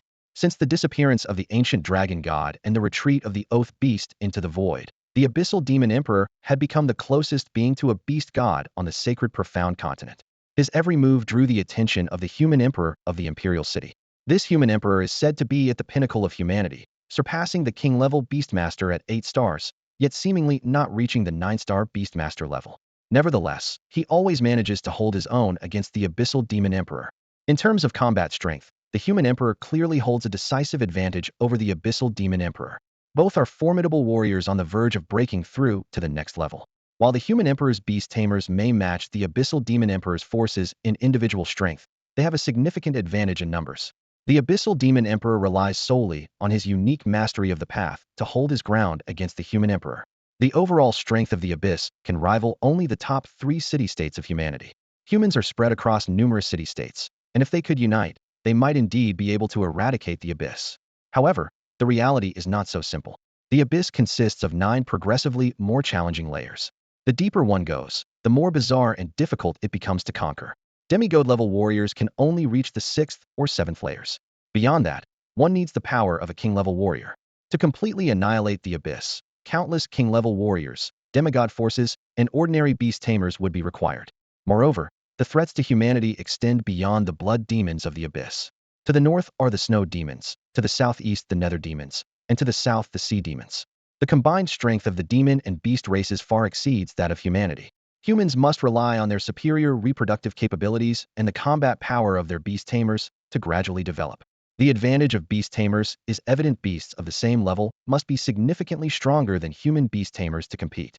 However, this does not mean that each city-state is willing to send its beast tamers to the abyss to die for the benefit of the Imperial City and Hope City. A victory would only serve others' interests, and a loss would result in heavy casualties. As a result, humanity remains unable to unite against the abyss, and the abyss is restrained by the 2 or 3 strongest human city-states, unable to break free from the current stalemate. Su Yuan holds no fondness for the blood demons of the abyss. Even Hong Mo, upon their first meeting, intended to take his life, only becoming his beast due to a contract. Even so, their relationship remains lukewarm. Hong Mo seems to believe that following Su Yuan will allow her to seize her father's path, a ruthless, dutiful daughter, willing to do whatever it takes to achieve her goals. Of course, judging demonkind by human moral standards is inappropriate. Demons only respect strength, with little regard for bloodline inheritance, and they uphold extreme individualism. Expecting the demon emperor to show mercy because of Hong Mo is pure fantasy. Nevertheless, Su Yuan is not without strategies. Although he cannot currently defeat the demon emperor, the path of the demon emperor is not exclusive to the abyssal demon emperor. This path, spanning 8,000 feet wide, is comparable to the world tree path, with many demons exploring it. The demon emperor's tributary is the widest, reaching 999 feet, just a step away from the legendary beast god realm. Such an opponent is indeed formidable. After learning more about the abyss, Su Yuan understands that with his current strength, he can at most reach the 7th layer. While he may encounter demons, it's more likely he will face blood demons, as most demons reside in the 8th and 9th layers. To venture deeper, he needs a guide. As for Bai Yuba's family, there's no need to consider them. They are not yet familiar enough with Su Yuan to risk their lives for him. Su Yuan pondered how to win over Hong Xin, recalling the information Ning Xian had mentioned. Hong Xin was an 8-star beast master of Hope City with strength comparable to that of a human king. His greatest bargaining chip was his ability to activate bloodlines, a power even semi-gods coveted, capable of subduing beings like the Earth Dragon King. After bidding farewell to Bai Yuba, Su Yuan took out the communication jade and carefully phrased his words. "Elder brother, are you there? I have a favor to ask." This was his first contact with Hong Xin, and although they had never met, Ning Xian's description painted him as a helpful elder. The communication jade soon responded with Hong Xin's voice. "Old 7? I've heard about you from Ning Xian. What do you need?" "I'd like your help." Su Yuan got straight to the point. "I plan to enter the abyss and snatch a path to the demon emperor." There was a long silence from the other side. The request was indeed astonishing, a 6-star beast master wanting to seize the demon emperor's path. But looking at Hong Mo beside him, Su Yuan was determined. The higher the quality of the path, the greater the possibility of becoming a god. "Elder brother," Su Yuan continued, "if successful, I can activate the mythical bloodlines of all your beasts." Third brother should have mentioned this. This was the utmost sincerity he could offer. "How many enemies can you handle?" Hong Xin asked. After careful consideration, Su Yuan replied, "For demigods." He further explained, "I have a demigod puppet, an Earth Dragon King as a mount, and I've successfully killed several demigods on the snowy plains. Handling 4 demigods is my limit." The man in the courtly attire on the other end furrowed his brows upon hearing this. So, the incident in the snowy plains was the work of this young man? The truth behind the case that shook the entire Shengxian continent was finally revealed. The Guan family had always doubted the Golden City's account, and now they learned the truth through this unexpected channel. "I'll come to see you," Hong Xin eventually said. Su Yuan and Hong Xin agreed to meet at the frontline outpost of the human race.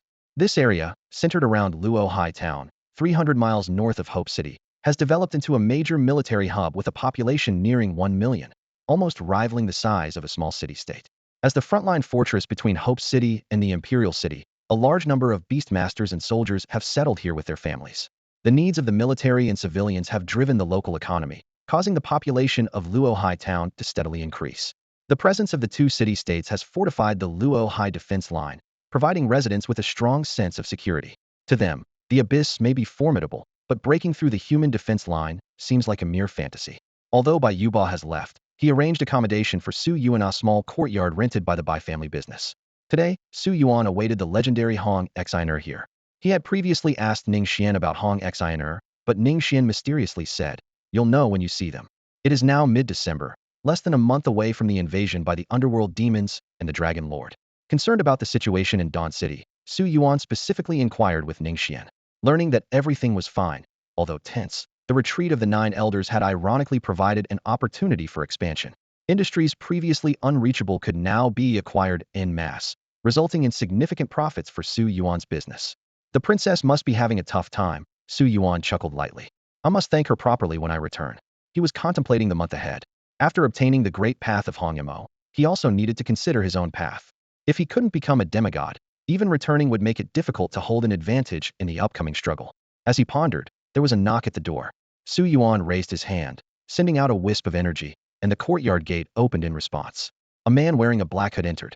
Beneath the hood was a middle-aged face adorned with gold-rimmed glasses. Although his beard was slightly unkempt, it did not detract from his scholarly demeanor. However, beneath this refined appearance lay a heavy aura of menace, further intensified by a long scar running from his right eye to his nose, adding an edge to his presence.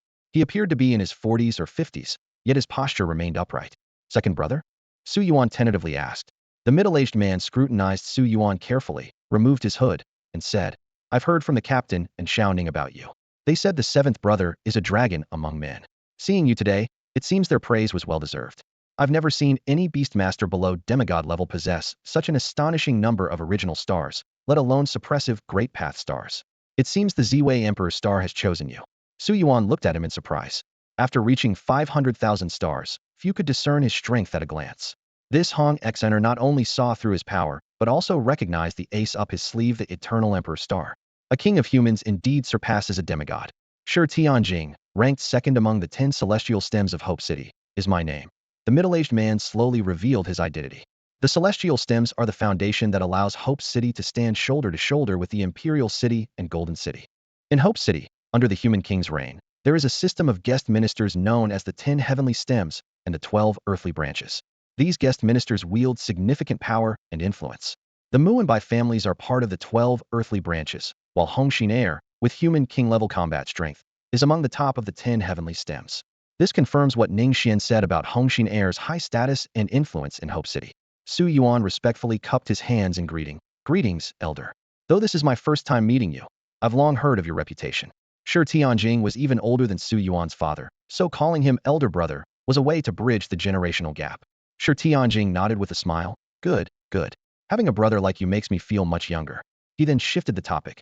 I hear you're planning to go to the abyss? That's right, Su Yuan admitted. My 4th beast companion is the Abyssal Witch, who is said to be the Abyssal Emperor's daughter. If possible, I want to claim an Emperor's path. Not considering any other paths? Shi Tianjing asked calmly. Su Yuan shook his head decisively. No, I'm aiming for the highest potential. The paths of my first 5 beast companions are all top tier, so this one cannot be any less. Shi Tianjing nodded approvingly. Very good. Too many talented beast tamers lose patience when collecting the final path, lured by the temptation of the demigod level, and end up settling too quickly. They don't realize how dangerous that is. Constructing a beast soul star array requires balance and power among the beasts. It doesn't have to be perfectly balanced, but at least they must be on the same level. For example, if you have the Snow Emperor's path, you can't pair it with the Snow Fox's path, as the difference in level is too great. He suddenly changed the subject. By the way, was what happened in the snowfield you're doing? Care to elaborate? This question made Su Yuan's heart skip a beat. He was secretly relieved that the moon goddess path of his songstress and the imperial star path of his little fox were of high enough status to match Long Yao's dragon god path. Since he was asked, Su Yuan decided not to hide the truth. Yes, I killed the 2 demigods and 2 virtual gods of the Guan family. I turned Zhuge Ling into a life puppet, and Zhuge Kuan also died by my hand. As for the people from the Xiong and Mu families, they can also be considered casualties because of me. Shi Tianjing sharply inhaled, deeply shocked. The news was staggering. The massacre that shook the entire Shengxian continent was the work of a 6-star beast tamer. Everyone's attention was on the demigod Huang Cheng who escaped, and the fleeing great northern white bear, with no one suspecting a 6-star beast tamer. Once Shi Tianjing regained his composure, he reminded, the Zhuge family, being one of the 12 earthly branches, won't let this go easily. He waved his hand dismissively. But let's not discuss that today. Since you dared to act, you must have a plan. Tell me about the abyss. What do you think the creatures there are like? Facing the unknown threat of the abyssal creatures, Su Yuan knew that acting rashly without preparation could lead to a dead end. This is precisely why he sought Shi Tianjing's help. Without a guide, entering the abyss only has 2 outcomes: an 80% chance of death, and the remaining 20% of becoming blood demon fodder, Su Yuan said, his expression serious. After careful thought, he continued, from what I know, abyssal creatures mainly consist of demons and blood demons. both originating from the same place, the abyssal nucleus. The power structure is a pyramid. At the top is the abyssal demon emperor, below are the abyssal demon generals, and further down are the vast numbers of blood demons. He paused briefly before adding, these creatures harbor extreme hatred for humans and are especially obsessed with human blood.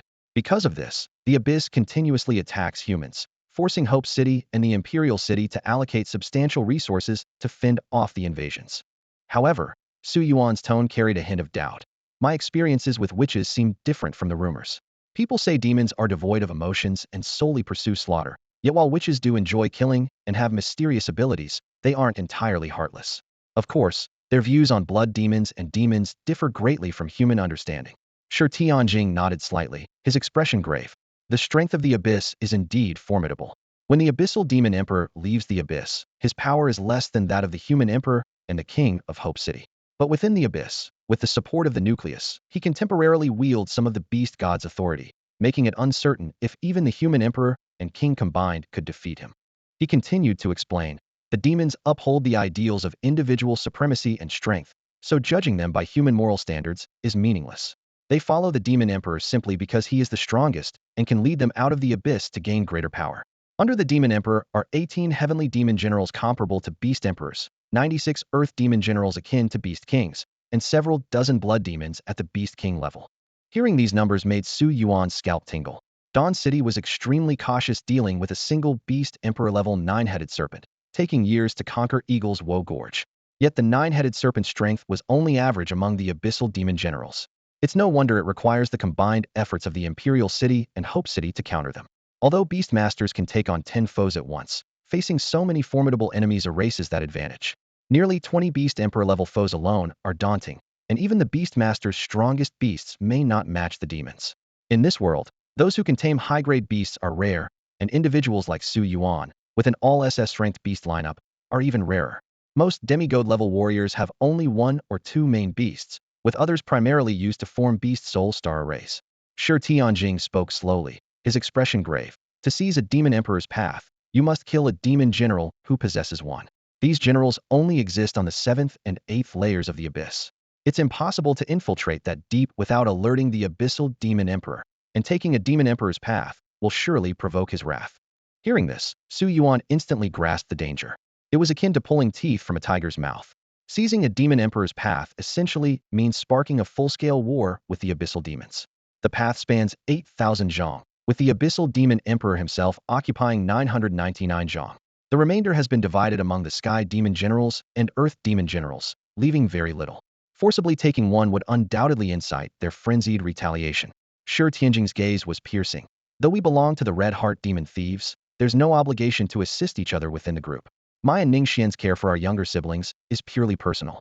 Invading the abyss has far-reaching implications. It could trigger a race war and endanger countless lives. Are you prepared to bear such consequences? Despite the tempting offer of Su Yuan helping Shi Tianjing's beast awaken its mythical bloodline, it was still not enough. A king-level human venturing into the abyss would face pressure from both the Imperial City and Hope City. This is the dilemma of those in high positions. They must consider not only personal strength, but also political ramifications. After a moment of contemplation, Su Yuan summoned Hong Mo, my partner, the Witch of the Abyss. Mo, taking a demon emperor's path will anger your father. Hong Mo gently stirred the swirling red and black mist, a cold smile appearing on her enchanting face. That old immortal, let him be angry. You promised to make me an emperor.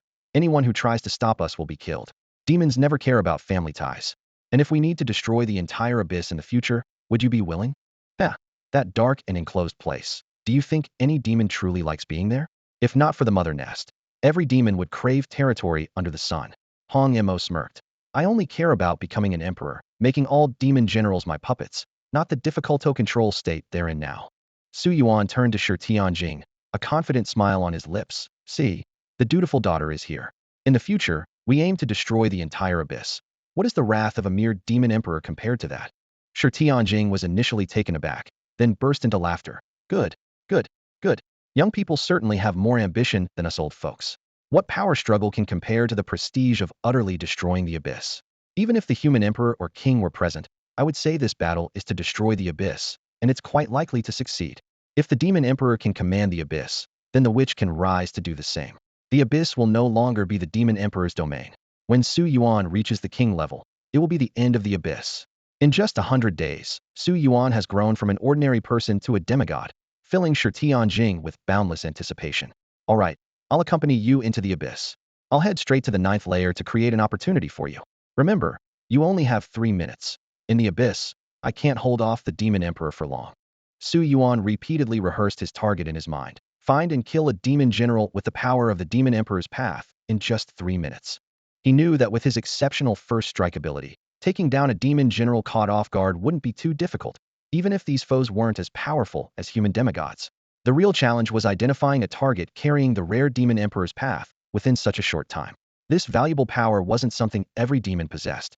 Based on experience, he would likely need to eliminate 3 to 4 demon generals before finding the right one, and with bad luck, it might take 7 or 8. Fortunately, the life origin he acquired in the Elven secret realm endowed his 6 beasts with dual origin powers. Combined with the power of the path, their strength rivaled that of ordinary beast kings. While the 3-minute window was tight, it wasn't impossible. Seeing Su Yuan nod in agreement, Shi Tianjing said solemnly, "Good, I'll go prepare. Tomorrow we march into the abyss." As a king-level human warrior leading an army into the abyss, this was no small operation. Shi Tianjing needed to mobilize his personal guards and coordinate with various forces, as this was a battle with widespread implications. However, Su Yuan didn't need to worry about these details. His focus was on his mission: enter the abyss and seize the power he sought. As for the costs and rewards, those would be addressed once he gained the strength he desired. Back in Hope City, Shi Tianjing successfully convinced the assembly at the Heavenly Stems and Earthly Branches Conference to deploy their forces. Every group present harbored deep-seated hatred for the abyss, having lost people to its horrors. The main contention was over who would confront the Demon Emperor. With Shi Tianjing, the second-ranked Heavenly Stem, personally leading the charge, he promised each faction a few minutes of combat time. In this world of beast tamers known for their ferocity, even a few minutes could lead to staggering casualties. Moreover, the Demon Emperor wouldn't intervene until they reached the 9th layer of the abyss. If executed well, this could be a perfect opportunity to deal a significant blow to the abyss. Hope City had developed an efficient wartime mobilization system after years of conflict with the abyss. The supplies in Luo High Town were sufficient to sustain several battles, and the allocation of troops by each family was quickly organized, proceeding in an orderly fashion. On the Bai family side, Bai Yuba, who had just survived the snowy plains, was immediately conscripted. Although the family was aware of his ordeal, they chose to avoid involvement in the disputes between the Zhuge and Guan families, preferring to keep things simple. However, this time Hope City is launching a full-scale attack on the abyss, and it makes sense to enlist Bai Yuba, who has been promoted to the rank of Void God. Yet, the task assigned to the Bai family left Bai Yuba in a dilemma attacking the 3rd layer of the abyss. It seems he can't escape his fate. Bai Yuba had originally stepped back from the front lines to avoid taking risks with Su Yuan, as his dream was to travel the world, not to fight on the battlefield. But reality hit him hard. Trying to avoid it? No chance. He still had to descend into the abyss. Despite his strong protests, the ironclad orders of the Heavenly Stems and Earthly Branches left him with only 2 choices: comply or leave Hope City. Reluctantly, Bai Yuba joined the Bai family in enlisting. Unaware of all this, Su Yuan assumed that the team Shi Tianjing assembled mainly consisted of his personal guards. However, when Hope City's grand army marched towards Luohai town the next day, the message from Shi Tianjing through the spirit Jade completely overturned his understanding. 160,000 Beastmasters. This was the elite force Hope City deployed. 3-star Beastmasters were to stay behind in Luohai town, while only those from 4-star and above could be on the front lines. The forces attacking the abyss were entirely composed of 6-star Beastmasters, a full 10,000 of them. This was the foundation of Hope City, a formidable military force built purely on resources, unlike Su Yuan's method of quickly training troops with a simplified system. The number of demigods was equally astonishing, with at least 30 to 40, exceeding the total of Dawn City's demigods. And this might be just 30% of Hope City's strength. More importantly, the Imperial City had promised to respond and completed the corresponding mobilization. When it comes to combating the abyss, the 2 city-states have always supported each other. When one takes action, the other will bear at least a third of the battle. On December 21st, 377 of the sacred Xian calendar, this winter was unusually warm, lacking the usual snowy attire, with moderate temperatures, as if specially prepared for this war. At dawn on this day, as the first rays of sunlight touched the earth, just as the blood demons were preparing to emerge and hunt humans for sustenance, countless magical devices sounded, and the terrifying energy waves converged into the scythe of death, instantly claiming the lives of numerous blood demons. Even the Earth Demon General, who led the ground battle, was struck by the fury of human warfare and had to retreat into the abyss with serious injuries. This counterattack came a full month earlier than in previous years, catching the Abyss forces off guard. The Blood Demon defenses on the ground were shattered from two directions by the allied forces of the two city-states. Tens of thousands of Beastmasters led hundreds of thousands, or even millions of beasts in a battle, and as the sharpest spearhead, Su Yuan plunged into the Abyss with Shi Tianjing's team at the forefront. Thus, the 19th human invasion of the Abyss began. The group, led by Shi Tianjing, charged into the depths of the Abyss like a sharp blade. To avoid chaos, the demigods relied solely on their Beast Soul Star array, while the 6-star Beast Tamers only summoned their primary battle beasts. Su Yuan's approach was even simpler. He only sent his mount, the Earth Dragon King, into battle. The residents of Hope City watched in awe. A young 6-star Beast Tamer capable of commanding a Beast King-level Earth Dragon King was unheard of in Hope City. Their eyes glimmered with envy. Who wouldn't want a Dragon King that could serve as both a mount and a formidable warrior? However, this envy was quickly overshadowed by the intense battle unfolding before them. The entrance to the Abyss was a menacing chasm, with a blood-red mist seeping out, exuding an ominous aura. Even a demigod would feel threatened approaching it alone. But now, with their overwhelming numbers, the tables had turned. The monsters within the Abyss were the ones who should be fearful. The blood fiends, corrupted and mindless, emerged from the Abyss only to be met with unprecedented terror. Thousands of beast tamers surged in like a storm, crushing these so-called bloodthirsty creatures, forcing them into retreat. The first layer of the Abyss was a fiery hell, with lava bubbling and flames raging. Blood fiends hatched from the walls attacked from all directions, but were no match for this elite force. The higher-ranking warriors didn't even need to engage, conserving their strength for the real challenge ahead: the Abyssal Demon Emperor and the Celestial Demon Generals. The guardian of the first layer was a Bloodbat Demon King, a beast king that had partially freed itself from corruption, tasked with defense and alerting others. However, the human assault was so swift and fierce that this Demon King was defeated by the demigods before it could sound the alarm. Su Yuan barely had a chance to claim any victories before the entire first layer was cleared. The human offensive was unstoppable, with the defenses of the second and third layers collapsing in succession. Within the blood-soaked corridors of the Abyss, Shi Tianjing's spearhead focused on slaying Beast King-level entities on each layer, while the private armies of various families handled the remaining blood fiends, systematically weakening the Abyss's forces with maximum efficiency. The Abyss breeds at an astonishing rate. While ordinary bloodbats are continually killed, they always manage to replenish their numbers within days. The real targets for eradication are the blood demons, like the blood puppets and blood demons, which are fewer in number but possess formidable power. As masses of blood and demon clans were slaughtered, a deafening roar erupted from the depths of the Abyss. The demon clans were completely caught off guard by the humans' sudden, fierce counterattack, having received no prior warning. By the time the abyssal demons began organizing a counteroffensive, they had already suffered significant losses. Human elite forces had already advanced to the 5th layer of the Abyss, while follow-up troops methodically cleared the first 3 layers. The Blood Demon King on the 5th layer was slain, and the gateway to the 6th layer was opened. In the 9th layer, the Abyssal Demon Emperor opened his blood-red vertical pupils. His figure was notably small among the celestial demon generals, just over 2 meters tall, yet he was shrouded in a unique, pitch-black mist. Unlike the blood-stained, murderous red-black aura of others like Hong Mo, his mist was an eternal darkness that consumed all light. This ability, coupled with the endless energy supplied by the Mother Nest, allowed him to suppress the human emperor and the king of Hope City. Celestial demon generals, earth demon generals, prepare for battle, the demon emperor coldly commanded. Shi Tianjing, let him come forth. Let them personally experience the majesty of the demon emperor. Less than 10 minutes into the operation, Su Yuan followed Shi Tianjing to the 6th layer of the Abyss, just a step away from the 7th layer guarded by the earth demon generals. The beast tamers of Hope City displayed combat skills far superior to the private armies of Dawn City's nobility. They advanced and retreated in an orderly manner, with clear divisions of labor, swiftly capturing key strongholds in the first 6 layers of the Abyss. Although large numbers of blood demons continued to assault the human beast tamers, they posed no substantial threat. Now it's up to you, Shi Tianjing said earnestly to Su Yuan. The true purpose of this raid was to create an opportunity for Su Yuan to seize a piece of the demon emperor's domain, thereby truly weakening the demon forces. This was the key to convincing Hope City to deploy troops. Shi Tianjing possessed the method to weaken the demon emperor's domain. Unlike conventional domains, the demon emperor's domain allowed for instant integration by those compatible, but those who were not could not take it out of the Abyss. Shi Tianjing's guards and comrades were puzzled. Was this young man really the key to the operation? Was the method to weaken the demon emperor's domain somehow tied to him? They had little time to ponder, as the environment drastically changed upon entering the 7th layer. This was no longer the territory of ordinary blood demons, but the stronghold of powerful demon clans. Even virtual gods struggled to maintain footing here, let alone six-star beast tamers. The strength of the demon tribe lies in their exceptional individuals. This power is not just reflected in their combat abilities. What is truly fearsome is the corrupting energy they emit. Any creature, whether human or beast tamer, that comes into contact with this energy could descend into madness, transforming into a bloodthirsty killing machine. This trait necessitates special tactics when dealing with demons.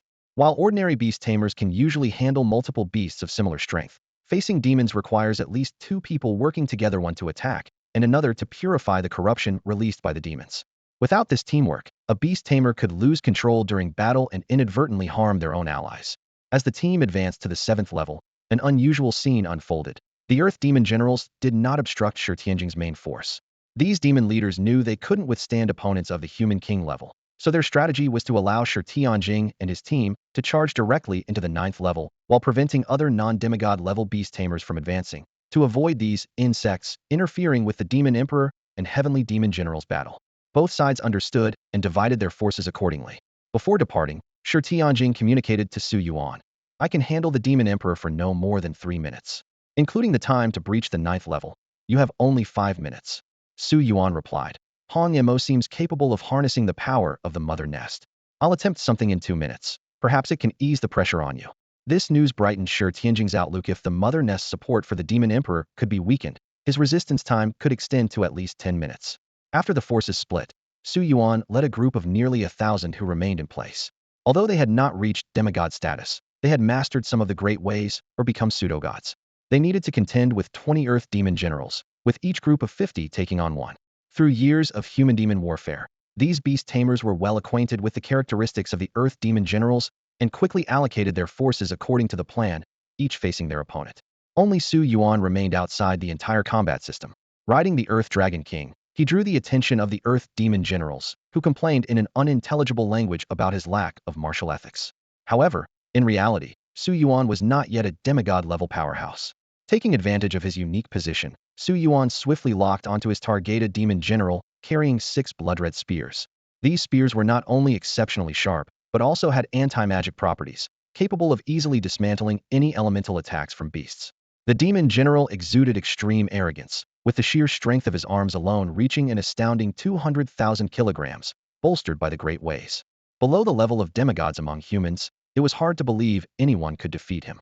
But then he encountered an anomaly. Su Yuan faced the mentally corrupting demon clan without fear, while behind him, Fu Jia was channeling her purifying power. With her hands forming seals, the mythical Holy Song Spirit sword materialized instantly, a holy sword of pure mental energy that emitted a dual glow of purification and sanctity, obliterating all filth in its path. The Bloodspear Earth Demon General launched 6 blood-red spears, striking at Su Yuan like venomous snakes. Yet, Su Yuan caught all the spears with one hand, holding them firmly. Despite the Earth Demon General's full force, Su Yuan's grip remained unyielding, as if he were holding mere feathers. In the next instant, Su Yuan struck. Adorned with an elven crown, his left eye ablaze with demonic fire, the elven grand path activated, supported by the power of 500,000 stars. A fiery punch, empowered by multiple forces, blasted a massive hole in the Earth Demon General's chest. The demonic fire consumed the wound instantly, leaving disbelief in the demon's eyes as he fell. This astonishing scene left everyone present in awe. The demon clan leaders were visibly shocked, and the beast masters of Hope City were utterly dumbfounded. Which family is this young man from? Could he be a demigod in disguise? He took down the Bloodspear Earth Demon General with a single punch? Last time, even 5 of us virtual gods couldn't defeat him. He's from the Sure family, brought by the second E of the heavenly stems. Truly remarkable this generation. Someone recognized Su Yuan's background. In shock and fury, 4 Earth Demon Generals immediately launched an attack. The human beast masters shouted, "Hold the line, brothers. Give us 5 minutes, and we'll take down the other Earth Demon Generals and come to support. Charge, men." Su Yuan remained confident. Though it wasn't appropriate to unleash Zhuge Ling's life puppet in front of Hope City, handling 4 Earth Demon Generals was well within his capability. The Earth Dragon King, unafraid of the demon clan's corruption, faced 1 Earth Demon General alone. Long Yao teamed up with the Snow Maiden to handle another, while Senna and the Little Fox tangled with another, with Fu Jia providing purification support from the rear. Half a minute remained until the agreed time with Shi Tianjing. Su Yuan resisted the urge to summon Hong Mo. The appearance of the witch would undoubtedly attract the attention of the Abyssal Demon Emperor, instantly altering the battle's dynamics. This trump card needed to be saved for a critical moment. Meanwhile, he was also searching for clues about who held the Demon Emperor's path. The blood spear he had just defeated possessed the path of the spear, but it was too corrupted by the abyss to be extracted. Meanwhile, on the ninth layer of the abyss, a shadow as dark as ink confronted the approaching Shi Tianjing. The shadow sneered. Shi Tianjing, do you really think you can stop this emperor? Shi Tianjing stood with his hands behind his back, calm and composed. How will we know unless we try? This time, your demon clan will pay the price. The abyssal demon emperor sneered, a look of disdain flashing in his eyes. Price? What does it matter if the blood fiends are slain? They are endless, and losing a few elites is merely a slight wear on our forces. What of killing the earth demon generals or the sky demon generals? His voice brimmed with confidence. As long as the mother nest exists, new demons will naturally inherit the path of their predecessors, and new earth and sky demon generals will inevitably arise. In contrast, whenever a human perishes in the abyss, their path is lost forever. This was the source of the abyssal demon emperor's confidence and the most troubling aspect of the abyss. Even the human emperor and the king of Hope City could not defeat him as long as the mother nest supported the abyss. As long as the demon emperor lived and the mother nest remained, the abyss would only grow stronger with each battle. Suddenly, a faint bloodline connection stirred the cold heart of the abyssal demon emperor. He sensed that Hong Mo, his daughter whom he hadn't seen in over a decade, had appeared on the seventh layer of the abyss and seemed to have become a human's beast companion. Disgraceful creature, submitting to humans, the demon emperor cursed internally. But in the next moment, his expression darkened with Rajihi discovered something even more infuriating.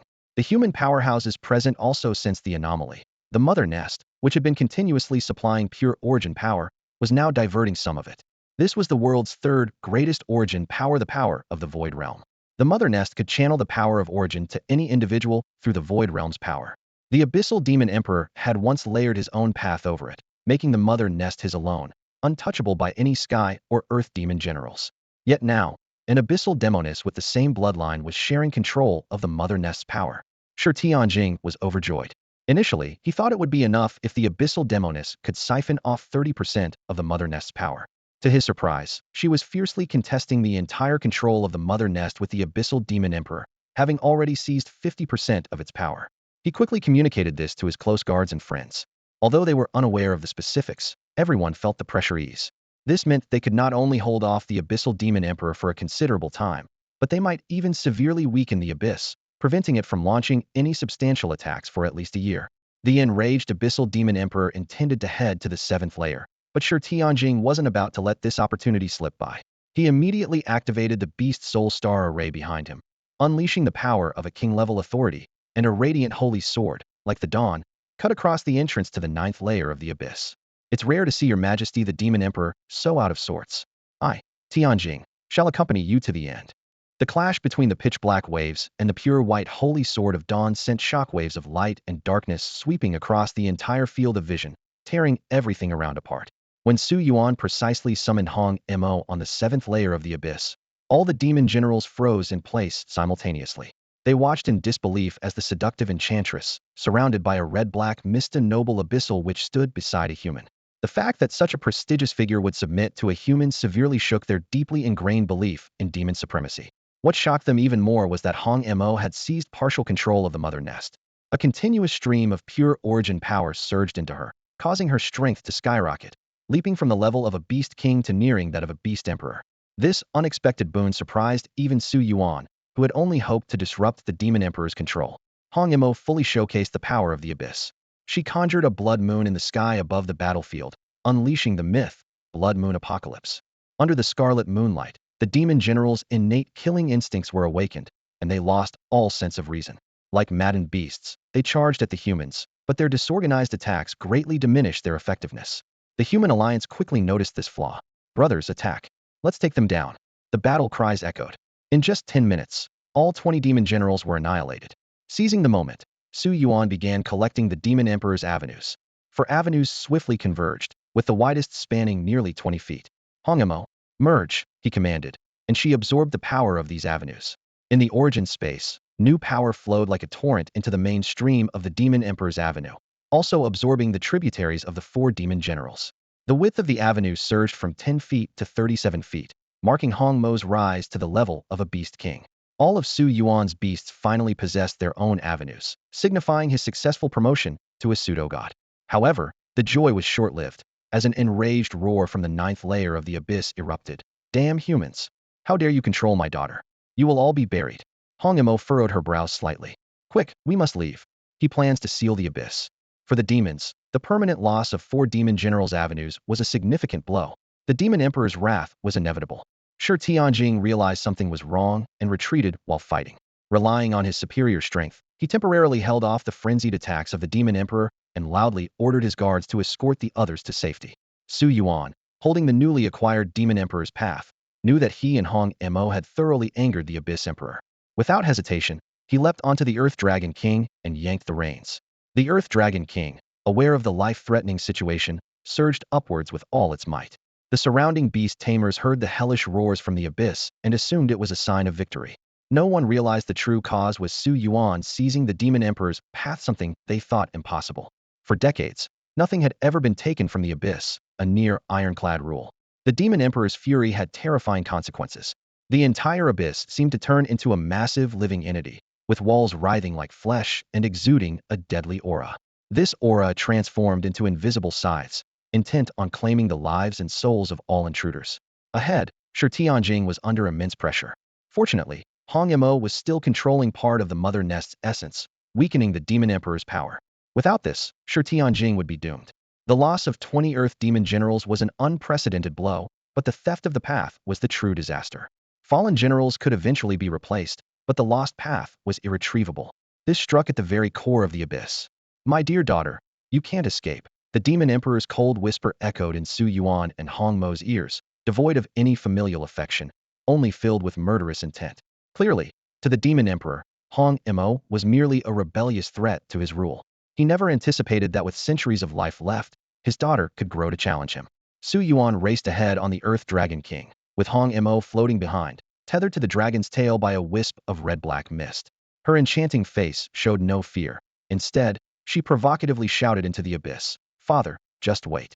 One day, Su Yuan and I will destroy your lair. You're old, and only you would want to linger in this dark, damp corner. Hand over the mother nest, and I'll reform the demons, letting them live in the sunlight, not among filthy maggots and shadows." Su Yuan was stunned. The mindset of the demon clan was truly beyond comprehension for a human radiating positive energy. The abyssal demon emperor aimed to shroud the world in darkness, enveloping everything in shadow and blood, whereas Hong Mo intended to eliminate the existing demon clan and cultivate a new one that could thrive in sunlight using the mother nest. These were two fundamentally opposing philosophies of the demon emperor's path. Although the demon emperor had reached a formidable height of 999 zhong, he was unable to advance further. Because of this, Hong Mo believed the demon emperor's path was flawed and was determined to forge a new one. However, at this moment, her strength was still no match for the demon emperor.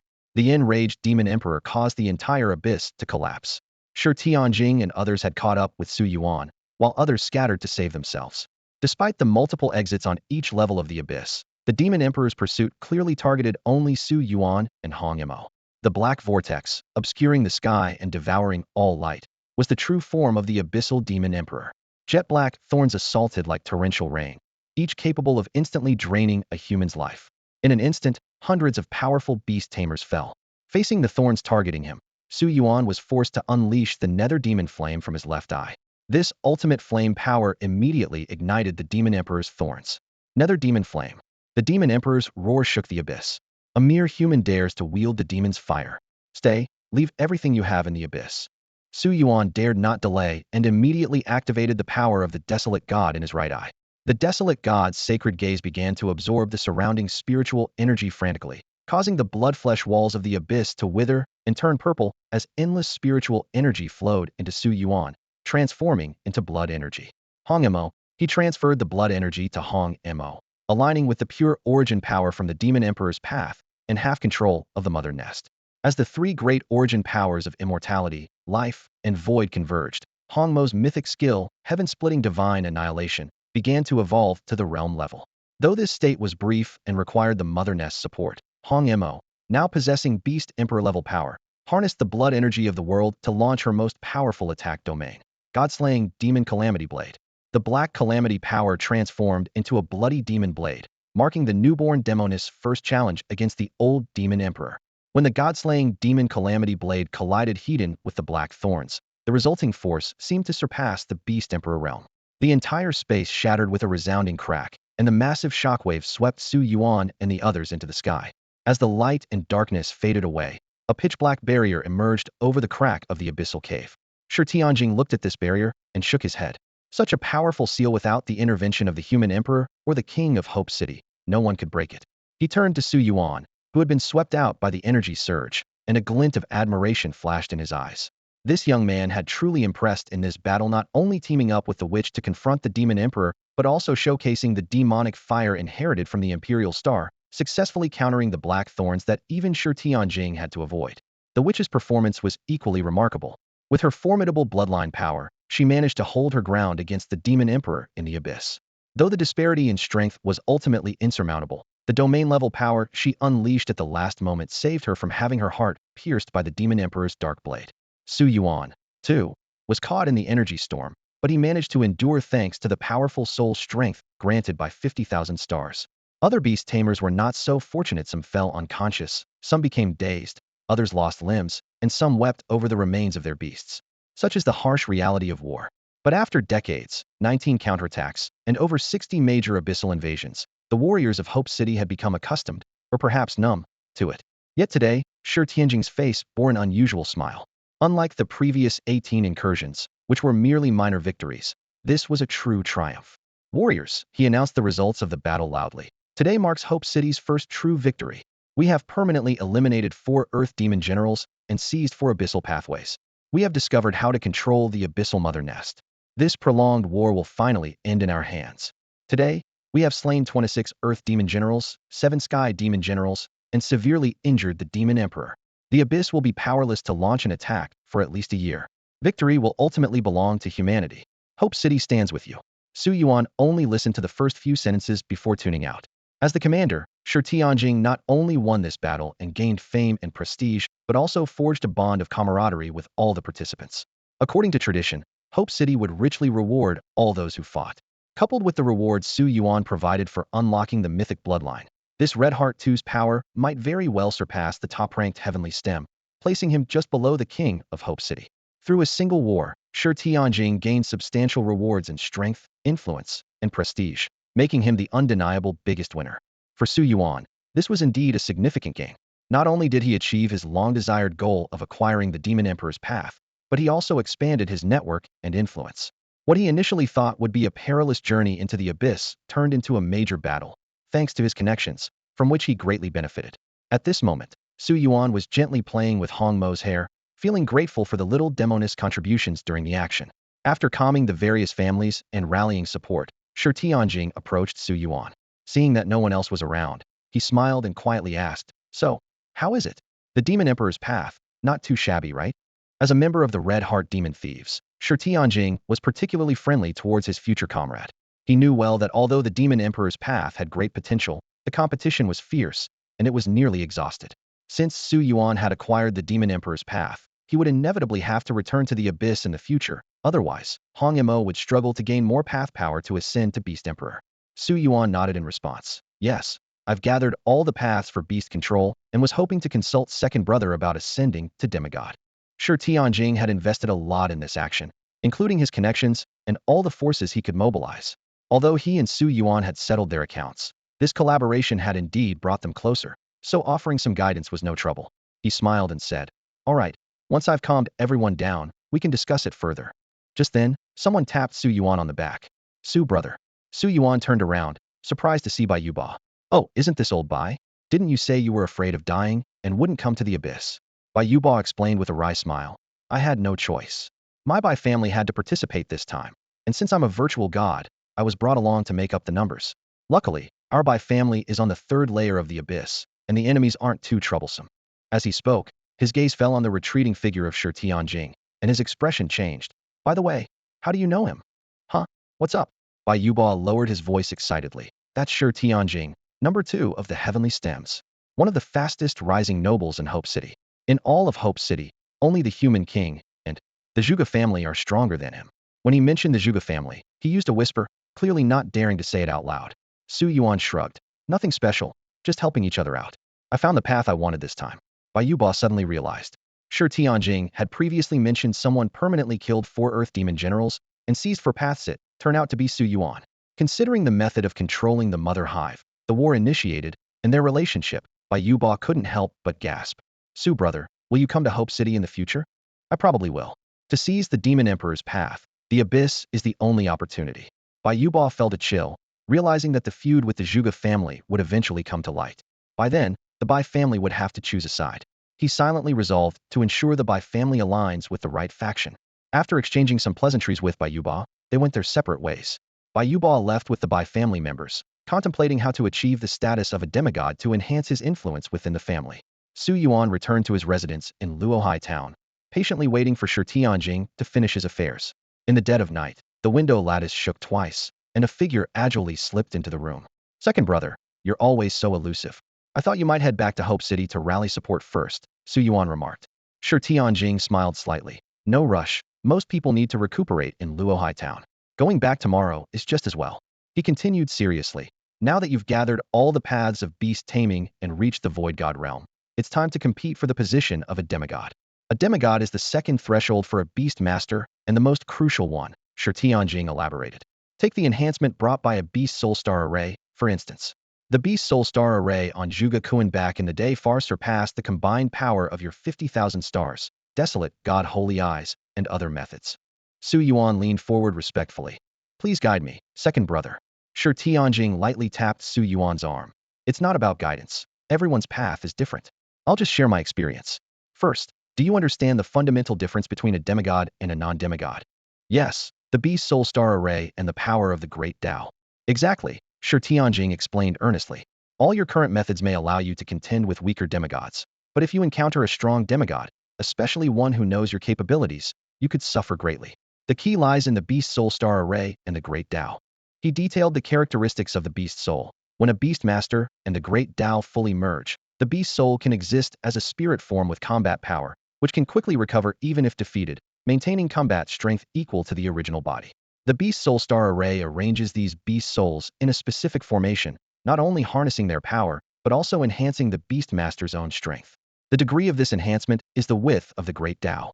There are 2 key elements to constructing a beast soul star array. Shi Tianjing raised 2 fingers, the bond between the beast master and their beasts, which must willingly form the star array, and finding a treasure engraved with the star array. A treasure engraved with the star array? Su Yuan frowned, having assumed that the star array was something beast masters formed on their own. Shi Tianjing nodded in explanation. Without a star array treasure, we can't arrange beast souls in a starry formation to unleash their power. Top-tier star arrays have always been coveted in the Holy Xian continent, almost entirely monopolized by powerful families. Su Yuan took a deep breath, finally grasping a harsh reality. Even if a commoner beast master trains to 6 stars, without the great Tao and a star array treasure, they will always be stuck at that level. Shi Tianjing slowly began to explain the mysteries of the star array to Su Yuan. With the star array, you can harness its power to open a door to a strange world, the origin path. Noticing Su Yuan's thoughtful expression, he continued, to attain enlightenment, our souls use the star array as a medium to enter the origin space. The path you ultimately take depends on your true inner desires and past actions. His tone grew more serious. To walk the ideal path, most people perform a ritual before seeking enlightenment, known as the demigod ritual. Su Yuan frowned slightly. A ritual? Like launching a grand campaign and achieving victory. Would that be a war ritual? Exactly, Shi Tianjing nodded. That's the most common type of ritual.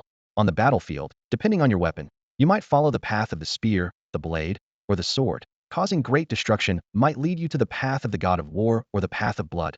Saving many lives could lead you to the path of life. Frequently, using elemental powers might set you on the path of fire or the path of ice. After some contemplation, Su Yuan asked, do these rituals affect the final outcome? Absolutely, Shi Tianjing replied firmly. He explained that human history has shown the more complex and grand the ritual, the stronger the demigod achieved. Ordinary rituals might barely get you over the demigod threshold, granting basic abilities. To become the strongest demigod, you must perform the most awe-inspiring ritual. He gave an example. The current emperor used his beast-taming abilities to recreate history in the endless flame domain east of the blazing plains, completing his coronation amidst the hellfire and legendary creatures. Hearing this, a bold idea sprang to Su Yuan's mind about the Dragon King and the dream of Long Yao. Though risky and potentially deadly, he realized this might be a once-in-a-lifetime opportunity. Shi Tianjing noticed Su Yuan's thoughts and smiled. It seems you already have a plan.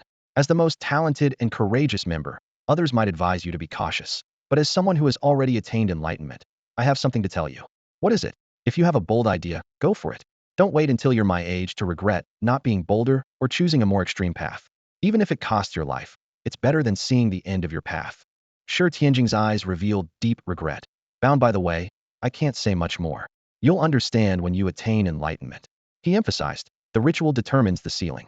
You might not understand how right now, but you must not settle. Shi Tianjing explained the secrets of star formations, demigods, and the path to enlightenment to Su Yuan in detail. As he left, a hint of regret flashed across the face of this red heart too, clearly showing remorse for his hasty decision to become a demigod. Su Yuan pondered quietly. A few months ago, the lack of power made him eager to become a demigod. But now, the situation had changed significantly. His strength was on par with a demigod, and with the support of the Earth Dragon King and Zhuge Lingming puppet, he had the resources to plan carefully. Since war is the most fundamental ceremony, the larger and more grandiose the war, the more perfect the ceremony could be. The human emperor chose to summon beings from the river of history to complete his coronation in front of countless historical witnesses. This thought painted a grand scene in Su Yuan's mind. Take the risk. As December neared its end, it was time to return to Dawn City. Although the underworld spirits and Dragon King had set the war for January 17th, it might break out earlier. With this in mind, Su Yuan boarded the ship for his return journey. Lying on the deck and gazing at the stars, Su Yuan contemplated. Although the enlightenment ceremony might have to wait until the great battle, perhaps the beast soul star formation could be prepared in advance. Typically, with the foundation of a beast soul star formation, completing the ceremony could directly elevate one to the demigod realm. This is why the Holy Xian continent rarely sees virtual gods with such formations. However, since Su Yuan sought the highest level of ceremony, he might need to remain at the virtual god stage longer. According to Shi Tianjing, the quality of a star formation directly affects the power boost the beast taming path provides to a beast tamer. A top-tier formation can achieve 100 perfect transmission. For example, Zhuge Kuan's Tianzhong beast taming path can be fully transmitted to the body, bringing a 10 enhancement. If the formation's quality is lacking, with only 80 transmission efficiency, the boost decreases to 8. Even with the support of Dawn City's royalty, obtaining a supreme star formation treasure requires a long wait. After all, these precious items are tightly controlled by powerful families. System, can this process be simplified? Ding. Simplifying. Simplification successful. The host is granted the visualization method. Please observe the celestial constellations to determine your star formation. This unexpected boon invigorated Su Yuan. While star formation treasures are rare in others' eyes, he could obtain them directly through observing the night sky. Or perhaps, those treasures are manifestations of the stars' alignment in the universe. Gazing at the vast array of stars, Su Yuan began to contemplate which star formation to choose. Sagittarius? Sirius? The Big Dipper? These famous constellations could provide 100 perfect transmission efficiency, but they still seemed insufficient to support his grand ambitions. If there's anything that could merge the Sirius constellation and other galaxies while supporting Su Yuan's grand ambitions, it would likely be the 28 lunar mansions. Gazing at the night sky, Su Yuan envisioned a grand scheme. Constructing a star formation based on the 28 lunar mansions, divided according to the 9 fields as described by Huainanzi. The central Jun Tian, eastern Song Tian, northeastern Bian Tian, northern Xian Tian, northwestern Yu Tian, western Hao Tian, southwestern Zhu Tian, southern Yin Tian, and southeastern Yang Tian. These 9 foundational positions perfectly accommodate his 9 spirit beasts. Each field has its specific constellations and galaxies, which can be entrusted to those he trusts. For instance, the central Jun Tian encompasses Jiao, Kong, and D mansions, and if others use these mansions to forge a beast soul star formation, Su Yuan's power would undoubtedly reach new heights. For 6 consecutive nights, Su Yuan focused on observing the 28 lunar mansions in the sky. His gaze swept across each star region, imprinting the shapes and symbolic meanings of all the galaxies into his mind. Finally, a notification chimed. Ding. Congratulations, host. The beast soul star formation has been successfully forged. Behind Su Yuan, an incredibly complex diagram of the beast soul star formation appeared. Though the lines were densely packed and somewhat chaotic, they exuded a sense of precision. Long Yao, Snow Maiden, Fu Jia, Hong Mo, Senna, Little Fox, take your positions. Without needing further instructions, his spirit beasts naturally found their designated spots, thanks to their extraordinary bond. Gradually, it seemed as though 28 independent star formations emerged behind Su Yuan, each radiating immense power. Just the Jiao mansion of the central Juntian alone consisted of 11-star officials and 95 stars, forming a vast galaxy. The system then issued a reward. Congratulations, host. Observation successful. You have obtained the Beast Soul Star Formation. For symbols, divine power. The most remarkable feature of this star formation is its extraordinary stacking power. The initial stacking power is 100, and each person who chooses a star formation from Su Yuan's mansions as their semi-divine foundation provides an additional 10 stacking power. If fully maximized, the stacking power can reach 380. This means that Hong Mo's path width of 37 zhang can achieve up to a 140.6 enhancement, far surpassing Shi Tianjing's highest estimation. In the depths of the Netherworld Valley, the dark creatures had gathered a fresh batch of sustenance from their paradise and were preparing to host a grand feast.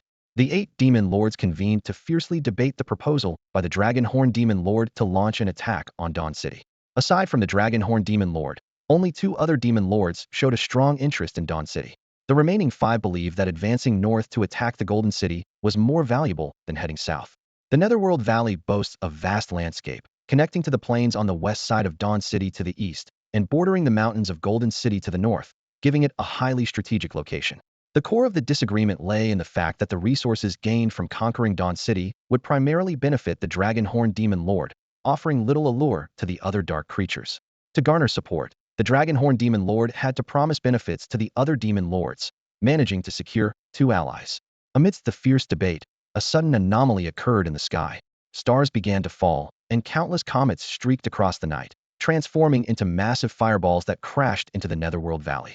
Explosions reverberated endlessly, shaking the entire valley. Even the smallest meteorites created huge craters upon impact, instantly claiming thousands of dark creature lives with their explosive energy.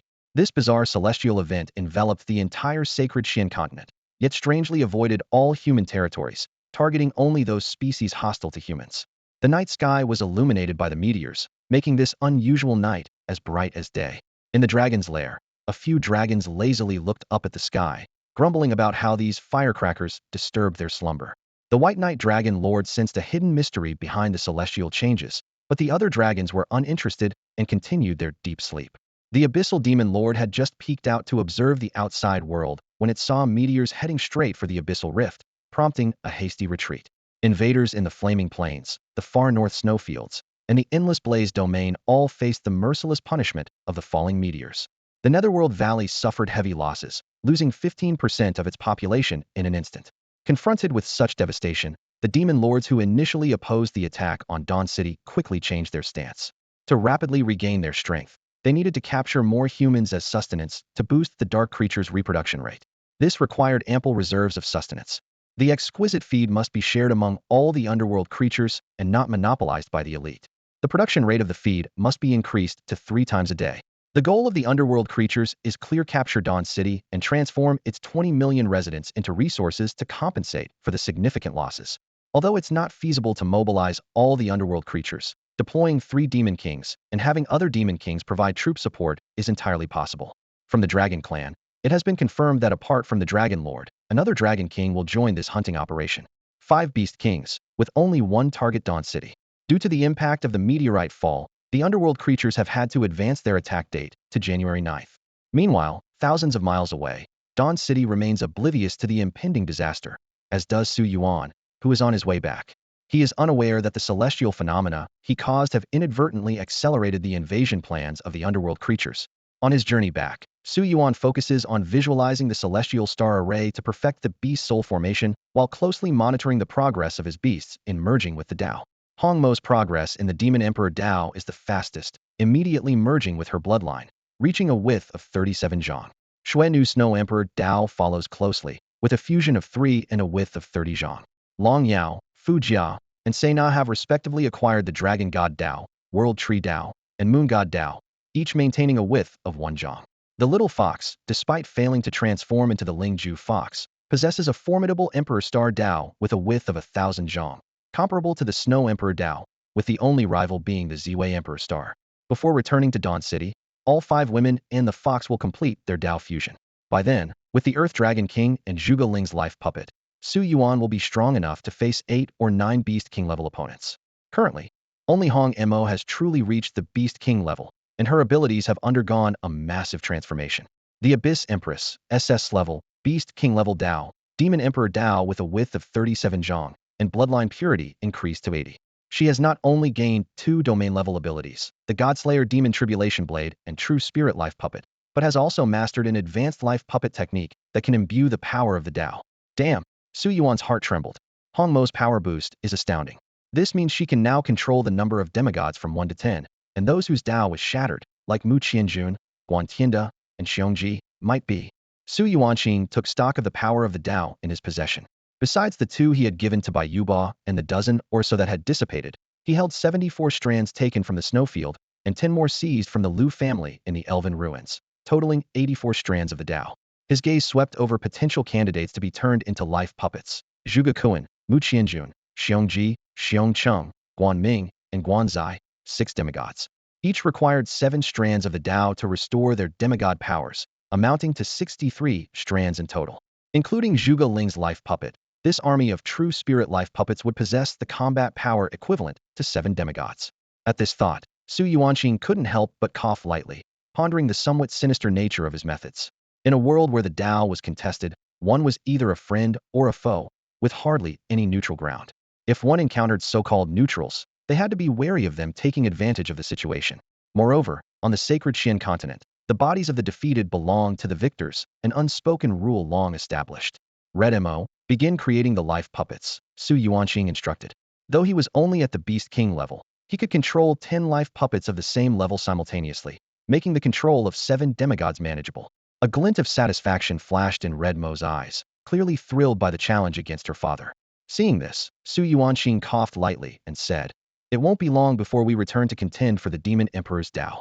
Of course, Red Mo replied with a smile. Only by reclaiming the mother nest could she truly become the rightful abyssal queen. With that, she immediately set to work creating the true spirit life puppets, infusing the separated Dao into the fragmented beast soul star arrays of the demigods, giving them new life. Though these demigods had lost their beast entities, significantly reducing their combat power, defeating them at the same level would still require considerable effort due to their demigod status. Redemo, can you alter their appearances? Su Yuanqing was concerned that if these life puppets were recognized, he would face the combined enmity of the Guan family from Imperial City, the Xiong family from Winter City, the Zhuge family from Hope City, and the Mu family from Redstone City. Making too many enemies before his strength was sufficient was dangerous. Red Mo waved her hand, and flesh twisted and reformed, instantly transforming the faces of the life puppets beyond recognition. Su Yuanqing then assigned them numbers. The strongest, Xiongji, was designated Life 1, followed by Zhuge Kuan as Life 2, continuing in this manner up to Life 7. After completing the creation of the life puppets, the remaining 21 strands of the Dao were enough to cultivate 3 more demigods within the Su family army. They would choose from Su Yuanqing's 28 constellations to provide them with power support. As for Ouyang Shui and Yi Ho, Su Yuanqing decided to seek more suitable Daos for them. Having accomplished all this, on December 30th, Su Yuanqing set off on his journey home. While the winter in Dawn City was not particularly cold, it was far from warm. A chilly breeze brushed against their faces at the port dock where 2 hooded figures, Ouyang Shui and Yi Ho, stood quietly. They had received news that Su Yuan would return half a month earlier than expected, so they came here discreetly to welcome him, deliberately keeping it a secret from others in Dawn City. Since Su Yuan's departure, there had been an undercurrent in Dawn City. The major noble families sent countless spies to gather information, yet Su Yuan's whereabouts remained elusive. Gradually, a theory spread among the nobility. Su Yuan had likely perished in the vast snowy plains in pursuit of the Snow Emperor's path, accompanied by his Snow Maiden beast. This speculation seemed plausible, especially since reports from both Emperor City and Hope City only mentioned one survivor from Huang City, with no word of Su Yuan or Bai Yuba. Li Jianli and others secretly breathed a sigh of relief upon hearing this. In their view, a genius from Dawn City would ultimately struggle against the colossal, centuries-old families outside. Even the combined efforts of the 9 old leaders of Dawn City might not withstand the power of the Guan family from Emperor City. The disparity was simply too great. However, Dawn City was not entirely without hope. With the incorporation of Dawn Forest and Eagle Worry Gorge into their territory, the city's strength had significantly increased. If they could once again repel the invasions of the Nether Demons and Dragon Clan, seize enough of the Great Path to complete the Dragon King plan, and produce a king-level warrior stronger than the Human King, Dawn City would surely rise to prominence. To this end, the 9 old leaders had spared no effort, secretly arranging many trump cards. At the dock, Ouyang Shui gently stroked her silver-blue hair, gazing at the shimmering sea in the distance. She asked somewhat nervously, "Do you think he might already be?" Ho shook her head, her white clothes fluttering. A virtual god? According to him, he's still one ceremony away from becoming a god. He came back early this time for that very reason. Shui pondered. In recent months, she had devoted her energy to managing her enterprises, leaving little time for cultivation, and she had not yet advanced to a 5-star beast master. However, this did not bother her, as she knew she was not a combat-type talent. Her only regret was that she had yet to find a treasure that allowed for remote communication. She silently vowed that next time, she would not let him leave alone. In the distance, a ship slowly emerged on the horizon, its outline growing clearer from sail to hull. As time ticked by, their hearts raced faster. Even the usually composed Ho couldn't help but tap her toes lightly, her snow-white clothes and waist-length hair dancing gently in the wind. This time, she knew, he would return to slay the dragon lord for her. The sea monster dragged the ship into the harbor. On the bustling dock, Shui and Ho stood on the edge of the crowd, tiptoeing and searching for that familiar figure. After a long wait with no result, Shui pouted, and Ho's delicate eyebrows furrowed slightly. Just then, 2 warm hands suddenly wrapped around Shui's right waist and Ho's left waist. Shuer, sister, were you waiting for me? A familiar voice came from behind. The 2 women turned around to see Su Yuan standing there with a proud smile. Shui initially wanted to raise her small fist to hit him, but when she noticed the new traces of hardship and sternness on Su Yuan's face, along with his slightly rough skin, her anger dissipated. These subtle changes spoke volumes about his time spent braving the elements. Although Ho had become close with Su Yuan, her inherently graceful nature made her uncomfortable with such intimacy in public, especially since he was a few years younger than her. She gently pushed away the hand on her waist. For a moment, the 3 stood in silence, overwhelmed with emotions but unsure where to begin. Shui lightly touched Su Yuan as if to confirm he was unharmed. Let's head back. There are too many eyes here, Su Yuan said, holding her hand. He was well aware that his return could cause a stir in Dawn City. After all, he had already made a name for himself by defeating virtual gods before leaving, and now his strength was unfathomable. Moreover, the local nobility believed he was dead, and his sudden appearance would surely unravel many hidden truths about the snowfields. At present, Su Yuan was not ready to confront these top families' heathen. A flash of green aurora swept by, and the 3 of them vanished from the harbor. Back in the familiar warmth of their home, the fire in the hearth danced merrily. Sitting around the fireplace, Su Yuan warmed his hands, chilled by the cold wind, and began recounting his recent experiences, from the northern snowfields of Winter City to seeking the forest elf ruins and stream valleys in Golden City, and finally to exploring the depths of Hope City. I heard my second brother praised you highly. You performed exceptionally well in the Abyss battle, Ho said, with a slight smile. Not really, Su Yuan chuckled. I just helped take down 20 Earth Demon generals, only 20 Beast King level ones. Only. The 2 women were astonished. In just 2 months, he had grown so powerful? It was well known that only a handful in Dawn City could handle Beast King level virtual gods. You once said you wouldn't return until you became a demigod. Why did you come back early? Shui pressed. The situation in Dawn City is far from stable. All factions are gathering strength for the impending Great Battle, waiting for the right moment. Many unpredictable events might occur during this battle. Su Yuan remained silent for a moment, his gaze deep and thoughtful. A demigod, I can step into that realm anytime. But I'm missing a crucial ceremony. He slowly lifted his head, his eyes meeting Ho's. According to a mentor, the ceremony will directly impact the path ahead. In the great struggle for the Tao, I don't want my future self to regret.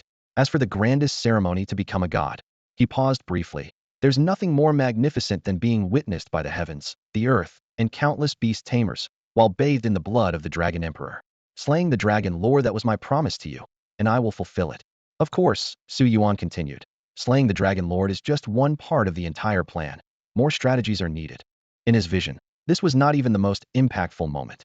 Ho slightly bowed her head, a flicker of emotion passing through her eyes. After many years of hatred, the dawn of vengeance was finally in sight. Even though I haven't become a demigod yet, Su Yuan said with a confident smile, dealing with an ordinary demigod is no longer a challenge for me. He snapped his fingers, and behind him stood the true spirit puppets controlled by Hong Mo, lined up neatly. Look, there are 7 demigod-level puppets alone, plus the Beast King level Earth Dragon King. I am confident in facing 7 or 8 demigods and Beast Kings simultaneously. The 2 women stared in shock at the 7 puppets exuding demigod-level Tao power. This power was no illusion. What level had Su Yuan reached during his time away? Su Yuan gently stroked the silver-blue hair of Shui. Shui, you need to accelerate your cultivation as well. I'll lend you a hand during this time. Shui nodded obediently, knowing that with Su Yuan's help, her progress would surely quicken. Turning to Ho, Su Yuan asked, Sister E, could you tell me about your progress? Just one Dao left. Iho replied briefly. As the most brilliant talent in Dawn City, she had been at the 6-star Beast Tamer level for nearly 2 years, gaining many necessary Daos through the White Guards and the Red Heart Demon Thieves. Su Yuan took out a Jade Gourd.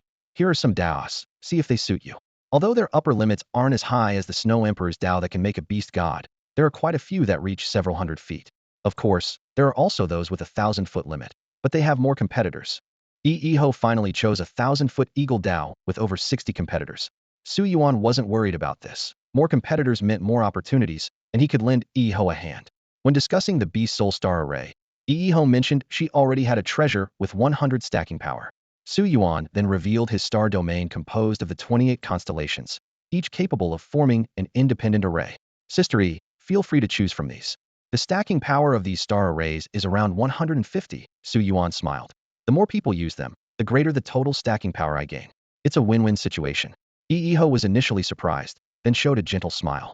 Such outstanding talent in star arrays was enviable, but what comforted her more was that such an exceptional person was her beloved. Gracefully excused herself, as their relationship was still meant to be kept secret, and it wasn't appropriate for her to linger at Su Yuan's home.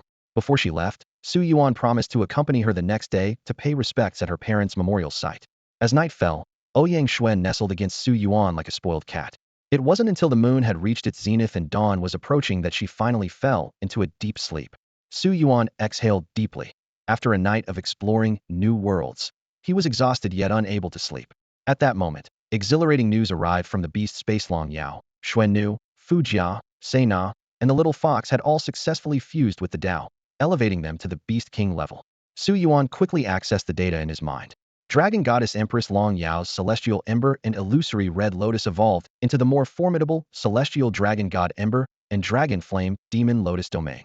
Phoenix Maiden Snow Empress's Aurora Dance and Extreme Icial upgraded to Aurora Snow Moon Dance and Eternal Frost domain. Life Empress Fu Jia's Life Spring and Tree World Descent transformed into Life God Spring and Divine Tree Formation domain. Moon Goddess Singer Sei Na's Twin Stars and Moon Goddess Blessing advanced to Moon Goddess Trio and Moon Goddess Descent domain. 9-star Heavenly Fox's 9-star Beads and Nightfall evolved into 9 stars Aloft and Eternal Night Darkness domain. Each beast's abilities had undergone a qualitative leap. Long Yao's destructive power could now alter landscapes. Xuannu's Aurora Dance extended its teleportation range to 10 kilometers, and her Eternal Frost could create perpetual permafrost. Fu Jia's Divine Spring could sustain life on the brink of death. Sei Na could create 3 external avatars, significantly boosting her spell power. And the little fox not only gained enhanced abilities, but also the power to transform. In the beast space, a pure white fox girl cautiously observed her surroundings. This newly intelligent creature appeared both timid and curious. She aimed to snuggle into Long Yao's warm bed, but was swatted away by the half-asleep dragon. Ultimately, the kind-hearted Fu Jia provided her with a blanket, offering the small, vulnerable creature a touch of warmth. Watching this scene, Su Yuan sighed in exasperation. The little fox, despite her age, seemed to have a rather low level of intelligence. With 6 Beast King-level creatures under his command, Su Yuan could confidently claim to be the strongest virtual god across the entire Xingxian continent. When he donned the Elven crown, enabling him to harness the power of the Elven path, his strength rivaled that of a demigod. He sat in meditation, continuously simulating the combinations of his newly acquired abilities in his mind.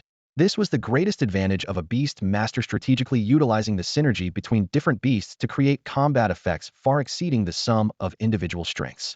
In the upcoming war, the Dragon King would undoubtedly be a formidable enemy he must face. To defeat a beast emperor-level opponent, having sufficient trump cards was crucial. Time flew by, and soon it was dawn. Sunlight streamed through the window, gently waking Ouyang Xue, who turned her head to quietly gaze at Su Yuan beside her. Feeling her gaze, Su Yuan ended his contemplation and turned to ask gently, "Awake?" "Yes, Su Yuan," Ouyang Xue whispered. "Could you help me find a treasure that allows communication across the continent? I don't want to have to seek her out every time to hear news about you." The her she referred to was clearly Iho. As a princess, her pride made it difficult to express this directly. Realizing his oversight, Su Yuan immediately summoned Hong Mo to discuss a solution. Since true communication treasures were extremely rare, they decided that Hong Mo would create a female life puppet to stay with Ouyang Xue, providing both protection and a means of communication. Hong Mo used the body of a 6-star female beast master they had defeated in the snowy plains, adorning it with a bewitching peach blossom mask. "From now on, you'll be called Tao Yi, and you must follow her orders," Hong Mo instructed the life puppet in a playful tone as she floated in the air. Ouyang Xuan nodded slightly. Although not ideal, it was an acceptable solution. The conversation then shifted to the current situation in Dawn City. Wanyang had finally broken through to become a demigod and officially took command of the city guard. The Black Wind Beast Group leader within the Beastmasters Guild also ascended to demigod status, significantly boosting overall strength. The Su family army and Su Shui Beast Group were progressing rapidly. With financial support, individuals like Su Xian, Su Fei, Su Chong, Su Yi, Fan Lian, and Wan Shania received 1 or 2 path inheritances, with Su Xian leading the way by breaking through to the virtual god realm. The advancement of the entire Su family army was astonishing. They frequently traveled to the Flaming Plains to hone their skills. In just 2 months, everyone had been promoted, with even the logistics personnel moving beyond the level of low-tier beastmasters. The rapid progress of the Su family army was unexpected. This army, meticulously crafted by Su Yuan, delivered an impressive performance even during his 2-month absence. With Su Yuan's activation of their bloodlines and ample material support, the 5 auxiliary regiments have all ascended to 4-star beastmasters, setting a precedent in Dawn City. They have become the only private army auxiliary regiment with 4-star beastmasters as standard. The main regiment's strength is even more astounding. Under Su Yuan's early training, they have all reached the rank of 6-star beastmasters, commanding formidable sunset-level beasts. With over 3,000 6-star beastmasters, this number is enough to attract attention from any power. To put it in perspective, even in the recent Abyss battle in Hope City, there were only about 10,000 6-star beastmasters at the forefront. Hope City, a massive entity, likely only has 20 to 30,000 6-star beastmasters in total. Yet, under Su Yuan's command, there are 3,000, a strength comparable to the heritage of major families. Several deputy leaders are striving for higher realms. Tirelessly slaying beasts on the blazing plains, they exchange their spoils for slots in secret realms, where they fight desperately. The path to greater power is arduous, but their progress is evident. Even Su Yuan himself took 2 months to find 3 paths, and for these deputy leaders, embarking on this journey without a year or more of hard work is extremely challenging. However, now is not the time to disturb them.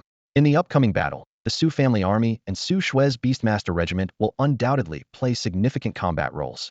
Currently, what Su Yuan lacks most is demigod-level strength. Families like the Huang and Xiong have 4 or 5 demigods, while the Zhuge and Guan families have over 10 each. Su Yuan, on his side, is the only one at this level, though his strength can rival several demigods. To maintain internal stability after absorbing the Huang family's influence and avoid being usurped, promoting a few deputy leaders to the demigod realm is imperative. This ensures his loyalists hold the dominant position. After spending an hour meticulously applying makeup, Ouyang Shuel left in a hurry. The entire operation consumes money like water, and even the million gold coins Su Yuan brought back have been depleted, with the chief steward now providing funds. Su Yuan, feeling embarrassed, promised to help raise funds with her in the future. After Ouyang Shuel left, Su Yuan donned a solemn black outfit, preparing to meet an appointment. He had arranged to meet Yi Ho in the south of the city. The burial grounds for the deceased in Dawn City lie further south, creating a clear class divide. The poorest can only afford to wrap their dead in straw mats for burial in a mass grave, while middle-class families can afford coffins in the cemetery slightly north. The wealthy, however, have dedicated tombs for their descendants to pay respects. Yi Ho stood before her parents' cenotaph, wearing a long dress with lotus patterns on a white background, which her mother had sewn by hand. Her parents were sacrificed to the dragon clan by the nobles, leaving no remains, so she could only build this cenotaph for solace. Today marked the anniversary of their being sent to the dragon's lair. Su Yuan held her hand, feeling the coldness in her palm, hoping his warmth could comfort her. Seeing tears in the corners of her eyes and bloodshot eyes as she looked at the memorial, he could feel her suppressed grief. "Father, Mother, your daughter is here to see you," Yi Ho whispered, her slender body trembling slightly. "This time, I will make them all pay." She bit her lip hard, her fists clenched tightly. Su Yuan wrapped his arm around her shoulders, placing a hand on his chest as he promised the memorial. "Uncle, Aunt, I will slay the Dragon King to avenge you. I will take good care of Ear and never let anyone bully her again." Leaning against Su Yuan, Yi Ho felt warmth and support for the first time. For more than 20 years, nearly 10 had been spent under the shadow of vengeance, never at ease. Although the Dragon King was powerful, she finally saw hope. "Let's go, Su Yuan. I will return here with the heads of Yi Kanglin, Li Jianli, Ning Fenghong, and the Dragon King's head. If I don't succeed, I will never look back." On the way back, Su Yuan carried the weary Yi Ho to her home, settling her on a warm couch, gently stroking her hair. He recalled what he had seen and heard in the valley of the underworld. The world still followed the law of the jungle. To avoid being devoured, one must either become a hunter or transform into a fierce tiger. Whether it was racial conflicts or class struggles, it was all the same. While the strongest among the human race might have walked the path of the human emperor, Su Yuan was contemplating a completely different road. The next morning, Iho opened her eyes to see Su Yuan's tired face, marked by dark circles. Her heart warmed, and she softly asked, "Did you stay up all night?" Su Yuan managed a weary smile. "Yes, but it's no big deal. I can handle it, just a bit tired." The light rain last night had given her a slight chill, and her forehead was slightly warm. He had stayed by her side all night. Fortunately, the resilience of a beast master was remarkable, and under his care, she was now fine. "Try this," Su Yuan said, handing her a cup filled with a special life elixir made by Fujia. This water was like a miracle cure, as legendary as the dew that elves drank to achieve immortality. Iho took a sip, and the warm liquid flowed down her throat. A refreshing energy spread throughout her body, dispelling all fatigue.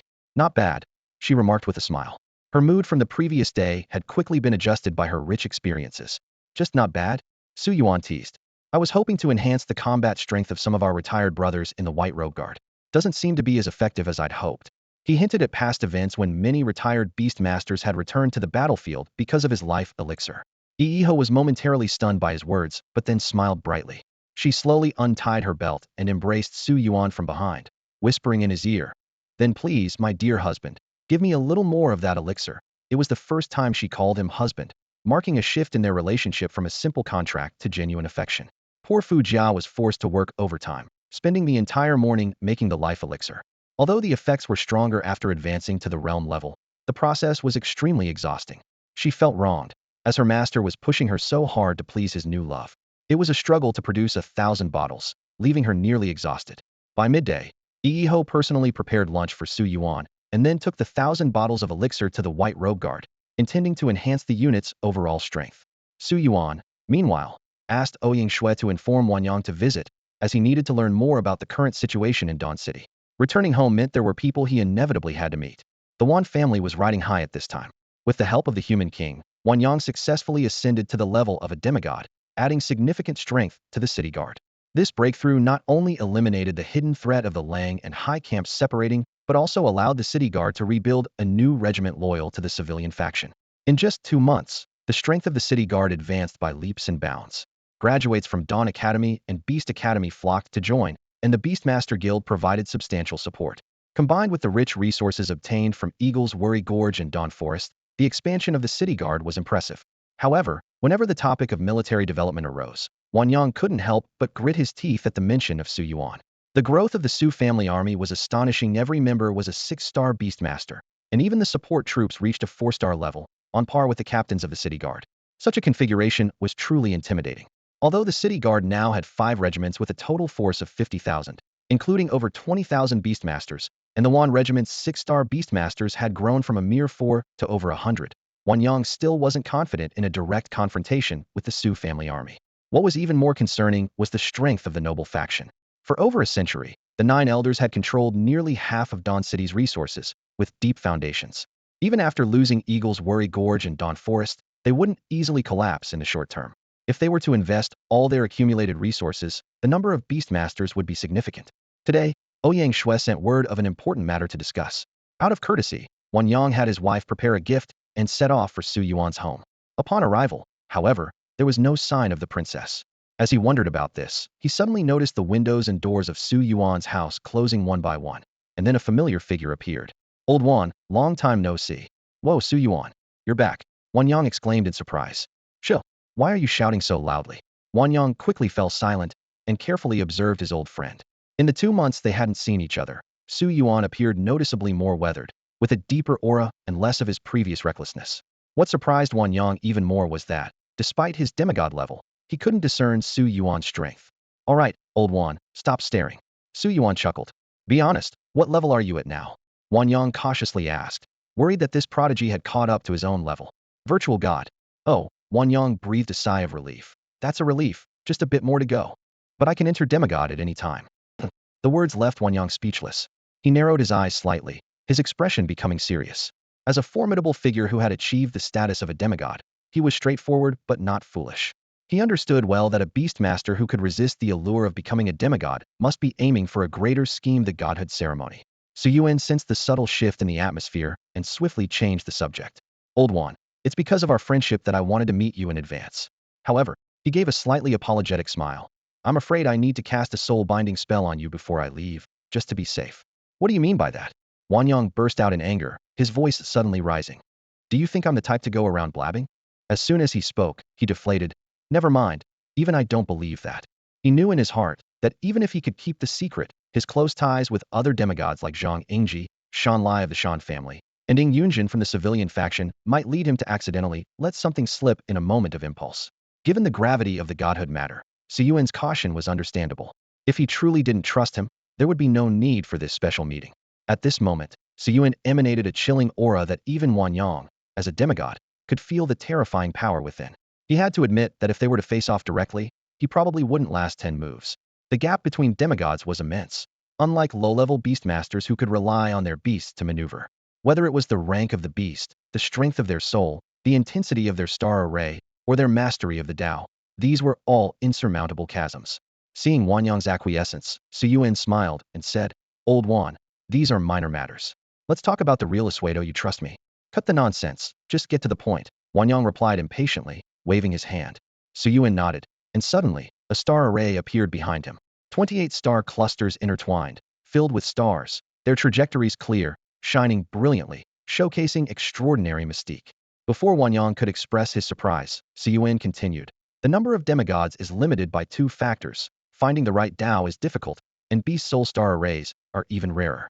Most people's dreams end up becoming a demigod, but I happen to acquire this miraculous star array. It not only allows me to use it, but can accommodate up to 28 people at once, with a cumulative power boost of 150%. The more people use it, the stronger the feedback to me. He looked directly into Wanyang's eyes.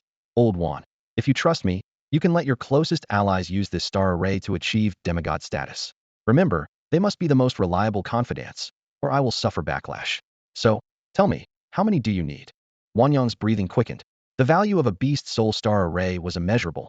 It practically meant a guaranteed position as a demigod. With both the star array and the Tao, anyone unconcerned with the godhood ceremony could step into the realm of demigods. This was precisely the greatest shortcoming of the civilian faction compared to the 9 elders, the lack of demigods. Currently, the balance of power among the 3 factions is quite delicate. The forces of the human king and the 9 elders are nearly equal, while the civilian faction is the weakest, Wanyang explained, raising 5 fingers with a hopeful gleam in his eyes. If we can gather a group of demigods before the battle, it could be decisive. 5 people, me cousin Wandao Xian, another beastmaster from my family stuck at the virtual god level, along with my 3 deputies are all trustworthy. He paused, and then added, with Yi Ho, we can increase our combined strength by 60. But we still need more people. Suddenly, Wanyang's eyes lit up. Su Yuan, should we consider bringing the Zhang family on board? Although the Beastmaster Guild is mixed, Zhang Yingji is reliable. The principal of Dawn Academy, Zhang Jin, and the vice principal, Zhou Qing, are all from the Zhang family. The 3 6-star Beastmasters who protected you are as well. These individuals are on the verge of the virtual god realm, and with some resources, they could break through, adding 5 more to our ranks. Su Yuan nodded slightly, calculating in his mind. As a student of Dawn Academy, he felt a strong sense of loyalty. All right, Lao Wan, go contact them. Don't mention me yet. Just give them the Beast Soul Star Array to help them break through. I'm not ready to show myself. I understand, Wanyang said solemnly. Your appearance would certainly cause a stir. It's better to rely on familiar faces than strangers. This is the accumulation of Dawn City. Although we lack Star Array treasures and great paths, which limits the number of demigods, we have plenty of experts at the virtual god level. He continued. Let's have Ho select a few trustworthy individuals from the vice commanders of the White Guards. These people were willing to break ties with the family for him, so their loyalty is unquestionable. Although we can't fill all 28 constellations, if we can increase our combined strength to around 250, we'll have a better chance against the Dragon Lord. Wanyang grew more excited, but Su Yuan quickly tempered his enthusiasm. Don't get too confident. The enemy's strength is formidable. As far as I know, there are 2 beast emperors, over a dozen beast kings, and who knows how many forces haven't been revealed, possibly 3 or 4 more beast emperors. That's why the human king hasn't completely broken with the 9 elders. Su Yuan sighed. Even with internal conflicts, it's better than letting Dawn City fall into the hands of the nether demons. The nobles have over a dozen demigods and tens of thousands of private beastmaster troops, which can at least bear a third of the burden. Wanyang subdued his smile and nodded. I was just caught up in the moment. Now that the invasion by the nether demons and the evil dragons is public knowledge, all sides are fiercely debating the division of defense zones. This was expected. The nobles don't want to see Dawn City fall, but their goal is to seize power and weaken us. Of course, the fight against the nether demons must continue, and they'll find ways to leak information, such as through prisoner interrogations. As the external threat grows closer, the disputes are becoming more intense. The argument continually centered around the deployment of the defense lines. Who should guard the most dangerous first line of defense? Who should be in reserve? Although everyone understood the stakes, they were adamant in their accusations against each other. Wanyang even pointed at Li Jianli's nose, vehemently accusing him of colluding with the dark spirits and claiming that this invasion was a disaster they brought upon themselves. Faced with these accusations, Li Jianli consistently denied the charges. Without concrete evidence, there was nothing to be done even if the matter was brought to light. Eventually, all parties had to put aside their prejudices and return to the negotiation table to discuss the allocation of defensive zones. Everyone knew what the first line of defense meant during the last defense against the Beast Tide at Eagle's Sorrow Ravine. If it hadn't been for the world-altering event triggered by Su Yuan, the city guard's casualties would have exceeded a third. This made everyone reluctant to become cannon fodder. After repeated negotiations, the front line was finally divided into 3 zones: North, Central, and South. But new disputes arose immediately. Who should guard which area? With the dragon nest located in the north, it was highly likely to face an invasion led by the Dragon King. It was well known that the dragon's power far surpassed that of the dark spirits, making the southern zone the focal point of contention. In the end, the most powerful royal knights claimed the southern zone. Under the influence of the human king, no one dared to challenge them. Meanwhile, the nobility, city guards, and the Beastmaster Guild continued to argue over the central and northern zones. At this point, Su Yuan said to Wanyang, "Go tell them we will take responsibility for defending the northern area." Wanyang's eyes widened in disbelief. "Are you crazy? There could be hundreds or more dragons there. The Dragon King's power far exceeds that of the Demon Emperor. It's better to keep negotiating with the nobility." But Su Yuan shook his head calmly. "Don't worry, as long as I can win, our losses will be minimal." Seeing Su Yuan's determined gaze, Wanyang suddenly recalled that Su Yuan had once mentioned he could transcend to a semi-divine level at any time. Instantly, he understood facing the Dragon King was likely Su Yuan's planned ascension ceremony. "Are you confident?" Wanyang asked solemnly. "Yes." That simple word made Wanyang decide to support his comrade's choice. He knew Su Yuan never took risks lightly. If he said he could handle the dragons and the Dragon King, then he could be trusted. Subsequently, Wanyang recorded the star pattern behind Su Yuan and went to negotiate with the others. He only mentioned that he had the support of a significant figure, without detailing who it was. After Su Yuan imposed a soul-binding restriction, others might mistakenly believe it was the human king backing him. This way, Su Yuan's situation would remain undisclosed for the time being. Wanyang quickly sprang into action. He first reached out to his most trusted allies, the 3 lieutenants of the Wanzi battalion, his cousin, and the Wan family's mythical entity. These individuals agreed to his plan without hesitation. Next, he approached Zhang Yingji, the president of the Beastmaster Guild. Although the old fox did not explicitly state his intentions, it was clear that Zhang Yingji understood Wanyang's choice of personnel. It was a clever arrangement adding a few demigods, even newly ascended ones, could suppress the nobles' mythical entities in terms of power. The selected 10 immediately began integrating the Beast Soul Star Array. This precious star array required meticulous attention to every detail. Meanwhile, Wanyang and Zhang Yingji continued negotiating with the military tribunal and the nobles. After intense debates, Wanyang made a concession. "We can take responsibility for the northern region, but we must receive support for resource reserves. With our strength alone, we cannot withstand simultaneous attacks from dragons and underworld monsters. Even if you force us to hold the line, no one can bear the consequences of a collapsed defense." Since Su Yuan had decided to oppose the Dragon King, Wanyang naturally aimed to secure more resources. This strategy would avoid raising suspicions among the nobles while acquiring more large-scale anti-demon beast devices. After several hours of tug-of-war, the nobles began to show signs of fatigue. Negotiation representative Gong Yunhe breathed a sigh of relief. As long as the commoner faction was willing to confront the Dragon Clan and underworld monsters, the nobles' baseline was met.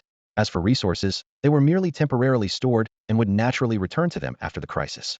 Of course, no favorable condition could be overlooked. Gong Yunhe, however, remained skeptical of Wanyang's intentions. Zhang Yingji maintained a meaningful smile throughout, suggesting the negotiation might not be as straightforward as it seemed.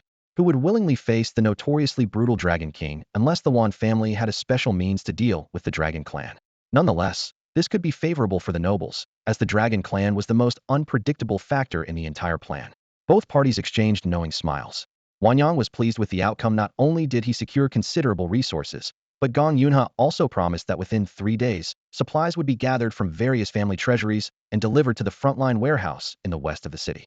Meanwhile, Iiho returned to the White Robe Guard with the Beast Soul Star array given to her by Su Yuan. This personal guard, left by her parents, was fiercely loyal to her.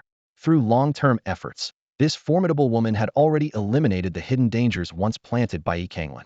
The strength of the White Robe Guard rivaled that of the Shilio Guard, boasting 4 mythical entities, a deputy commander, and 3 female guards, all originally loyal to Yi Taizin's direct line, now under her command. Everyone, Iho addressed the senior members of the White Robe Guard. Do you still remember my father's teachings from back then? Yi Xiaoyu, the personal bodyguard to Iho, spoke earnestly. We dare not forget. The family head once said that Miss is the sole bloodline of the Yi family, and she is the master to whom we, the white-clad guards, pledge our unwavering loyalty. Deputy Leader Izun stood by and declared firmly, Chief Leader, every member of the white-clad guards was personally trained by the iron-willed family head. Apart from Miss, we recognize no one else in the Yi family. For years, these deputy leaders and personal maids have been reserved in their speech, but their actions have consistently demonstrated their loyalty to the late family head and Iho. After Tai Xin passed away, it was they who protected Iho through her growth. Iho nodded slightly, her voice gentle. I am aware of your loyalty to my father. Over the years, I thank you all. She paused, her expression turning serious. Now, we face unprecedented challenges. I have decided to form an alliance with the City Guard and the Beastmaster Guild, completely severing ties with the Yi family. If anyone has concerns, please speak freely. If there are doubts, you may withdraw early. Su Yuan then projected the star array behind her, allowing her to select the appropriate arrays for her subordinates. After careful consideration, Iho chose a few. Although these star arrays could enhance Su Yuan's stacking power, she needed to scrutinize her subordinates thoroughly. If even one person were disloyal and sabotage the array at a critical moment, it would cause a massive backlash to Su Yuan. To ensure absolute certainty, Iho had Hong Mo conceal herself behind her, using her soul-sifting ability to gauge everyone's loyalty. As expected, no one chose to leave. You overstate, Miss, the chief leader immediately declared. We only recognize you as the bloodline of the Yi family. As for Yi Kanglin and the other Yi family members, we do not acknowledge them. Indeed, Miss, we are sworn to follow you to the death. Wherever you go, we follow, the others echoed. The maid Xiang Lan whispered. My life was saved by the iron-willed family head, and I share his vendetta. Iho's lips curled into a slight smile as she presented 4 star array treasures before her subordinates in the Void God realm. These are star array treasures I had someone find, each with a 150 stacking power, enough to help you break through to the demigod level. What do you all think? The group was stunned by the treasures before them. It was known that a star array treasure was a rare sight in Dawn City, with the last sale at the Dawn Exchange's Golden Dragon Pavilion being 3 years ago, fetching over 10 million gold coins. Yet now, their miss had produced 4 at once. Everyone understood this was a reward for their loyalty and a sign of her trust. As for the source of these star arrays, they had their suspicions. While forming an alliance with the City Guard and the Beastmaster Guild, the relationships weren't that strong. Instead, the Yi family had a close bond with the Su family army, sharing interests in Eagle Sorrow Gorge and Dawn Forest, and even fighting side by side against the 9 old men. Rumors were circulating in Dawn City about a close relationship between Commander Yi and Su Yuan. Some even claimed to have seen Su Yuan entering and exiting Iho's private residence. These rumors weren't unfounded, as both the Su family army and the Su Shweb Beastmaster group were affiliated with the Beastmaster Guild, aligning them with Iho's faction. Inside the tent, Yi Xiaoyu, a personal maid, nervously asked, Miss, is this star array? Does it mean you and Commander Su? Before she could finish, the eyes of the 5 deputy commanders and the 3 personal maids were already fixed on Iho, eagerly awaiting an answer. Iho appeared calm, a hint of a smile in her eyes. He's my man. These star array treasures were sent specially by him from Hope City. Silence fell over the tent. The 3 maids showed signs of discontent. This young man, who had risen rapidly in just half a year, leaving even the 9 elders helpless and overthrowing the Lu family, was indeed involved with their lady. What was even harder for them to accept was that although Princess Royal had publicly acknowledged her relationship with Su Yuan, would their lady have to play second fiddle? But on second thought, Su Yuan was genuinely devoted to their lady. Not only did he assign the Su family army to look after the White Robe Guards, but he also sent 4 priceless star array treasures, demonstrating his sincerity.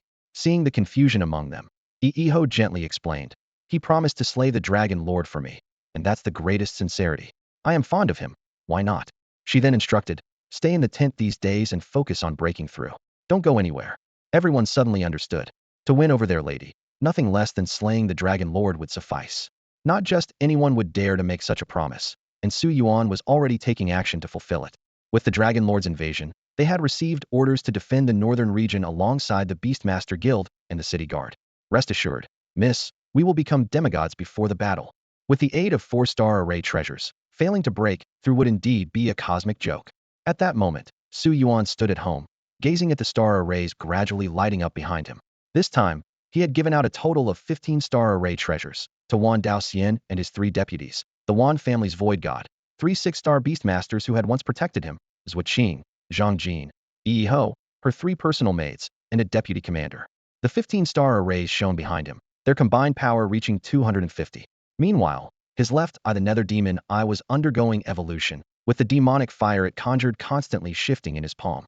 As Su Yuan's power continued to grow, his mystical double pupils evolved, with the first noticeable change occurring in his left eye, the netherworld demon eye. Since acquiring this eye, capable of harnessing the power of reincarnation, in the secret realm of the Ziwei Emperor Star, it had remained stagnant. But today, as the beast soul constellation behind him gradually illuminated, it finally achieved a qualitative leap. In the past, the netherworld demon eye was immensely powerful but difficult to control. Everything touched by its demonic fire turned to nothingness, and even Su Yuan, as its host, couldn't touch it. He could only guide the direction of the burn through focusing with his left eye. Yet, it was this unparalleled incinerating power that made the netherworld demon eye Su Yuan's strongest asset, causing even the Abyss Demon Emperor to suffer greatly from its flames.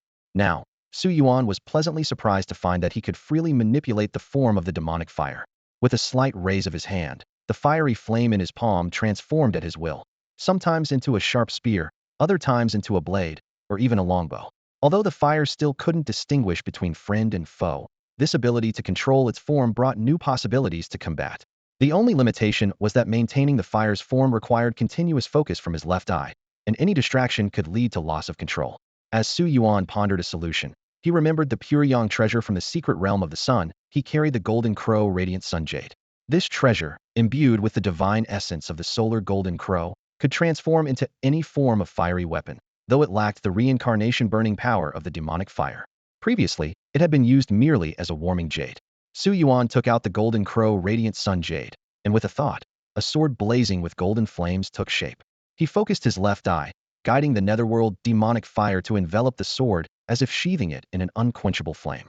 This combination allowed the 2 fires to complement each other. The golden crow radiant sun jade maintained the weapon's form, while the outer layer of demonic fire provided the incinerating power of reincarnation, eliminating the need for continuous focus. This divine sword, merging demonic fire and the flames of the golden crow, would become Su Yuan's crucial asset in his confrontation with the Dragon Lord. Although the mythic level skills of his beast soul might not easily shake his opponent, this otherworldly Sunluo divine sword was something even the Beast Emperor would hesitate to touch. I need to practice this well, Su Yuan thought to himself as he put away the divine sword.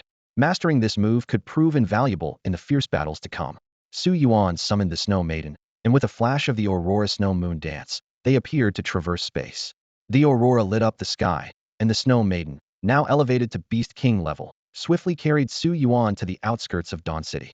In the southern outskirts, farmers witnessed the golden sun and the dark magical fire intertwining south of the burial ground. This sight had become a common occurrence lately, assumed to be the training of a powerful beastmaster. Dawn City was undergoing an emergency mobilization, with residents set to relocate to the city for shelter within days. The city administration promised compensation and had begun managing resources centrally. The shadow of war loomed once more, and this year's New Year celebrations were destined not to be as joyful as before. Although 2 major battles within half a year had left people exhausted, the world governed by beastmasters allowed ordinary citizens to await the outcome from the rear. They had faith in the hero of the last war, Su Yuan, and the lord of the city. Conversations buzzed through the streets. Old Lu, who exactly is invading? The information is tightly sealed, but with the Su family army and Su Shui Beast Corps moving west, the enemy should be coming from the west. The west?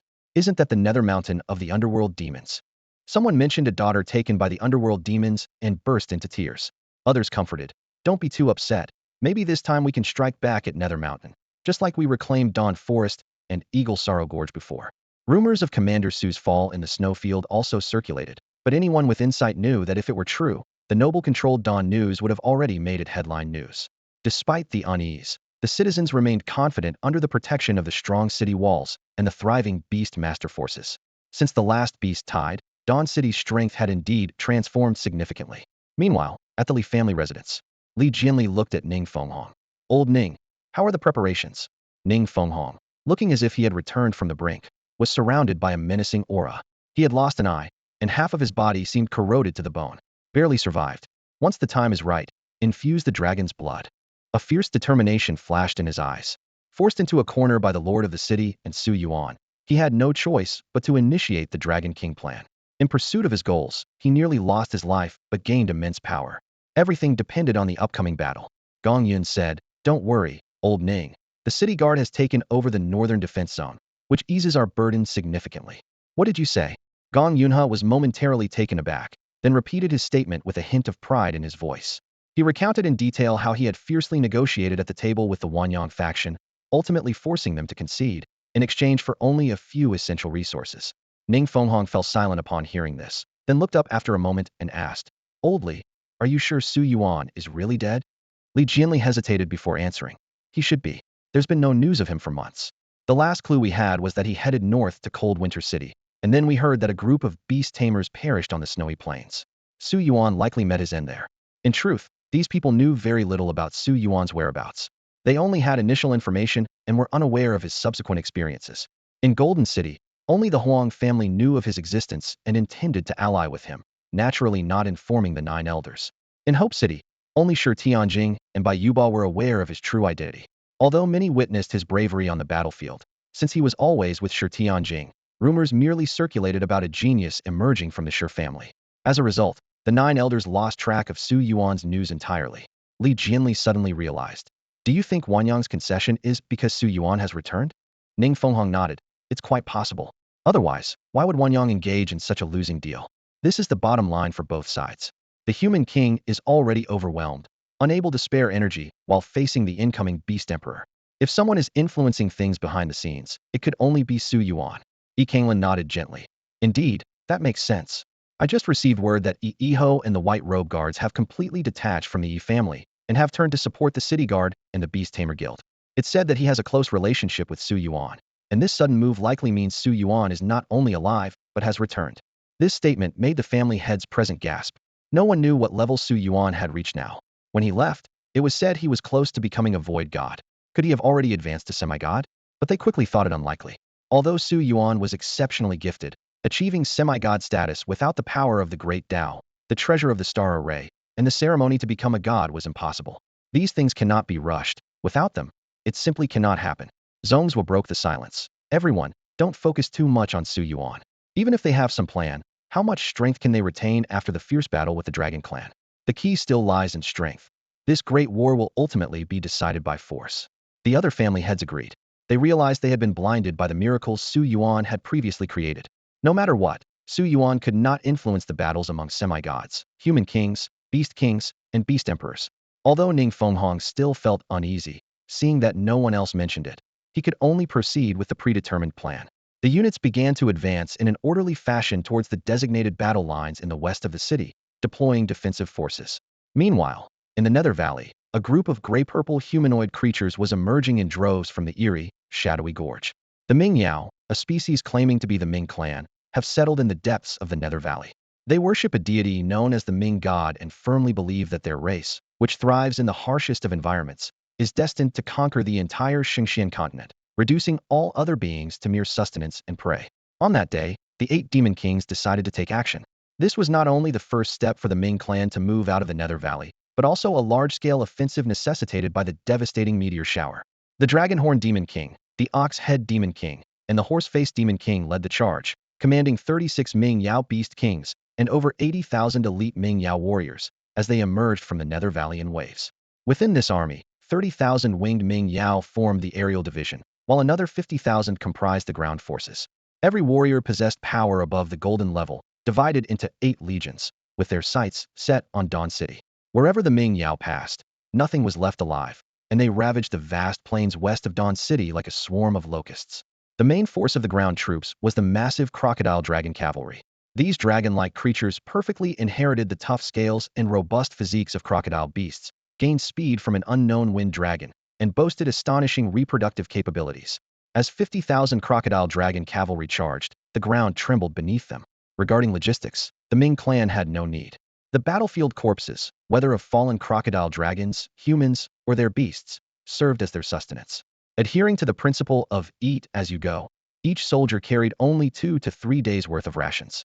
Meanwhile, in the dragon's nest, the dragon lord brimmed with confidence. Although the number of dragon kings directly under him had only increased from 6 to 10, his close ally, the blood demon dragon emperor, commanded 18 dragon kings.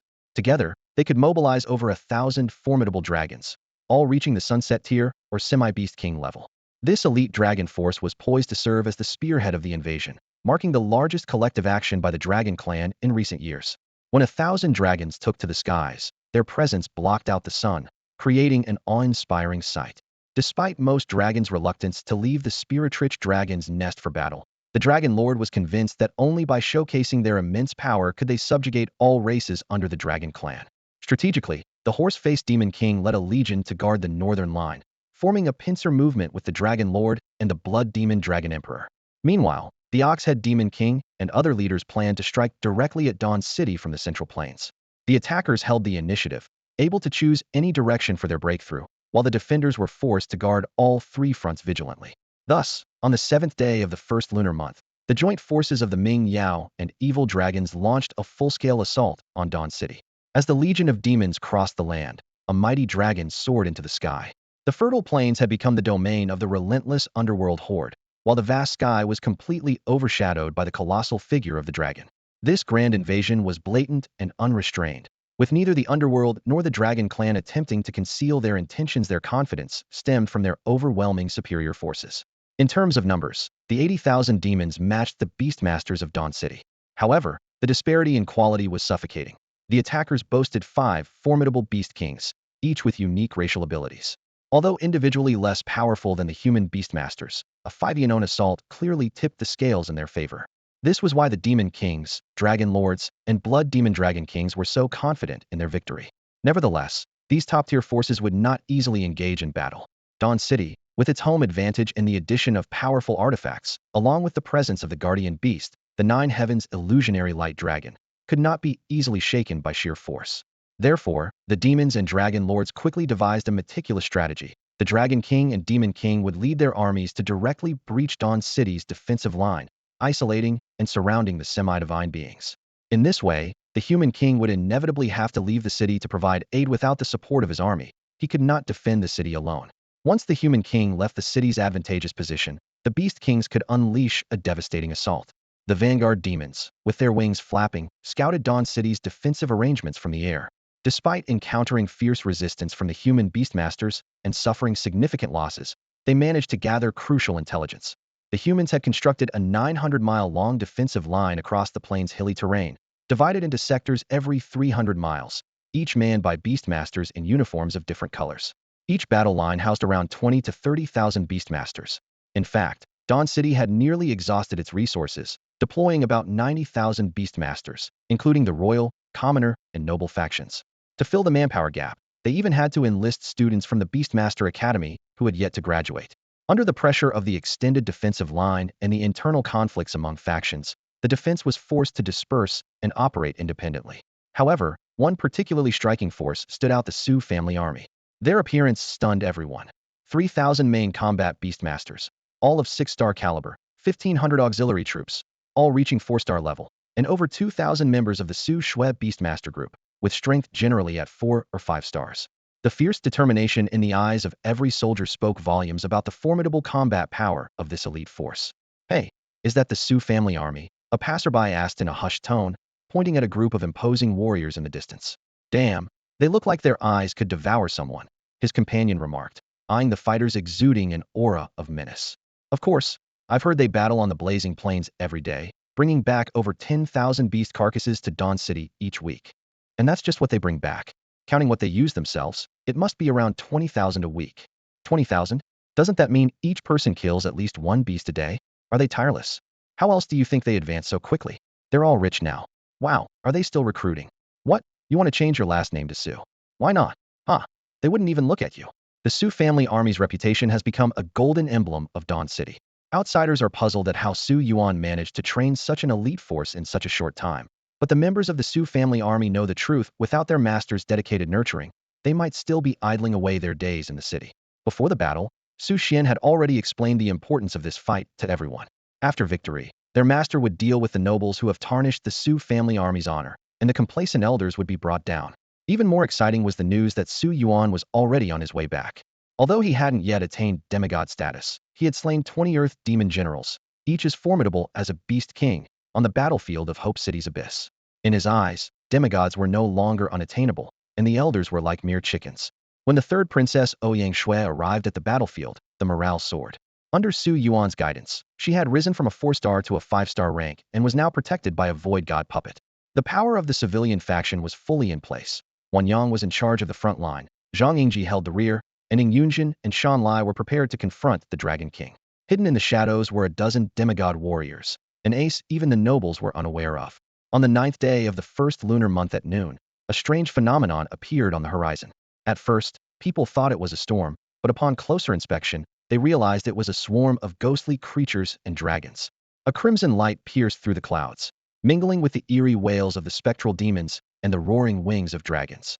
Alarms blared throughout Dawn City, an enemy attack.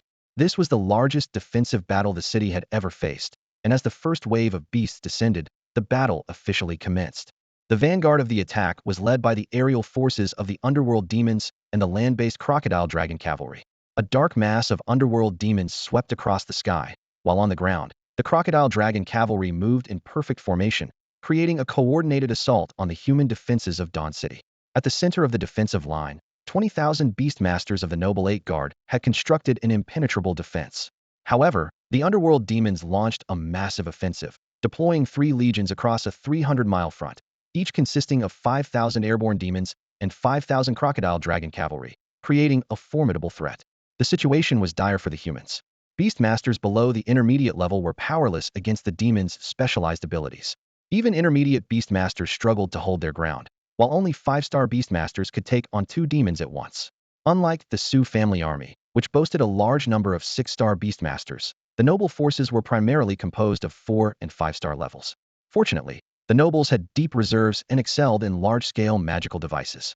5,000 beast cannons were lined up, capable of unleashing the attributes of the beasts over long distances.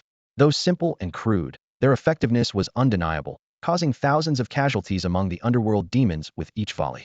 Defensive beasts on the front line formed a solid barrier. Countless armored beasts stood shoulder to shoulder, providing defense and buying time for the offensive beasts to strike. The battle quickly escalated into a fierce confrontation. Several noble leaders exchanged wry smiles. The underworld demons had evidently seen through their plan to use them against the royal knights and the civilian factions, opting instead for a direct assault on the noble defenses. Nonetheless, expecting to breach the defenses with just 30,000 demons was a fool's errand. The greater concern was that if this wave of attacks failed, the Demon King would likely intervene personally. The real decisive battle was expected to unfold in the northern war zone. The movements of 3 demon emperors and 2 dragon emperors pointed north, while Li Jianli, Ning Fenghong, and Gong Yunhe, 3 demigods, had discreetly headed to the northern front to execute their plans. In the north, the battle was even more brutal. Although there were only 10,000 underworld demons, they were joined by over 1,000 dragons, intensifying the conflict. This was something that could be anticipated before the war. The difficulty in defending the northern front stemmed from an obvious fact. The Dragon Nest army was bound to launch an assault from there. Dragons, the rulers of the sky, are truly the darlings of the Creator. They are clad in impenetrable scales, and, unless faced with attacks beyond mythological proportions, they are virtually invincible. To hunt a dragon, one must rely on the most primitive physical force. However, each dragon is not only immensely powerful, but also masters different elemental powers. Even a beastmaster who has ascended to demigod status can only gain a slight edge when battling a dragon of the same rank. Even Su Yuan, without the advantage of Long Yao's bloodline suppression, would find it difficult to easily defeat the Earth Dragon King. Pure physical combat would require at least 100 rounds. In a critical moment, the Su family army became the spearhead against the dragons. 3,000 6-star Beastmasters revealed their true strength, forming small teams to confront the aerial assault of 1,000 dragons, with every 3 Beastmasters targeting 1 dragon. 18 sunset-level beasts against a single dragon posed a challenge even for the formidable dragon race. The city guards witnessed this, and their morale soared.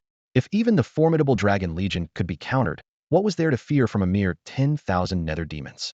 They ceased their defensive stance and launched a massive counterattack. 30 to 40,000 Beastmasters surged down from the hilltop positions, overwhelming the Nether race's crocodile dragon cavalry. This sudden turn of events caught the Nether race demon king off guard. If the vanguard of 10,000 troops were to collapse, the 80,000 elite forces would likely be encircled. In desperation, the horse-faced demon emperor had to reveal himself prematurely. A towering gray-black shadow hundreds of feet tall appeared in the sky, soon followed by the arrival of the ox-head demon emperor and the dragon-horned demon emperor. The two demon emperors originally stationed in the central route had to rush to assist the besieged northern line. In the presence of these colossal beings, even dragons seemed small, let alone the human beastmasters and nether warriors. In the distance, the shadows of the storm dragon emperor and the blood dragon emperor also loomed, casting a terrifying pressure over the battlefield despite their physical forms not arriving. Before the three demon emperors could unleash their divine powers, a pure white light swiftly came from Dawn City. It was the human king, standing atop the pure white nine heavens illusionary light dragon, resembling an angel with 16 wings. The only one who could contend with the demon emperors was the human king. His arrival revitalized the human forces, immediately drawing the three demon emperors into the combat zone. As the human king made his move, the nine skies illusory light dragon soared up, releasing an awe-inspiring dragon might and a pure white light that instantly dispelled the shadows of the three demon emperors. A sudden burst of white light from the ground shot up like a sword piercing the sky, sweeping the three demon emperors high into the air. The human king, riding the nine skies illusory light dragon, ascended through the clouds. A fierce battle erupted above the clouds. Though the human king had gained significant power after consuming the nine serpents, defeating the three demon emperors was still a challenge. However, he managed to hold his ground. The demon emperors were not in a hurry. Their plan's first step was to keep the strongest defender of Dawn City occupied. Below the battlefield, a larger scheme was unfolding. Through dealings with the nobles, they had obtained intelligence on the approximate 20 demigods of Dawn City.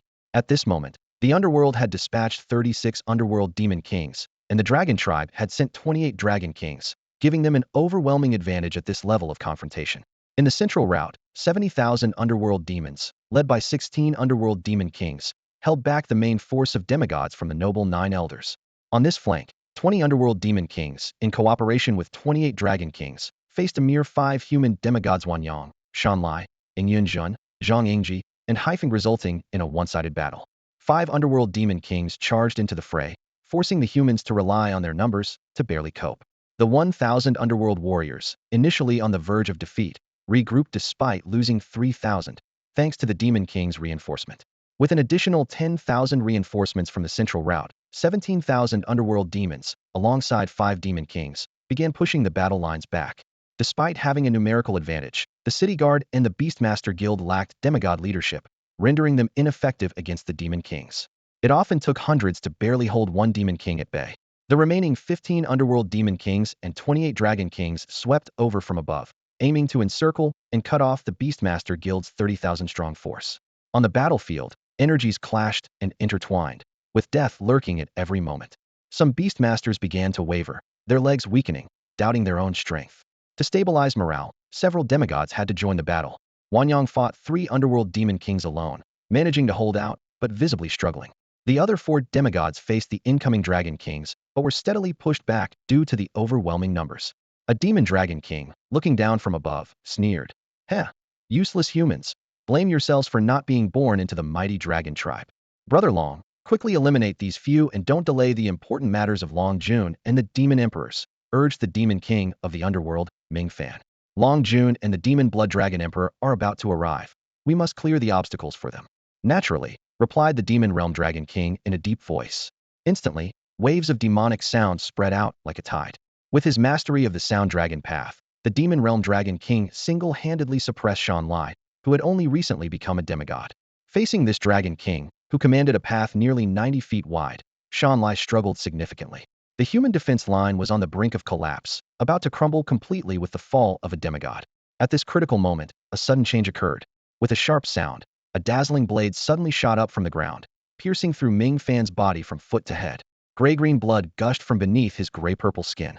Even in his final moments, Ming Fan failed to sense the presence of the powerful figures lurking nearby. Immediately, the ground burst with light. Wan Daoxian, Vice Commander Li, Vice Commander Sun, Vice Commander He, Wan Qian, Zhang Jin, Zhuo Qing, and the 3 Zhang brothers from the Zhang family appeared 10 hidden demigods in total. The lethal strike earlier was a trap set by Wan Daoxian, head of the Beast Academy, and Zhang Jin, head of the Dawn Academy.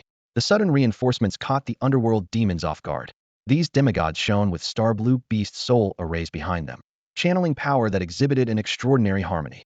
While the underworld demons and dragons knew the difficulty humans faced in becoming demigods, it was precisely this struggle that made human demigods exceptionally powerful. It was expected to hide 2 or 3 demigods, but 10 was truly astonishing. The 10 demigods immediately launched a fierce attack. Beast Soul, Giant Elephant Exorcism. Beast Soul, Thunder Law Annihilation. Beast Soul, Abhorrence Prison Flame. The Beast Soul powers either fought independently or enhanced their users, combining with the Beast Soul Star Array's cumulative power to reach their peak. Under this assault, 1 underworld demon died, and 3 were injured, shifting the battle to 14 against 42. Though still outnumbered, it was enough to hold the line. Meanwhile, on another battlefield, a group of white-robed beast masters, the White Robe Guard, suddenly emerged to aid Wan Yang. Among them, Yi Ho, considering Su Yuan's suggestion, chose to suppress his virtual god realm, intending to emulate Su Yuan's path of killing a beast king to prove the path. Yi Xiaoyu, Yi Xianglan, Yi Rui, and Yi Hua boldly broke through to the demigod realm, trading limits for immediate power to protect their master. 5 demigods joined forces against 5 underworld demon kings, instantly turning the tide. Humanity's rise to the strongest despite hardships was no accident. The Demon Realm Dragon King was furious. Just as Long Jun was about to arrive, 14 demigods appeared at this crucial moment. Forced to call back 10 demon kings for reinforcement, it was too late. The 5 had already slain 1 underworld demon king. Above, the blood rain from the collapse of the Great Path grew denser. In just half an hour, thousands of beings perished, and 2 underworld demon kings fell. The battle's brutality far exceeded the underworld's expectations. The 3 aristocratic demigods, hidden in the shadows observing the battlefield, were visibly shocked. What's going on? Ning Fenghong asked his 2 old companions in bewilderment. Didn't you say that only Wan Yang would become a demigod in these 2 months? Now look at this. The 3 deputies of the Wanzi camp, Wan Daoxian, Wan Qian, plus the 4 from the Zhang family, Zhui Qing, and Yi Ho's 4 subordinates. Where did all these demigods come from? His voice carried both astonishment and a hint of reproach. The emergence of 14 demigods completely overturned the power balance between the aristocratic and commoner factions. The aristocratic faction, once dominant, was now at a disadvantage. Li Jianli was silent for a moment before uttering a single name: Su Yuan. This name struck Ning Fenghong and Gong Yunhe like a heavy blow, causing them to close their eyes. Indeed, in the City of Dawn, only Su Yuan had ever created such miracles. Neither Wan Yang, Zhang Yingji, Yi Ho, nor the beleaguered Ren Wang could have cultivated so many demigods. Su Yuan has returned, Li Jianli continued. He brought back not only personal strength, but possibly also the ultimate star array and the power of the great Tao. Huangcheng, who returned alive from the snowfields, has been tight-lipped about it. Isn't the answer obvious? Su Yuan is the biggest winner in the snowfields. What should we do? Li Jianli asked, a bit flustered. According to the original plan, even if they dealt with the Dragon Lord, created the Dragon King, and restrained the Ren Wang, the presence of nearly 20 demigods in the commoner faction remained a significant challenge. Ning Fenghong gritted his teeth and said, wait and see what happens. We can only hold off the Dragon King and the Demon King until the Dragon Lord and the Blood Demon Dragon Emperor arrive. When they fight each other and reduce the commoner faction's demigods to around 5, that will be our opportunity. Meanwhile, in the southern region, the demigods of the royal knights and guest ministers were debating whether to support the northern battlefield. They were concerned about a potential attack from the dark demons, yet they also hoped to reap the benefits, given that 14 demigods were already stationed in the north. Ning Xian had no interest in these debates, and simply gazed quietly northward. He had received news that the 7th brother had returned, and that Shi Tianjing had highly praised Su Yuan, saying he already possessed demigod battle strength and, upon breaking through, would become the youngest and strongest demigod on the continent. The 7th brother had already gone to the northern battlefield, but could not reveal himself easily. In the absence of the Dragon Lord and Su Yuan, he had to fulfill his promise to the 5th sister to slay the Dragon Lord. This determination made even Ning Xian feel somewhat inadequate. As for the 4th brother, Wang Wenyue's feelings for the 5th sister, although everyone knew how to win her heart, only Su Yuan dared to take action. And Wang Wenyue had already crossed that threshold with the help of the Ren Wang. At this moment, Ning Xian and Wang Wenyue stood side by side. Wang Wenyue looked at his old friend beside him and remarked, "It's only been a few months, and we're already at the point of facing the Dragon Lord. What? Are you giving up?" Ning Xian asked. Wang Wenyue shook his head, speaking calmly, "Of course not. I'm not that tactless. I don't have the ability to avenge her, so naturally, I won't stand with her. There was never anything to begin with, so there's no heartbreak. Let's go, 3rd brother, and witness the moment our younger siblings attain demigod status." The Bao Wang faction ultimately decided to send 3 demigods to support the Northern War Zone: Ning Xian, Wang Wenyue, and Ouyang Ruan, the captain of the Royal Knights' 1st Regiment. On the northern battlefield, the artifact in Iho's hand formed a jade-like fine sword, slicing through several dark demons. The sudden arrival of 10 demon kings turned the battle into a standoff between 5 demigods and 14 demon kings, resulting in a stalemate. The fine sword emitted a faint lament, and the auras of the Storm Dragon Emperor and the Blood Demon Dragon Emperor became increasingly distinct, signaling the imminent arrival of the Dragon Lord. The one who devoured her parents, the one she didn't know when she could avenge, was about to appear before her today. Su Yuan once said that as long as he was there, he could slay the Dragon Lord, always creating miracles. But as a rare genius of Dawn City, she was certainly not a weak woman who needed to hide behind a man. Xiaoyu, let one of the Dark Demon Kings through, she commanded. Her personal maid immediately took action, using her right fist infused with the power of giant stone beast souls to hurl a Blackiad Demon King towards Iho. This Demon King, skilled in ocular techniques, was among the top with its ability to create spatial distortions with its unique black eyes. Little girl, become my sustenance. The Demon King, exhausted from hours of battle, urgently needed energy replenishment, and its black eyes began distorting the space behind Iho. However, behind Iho, a beast soul star array appeared. Mythic, flawless. The distorted space shattered into countless spatial threads and reformed. This was the power of her rare spatial phantom beast, the devouring void demon. Though each use inflicted severe damage on her body, she was undeterred at this moment. The immense spatial pressure carved countless wounds into her fair skin, and her bones emitted faint cracking sounds. The pain was excruciating, but competing with a beast king-level demon in spatial abilities was never going to be easy. The Blackiad Demon King was shocked to find its opponent capable of using similar spatial abilities. The two forces clashed, and space shattered like a mirror, but the devouring void demon could not only distort space, but also reconstruct it. Ultimately, the accumulated spatial fragments pierced into the Blackiad demon's body. Gray-purple blood rain spread, and the path in the sky was broken. Bloodied and severely injured, she took a sip of the life divine spring, a smile appearing on her lips as her mind sank into the realm of seeking the origin of the way. The divine spring safeguards the heart, as a path from the origin space merges into the main flow. After a brutal battle, a young genius beastmaster has finally embarked on the path of a king. She stands in the air, riding a phoenix, wielding a jade sword, surrounded by the power of the human king path.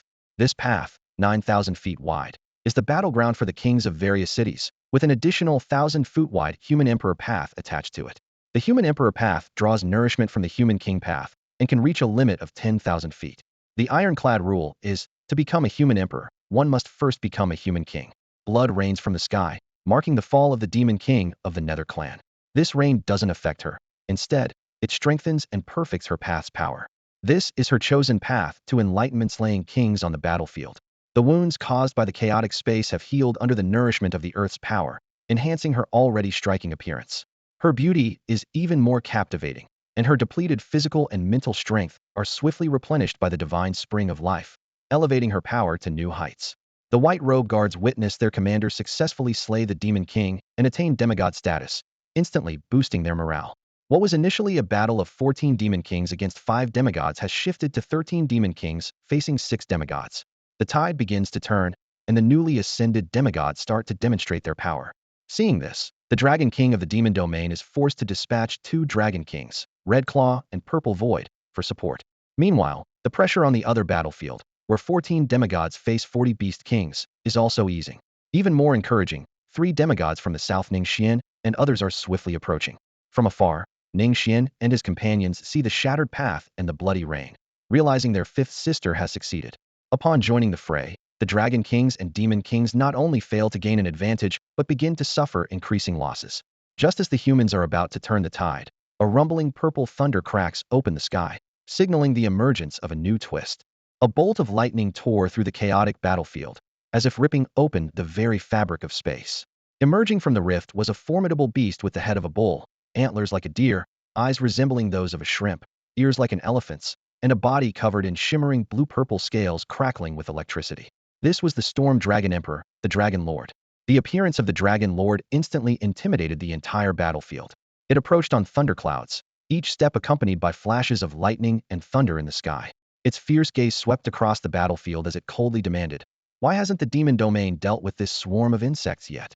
The named Demon Domain Dragon King trembled and lowered his head respectfully, replying, "Your esteemed Dragon Emperor, the number of human demigods is 3 times more than our intelligence indicated.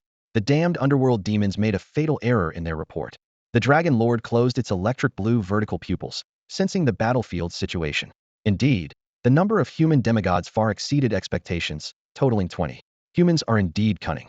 Those nobles swore there were only 5 or 6 demigods in the northern war zone. "It seems this is a trap," the Dragon Lord huffed coldly. "Very well, then battle it is." By this time, the Blood Demon Dragon Emperor had also arrived. The human king was entangled by 3 demon emperors and unable to break free. Could these demigods truly withstand the might of the beast emperors? On the ground, Iiho gazed up at the lightning dragon, her eyes bloodshot and teeth clenched. It was this dragon that had plunged her life into darkness for over a decade, completely destroying her world. Pain, hatred, and despair surged within her heart, but she knew now was not the time for revenge. The Blood Demon Dragon Emperor's position was still uncertain, and acting rashly would ruin everything. The Dragon Lord wasted no more words and attacked directly. Blue-purple lightning struck the ground like a thunder dragon, and a violent storm formed countless tornadoes, turning the entire battlefield into an apocalyptic scene. This terrifying assault caused the human defense line to waver, and even the demigods began to lose ground. Shanlai, a demigod of the Shan family, was struck by lightning and fell, smoke billowing from his mouth. Seeing the battle take a drastic turn, Wang Wenyu gritted his teeth and said, "Third brother, we can't go on like this. Cover me." Ning Xian and his 6th sister, Yin Yu Xian, immediately understood his intent. Although they knew it wasn't the best time to strike, they needed to stabilize the situation and create conditions for a final counterattack. Ning Xian glanced at Iiho. As her brother, as a man, he couldn't stand idly by with his sister's enemy right in front of him. Even if he couldn't defeat the Dragon Emperor, he would do everything in his power. With a swift movement of her jade-green sword, Iiho maintained her resolve not to impose personal vendettas upon others. If not for being cornered, she would not have sought Su Yuan's assistance. Wang Wenyue's shout interrupted her actions. Indeed, who better than him to lure out the Blood Demon Dragon Emperor? Seeing his determination, Iiho gently placed a hand over her heart in gratitude. She understood her mission to distract the Dragon Lord, even if just for a moment. The power of the Fenghuan surged at her feet, and her jade sword glimmered with the light of the Beast Soul Star Array, infused with the power of the Qingfeng bird's wings. A streak of azure light pierced through the storm, aiming directly at the Dragon Lord's throat.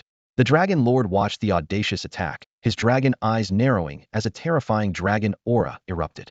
He swiped a claw at Iiho, who was enveloped in the Qingfeng bird's power. The disparity was clear to Master of Storms was the Dragon Emperor. How could mere Luan bird power compete? Boom. The breeze and the whirlwind tangled only for a moment before Iiho's petite figure was sent flying miles away by the dragon's claw. If not for the divine spring's protection, this newly ascended demigod might have been shattered. Yet, this seemingly futile sacrifice created an opportunity. Yen Yusin unleashed the power of fairy tales, bending reality. The void behind the Dragon Lord suddenly split apart, spewing out blazing white, sword lightning Xian's full-force attack. Harnessing the energy of 7 Beast King-level beasts, some of which had reached the domain level due to Su Yuan activating their mythical bloodline. Under the fairy tale power, the sword light transformed into a towering beam over 300 meters high. This veteran demigod's strength far surpassed that of the newly ascended. The Dragon Lord hastily brought his claws together, gathering the power of storm and thunder to block. The consecutive explosions stirred up fierce winds that even made the Dragon Lord feel a tinge of apprehension. If this strike hit, it could indeed wound him. In the blink of an eye, Wang Wenyue's figure emerged silently from the intersection of sword light and thunder. He had been lurking in the shadows, waiting for this fleeting chance. Domain, Death's Grasp. A pitch-black dagger shot toward the Dragon Lord's heart with imperceptible speed, aiming to pierce through dragon scales and penetrate the dragon heart. The sacrificial attacks of 3 demigods culminated in this critical moment. However, just as the dagger was a mere centimeter from the dragon heart, time seemed to freeze.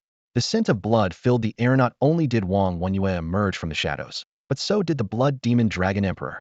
Despite his smaller size, the Blood Demon Dragon Emperor's stealth and assassination skills were renowned across the sacred Xian continent. Crack! Wang Wenyue's back was struck by the Blood Demon Dragon Emperor, his spine shattering with a chilling sound. An excruciating pain spread throughout Wang Wenyue's body, and he let out a scream as he fell like a broken kite into the distance. Haha, Dragon Lord, you were careless. Those insects almost got the better of you, the Blood Demon Dragon Emperor taunted. The Dragon Lord merely snorted in response. Though this attack was dangerous, for a Dragon Emperor with 9 hearts, piercing one heart was merely a severe injury, far from fatal. However, This clash forced the Blood Demon Dragon Emperor, who had been lurking in the shadows, to reveal himself. If they could defeat these human demigods, the Human King would certainly retreat to Dawn City. Though the Human King could rally the masses with the advantage of the terrain, the Dragon Lord would still need to confront them heat-in. Thus, preserving strength was the immediate priority. As the three human demigods fell back, the battlefield situation became increasingly dire. Without anyone to contend with the two Dragon Emperors, the defeat of the human demigods seemed inevitable. The Dragon Lord's thunderous presence targeted the human demigods in battle, seemingly toying with them, ready to take their lives at any moment. The presence of the Blood Demon Dragon Emperor cast a terrifying shadow over the battlefield.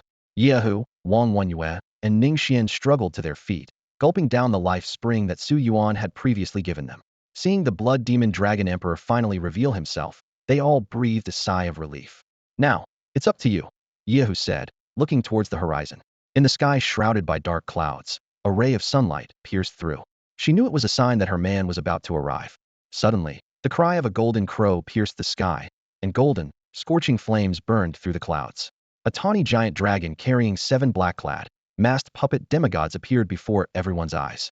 It was the Earth Dragon King and the 7 demigod puppets, charging directly at the Blood Demon Dragon Emperor. The Blood Demon Dragon Emperor felt a shiver run down his spine. Humans could ride dragons, and it was the Earth Dragon King, master of Earth's divine power. More shocking were the 7 demigod puppets, all seasoned demigods, some nearing the pinnacle of power. Even with his strength, dealing with these 8 formidable opponents would not be easy and might even put him at a disadvantage. Yet, what truly alarmed the 2 Dragon Emperors was not this. A Wynard giant dragon tread on fiery clouds, with a youth wielding a golden flaming sword standing on its back. In the glow of the rising sun, they seemed like heroes descending from the heavens. The Wynard Dragoness, though only at the Beast King level, exuded a bloodline pressure that made both the Dragon Lord and Blood Demon Dragon Emperor tremble. Dragon God bloodline. Impossible, the Dragon Lord exclaimed in disbelief. Why not? Long Yao retorted proudly, swinging her dragon claws. I will become the Dragon God of this world. A Dragon King dared to be so brazen before the Dragon Emperor, solely relying on the natural suppression brought by her noble bloodline. The once hopeless battlefield was reignited with hope by this arrival. Everyone recognized the familiar figure Su Yuan, the most renowned genius in the history of Dawn City, now returning with dragons to cut through the storm. The golden crow blazed, and the Dragon God overshadowed the sky. Sitting atop the dragon's head, Su Yuan looked down at the thunder-wielding Dragon Lord below and spoke calmly. Who are you calling an insect? Ning Fenghong and his companions, hiding in the shadows, could not conceal their astonishment. They had anticipated Su Yuan's return, but his dramatic entrance was utterly breathtaking. The 7 demigods, cloaked in black robes and wearing masks, exuded an aura of power, yet showed no signs of life, clearly puppets under Su Yuan's control. Even more shocking was the sight of a majestic Dragon King serving as his mount. In just 2 months, what heights had Su Yuan reached? Ning Fenghong stared intently at the figure in the sky, his eyes wide, nails digging into his palms. Suddenly, he realized something, and his expression changed drastically. The other 2 quickly grasped Su Yuan's intention, as well. This madman intended to prove his worth by slaying the Dragon Emperor. As a formidable force between a demigod and a human king, Ning Fenghong understood that the key to completing the Dragon King plan lay in whether they could kill the Dragon Emperor and seize his power. With Li Jianli and Gong Yun's assistance, he believed there was a 50% chance of dealing with a Dragon Emperor. Of course, this was merely speculative, as he had never truly witnessed the Dragon Emperor's might. In the sky, the Dragon Lord seethed with anger under Su Yuan's condescending gaze. When had a dignified Dragon Emperor ever been looked down upon by a human?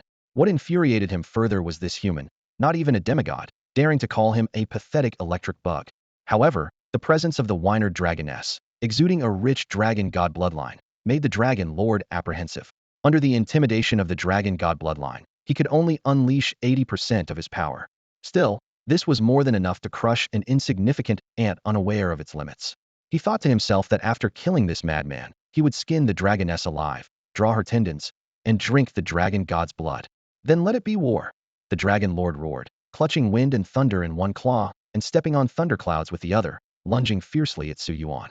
The Blood Demon was entangled with the Earth Dragon King and the 7 demigods, conveniently leaving this prize to him alone. In the other battles, the combatants held back, knowing well that the clash between the Dragon Lord and Su Yuan was the true determinant of victory. In the sky, the Dragon Lord wielded thunder, conjuring a devastating tornado aimed directly at Su Yuan's position. With a gentle wave of his hand, Su Yuan transformed the Golden Crow Sun Jade into a slender sword. The blade was enveloped in a ghostly white netherworld flame, forming the demonic yin golden crow divine sword. The sword suddenly grew to 100 feet in length, and with a flick of Su Yuan's wrist, the ghostly white flame, akin to a hellfire capable of consuming all cycles of reincarnation, instantly devoured the storm conjured by the Dragon Lord. The Dragon Lord was horrified to discover that this demonic flame not only swallowed his storm, but also began to trace back his storm authority, attempting to burn it. This flame, capable of tracing back to the source and directly challenging the authority of the Tao, left him utterly shocked. In the sky, Long Yao transformed into a blazing sun, with scarlet rays blossoming like crimson lotus flowers. Beneath the red lotus, her figure was faintly visible, and the roar of the dragon gods might shook the heavens. She fused the dragon's flame with the demonic flame, defying the natural order, and condensed them into 7 brilliant fireballs. Within these fireballs, the crimson of the dragon god intertwined with the ghostly white of the netherworld, forming a divine power of red and white ash that extinguishes upon touch domain. Celestial dragon god's ashes. The abilities of other beast tamers were insignificant against the dragon emperor, serving only as support. Only Long Yao, with the oppressive might of the dragon god status, could contend with him, and only domain-level abilities could possibly annihilate the dragon emperor. At this moment, even the lofty dragon emperor felt threatened. The terrifying demonic flame, combined with the power of the dragon god, forced him to admit that this was the strongest non-demigod human he had ever encountered. Ordinary demigods would not last 10 moves against him. But he was, after all, the Dragon Emperor. Although the storm was cleaved by Su Yuan and incinerated by Long Yao's heavenly fire, and the 7 brilliant fireballs were about to scorch his scales, even he could not withstand the power mixed with demonic flame. Yet he sneered. In the end, you are merely a demigod, without the power of authority. Boom. The demonic yin exploded. The celestial dragon god's ashes detonated on the Dragon Emperor, the demonic flame furiously scorching the dragon's scales, yet it seemed not to cause substantial harm to the Dragon Lord.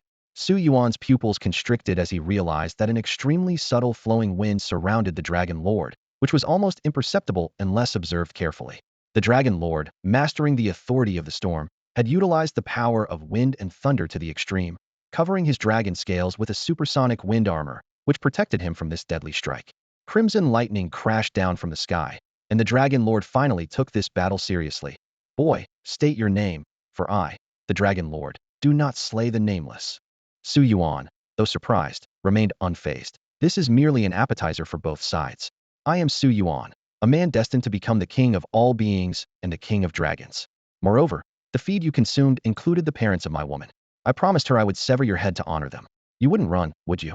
The king of dragons did not refer to the dragon king, but implied the unique king standing at the pinnacle of the species. The phrase, you wouldn't run, would you, was a blatant taunt to the Dragon Lord. The Dragon Lord chuckled disdainfully. Interesting, you little worm. You talk big. He had devoured countless feeds, long forgotten. But one thing he knew for certain. The winner takes all, the loser is shattered to pieces. The crimson thunder was a sign of the Dragon Lord's recognition of the human before him. This human, capable of taming the Earth Dragon King and earning the allegiance of the Dragon God's bloodline, was indeed formidable. Su Yuan wielded the golden crow radiant sun jade like lightning.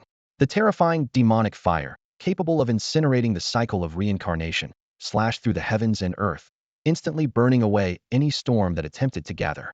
The Dragon Lord held his breath, swiftly devising a strategy.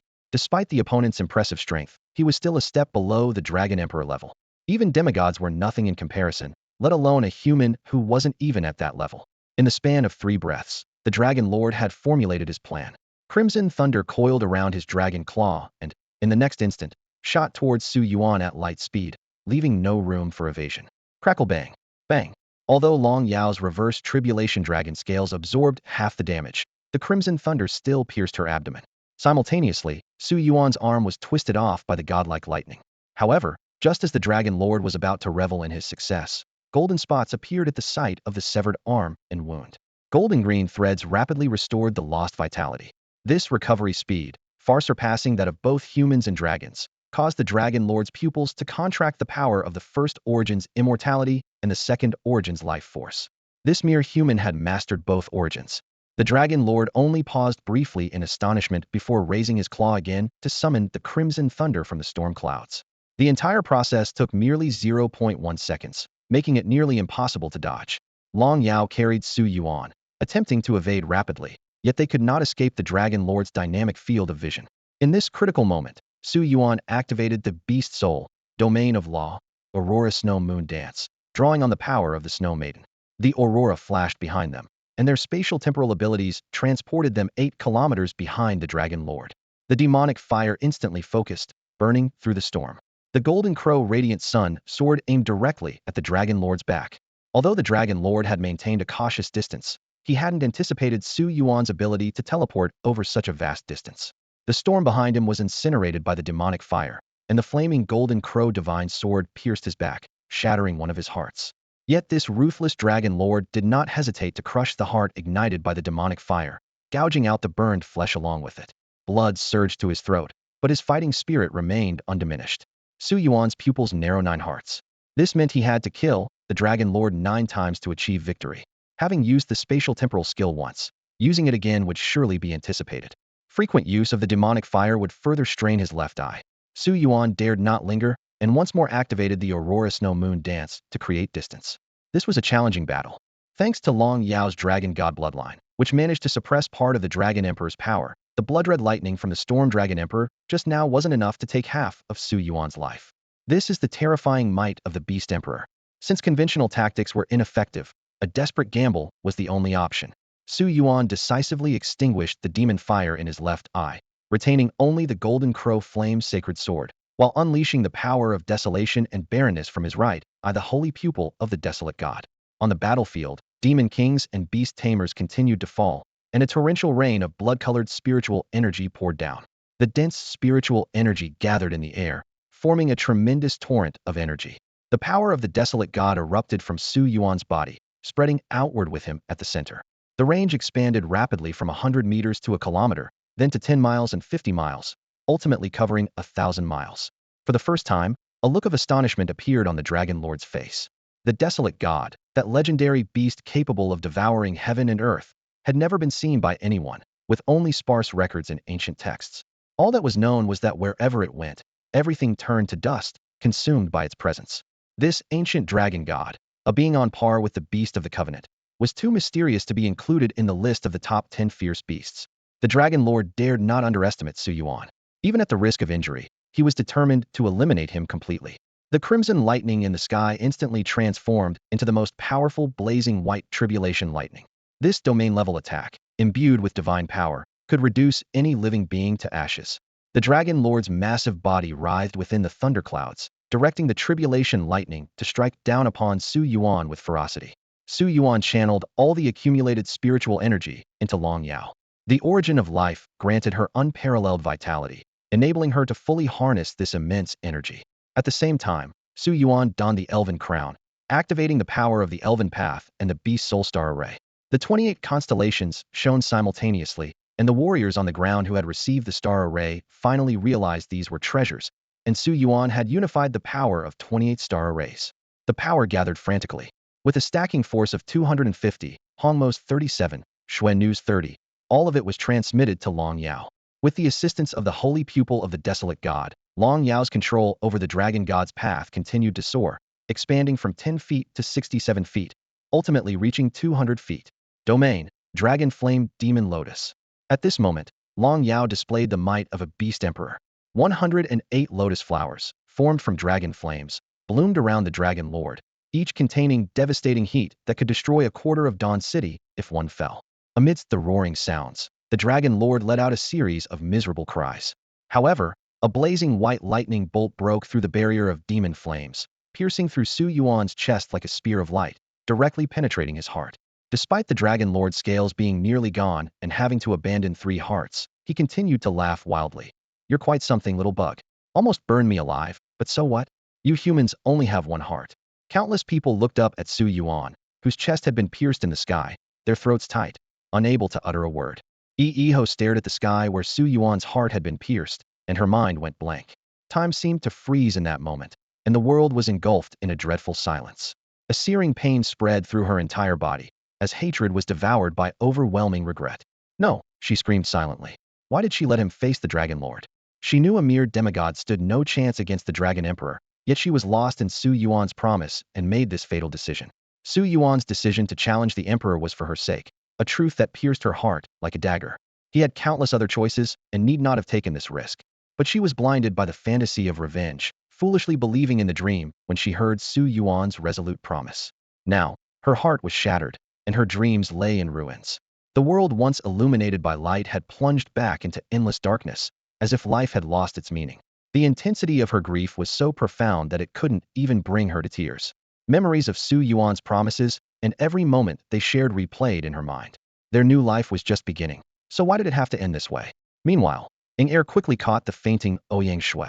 Even though the origin of life and the immortal origin were working furiously, they couldn't stop the life force from draining away from Su Yuan's pierced heart. This was humanity's fatal flaw. The heart, the core of receiving spiritual power, once destroyed, meant the end of both body and soul. Ouyang Shui never imagined Su Yuan would fail.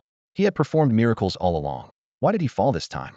The overwhelming shock shattered her spirit, and her mind chose temporary unconsciousness as a means of protection. Despair on the battlefield wasn't limited to the two women. When Su Yuan conjured a brilliant fire lotus that surpassed the Beast King level, everyone believed the Dragon Lord was doomed. Yet, Su Yuan was frozen like a puppet on Long Yao's back. Though the Dragon Lord was severely injured by the fire lotus, he seized the opportunity to strike decisively again. Unable to use the blazing white tribulation lightning, he unleashed the blood-red thunder instead. Even as Long Yao desperately shielded with his wings, the crimson lightning pierced through, striking Su Yuan's brain. With both heart and brain destroyed, even with the help of the origin of life and the immortal origin, only a brief survival was possible. The Dragon Lord intended to strike again, but the Beast Emperor-level attack had drained most of his strength, requiring 10 breaths to recover. This fierce confrontation, though seemingly long, actually occurred within the span of 3 breaths. Su Yuan indeed put considerable pressure on the Dragon Lord. Gasping for breath, the Dragon Lord mustered what little strength he had left. With his 4 hearts destroyed, reconstituting them was no easy task. Meanwhile, the Blood Demon Dragon Emperor was gaining the upper hand. The Earth Dragon King was retreating step by step, and the 7 life puppets were severely wounded. The outcome was becoming clear. As Long Jun took a breath and prepared to deliver the final blow, Ning Fenghong and his 2 companions, hidden in the shadows, watched the battlefield with bloodshot eyes. They had been waiting for this moment. A golden opportunity. Ning Fenghong laughed wildly. Su Yuan, though you're a prodigy and have severely injured Long Jun, today you are destined to die here. The situation on the battlefield was perfect for them. The Blood Demon was trapped, Long Jun was heavily injured, the Human King was entangled with 3 Demon Emperors, and the human demigods were suppressed by the Demon King and Dragon King. Su Yuan was on the brink of death, barely clinging to life. Old Li, Old Gong, go! Ning Fenghong commanded. Long Jun was never this weak, and with all forces tied up, this was the best opportunity for the 3 of them to become the game changers. Long Jun was furious as he saw the 3 human demigods appear suddenly. Even in his weakened state, he sensed a chilling aura from Ning Fenghong, a sign of someone about to ascend to the Human King level, though the aura was unstable and the foundation unsteady, lacking complete authority. There were few ways to break through this bottleneck, but there was a special method to deal with dragons: consuming the dragon's heart, drinking its blood, and absorbing the marrow from its bones to gain the Dragon Emperor's essence, thereby compensating for cultivation deficiencies. Long Jun realized that these people had long regarded him as nourishment for their breakthrough. Li Jianli and Gong Yun summoned the 9-dragon cauldron. Although its power was greatly reduced after losing its core, it remained a formidable weapon against dragons. The 9-dragon totem descended from the sky, firmly locking Long Jun in place. Ning Fenghong then attacked with all his might, channeling the power of the great Tao towards Long Jun. The external battle lasted only a few seconds, but in Su Yuan's consciousness, it felt like an eternity had passed. His heart and brain were destroyed, with only the origin of life and the immortal origin protecting his last strand of consciousness. At this moment, he stood before the endless cycle of reincarnation, just one step away from rebirth. Su Yuan clasped his hands together. This was indeed a choice, but not the one he wanted. His path lacked an understanding of life and death cycles, as he had never truly experienced death or the threat of it. To gain a deeper comprehension of life and death, he had to experience it firsthand. Fujia's hands must be trembling, right? According to the plan, she could only use the miracle of life when Su Yuan was on the verge of dying. Hong Yamo was also ready to offer her soul, sacrificing her life at any moment. Yet, even with these efforts, whether they could pull Su Yuan back from the path of reincarnation remained uncertain. But without danger, how could one grasp the Tao of life and death? In the outside world, only a dozen seconds passed, but on the path of reincarnation, Su Yuan spent year after year. He thought of the worried ear and the saddened Shuer. Images of life and death flashed continuously in his mind. My path, my Tao? A unique path belonging to Meth Tao of all spirits, the Tao of reincarnation, the Tao of life and death. On this path of reincarnation, Su Yuan was like sinking to the bottom of a lake. Without the infusion of life force, once he touched the bottom, he would forever enter the cycle of reincarnation. Sinking, endlessly sinking. Su Yuan felt his life slipping away, the darkness around him growing thicker. Just as he was about to reach the bottom of the lake of reincarnation, a force symbolizing life called him back. In an instant, a golden-green light pierced the dark waters, like the rebirth of the goddess of life. A warm hand pulled him out of the lake. This was the miracle of Lithia, legendary phenomenon derived from the goddess of life, who created humanity, capable of bringing the dead back to life. Fujia's hands, as smooth as white jade, trembled as she infused the power of the miracle of life into Su Yuan's shattered heart and skull. This power wasn't merely regenerative, it forcibly reassembled the fragments of his heart and brain, shattered by the Dragon Lord. Under the call of this miracle, the once-dying Su Yuan returned to the world of the living. As his consciousness cleared, his face bore a hint of an indescribable weariness, the mark of a long wait on the path of reincarnation. The endless cycle of life and death sharpens one's spirit and willpower. Fujia, by using the miracle of life just once, was completely drained. As the inheritor of the world tree, her status as a chosen beastmaster allowed her to perform such miracles, but the greater the spirit, the more immense the power required. When Su Yuan stood up again, his formidable mental strength caught the attention of the Dragon Emperor and the demigods in battle. A cry of astonishment erupted on the battlefield. "Look, Captain Su isn't dead." Iho's dull eyes sparkled with renewed light, tears streaming down her face. "Yes, the miracle of life. How could I forget? How could he die?" She covered her face, trying to suppress her sobs, not wanting to affect Su Yuan's upcoming battle. The Dragon Lord, Ning Fenghong, Li Jianli, and Gong Yunhe all stopped in their tracks, their eyes filled not just with shock, but with profound fear. To stand unscathed after having one's heart shattered and brain pierced was unheard of. Only then did everyone notice Fujia, the golden-haired, pointed-eared forest elf standing behind Su Yuan, faintly connected to the legendary path of the world tree. She was Su Yuan's sole chosen beast, the unique seed of the world tree. This unexpected rebirth completely disrupted the battle. Ning Fenghong and his allies originally intended to seize the Dragon Lord and capture the power of the dragon. But who could have foreseen that Su Yuan would not only come back to life, but also return in peak condition, his aura and power even stronger than before. The shadowy forms of dragons from the 9 dragon cauldrons still held the Dragon Lord tightly. Yet, after a mere half-minute of respite, the Dragon Lord had quietly regained a significant amount of his strength. He cast a cold gaze over the 3 noble demigods caught in a dilemma, a contemptuous smile playing at his lips. "3 little insects, do you really think this trinket can imprison the great Dragon Emperor? Foolish dreams." The Dragon Lord's voice dripped with mockery. The 3 nobles were originally convinced of the 9 dragon cauldrons' power.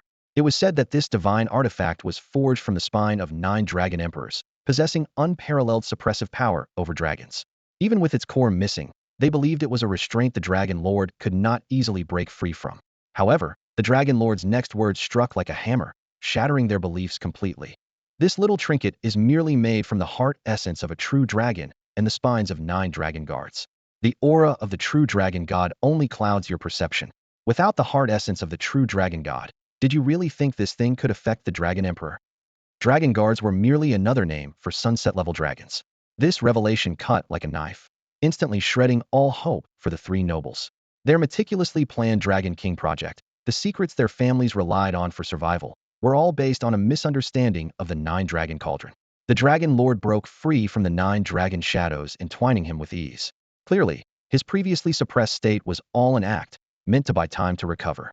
Scorching white tribulation lightning once again surged in the air. Ning Fenghong had sacrificed half his life to boost his power, originally intending to extract the Dragon Lord's blood and heart through the 9 dragon cauldron. Now all of that was in vain.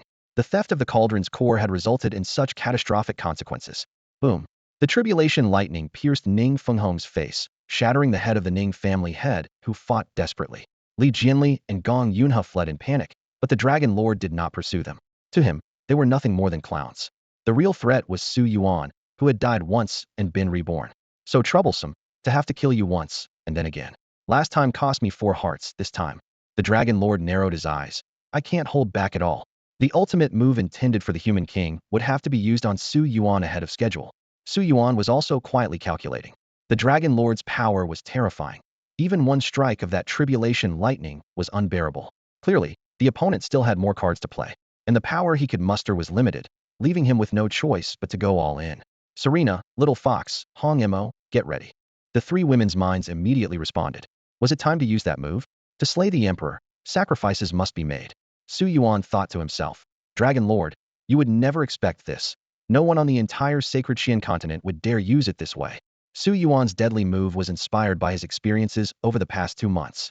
Although this idea might have crossed the minds of a select few, no one had ever dared to implement it so extravagantly.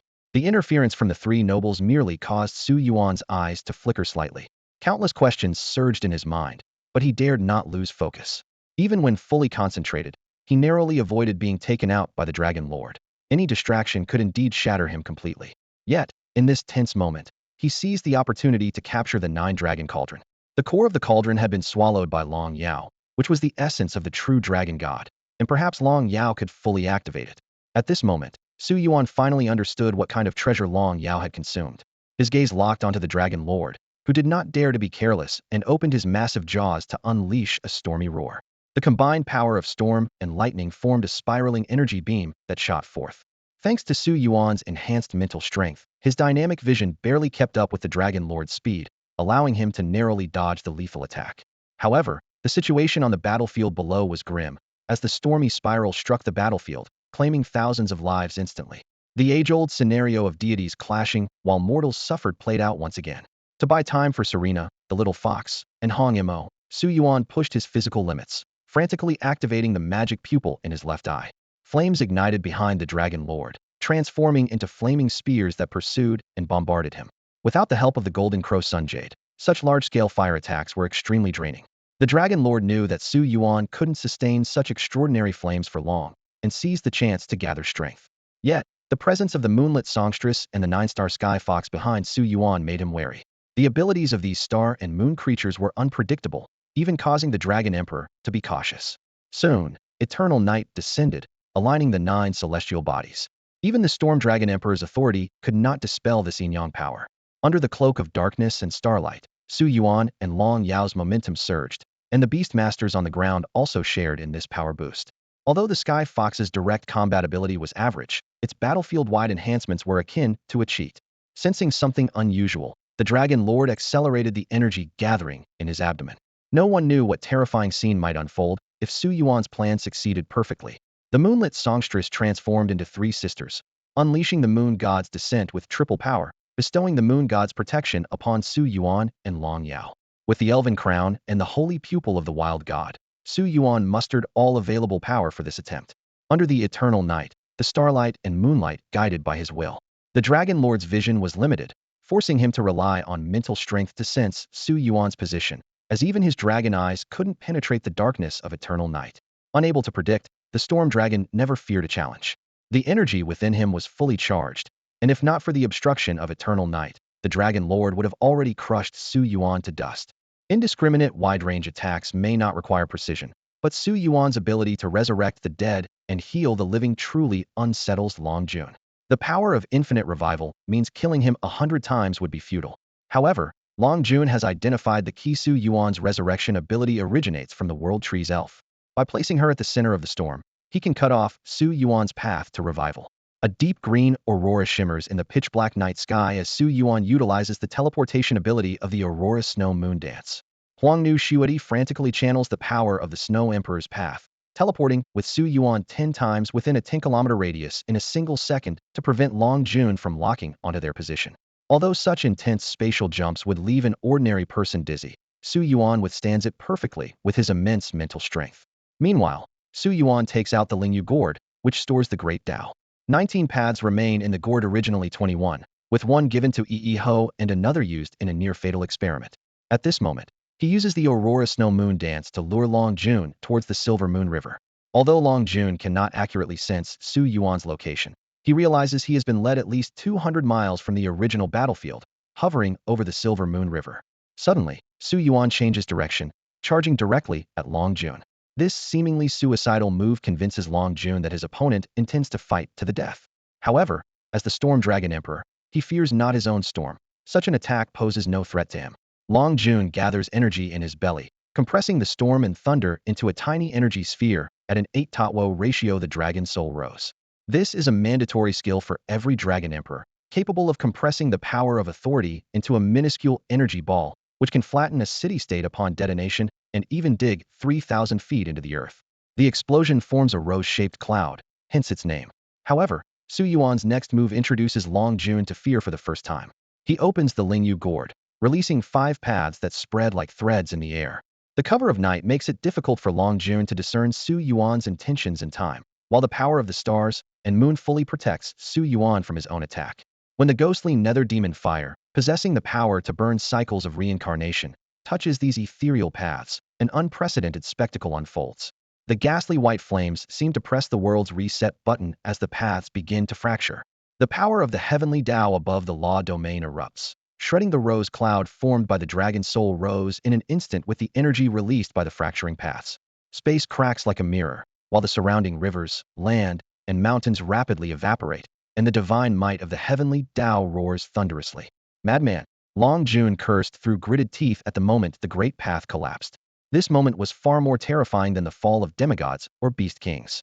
When those beings fell, their great paths merely dissipated, eventually returning to the river of origin. But now, Su Yuan's flames scorched reincarnation itself, causing 5 great paths to vanish completely, never to be restored. The divine might of the heavens, such power, said to be wielded only by beast gods and ancestral humans, was now displayed before him. There were no earth-shattering explosions, no violent changes in the 5 elements, only the purest form of spatial tearing. This force peeled away his dragon scales inch by inch, shredded his flesh, and shattered his heart. Each time space fractured like a mirror, his flesh twisted into bloody mist. This was a higher dimensional power, far beyond Long Jun's comprehension. He had once scornfully regarded Su Yuan as an ant, mocking this human's audacity to attempt to slay an emperor.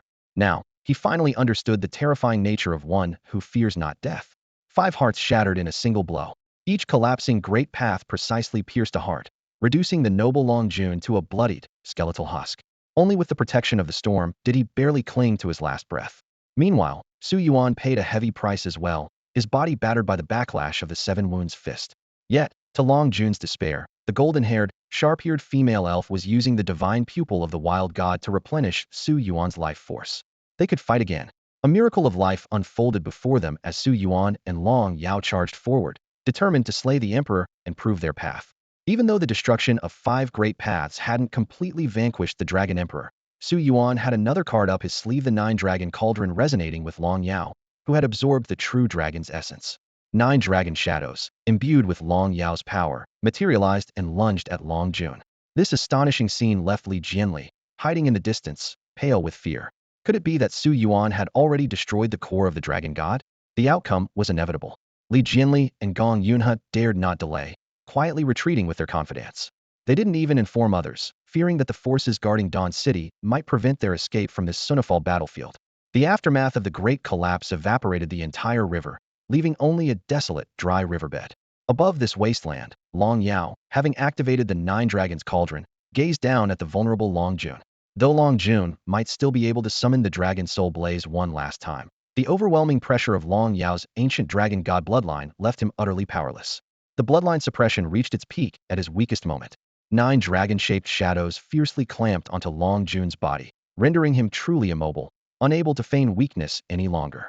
His last hope lay with the blood demon dragon emperor, but when he turned to look, he saw that the one who had initially defeated the Earth Dragon King and 7 life puppets, preparing to assist him, had decided to flee after witnessing Su Yuan's destruction and miraculous recovery. "You coward deserter!" Long Jun's fury overwhelmed him, causing him to cough up dragon blood. His dream of the dragon clan ruling the world was forever shattered. He would become the first dragon emperor in the sacred Xian continent to fall to a void god, reduced to a mere stepping stone in the other's path to enlightenment. Fear? Perhaps a little. But when he chose this path, he had already foreseen this outcome. Long Yao, transformed into the dragon goddess empress, descended before him, her sharp dragon claws piercing his chest, crushing his last heart. Yi arrived just in time to witness the blood-soaked Su Yuan and Long Yao standing triumphantly over Long Jun, saw Su Yuan smile at her, and witnessed him raise the holy sword of the devil flame golden crow to sever Long Jun's head. The promise once made echoed in her ears. "I promise you, I will slay Long Jun for you. Uncle, aunt, I will avenge you. Ear, I will take care of her." The great vengeance was fulfilled, yet there was no imagined satisfaction, only the relief of long-standing loneliness. The victor was her man, and that was enough. This promise was a burden she imposed on him, and he fulfilled it with love. The Dragon Emperor's fall marked the first Beast Emperor to collapse in this grand battle. Blood rain began to pour from the sky, reviving the parched riverbed. Bathed in dragon blood, Su Yuan commanded the colossal battle that engulfed hundreds of thousands of beings. As a void god, he defied the Dragon Emperor, traversed reincarnation, crossed life and death, destroyed the Great Path, and under the witness of heaven's will, slew the Storm Dragon Emperor, seizing the power of the storm. This moment became the cornerstone of his deification. The beast soul star array of the 28 constellations revolved behind him, the dense stars seemingly paving a heavenly path to the origin. He ascended the godly steps forged from dragon blood, reaching the demigod position under the gaze of dozens of demigods, beast kings, and demon emperors. In the illusory origin space, Su Yuan's path was neither that of a human king nor an emperor, but a new path transcending life, death, and reincarnation, mastering the essence of immortality and the origin of life. In the enduring legends of the Ning family, there is a prophecy. In the future, someone will bathe in the blood of the Dragon Emperor during a war and become the supreme Dragon King. The forefather of the Ning family once solemnly warned his descendants to seize the opportunity and not let it slip away. However, the descendants of the Ning family came up with a daring idea: why couldn't the Dragon King be one of their own? They began to actively scheme, carefully analyzing the relationship between the 9-dragon cauldron, the human king, and the entanglements between the underworld demons and the dragon clan, concluding that the prophesied child must come from the Ning family. They speculated that the forefathers' true intention was for the Ning family to timely assist the prophesied child when they first showed promise, ensuring the family's future prosperity through marriage alliances. After all, in the power-driven Holy Xian continent, gaining the protection of the Dragon King would elevate the family to unprecedented heights. But things did not go as planned. The Ning family's greed, ignorance, and arrogance ultimately led to their downfall. In a grand battle, Su Yuan beheaded the Dragon Lord, bathed in dragon blood, and led his army to victory. As Su Yuan embarked on the path of seeking the origin, he saw countless great paths intertwined in the River of Origins: the Dragon God's path, the path of contracts, the path of the human king. These were considered the most powerful existences. Yet, having experienced life and death cycles, Su Yuan posed a startling question: are these truly the correct paths to the origin? He noticed a crucial contradiction. Why could a domain-level demon fire burn paths of heavenly order? This defied the basic laws of power hierarchy. By observing the lives of millions on the path of reincarnation, he found that many beastmasters stuck at the human king level seemed like puppets, endlessly repeating the same paths. Ultimately, Su Yuan discovered a path that matched the color of the origin's starry sky: the path domain. It was a pure path, devoid of any tributaries or impurities. The moment he stepped onto this path, he became the master of the path domain. The constellation Beast Soul Star Array behind him directed starlight toward the origin's starry sky, granting him an unprecedented, overwhelming power. This marked the fundamental difference between a virtual god and a demigod. The power of the Tao surged around Su Yuan, as the illusory Tao was absorbed by the domain, transforming into nourishment. During the clash of Taos, Su Yuan discovered he could forcibly seize the Tao power of his opponent. This Tao is so shameless, it can steal the opponent's cultivation during a fight, Su Yuan muttered to himself, then shrugged it off. I'm the shameless one here, so it's fine. He clenched his fists tightly as boundless power flooded into his body. As he stepped through the void, the entire space groaned in protest. Though this already shattered space couldn't withstand the judgment of the heavenly Tao, it couldn't stop Su Yuan from ascending to the position of a demigod. The domain and the Tao connected with him perfectly. The sky underwent dramatic changes, the night receded, and the sun transformed into a bizarre crimson orb. The entire land experienced the most extreme climate in over a century. In the midst of winter, temperatures skyrocketed from below freezing to 40 degrees Celsius. The sudden heat melted the snow, causing floods. Crops withered en masse under the alternating blows of severe cold and scorching heat. It was as if the heavenly Tao wept for this being who defied the Dragon Emperor to become a demigod. On the battlefield, another demigod might be insignificant, but a demigod who slaughters emperors is an entirely different story. At the same time, Long Yao was also undergoing a transformation. After bathing in the Dragon Emperor's blood, the true dragon essence within her mutated, emanating the aura of an ancient dragon god. The dragon god's bloodline fused with the dragon god's Tao, releasing an overwhelming pressure. The dragon kings circling the sky were instantly brought to the ground by this pressure, as if bearing a burden of 10,000 tons, unable to lift their heads. Except for the blood demon dragon emperor, who fled early, all dragonkind involuntarily prostrated themselves, gazing up at Su Yuan in the sky. The ancient dragon god, a legend from 10,000 years ago, had reappeared in the world today. The dragon god aura emanating from Long Yao made every dragon feel an instinctive submission in their bloodline. Under such intimidation, they could only kneel and worship, pleading for the Dragon King's mercy. The hundreds of thousands of beings on the vast battlefield were now under the dominion of Su Yuan and Long Yao. The Dragon Kings and Dragon Guards prostrated themselves in supplication, the Demon Kings trembled in fear, and humans stared in shock at Su Yuan's figure, awaiting his command. Su Yuan spoke coldly. Go forth and slaughter, claim the price owed to you by the enemies stained with your blood. The fallen citizens of Dawn City had exchanged their lives for this victory. When the Dragon Kings had once slashed and slaughtered, and the demons had fed on humans, did they ever heed the pleas of these insects? Now, even Su Yuan had died once. What reason was there to spare these audacious invaders? The various factions on the battlefield seemed to be in a state of watchful waiting, but for the Su family army, Su Yuan's command was the call to action. The Su family army swiftly mobilized, demonstrating impressive combat prowess. Thanks to the life-giving spring provided by Fu Jia, every beastmaster remained unharmed, and even their beasts suffered only 16 injuries, with none lost. At this moment, the Su family army was like a drawn sword, sharp and ready.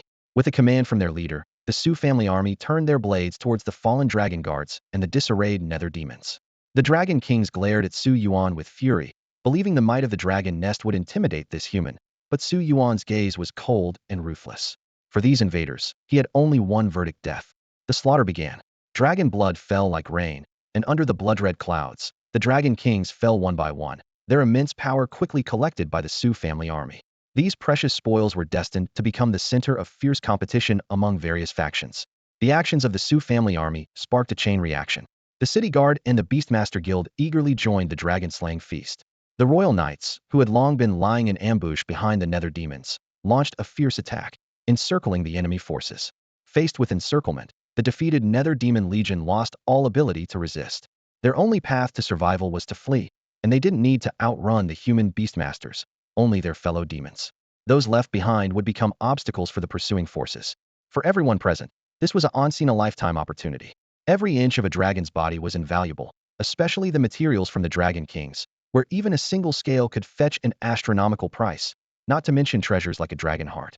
Although the spoils would eventually be redistributed, as long as the total was large enough, everyone could get a share. Moreover, quietly stashing away a scale or two was unlikely to be questioned.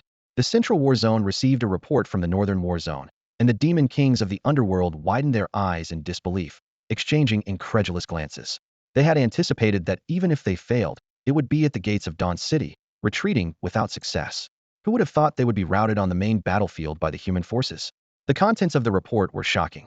The Dragon Lord had fallen, the Blood Demon Dragon Emperor had fled in panic, and the three great demon emperors were retreating while fighting against the human king, who eventually didn't even bother to chase them, allowing them to escape in disarray. Retreat. Retreat immediately. The demons of the Central War Zone were in a state of panic, but it was too late. Although the Northern Dragon King and Dragon Guards were formidable, their numbers were too few to even suffice for the tens of thousands of Beastmasters. The Beastmaster Guild alone had over 20,000 members, and seeing that there was no share of spoils in the northern battlefield, many Beastmaster leaders decisively ordered a southward advance, targeting the Central War Zone. Despite having tens of thousands of demons, the Central War Zone had been severely weakened by continuous attrition battles with the 8 Noble Guards and the 10 Dark Guards. Even with a casualty rate of only 10, morale and combat power had been exhausted. As the Northern Army pressed in, chaos quickly spread through the ranks, and escape became the sole thought in every demon's mind. The great nobles of the Central War Zone were even more panic-stricken. Ning Fenghong, Li Jianli, and Gong Yunhe had neither sent back any news nor dispatched anyone to report. The original plan was for Ning Fenghong to consume dragon blood and heart on the northern battlefield, seize the authority of the Storm Dragon Emperor, and gain the upper hand in the struggle against the human king. This would not only expel the demons and dragons, but also weaken the power of the human king and the civilian factions, ultimately establishing a new order led by the 9 elders. However, reality struck them hard. Not only was the northern battle decided, but forces were also being redeployed southward, completely beyond their expectations. As Li Jianli and Gong Yunhe prepared to evacuate their families from the northern port, a figure that terrified them blocked their path. Li Jianli's treasured artifact fell to the ground with a thud, his face ashen. Impossible. Your Majesty the Human King, aren't you on the front lines? Meanwhile, in the western Silver Moon Plains, this crescent-shaped land had turned into a vast slaughterhouse. Thousands of dragon corpses lay strewn about, and the blood of tens of thousands of demons soaked the earth. Although the anomalies triggered by Su Yuan's breakthrough to demigodhood caused massive crop failures, the dragon blood enriched the black soil, promising unprecedented harvests in the future. After this battle, Dawn City would launch a counteroffensive, and the entire Silver Moon Plains would be incorporated into the territory. With natural barriers on all sides, secure from north to south, defending the west with the Nether Valley and the east with Eagle Sorrow Gorge against the Flame Plains, this border city-state was on the brink of a golden age. As for the slaughtered dragons, in Su Yuan's eyes, they were merely a rich bounty. With external threats quelled, the next step was to deal with the nobles who had crossed moral lines and used civilians as pawns. As the sage once said, repay evil with justice, repay virtue with virtue. Our ancestors have long shown us how to deal with these treacherous individuals. Under Su Yuan's directive, the military swiftly reorganized and redeployed. Su Xian immediately ordered that 20 of the injured beast tamers remain to handle battlefield logistics, including the care of the wounded and the tallying of spoils. The main force, comprising over 2,000 beast tamers and more than 1,000 auxiliary troops, prepared to advance southward. The City Guard and the Beast Tamer Guild also began their deployments. Lao Wan left behind only the relatively weaker High Battalion, composed of new graduates, while the elite forces of the other 4 battalions headed south with the Su family army. Zhang Yingji made similar adjustments, retaining only a small number of Beast Tamer groups directly under the guild's control for defense, with the main forces moving south. As for the Bai Guard, considering their unique status, they chose to remain neutral. This was a wise decision. Everyone knew that their commander was already Su Yuan's woman and would inevitably follow him in the future. There was no need to overtly show loyalty by targeting former allies. Furthermore, when Su Yuan activated the Beast Soul Star Array, Yiho's confidants understood that the precious array came from Su Yuan, suggesting that the Bai Guard might eventually be integrated into the Su family army. Su Yuan approached Ouyang Shui. The sight of the princess being shot in the head had shocked her into unconsciousness, and she had only just been revived by Fu Jia's life spring. Shadow 1 and Shadow 2 were displeased, but could only express their disapproval through their eyes, as they were the princess's guards. When Ouyang Shui opened her eyes and saw Su Yuan, covered in blood, her heart raced, and the terrifying scene replayed in her mind, nearly causing her to break down. Su Yuan quickly pulled her into his arms. "Silly girl, did you forget that I have the miracle of life?" After the initial emotional turmoil, Ouyang Shui gradually calmed down. Although reason told her that Su Yuan had the power to bring back the dead, she was still angry. She pounded his chest with her fists, tears in her eyes. "But you can't take such risks. Do you know I thought you were?" Su Yuan gently stroked her silver blue hair. "I won't do it again, rest assured, Your Highness." Ouyang Shui increased the pressure of her grip, almost bruising Su Yuan's arm. "Promise me. I promise. My body belongs to you, Your Highness, and I'll get your consent before doing anything." "Ow, stop pinching." Su Yuan winced in pain, pleading. With this not-so-reliable promise, Ouyang Shui finally let go. Surveying the devastated battlefield, she said, "I'll head south to keep an eye on things. Once it's all over and we return home, I'll deal with you properly." Her cheeks puffed slightly, and her tone carried a hint of threat, clearly intending to settle the account with Su Yuan later. This also gave him space to attend to other matters. Su Yuan nodded, understanding her intentions. "All right, I'll be there soon." Ouyang Shui, accompanied by Ying Yi and Ying Er, headed south to catch up with the Su family's army, knowing that a conflict was likely to erupt there and needed resolving. On the battlefield, Su Yuan's gaze shifted in another direction. Yiho was approaching slowly, her white clothes stained with the mottled blood of both the underworld creatures and herself.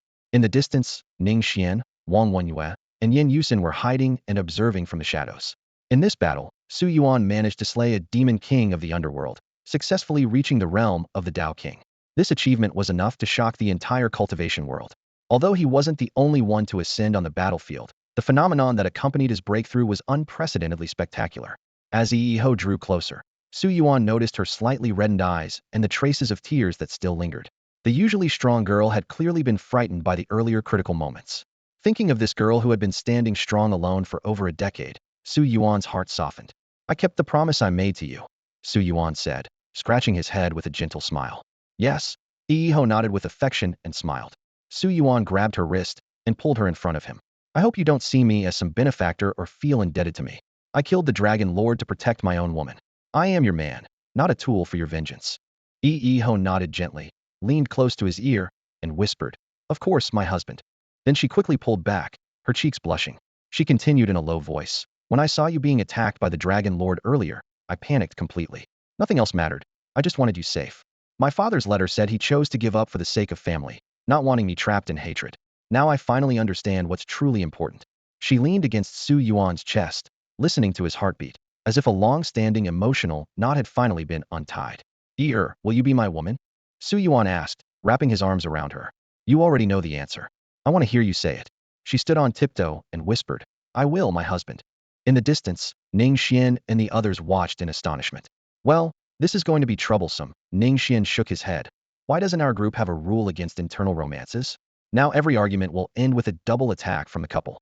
Come on, third brother, Wang Wenyue chuckled bitterly. With old Seven's strength now, even a solo fight would be tough for you. A beast master of just half a year, and he uses slaying the Dragon Emperor to prove his Tao. This is definitely the craziest thing on the Holy Xian continent. By the way, where's the leader? Yin Yusin asked, hugging her teddy bear. He went to block some rats. He did a divination for old Seven, saying it would be a close call, but ultimately safe. Haha, and this is considered safe? Is that how divination works? After a brief moment of intimacy, Su Yuan finally released his grip. Iho's cheeks were flushed with a rosy hue. Such a public declaration of affection certainly required immense courage. All right, hurry up and go. They still need you over there. Her words were left unfinished, but the anticipation in her eyes said it all. Okay, I'll look forward to it then. Su Yuan's figure flickered, a flash of light trailing behind him as he rushed toward the central battlefield. Let's go, old four, Ning Xiandao said. We can't miss out on the good fortune of taking down the nobles. These nobles had long monopolized half of the resources in Dawn City, notorious for their misdeeds and selling out the city's interests for personal gain. They oppressed other factions with their power. Under their rule, Dawn City missed its prime opportunity for development. Despite having vast plains, food was always scarce. Despite having abundant forests and rare minerals, the industry remained extremely backward. It wasn't until last year that they fully controlled key areas like the Dawn Forest and Eagle's Sorrow Gorge. For these nobles, clinging to their vested interests ensured massive wealth, without the need to take risks or expand. They feared that losing power would mean they could no longer suppress other factions. However, within just 6 months, the rise of a small figure brought about earth-shattering changes. The Central War Zone had just annihilated 30,000 underworld demons and 3 demon kings, with the remaining demons scattering in retreat.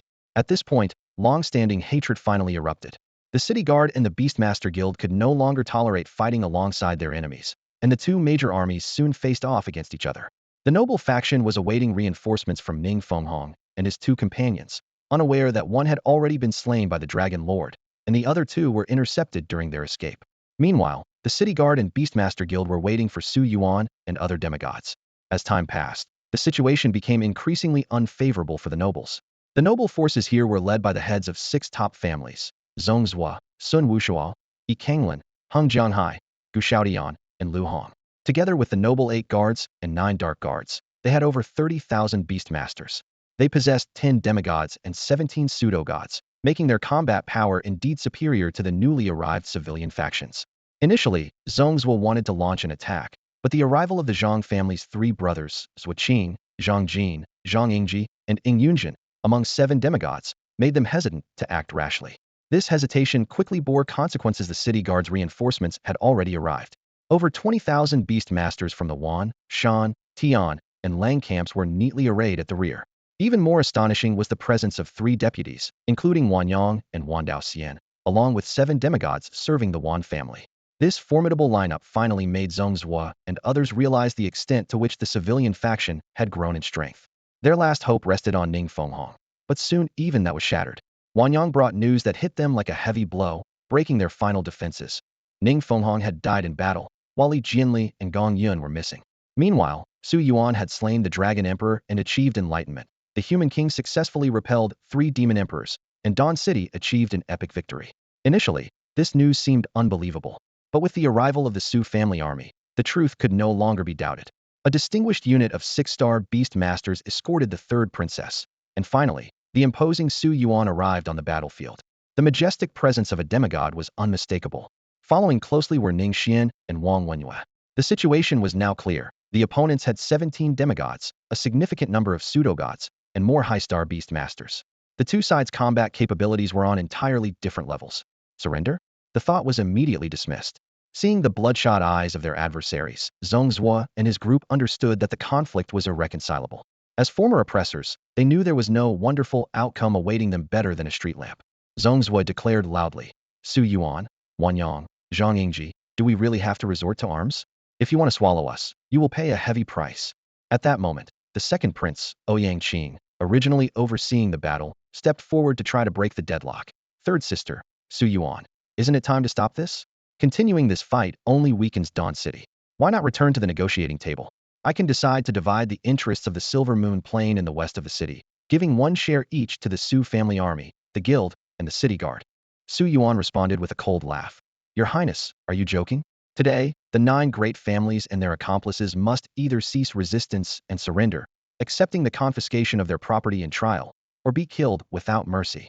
His voice suddenly rose. When you treated the innocent citizens of Dawn City as fodder for the Nether Demons, when you leaked defense information to the Dragonhorn Demon Emperor, you crossed the city's bottom line. Those who don't believe can go to the Nether Valley, 300 miles away, to see the Nether Demon Paradise, where over 100,000 compatriots you betrayed are lying. This shocking revelation caused an uproar across the Silver Moon Plain. As soon as the news broke, the crowd erupted in shock. Apart from the clan leader and the 9 shadow guards who were already aware, everyone else wore expressions of disbelief. How did Su Yuan uncover and expose such a secretive deal? Defamation. This is complete defamation. Zongs was shouted furiously. Lu Hong quickly chimed in. Commander Su, such accusations require evidence. Su Yuan's lips curved slightly in a calm demeanor. Before the battle, he had already instructed Shadow 1 and Shadow 2 to investigate the matter secretly. Now he activated the footage recorded by Shadow 1's insect-like beast. The images played clearly before everyone. Zigong guards escorting a group of ragged civilians into the underworld demon park, where the demons selected ingredients, as if they were picking goods. These horrifying scenes immediately ignited the crowd's fury. Clan leader, how could you do such a thing? So, the slaves disappearing from Dawn City were being sold to the demons. It's absolutely disgusting. Even the 8 noble guards couldn't hide their anger. Although they were the nobles' fighting force, they were fundamentally loyal to Dawn City. Second Prince Ouyang Qing stood frozen, evidently shocked that his allies would commit such a betrayal against the entire city-state. The atmosphere was tense, and everyone began summoning their beasts, ready to execute the traitors on the spot. Seeing this, Zongs was sighed and sneered. Su Yuan, it's easy for you to be self-righteous when you're not in our position. Who's to say you or your descendants won't do the same in the future? If you want us dead, let's see if you have what it takes. The situation was beyond repair. The 9 shadow guards and the 10 demigods prepared for battle. The 8 noble guards found themselves in a dilemma. They wanted to distance themselves, but feared being implicated. Su Yuan's voice rang out. 8 noble guards. Those with guilty consciences know the consequences. The innocent won't be implicated, but those who acted as tools must face appropriate punishment. Make your choice. These individuals were different from the Shilyo guards, who were wronged by the 9 elders. These people held no such grievances. Those deserving death would face it, while others would be punished with labor. However, in the past 6 months, nearly everyone had been tainted due to increased military preparations. In the end, about half of the 8 noble guards chose to surrender, raising their hands and stepping out of the battle circle. The remaining people, including Ouyang Qing, tried to make a last stand using their status, but Su Yuan knocked him out cold with a resounding slap. Thus, the battle erupted on the Silver Moon Plains. The 2 major factions, having just ended external conflicts, now faced off due to irreconcilable differences. Even though the royal knights arrived on the battlefield promptly, the situation was beyond saving. Su Yuan, a newly ascended demigod, demonstrated astounding combat prowess. He didn't go all out but seized the opportunity during the intense clash between demigods to strike a decisive blow. As a demigod with the ability to slay emperors, his sneak attack directly claimed Lu Hong's life. Within less than a minute of the battle's commencement, a demigod had fallen. Su Yuan focused his main target on Yi Kanglan, intending to take him to Yiho to fulfill his promise of revenge and conclude their long-standing feud. However, an unexpected turn occurred on the battlefield. The anticipated losses took a different direction due to the sudden betrayal by the Sun family. Sun Wushua's fatal sneak attack ended Zong's life, and the Sun family guards turned their weapons against their own, causing chaos among the loyalists. This development caught Wanyang and Zhang Yingji off guard. It wasn't until Sun Wushua's message was heard that the truth emerged: they were subordinates of the human king. Su Yuan then recalled his previous encounter with Sun Yi and realized that the Sun family's seemingly laid-back demeanor was a facade. They had always been the cunning human king's secret pawns. This revelation made Su Yuan ponder when this intricate plan had been set in motion. With the Sun family's sudden betrayal, the noble rebels fell into disarray. Coupled with the spiritual rain caused by the demise of demigods, the remaining rebels were left powerless and had no choice but to surrender to save their families. Those who refused to surrender faced the severe punishment of extermination. Ultimately, what should have been a difficult battle ended in a decisive victory for the Su family's army, the city guards, and the Beastmaster Guild. 7 demigods perished, 3 were stripped of their paths and rendered powerless, 6,000 elite Beastmasters died, and nearly 30,000 others surrendered. As the smoke cleared and people snapped out of the frenzy of killing, they began treating the wounded and re-establishing order. Su Yuan had initially wanted to test the power of the Dao domain, but the exhaustion from continuous battles pushed him to his limits. He collapsed to the ground and quickly fell asleep, knowing that with Schwerer by his side, he would be well taken care of. When Su Yuan awoke again, he found himself in the command post at Yuaning Town, set up before the battle. The post was bustling with efforts to treat the wounded and catalog the spoils of war. The battle's gains were substantial, with tens of thousands of dragon-related treasures collected. Each dragon scale was considered a treasure of the earth. The Dragon King's scales were even more precious as treasures of the heavens, not to mention the considerable number of nether demons. In the aftermath of the war, the primary tasks were to care for the wounded and compensate the families of the deceased, as not every unit could achieve zero casualties like the Su family's army. Additionally, spoils had to be distributed based on contributions, a process vastly different from the power and wealth distribution among the nobility of Dawn City. Within the city of Leeching, a silent war for power is unfolding. The true focus lies in the fierce competition for control over various areas. The prime real estate of the West District, the bustling port of the North, the crowded shops of the South, and the vast untouched lands of the South and West. Each location is a nerve center for different factions vying for dominance. Although these factions once fought side by side to overthrow the 9 aristocratic elders, no one intends to miss out on the spoils now before them. Unlike the bloated aristocrats, the new rulers understand the importance of winning public favor. They must share some benefits with the war-weary citizens of Leeching to both boost livelihoods and ensure the city's long-term prosperity. Thus, the focus discreetly shifts to the urgent matter of distributing the spoils of war. The soldiers, fresh from their hard-won victory, are eager for their share. Distributing this wealth promptly is crucial to honor the fallen and reward the surviving heroes. News of this reached Su Yuan as he was recovering from his injuries. Ignoring his exhaustion, he immediately headed to the command center. As the chief hero who slayed the Beast Emperor, he was determined to claim his share of the rewards. However, upon arrival, he was met with the sound of heated arguments. The most prominent voice was that of Ouyang Shui, clear and assertive. Regardless of the circumstances, the spoils of the Grand Path and Dragon Heart rightfully belong to our Su Yuan. This demand was audacious. The Dragon Heart is a rare treasure, with only 1,000 circulating across the entire Shengxian continent. Just one can increase a 6-star Beast Master's internal stars from 10,000 to 30,000 and provide defensive scales, accompanied by the awe-inspiring Dragon's Might. The Grand Path is even more coveted, attractive even to demigods.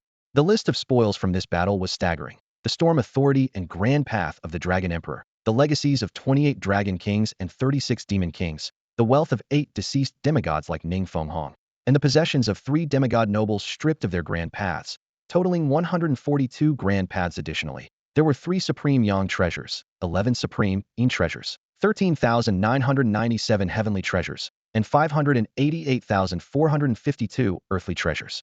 The princess's proposal was essentially to take the most valuable parts, forsaking all other treasures in favor of the Grand Path and Dragon Heart, which are likely worth more than all the other spoils combined. Zhang Yingji gently rubbed his forehead, looking troubled. Your Highness, there's no denying that Su Yuan made the greatest contribution in this war, but we can't divide the spoils in this manner. The demigod war involved many parties. Ouyang Shui was unfazed and directly retorted. President Zhang, the treasured star array you have was given to you by our Su Yuan. He didn't ask for any compensation at the time, did he? These words made Zhang Yingji's heart ache. If he had known, he wouldn't have trusted Wanyang's words, believing that the star array treasure was funded by the Human King. The Human King always handled things with much more consideration. The head of the Night Order, Ouyang Qian, couldn't help but speak, his tone a mix of helplessness. Your Highness, you are part of our royal faction. Surely, we deserve a share as well. Father, Ouyang Shui said with a slight smirk, her tone teasing. Your southern war zone didn't even leave a Beast Emperor behind. There was hardly any battle. What merit do you speak of? Ouyang Qian was momentarily speechless. This unmarried princess was clearly siding with outsiders. However, they were all part of the same faction, and even if there were disputes over interests, it wouldn't escalate like it would with nobles. At this moment, the crowd noticed Su Yuan's presence. Zhang Yingji's expression relaxed, and he quickly said, Isn't this our hero who slayed the emperor? Wanyang hurried over. You scared me to death earlier when you suddenly collapsed. I thought something had happened. Those present were familiar faces from the Demigod War, most of whom had risen thanks to Su Yuan. Seeing him safe and sound, everyone breathed a sigh of relief. Zhang Yingji seized the opportunity to propose. To be honest, Your Highness makes a good point. Our Zhang, Wan, and Yi families have already benefited greatly from Su Yuan's star array. Why not let Su Yuan decide the distribution? I believe there would be no objections. This suggestion resonated with everyone. The star array treasures were incredibly precious, and many had been stuck at this bottleneck. unable to break through to the demigod realm. Su Yuan smiled and pulled up a chair to sit down. All right, stop pretending. I know everyone wants good things, and I gave you the star arrays because I trust you. Bringing up compensation now would spoil the mood. I have things I'll need your help with in the future, so let's just leave it at that, shall we? His words were not mere courtesy. Although the Battle of Dawn City had ended, the seed Su Yuan had planted in Golden City had already stirred his ambitions. Dawn City was his future father-in-law's domain, while Golden City, perhaps he could become its ruler and establish a haven for Fujia's people. It was a bold idea that required careful planning, and he would need the support of these demigods. Hearing Su Yuan's words, everyone felt more at ease. Taking these benefits without merit felt wrong, but as long as there was a chance to repay him in the future, they could accept them with a clear conscience. Su Yuan contemplated, knowing he should take what was due but not be overly greedy. So he proposed, first, the distribution plan. Earth treasures will be divided according to the number of participants.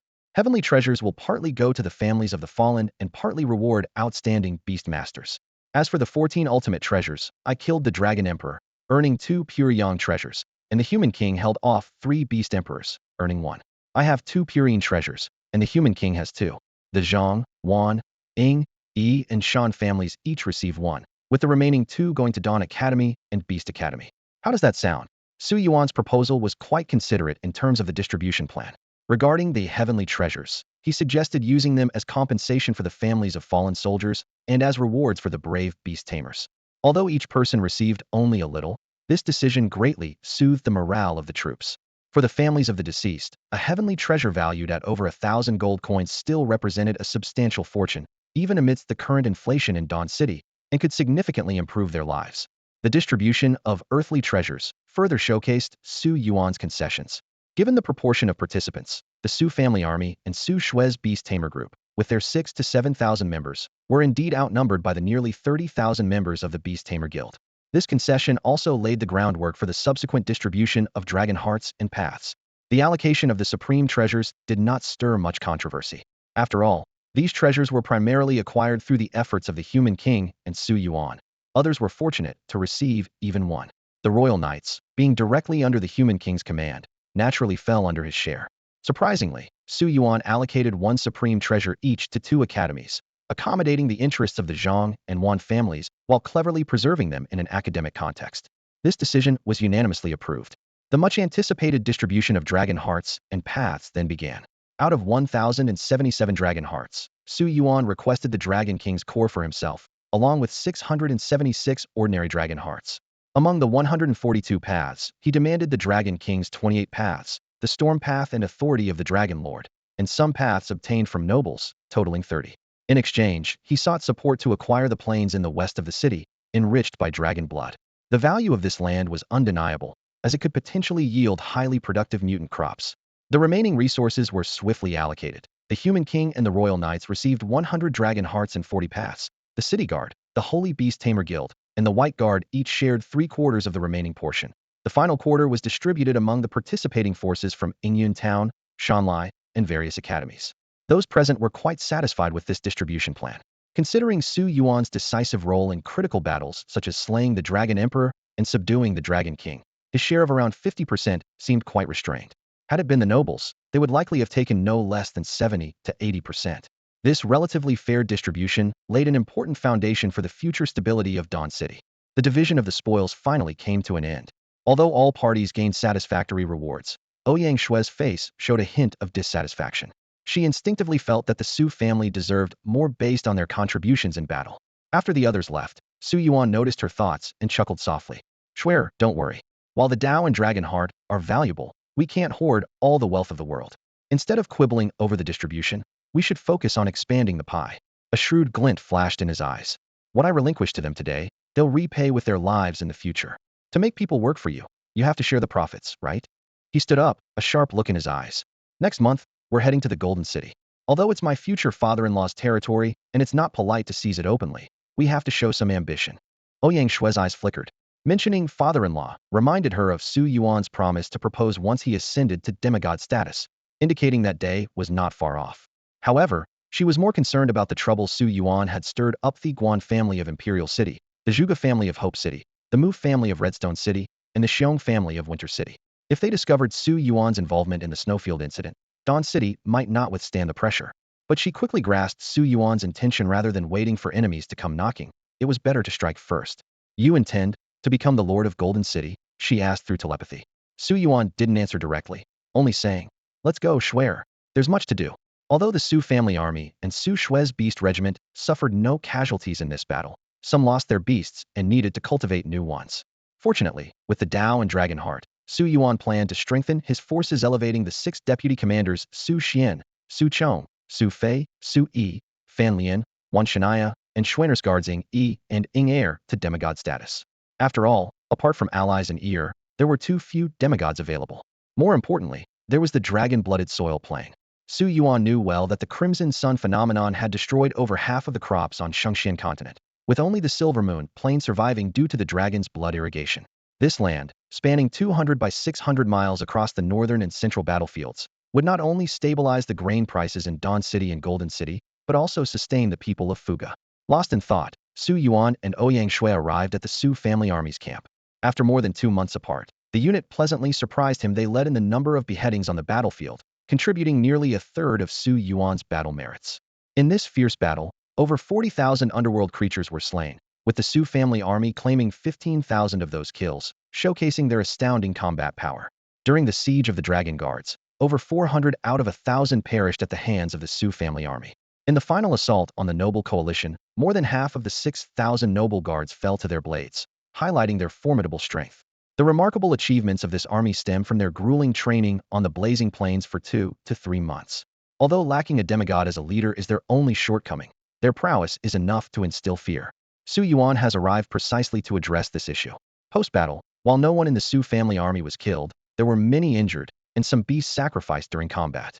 However, the joy of victory momentarily overshadowed these pains. Even more uplifting was the fulfillment of Su Yuan's promises. The Su family army has long shed the stigma of being labeled traitors, and the prideful name now allows every member to stand tall. As they passed through Yuaning town, they were met with the admiring gazes of the townspeople. Upon returning to Dawn City, flowers, beauty, and glory awaited this most formidable unit. The distribution of spoils thrilled the soldiers. Nearly 600,000 earthly treasures were divided, giving each soldier 7 or 8, while heavenly treasures nearly ensured 1 or 2 for each. As for supreme treasures, Su Yuan stored a large number of material-type supreme treasures in the military treasury to reward meritorious soldiers. Among the Dragon King's relics, the dragon horn became the communication treasure that Ouyang Shui had longed for. This pure yang treasure embodies the power of storms, allowing the user to converse directly with someone from any corner of the world. The dragon heart, on the other hand, is temporarily held, intended as a gift for Ho, as consuming the dragon heart is said to allow one to hear the souls of those slain by the Dragon King. After obtaining the Great Dao, Su Yuan immediately went to the Su family army's base to summon the deputy commanders. Su Xian and others excitedly said, "My lord, you have finally awakened. We were worried you might lose to the evil dragon, but now it seems we worried for nothing. Surely, from the start, you set a trap for the old ghost of the Ning family and the Dragon King to exhaust each other, so you could reap the benefits, right?" Listening to this imaginative interpretation, Su Yuan couldn't help but hold his forehead. In reality, if not for Ning Fenghong and others' interference, he had planned for Fu Jia to pull him out of the cycle of reincarnation early. However, he didn't deny their speculation and simply replied with a faint "hmm." Seeing this, the 6 deputy commanders all showed expressions of sudden realization. As expected, Su Yuan nodded slightly, a meaningful glint in his eyes. If not for such far-reaching plans, how could the formidable Dragon Emperor have been beheaded by me? And how could the scheming 9 elders have been utterly defeated trying to outwit the human king? He pressed his hands downward to calm the crowd. Let's not dwell on past battles. There's no point in it. You all performed excellently. This battle upheld the prestige of the Su family army, and you fought with courage and honor. I promised to bring you glory, and now you've earned it with your own hands. Su Fei immediately knelt on one knee, his voice filled with respect. My lord, you give us too much credit. Without you elevating us all to the level of 6-star beast tamers and generously bestowing the fountain of life, we could never have achieved such results without significant losses. Su Chong, Fan Lian, and others echoed. It's all thanks to our Lord's benevolence. This was true. Although Su Yuan hadn't shown himself back then, the fountain of life distributed by Ouyang Shui bore the distinct characteristics of Su Yuan's unique skills, confirming their suspicions. Su Yuan accepted their gratitude with a smile, then spoke seriously. I'll shamelessly take credit for this achievement. However, we've also exposed some weaknesses. In the Battle of Demigods, we accomplished almost nothing. The deputy commanders nodded in agreement. Indeed, without the Tao or the Beast Soul Star Array, advancing to a demigod was nearly impossible. Without family support, Su Xian had already pushed the fusion of 3 beasts with the Tao to its limit. Su Yuan took out a spirit jade gourd and a star array treasure engraved by the 28 constellations. So, I'm here today to address this shortcoming. The spirit jade gourd originally contained 15 Daos, with 59 more added, totaling 74. He distributed 20 Daos and 6 star array treasures based on individual needs. With these, becoming a demigod is just a wholesale trade. In half a month, we're heading to Golden City. I hope to bring several demigods, not just 6-star beast tamers. The 6 immediately knelt and swore. We will not disappoint our Lord's trust. We pledge our loyalty unto death. Su Yuan helped them up. All right, enough with the formalities. Work hard, as the Su family army always rewards and punishes justly. He turned to Ouyang Shui. Shuer, considering the recent devaluation of gold coins, triple the basic salary for the soldiers. Also, during the Dawn City meeting, I'll strive to secure the Dragon Blood Plains from the Silver Moon Plains, so each Su family army beast tamer can have a piece of land. These words shocked Su Xian and the others. Land meant a stable income source, allowing soldiers' families to leap from mere subsistence to comfort, even modest wealth. Thank you, my lord, they all shouted in unison. Go tell every soldier, Su Yuan said with determination. Following me, Su Yuan, means being a wolf pup that eats meat. We'll need everyone's unity in the future. Yes. Apart from Wanyang, the city guards, and the injured beast masters who temporarily stayed in Yuaning town, everyone else returned to Dawn City by evening. The atmosphere within the city had undergone a dramatic transformation. The triumphant news from the front lines had set the entire city abuzz. Su Yuan had slain the Storm Dragon King in the battle at the Silver Moon River, and the Human King had valiantly fought off 3 demon kings, forcing them to retreat and annihilating tens of thousands of ghostly demons. This was the most glorious victory since the westward campaign of Dawn City began. However, a scandal that surfaced soon after hit like a sledgehammer, shattering the joy. A group of nobles had colluded with the ghostly demons and used the 9 dark guards to orchestrate a massive bankruptcy of the population, selling the enslaved residents of Dawn City to the Nether Valley as feed. The number of victims had exceeded 100,000. Extensive video evidence clearly documented the entire evil transaction process. This news ignited the anger of the populace. Everyone realized that if such atrocities were not stopped, they or their families could be the next ones sold. Enraged citizens surged into the West District, surrounding the mansions of the nobles. At this point, the nobles had lost their strongest support, their private army. The noble 8 guards and 9 dark guards were outside the city, and news had just arrived from the front lines that this rebel force had been completely annihilated by Su Yuan, Wanyang, and Zhang Yingji. The Human King took a tacit approach to this storm. He only dispatched the royal knights to maintain partial order, prohibiting beastmasters from using force within the city, under the penalty of annihilation. This subtle order effectively cut off the last possibility of resistance for the nobles. Without the protection of the beastmasters, the lesser nobles were utterly defenseless. The citizens stormed into one mansion after another, and the streetlights in front of many noble houses were reserved by the angry populace. Notably, this seemingly chaotic action was quite methodical. Nobles who were truly involved in the collusion with ghostly demons were exposed and dealt with, while the innocent ones were protected by the knights. Despite the apparent chaos, there were surprisingly few casualties under the control of the Night Beastmasters. A single intimidating roar from their beasts was enough to maintain order effectively. Upon learning that 9 powerful nobles, including Ning Fenghong and Li Jianli, had already been executed, the remaining resisting nobles surrendered one after another. Finally, the Human King promised the furious citizens that all guilty parties would be tried promptly. Following their great victory on the Silver Moon Plains, Dawn City is planning a massive military campaign to form an allied force and invade the Nether Valley. This is not for territorial expansion, but to rescue the innocent citizens who were betrayed and sold to the Nether demons by the nobles. When Su Yuan stepped into the western district of Dawn City, he was astounded by what he saw. Soldiers were methodically escorting captured nobles through the streets. In just one day, thousands of noble families, both large and small, were uprooted with incredible precision, without implicating a single innocent person. Clearly, this was a long-planned operation by the Human King. At noon, the Human King stood on the city wall and announced a major decision to the entire city. All privileges and wealth associated with nobility were to be abolished, and titles would only serve as honorary symbols for those who had achieved military merit. The properties of the traitorous nobles were confiscated and redistributed among the citizens and the beastmasters who had distinguished themselves in the war. More significantly, the Sacred Beast Academy, originally established for noble children, would be rebuilt as an institution open to all, directly managed by the city-state. The distribution of beast eggs would be carried out under a fair system for all, giving everyone the opportunity to become a beastmaster. This decision was monumental, as the number of beastmasters in Dawn City had always remained below 0.5 of the total population. Upon entering the city, Su Yuan was immediately taken to the royal palace. At that time, the human king was dealing with a group of important prisoners. Among the 9 elders, only Gu Xiaotian and Yi Kanglin, who were stripped of their powers, remained alive besides the loyal Sun family. Yi Kanglin was handed over to Yi Ho for punishment, which would undoubtedly be unimaginably severe. The human king's second son was also among those being escorted, realizing now that no one, apart from the nobles who used him, was willing to speak on his behalf. An unexpected ally in this transformation was the moon god cult. Su Yuan recalled that besides the incident with the Red Moha soul-stealing noble offspring, Gong Qian and others had played a significant role on the battlefield under his banner, contributing greatly to the allied victory. As for why he was considered the moon god, Su Yuan could only helplessly reply, "I have no idea."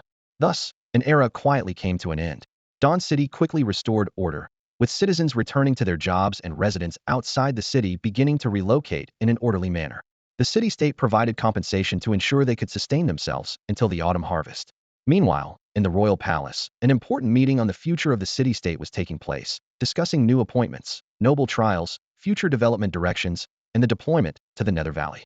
Even someone as upright as Su Yuan could not completely resist the allure of the reallocation of interests. His eyes were set on the Dragon Blood Plains on the Silver Moon Plains, a vast area of 30,000 square kilometers with 78 arable land. Such a large and fertile plain is rare even in this otherworldly realm, and if the entire Silver Moon Plains could be acquired, the grain produced would be enough to supply half of the sacred Xian continent. Under the evidence presented by Su Yuan, the contributions of this group were reluctantly acknowledged. Under the threat of the soul reaping, they, having lost their noble status, could not stir much trouble. However, they seemed particularly enthusiastic about spreading their teachings, and the ideology of the moon goddess cult was quietly spreading beyond Dawn City to other city-states. The council did not discuss this matter extensively, as it did not involve secular power. However, when it came to discussing how to deal with these traitors, the meeting room erupted into intense debate. Death penalty.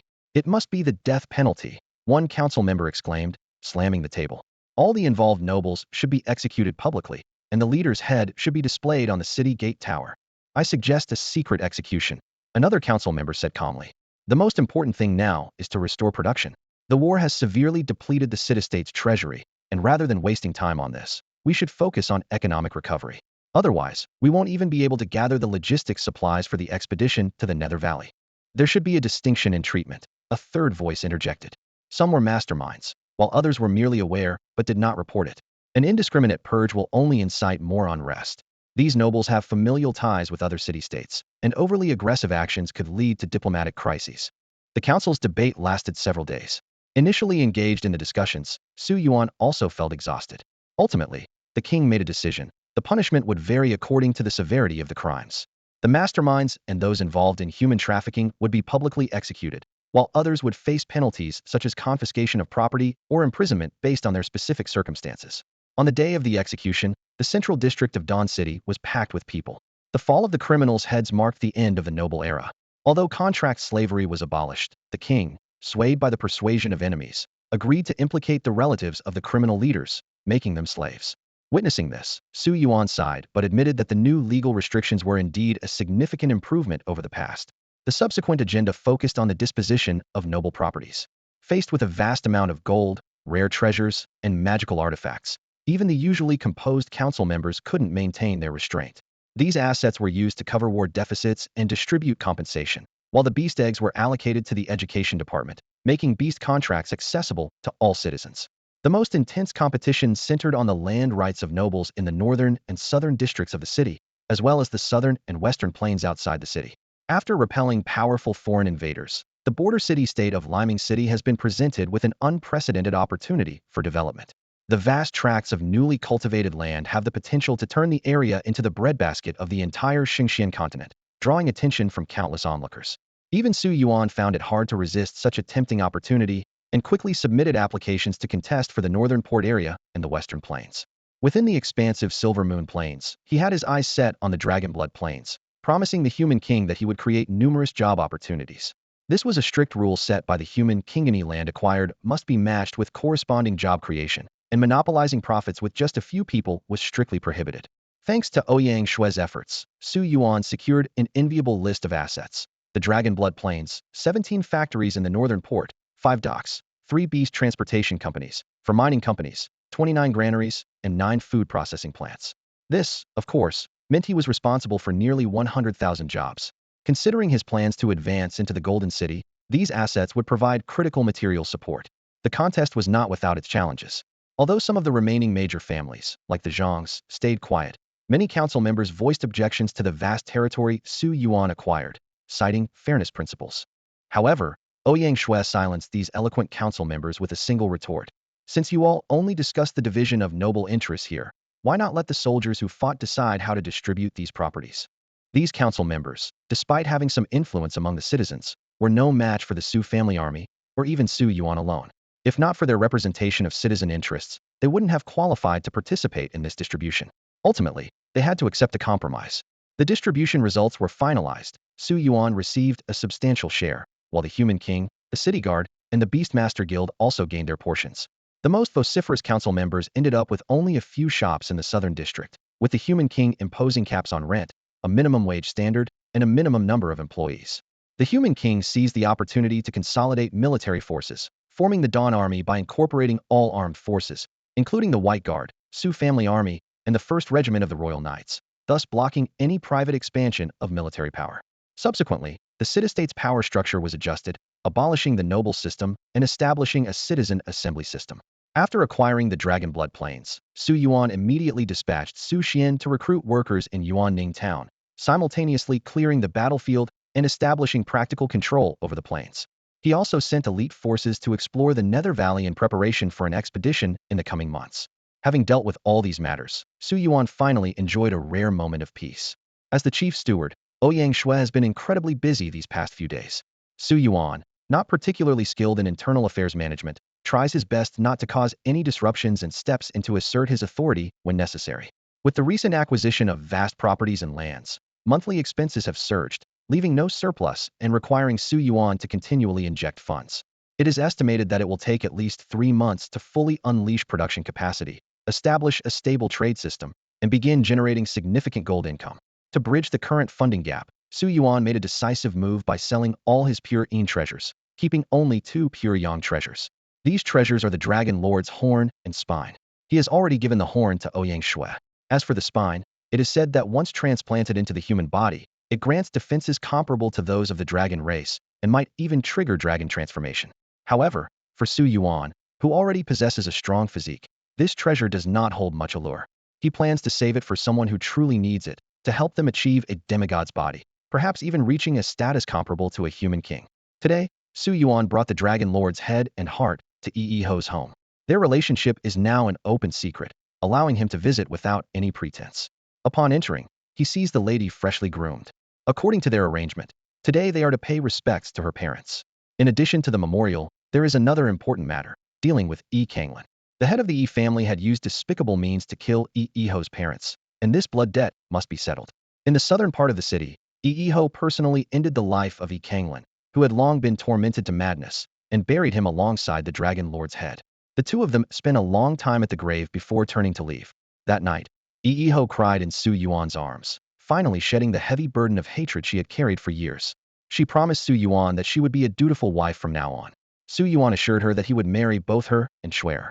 However, her aloof nature needed some adjustment, at least to show warmth towards her husband at home. Perhaps this contrast sparked a special kind of affection, as their intimacy extended from the bed to the sofa, kitchen, and living room over the past few days. Ear. Eat this dragon heart. I've already given the dragon horn to the princess, and I don't want to show favoritism. Don't you need it? The dragon's constitution might not be stronger than mine, as you've come to understand these past few days. Yi Ho took the dragon heart, entwined with storms and white lightning, and immediately felt the surge of power within it. After contemplating for a moment, Su Yuan decided not to take the dragon heart. He already possessed an epic-level thunder body, which, although not as powerful as the immortal origin divine body, meant that the storm dragon heart would offer him limited enhancement. It would be better to give it to someone who needed it more. He looked at Ouyang Shui and shook his head. The storm dragon heart's violent nature didn't suit her gentle personality, so he planned to find a more suitable treasure for her in the future. Yi Ho, seeing Su Yuan's determination to give it away, accepted without further hesitation, and swallowed the dragon heart. Instantly, a surge of powerful energy erupted within her, causing her long black hair to stand on end from the electric charge. A gentle breeze surrounded her, forming an invisible protective barrier. This was the storm body that the Dragon Lord prided himself on. In the demigod battles, the Beastmaster's physical form is often the most vulnerable point. With the protection of this storm armor, Ho could stand undefeated even against formidable foes. Astonishingly, she could now effortlessly conjure tornadoes and fly with unmatched speed. This opportunity resulted in a qualitative leap in Ho's strength, elevating her from a newly ascended demigod to the level of a Season 1. The gap between demigods was significant, with the progress on the path to the origin space being crucial beyond the initial ascension. The Beastmaster's progress directly determined the limits of their beasts. At that moment, Ho's branch of the Human King's path expanded visibly, claiming a larger share among the many paths. Excitedly, she invited Su Yuan for a sparring match, unaware of the unique nature of Su Yuan's path domain. When Su Yuan revealed the uniqueness of his path, Ho was astonished. Such an ability to siphon the progress of an opponent's path was unheard of, akin to a human black hole. Even with a siphoning efficiency of 10 to 1, it could gradually weaken an opponent during a confrontation. However, Ho soon smiled with relief. The stronger the man, the more at ease she felt, experiencing a sense of security she had never known before. Su Yuan gently stroked her hair and softly said, "I fulfilled my previous promise. Now, I want to make another. When I become king, would you be my queen?" Ho bit her lip gently, her face blossoming into a sweet smile. "Of course, I would." After spending several enchanting days, Su Yuan reluctantly left the Ho family. With the life origin in him, he was like a tireless perpetual motion machine, only stopping when Ouyang Shui begged for mercy. During this period, after acquiring the dragon horn, Ouyang Shui was eager to experiment with it. She often conveyed messages by manipulating the storms and thunder in the sky. Although the messages were delivered swiftly, it occasionally resulted in eerie thunderclaps on clear days in Limin City. This was understandable, as showcasing a bit of strength in the business world was sometimes necessary. One day, with a flushed face, Ouyang Shui informed Su Yuan that the king wanted to see him. Watching her hurriedly run off, Su Yuan smiled knowingly. A matter of the marriage proposal was finally beginning. As the dowry for a princess, it was no simple matter. Among the various city-states, royal marriages were always a significant affair concerning honor. If the groom's family was not powerful enough, it often required the groom to join the bride's family, with their offspring taking the royal surname. In another scenario, a powerful city-state might marry a princess from a border city-state, with the dowry often including some form of defensive support, essentially akin to a political alliance. Yi led the way, passing through the grand buildings of the royal palace. Although limited by the city's land resources, the scale here couldn't compare to a traditional imperial palace, yet the architectural style was more modern. Behind the palace, in an elegant bamboo lodge, a stream gently flowed, and fish swam in groups. A distinguished middle-aged man was leisurely holding a fishing rod. He was the king, a seasoned fishing enthusiast. Su Yuan couldn't help but think that although the king seemed not to have intervened much in the recent great battle, he was actually controlling the entire situation from behind the scenes. Whether it was the sudden betrayal of the Sun family on the battlefield or the strategy against the noble rebels, it all revealed his shrewd and calculating nature. Approaching carefully, Su Yuan watched as the king lifted his rod, and a silver fish leaped out of the water. Up close, this ruler was imposing, with a commanding presence, a rugged beard, and eyes that seemed to pierce through you. His aura was far more powerful than Shi Tianjing's, inspiring a natural sense of awe and respect. During the battle on his home turf, the future father-in-law's display of power was astonishing, rivaling even the Abyss Demon Emperor. It's worth noting that in the Abyss Demon Emperor's domain, even the Hope City's Human King and the Imperial City's Human Emperor struggled to claim victory. Although Su Yuan was merely a demigod, he possessed two sources of origin power. After proving his path to becoming a demigod, the number of stars within him reached 1,000,000. His experiences with life and death cycles had honed his perception of power to an extraordinary degree. This strength was indeed impressive. It was no wonder that the Human King could once fight 5 opponents without breaking a sweat. Looking back, the arrogance of the 9 snakes seemed particularly laughable. Simply because they ascended to Beast Emperor, they dared to challenge the Human King, not realizing they might have been mere pawns in the Human King's plan all along, eventually becoming nourishment for his strength. Those 9 elders were even more pitiable. Even if they successfully seized the Dragon Emperor's divine proof to reach the level of the Human King, they would likely be no match for the real Human King. "You're here." The Human King's gentle voice came through, his gaze still fixed on the fish he had just caught using the simplest means, a regular bait and fishing rod. "Commoner Su Yuan greets your majesty," the Human King. Su Yuan respectfully bowed. The human king smiled indifferently. The Citizens' Council has decided to grant you the title of Earl in recognition of your military achievements.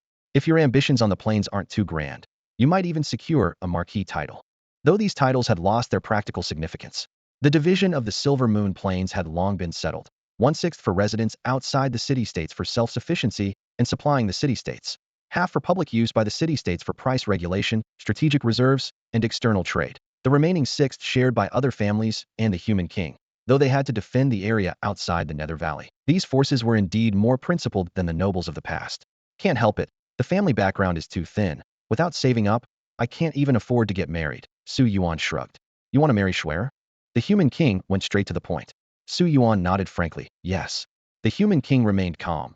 I usually don't interfere in my children's affairs, but you should know the rules of the sacred Xianyuan continent. If your status doesn't match, you must either marry into the family or achieve a status that matches. Su Yuan completed the sentence. You are confident, the human king mused. Dragon god, snow emperor, world tree, demon emperor, moon goddess, star fox, origin of life, indestructible origin, wild god's holy eye, nether demon eye. When all these powers converge in one person, it's hard not to be confident. Just as you said, nothing escapes your majesty. The human king's eyes, Su Yuan acknowledged. The human king slightly smirked. But such talent must remain hidden, or it will attract the attention of the entire continent. Even so, there are already many who are aware. So, you're aiming for the human king position of the Golden City, aren't you? Su Yuan nodded slightly, his gaze reflecting deep thought. In this world where power reigns supreme, the dignity of the royal family cannot be overlooked. With his current extraordinary strength, marrying the princess of a border city-state should not be a problem, yet he was well aware that his foundation was still fragile. Surrounded by many powerful figures with covetous eyes, he might not be able to hold on to his hard-earned power. Even the king before him might harbor hidden ambitions. Fortunately, breaking through to the demigod realm had freed Su Yuan from the king's mind-reading abilities, allowing him to weigh the pros and cons freely. The king's goodwill towards him was partly due to their prospective familial relationship, but Su Yuan understood that he was also a crucial piece in the king's strategic plans. Since the king had foreseen this development and allowed him to grow rapidly under his wing, there was clearly another agenda at play. The realization of being under his wing made Su Yuan's eyes sharpen. Both the City Guard and the Beastmaster Guild were within the king's sphere of influence. His obscurity on the Saint Xian continent was likely due to the king's covert protection. To elevate his status, becoming the king of a city-state seemed to be the only path forward. The king had evidently noticed Su Yuan's connection with the Huang family, especially since he had lingered in Golden City for some time and got entangled in their affairs. The answer was almost obvious. Do you know why each city-state has only one king? The king's gaze remained on the fishing rod. Why are other 8-star beastmasters called lords, while we alone are called kings? Su Yuan pondered for a moment. Is it because of the Tao? Only those who walk the path of the king are worthy of this title. He recalled the characteristics of different paths, like how my domain can seize all Tao. The path of the king can suppress others, the dragon god's path can exert pressure, and the demon emperor's path leads to slaughter. The king shook his head. It has nothing to do with the Tao, but with the power of the 8-star Beastmaster's authority. Authority belongs to only one person. Whoever possesses it is the one and only. Recalling the terrifying storm authority in his battle with the Dragon Lord, Su Yuan began to understand. You mean each city-state symbolizes an authority? The authority of hope for Hope City, the authority of gold for Golden City, your authority of dawn, the demon emperor's authority of the abyss. Is this why kings can mobilize the power of the people in their territory and are nearly invincible at home? The king's lips curled slightly, smart. This is also why kings do not easily leave their territory or contend for others' domains. Once they leave, without the support of the people's power, their authority is no different from that of an ordinary lord. To seize a city from a king, one must either take their power or destroy their foundation. This concept became increasingly clear to Su Yuan. To seize power, the king must be lured out of the city for a decisive battle. To destroy the foundation, the strength of the people must be dismantled, leaving the king without support. This understanding allowed Su Yuan to finally grasp the logic behind the king's actions all along. The seemingly gentle pressure on the nobles was actually a slow-boiling strategy. As the city gradually improved and dispelled darkness, the strength of the people grew, thereby enhancing the king's power. The 9 serpents, the Valley of Shadows, the nobles all became nourishment for the king's strengthening. Su Yuan suddenly realized that the reason the king supported him was because he not only helped Dawn's city dispel darkness, but also enhanced the entire city's strength. However, the king had his limitation. She couldn't leave his territory. To break through and touch the mythical gate of deification, he had to venture out and seek opportunities. Yet, Leaving the territory would expose him to attacks from other lords coveting the throne. This is why it was rare for kings to leave their cities on the Saint Xian continent, except to resist foreign invasions. According to the city's agreements, internal wars among humans were prohibited during the fight against external enemies. This explained why the king of Hope City and the emperor of Imperial City went to attack the Abyss, while the king of Dawn City defended against the Nether monsters and Dragon Emperor on the Silver Moon Plains. After sorting out these relationships, Su Yuan realized he had greatly underestimated the strength of the king of Golden City. At that moment, the king turned and asked, "So, what are you going to do? Will you make a name for yourself on the Saint Xian continent, attracting powerful enemies? Or will you take the risk to seize power or destroy the foundation of a city? Or will you not marry? Choose to become a son-in-law." Without hesitation, Su Yuan replied, "Golden City it is." In his view, if he had to take a risk, he should choose the strongest. Compared to the unfamiliarity and pressure of Imperial City and the impenetrable power structure of Hope City, Golden City, with its power based on gold, seemed easier to break through. Moreover, he could start with the related Elven Empire.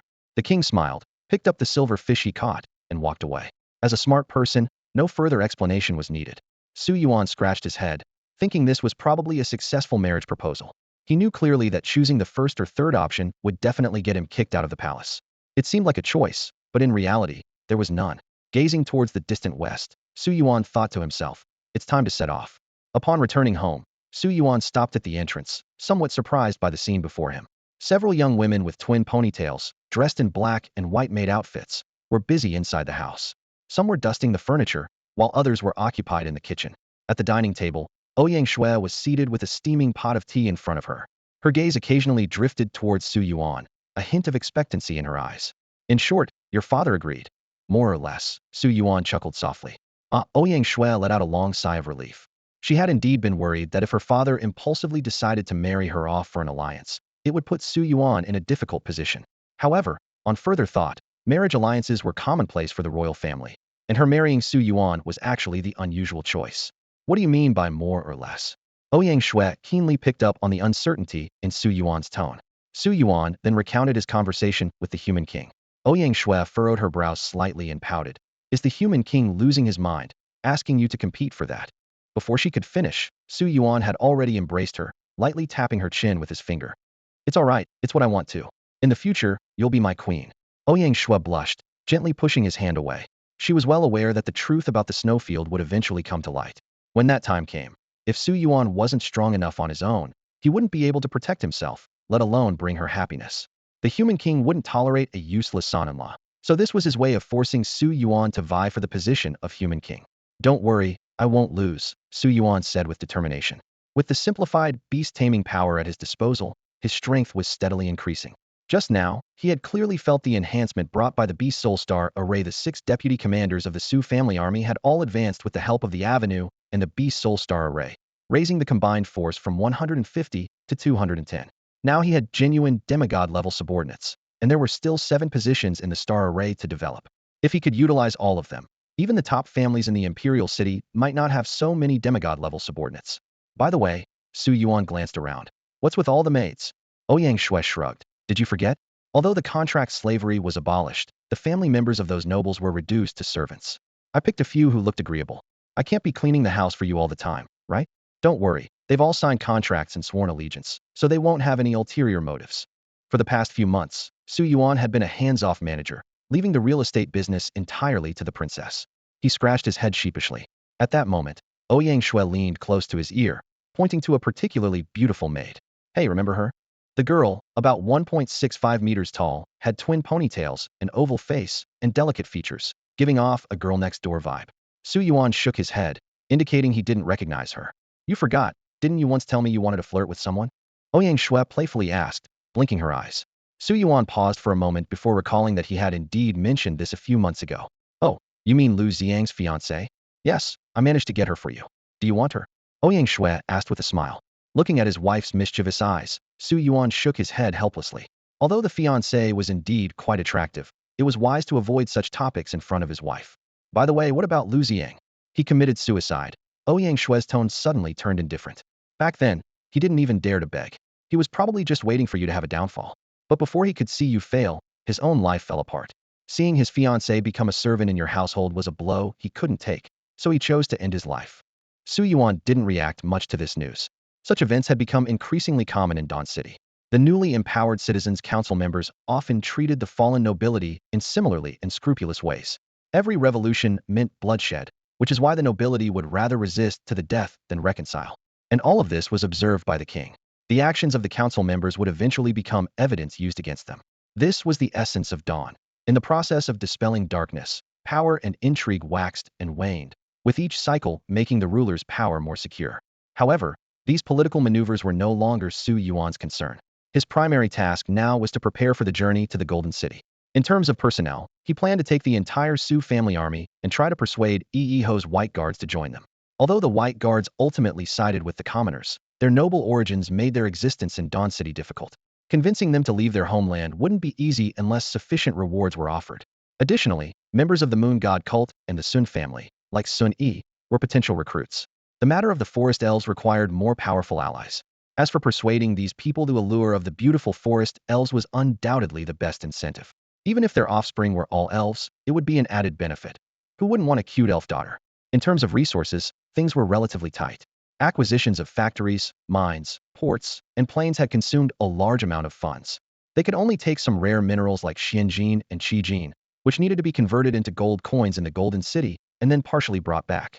However, Ouyang Shui brought good news. The crops on the Dragonblood Plains had indeed mutated. Although the Great Battle led to over 80 of the land yielding nothing, the soil irrigated with dragon blood allowed the surviving wheat and rye to absorb its nutrients, causing the grains to swell from an original diameter of 8 millimeters to a whopping 5 centimeters, resembling bullets. Despite losing most of the crops, the total yield had actually increased significantly due to this mutation. After spending a few days recuperating in Yuaning Town, Su Yuan was inspecting the newly stored mutated wheat alongside the warehouse manager, Ma Shu. Commander Su, this is the most astonishing mutated crop I've ever seen, Ma Shu said, holding up a wheat grain for display. Look at the size of Ts. It has expanded from its original length of 8 millimeters to an impressive 8 centimeters, a tenfold increase. Su Yuan took the grain and examined it, noting its solid texture, reminiscent of a small bullet. Ma Shu continued, not only is the size remarkable, but the starch and sugar content have increased by over tenfold. What's even more incredible is the yield per acre, a staggering 5,000 pounds. Plus, the satiety from consuming it is several times greater than that of ordinary wheat. Through Ma Shu's explanation, Su Yuan gradually understood the transformative effect of dragon blood on the soil. The land affected by dragon blood saw wheat and rye yields increase tenfold compared to previous years. Although they could hire a beast taming company from Liming City for cultivation, Ouyang Shui decided to primarily employ farmers from Yuaning Town and a few beast tamers to address employment issues. Due to the impact of the war, only 20% of the land, approximately 6,000 square kilometers or 900,000 acres, could be harvested. Even so, this harvest reached an astonishing 22,500 tons. Under normal growth conditions, the yield per acre could surpass 10,000 pounds, enabling the entire plain to produce 220,000 tons of grain every 6 months. Thanks to the warm climate of Liming City, the land could yield 2 harvests per year. With an annual production of 450,000 tons of grain and a grain tax of 40,000 tons, the remaining 410,000 tons would give Su Yuan significant influence on the Shengxian continent. Calculated at 3 pounds of grain per person per day, this supply could sustain 800,000 people. Given the widespread crop failures, the value of this grain is immeasurable. According to the agreement with the citizens, this batch of grain would be divided into 2 parts. Half would remain in Liming City to stabilize prices, and the other half would be transported to Golden City. Considering the forest elves have a 2-month grain reserve and can source supplies from the eternal forest upon arrival, they should manage until the autumn harvest. Do a good job, Su Yuan said to Ma Shu. And if you handle things well this year, I'll reward you with a special strength beast egg. This promise immediately invigorated Ma Shu. Rest assured, Commander Su, with me here, you and His Highness won't have to worry about the grain. With a nod, Su Yuan turned and headed to the Su family army's base. His plan was to first persuade the Su family army, then convince the White Robe Guard through Ho, and finally attempt to win over other factions. Before Su Yuan's words even finished, several deputy commanders eagerly expressed their loyalty. Wherever our leader goes, we will follow. Seeing this group of devoted subordinates, Su Yuan smiled with satisfaction. I want to make it clear to you all that this time we're going to seek fortune and establish our futures. I know many of you are still single. Coincidentally, our destination is the ancient forest elf empire in the eternal forest. The female elves there are not only beautiful, but also mostly unmarried. Of course, I'm not telling you to, well, let's just say I'm hoping to help you guys solve some personal matters along the way, you understand. Forest Elves. The deputy commanders exchanged surprised glances. It's said that the Forest Elf Empire was destroyed decades ago. We never expected our leader to find a trace of them. Truly unfathomable. As they had ascended to demigod status, the 6 deputy commanders now saw a broader world and felt even more admiration for Su Yuan, who had bestowed all this upon them. Su Yuan waved his hand. Discuss it well with the rest of the men. It's not mandatory. Those who wish to stay can assist Princess Her Highness. There's a shortage of hands here as well. Understood. After receiving their response, Su Yuan headed directly to the White Guard station. Meanwhile, in the Dragon's Nest of the Nether Valley, a dragon council was underway. The Dragon King has fallen. Sorrowful laments echoed through the council hall. The Golden Dragon Emperor questioned with dissatisfaction. Bisui, Bei, Baiyan, didn't you promise to intervene when the Dragon King was in mortal danger? While we oppose war, we cannot tolerate the fall of the Dragon King, nor can we allow thousands of dragons to be slaughtered on the Silver Moon Plains. The azure vertical pupils of the Bisui Dragon Emperor flickered slightly. That human king of Dawn City exceeded our expectations. When we were ready to act, the power of dawn reflected across the heavens, neutralizing our strength. In that confrontation unknown to Su Yuan, the human king not only suppressed the 3 demon emperors, but also blocked the 3 dragon emperors' remote support. Moreover, everyone, there is something even more important than the fall of the Dragon King. The Bisui Dragon Emperor looked around at the 64 dragon emperors present. If not for the absence of the Blood Demon and Dragon King, these 66 Beast Emperor powerhouses would be enough to dominate all races. The Dragon King has been born, the Bisui Dragon Emperor said solemnly. Regrettably, he is of the human race. The previously drowsy dragons suddenly perked up. A Dragon King signifies the birth of a being with Dragon God bloodline, having proven the path of the Dragon God. A human? A human beastmaster? The dragons inquired urgently. Who is it? Could it be? Is it that Su Yuan who killed the Dragon King? The entire Dragon Council fell into an eerie silence, so quiet that the sound of a pin drop could be heard. The previously weary expressions of the Dragon Emperors vanished instantly, as their golden slit eyes focused intently on the scene before Thema, human, had slain a Dragon Lord. The presence of the Dragon God's bloodline forced these proud Dragon Emperors to confront a possibility. Could the legendary ancient Dragon God be returning to the land? According to ancient pacts, once a Dragon King is born, the entire dragon race must rally to their cause. Yet, the current Dragon King was a human who had slain a Dragon Lord. Bisui, is this human truly powerful solely because his beast possesses the Dragon God's bloodline? The Bisui Dragon Emperor slowly shook her head. If it were only that, it would be simple. Based on the bloodline pressure felt at the time, this human possesses a power far more terrifying than the Dragon God's bloodline. When I attempted to probe him with the power of dragon blood, she didn't finish, but her shattered soul state spoke volumes. The soul was torn apart, and it would take at least a year or 2 to recover. The Dragon Emperors gasped. If it were merely the dragon-shaped beast possessing the Dragon God's bloodline, they could rescue it from the human and welcome it back to the dragon's nest as the king of dragons. But the unfathomable depth of this human left all the Dragon Emperors in a dilemma. None of the Dragon Emperors knew what to do. In their long lives, they had never truly witnessed the era of the Dragon God. The clan's records only mentioned the late ancient period, during a catastrophe that swept across the sacred Xian continent, where the Dragon God fought alongside other deities, leading to the end of the divine era. Now, not only has the Dragon God's bloodline reappeared, but there is also an entity more frightening than the Dragon God. After a brief discussion, the Dragon Emperors quickly reached a consensus.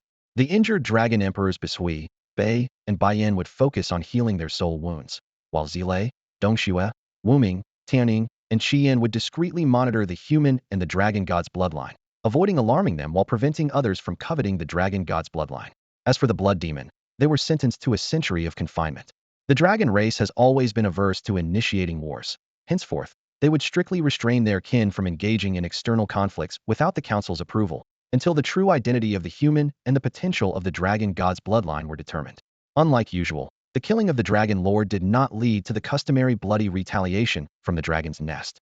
Meanwhile, the outcome of the battle outside Dawn City, along with the news of the dragon and nether demon invasion, began to spread across the entire sacred Xian continent. A massive battle erupted involving nearly 100 demigods and beast kings, with even the Beast Emperor and the Human King being drawn into the fray. In this earth-shattering conflict, what captured the most attention was not the divine might of the Human King of Dawn City, nor was it the astonishing surge in power of Dawn City itself. The true shock came from a young man named Su Yuan.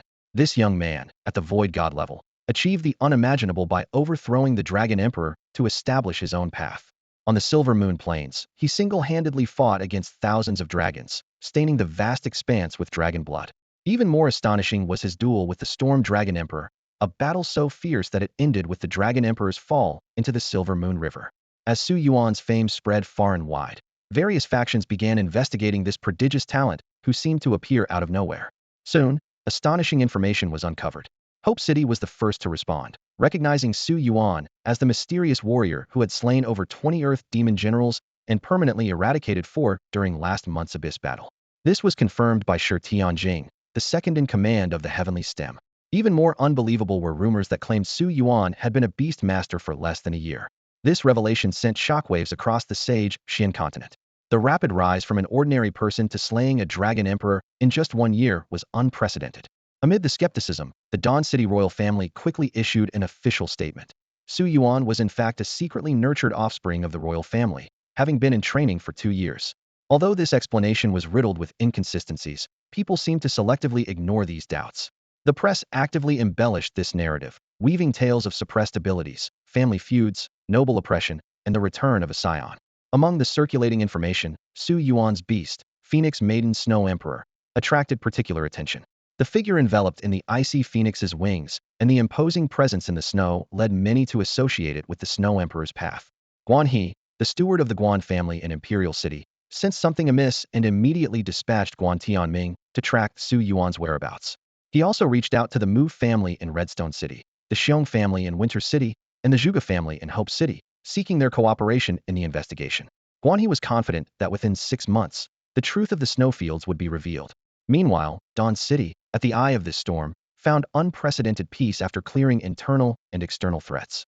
The path to prosperity for this border city was now open, and it seemed poised to develop into a super city on par with Hope City and Imperial City. At this moment, Su Yuan had no idea that his reputation had spread across the Holy Xian continent.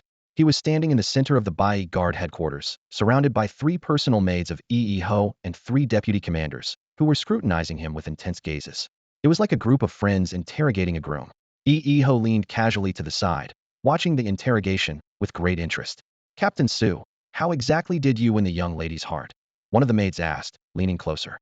"Our lady is usually so serious, but around you, she's always smiling. In that battle with the Dragon Lord, how did you win?" Another deputy commander pressed. "We were all shocked when you were struck down by the Dragon Lord. How did you come back to life?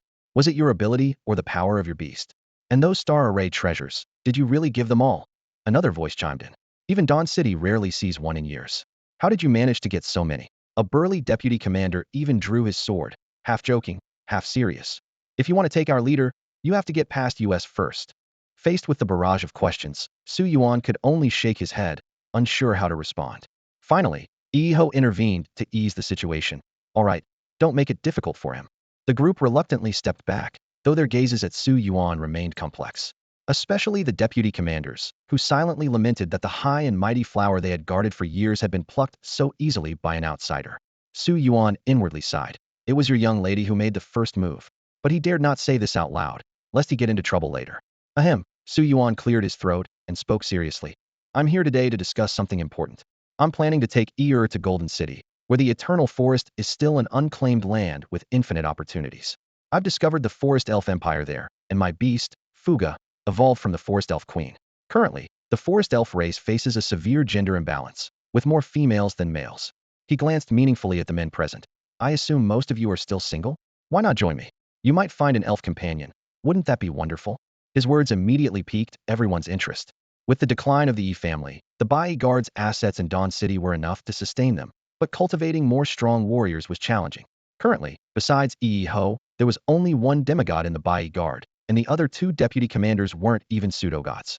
Su Yuan, however, was not only wealthy, with numerous paths at his disposal, but had also helped the Bai Guard grow from 0 demigods to 5 demigod warriors. Is there anything more to say? Su Yuan looked at the passionate soldiers in white uniforms and smiled slightly. Following him meant more than just a salary. Ordinary soldiers in Dawn City struggled even to marry, but now they not only had a share of the spoils, they also had the chance to wed beautiful Forest Elvi's a golden opportunity. The decision among the White Guards was quickly unanimous. Their assets in Dawn City would be integrated under Su Yuan's command, with Ouyang Shui managing the distribution of salaries. With the support of Yi Ho and others, Su Yuan's forces now boasted 12 demigods, enough to face the impending battle with the Huang family. The troops were set to depart in 10 days, giving them ample time to pack and prepare for their family's relocation. Upon returning home, Su Yuan found Ouyang Shui and Yi Ho absent, both busy with their duties. Long Yao emerged from the fur in the beast space. Since becoming a beast king, she could freely enter and exit that Spacian ability inherited from her ancient dragon god lineage. Today, Long Yao seemed different. Dressed in red, she lounged lazily on a chair, her eyes gleaming with a curious light. Little thing, is human marriage really that interesting? She asked, evidently aware of Su Yuan's tactic of using forest elf marriages to win over hearts. Su Yuan stroked his chin, explaining, marriage is a human ethical bond formed out of love, where both parties become husband and wife and must support and uphold each other. Long Yao's crimson eyes blinked softly, recalling a vow made in a life and death moment. I will always be the first. From that moment, no matter what they faced, even the Dragon Emperor, she stood firmly by Su Yuan's side. Su Yuan reached out to caress her face. Of course, my Long Yao. Their bond needed no societal validation, only each other. Dragons are the most loyal creatures, requiring no binding contracts. Will you marry me, my dragon queen? The wedding room didn't require much decoration. A pair of red candles cast a warm glow that was enough to create a festive atmosphere. Long Yao, trying on human wedding attire for the first time, seemed a bit uneasy. Such human customs were indeed somewhat troublesome for her. For the Dragon clan, with their long lifespans, a 6-month contract was insignificant. However, during her time with Su Yuan, Long Yao found that each day held a different meaning. She clearly remembered that she was initially just a small grass snake with a faint trace of dragon god blood. It was Su Yuan's power that awakened her dormant bloodline, allowing her to transform into a true dragon. Even though she hadn't gained intelligence during her time as a grass snake, those memories remained clear. She never imagined she would one day soar through the skies, nor did she expect to grow so powerful that other dragons would fear her. Other dragons couldn't understand why she didn't stop Su Yuan from slaying their kin, unaware that in Long Yao's world, Su Yuan was her everything, the source of her will. Despite often teasingly calling Su Yuan little thing, and being assertive in many ways, deep down, Long Yao always regarded Su Yuan as her absolute master. Miss Long Yao, or should I say, Mrs. Long Yao now. Su Yuan chuckled, looking at the red veil lifted by her dragon horns. Could you pull back your horns a bit? They always poke me, and it hurts. That's impossible, Long Yao explained. Dragon horns are the source of our power and the only part unaffected by our transformation. A dragon without horns is like a tiger without claws. As the red veil was lifted, Long Yao's enchanting face glowed in the candlelight. She wore a gold hairpin adorned with a crimson gem shaped with a pure treasure, her wynard hair styled into a fan-shaped bun, her ruby-like eyes reflecting Su Yuan's image. Gracefully lifting a wine cup, she said, "This is the wedding wine. Oh, I should tell you a secret. Is it about me not belonging to this world?" Su Yuan asked. "I forgot we can communicate without words." Long Yao laughed softly. "In my bloodline memories, the ancient dragon gods seem to travel through time and space. This might explain why there are so many subraces on the holy Xian continent." Su Yuan blinked, recalling the confusion when he first arrived in this world and the days spent pondering a way back. But now, with connections formed, that urgency had faded. Still, if given the chance, he would like to return and see. The Hejin wine is an ancient wedding custom that has been passed down for thousands of years. It is said to have originated in the Zhou dynasty, where a gourd was cut into 2 ladles, with their handles tied together by a string. The couple would each hold one and drink from it, symbolizing their union as one, never to be separated. At this moment, Su Yuan and Long Yao were raising their glasses to each other. They intertwined their arms and drank. Upon hearing the term wife, a slight blush appeared on Long Yao's fair face. Usually, she took the lead with her strong presence, and Su Yuan could only yield in the face of the Dragon clan's formidable strength. "Today, can I take the lead, just this once?" Su Yuan uncharacteristically asked. "All right, husband," Long Yao softly agreed. Su Yuan smiled with satisfaction, as if he had finally gotten his chance. He reached out to grab her dragon horn, about to make a move. The next morning, Su Yuan got up with dark circles under his eyes, his legs weak. He had intended to win against her with the aid of the origin of life and the eternal origin, but he forgot one crucial fact: Long Yao possessed these abilities too. Su Yuan sighed and took a sip of wine. There were pressing matters to attend to, and the threat of death constantly loomed over them. Ouyang Shui had sent word that Su Yuan's name had spread throughout Hope City and Gold City, and it was likely that families in the major city-states had gathered relevant intelligence. With just a little investigation, they could quickly uncover his connection to the journey across the snowfields. This meant that trouble was imminent. Though there is no room for retreat in the great path of contention, killing will inevitably breed hatred.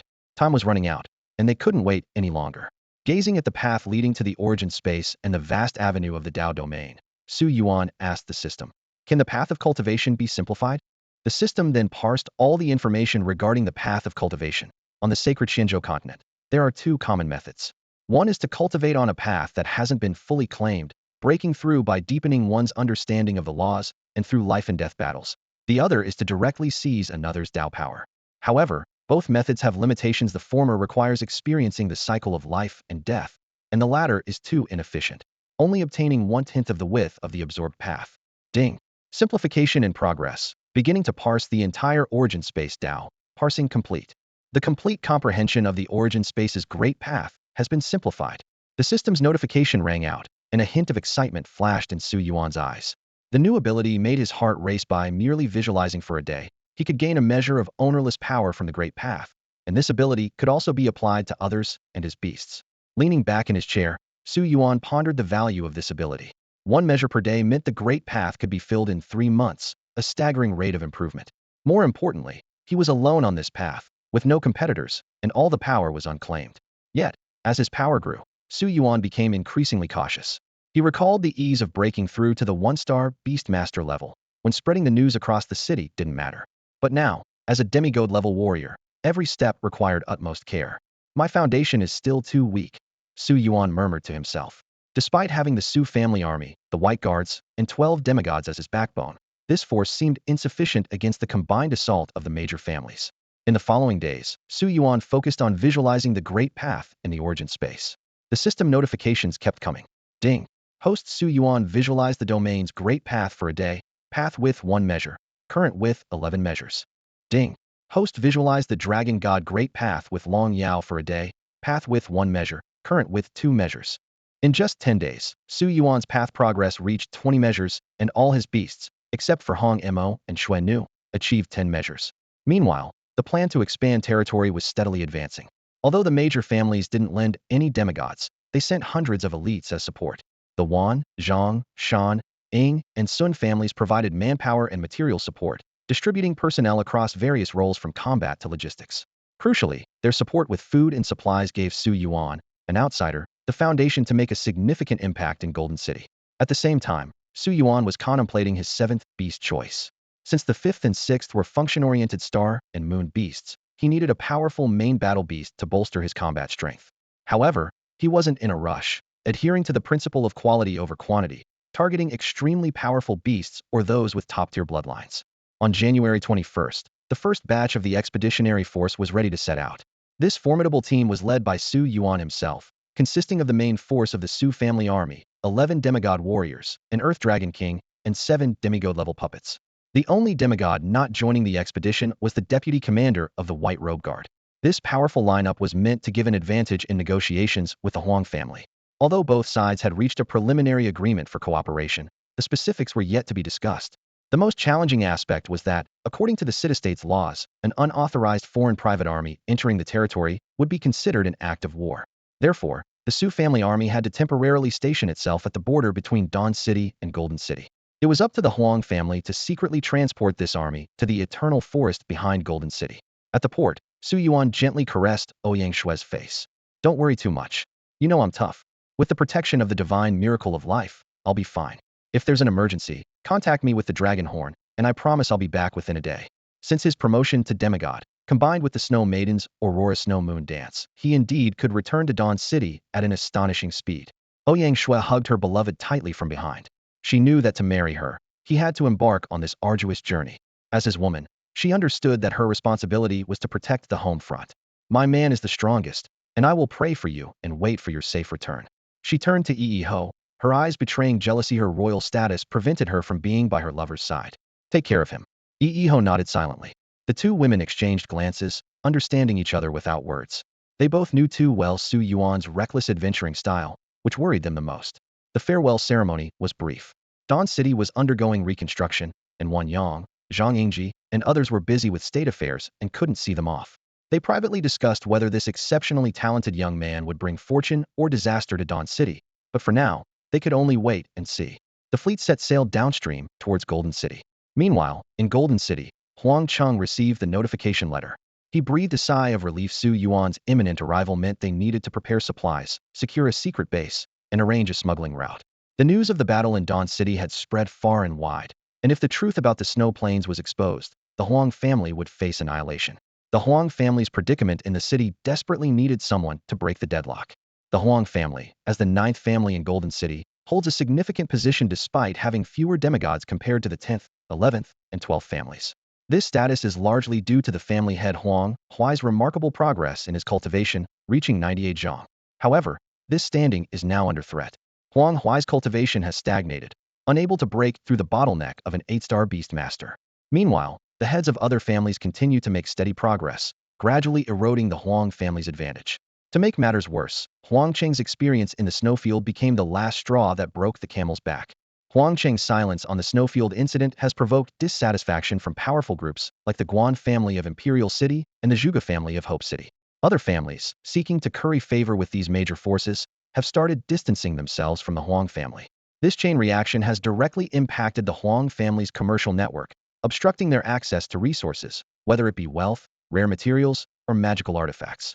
Consequently, the cultivation of strong individuals within the family has also come to a standstill. To overcome the current predicament, the Huang family needs to bridge an almost insurmountable gap. The top 8 families all have lords comparable to the Human King, and the Human King's power in Golden City is second only to the Human Emperor of Imperial City and the Human King of Hope City. Rising to prominence in such an environment is no easy feat. However, the Huang family seems to have found the key to breaking the deadlock. Su Yuan. Following the snowfield incident, the Huang family conducted a thorough investigation into Su Yuan. Even Huang Huai, who was on the verge of becoming a lord himself, had to admit that if he were to face the Dragon Emperor, his chances of winning would be at most 40%. Yet, Su Yuan accomplished this feat while still in the Void God realm. Now, having slain the Emperor and proven his path, Su Yuan's strength is unfathomable. As a result, Huang Huai and Huang Qing secretly left Golden City and headed to Shirquan Town, located at the border with Dawn City. Although this small border town is far from the city-states, its unique geographical position makes it a key transit point for goods between the two city-states. According to a treaty signed by the two human kings, Shirquan Town serves as an independent buffer zone and a necessary passage for trade between the two regions. In Huang Huai's view, betting on Su Yuan represents the Huang family's last chance. After all, the lords of the top 8 families are all eyeing the position of Human King. If not for their fear of the Golden City Lord's strength, they might have already started a war in the wilderness. In the eyes of these noble families, their interests have long surpassed those of the city-state and even the overall interests of humanity. The trade landscape underwent a dramatic transformation, sweeping in like a tidal wave. What was once a one-way flow of goods from the City of Gold to Dawn City saw a dramatic reversal after the fall of the 9 elders. Rare minerals and foodstuffs from Dawn City began to flow in large quantities to the City of Gold. With the City of Gold's policy of free trade, merchants from Dawn City seized the opportunity to amass great wealth. In a tea house owned by the Huang family in Shirquan Town, Huang Huai uncharacteristically ordered the place cleared, solely to welcome Su Yuan and his entourage from Dawn City. However, as Su Yuan's group filed in, the eyes of Huang Huai and Huang Cheng met in the air, both unable to conceal their astonishment. 1, 2, 3, 18, 19. Huang Huai silently counted. Aside from a great earth dragon king resting in the corner, there were 18 demigods present. Even more astonishing was the fact that the arrangement of these 17 demigods clearly indicated they were all centered around Su Yuan. This was not some loose alliance, but a formidable force entirely loyal to Su Yuan. Huang Huai felt a mix of emotions. He had initially thought the Huang family could occupy at least a third of Su Yuan's power. After all, Su Yuan was merely of common origin. Yet, the lineup before him completely overturned his expectations. This complex internal conflict made him sigh inwardly. He hoped for strong allies but worried that if they were too strong, it might affect future distribution of benefits. However, Huang Huai quickly adjusted his mindset. Including the Huang family's power, they now had over 20 demigods, a strength that perhaps even the leading family under the king of the City of Gold could not match. This meant they could formulate bolder plans. Mr. Su, it's been a few days, and your name already resounds throughout the world. Huang Huai gathered his thoughts, stood up, and cupped his fists in greeting. Su Yuan smiled calmly. Master Huang, you flatter me. In just over a month, I hear you're only a step away from becoming an 8-star beast tamer. This remark brought a cold sweat to Huang Huai's forehead. To see through the strength of demigods, one must either have the gift of a psychic beast tamer or possess far superior strength. Clearly, Su Yuan was the latter. Mr. Su, you speak plainly, so I'll dispense with formalities and get straight to the point. What would you like to know or need? All right, I'll be direct, Su Yuan replied. I need Master Huang to provide passage and identification for my private army to move into the Eternal Forest, as well as hidden bases and the necessary ships and vehicles for transporting supplies. As for what I want to know, perhaps you could enlighten me about the power structure of the City of Gold. I trust your intelligence network won't disappoint me. That's all for today. Thank you so much for watching. I hope you guys enjoyed. If you wish to have another part of this recap, please give us at least 1,000 likes. Please don't forget to comment and subscribe to our channel for more content like this. Until next time.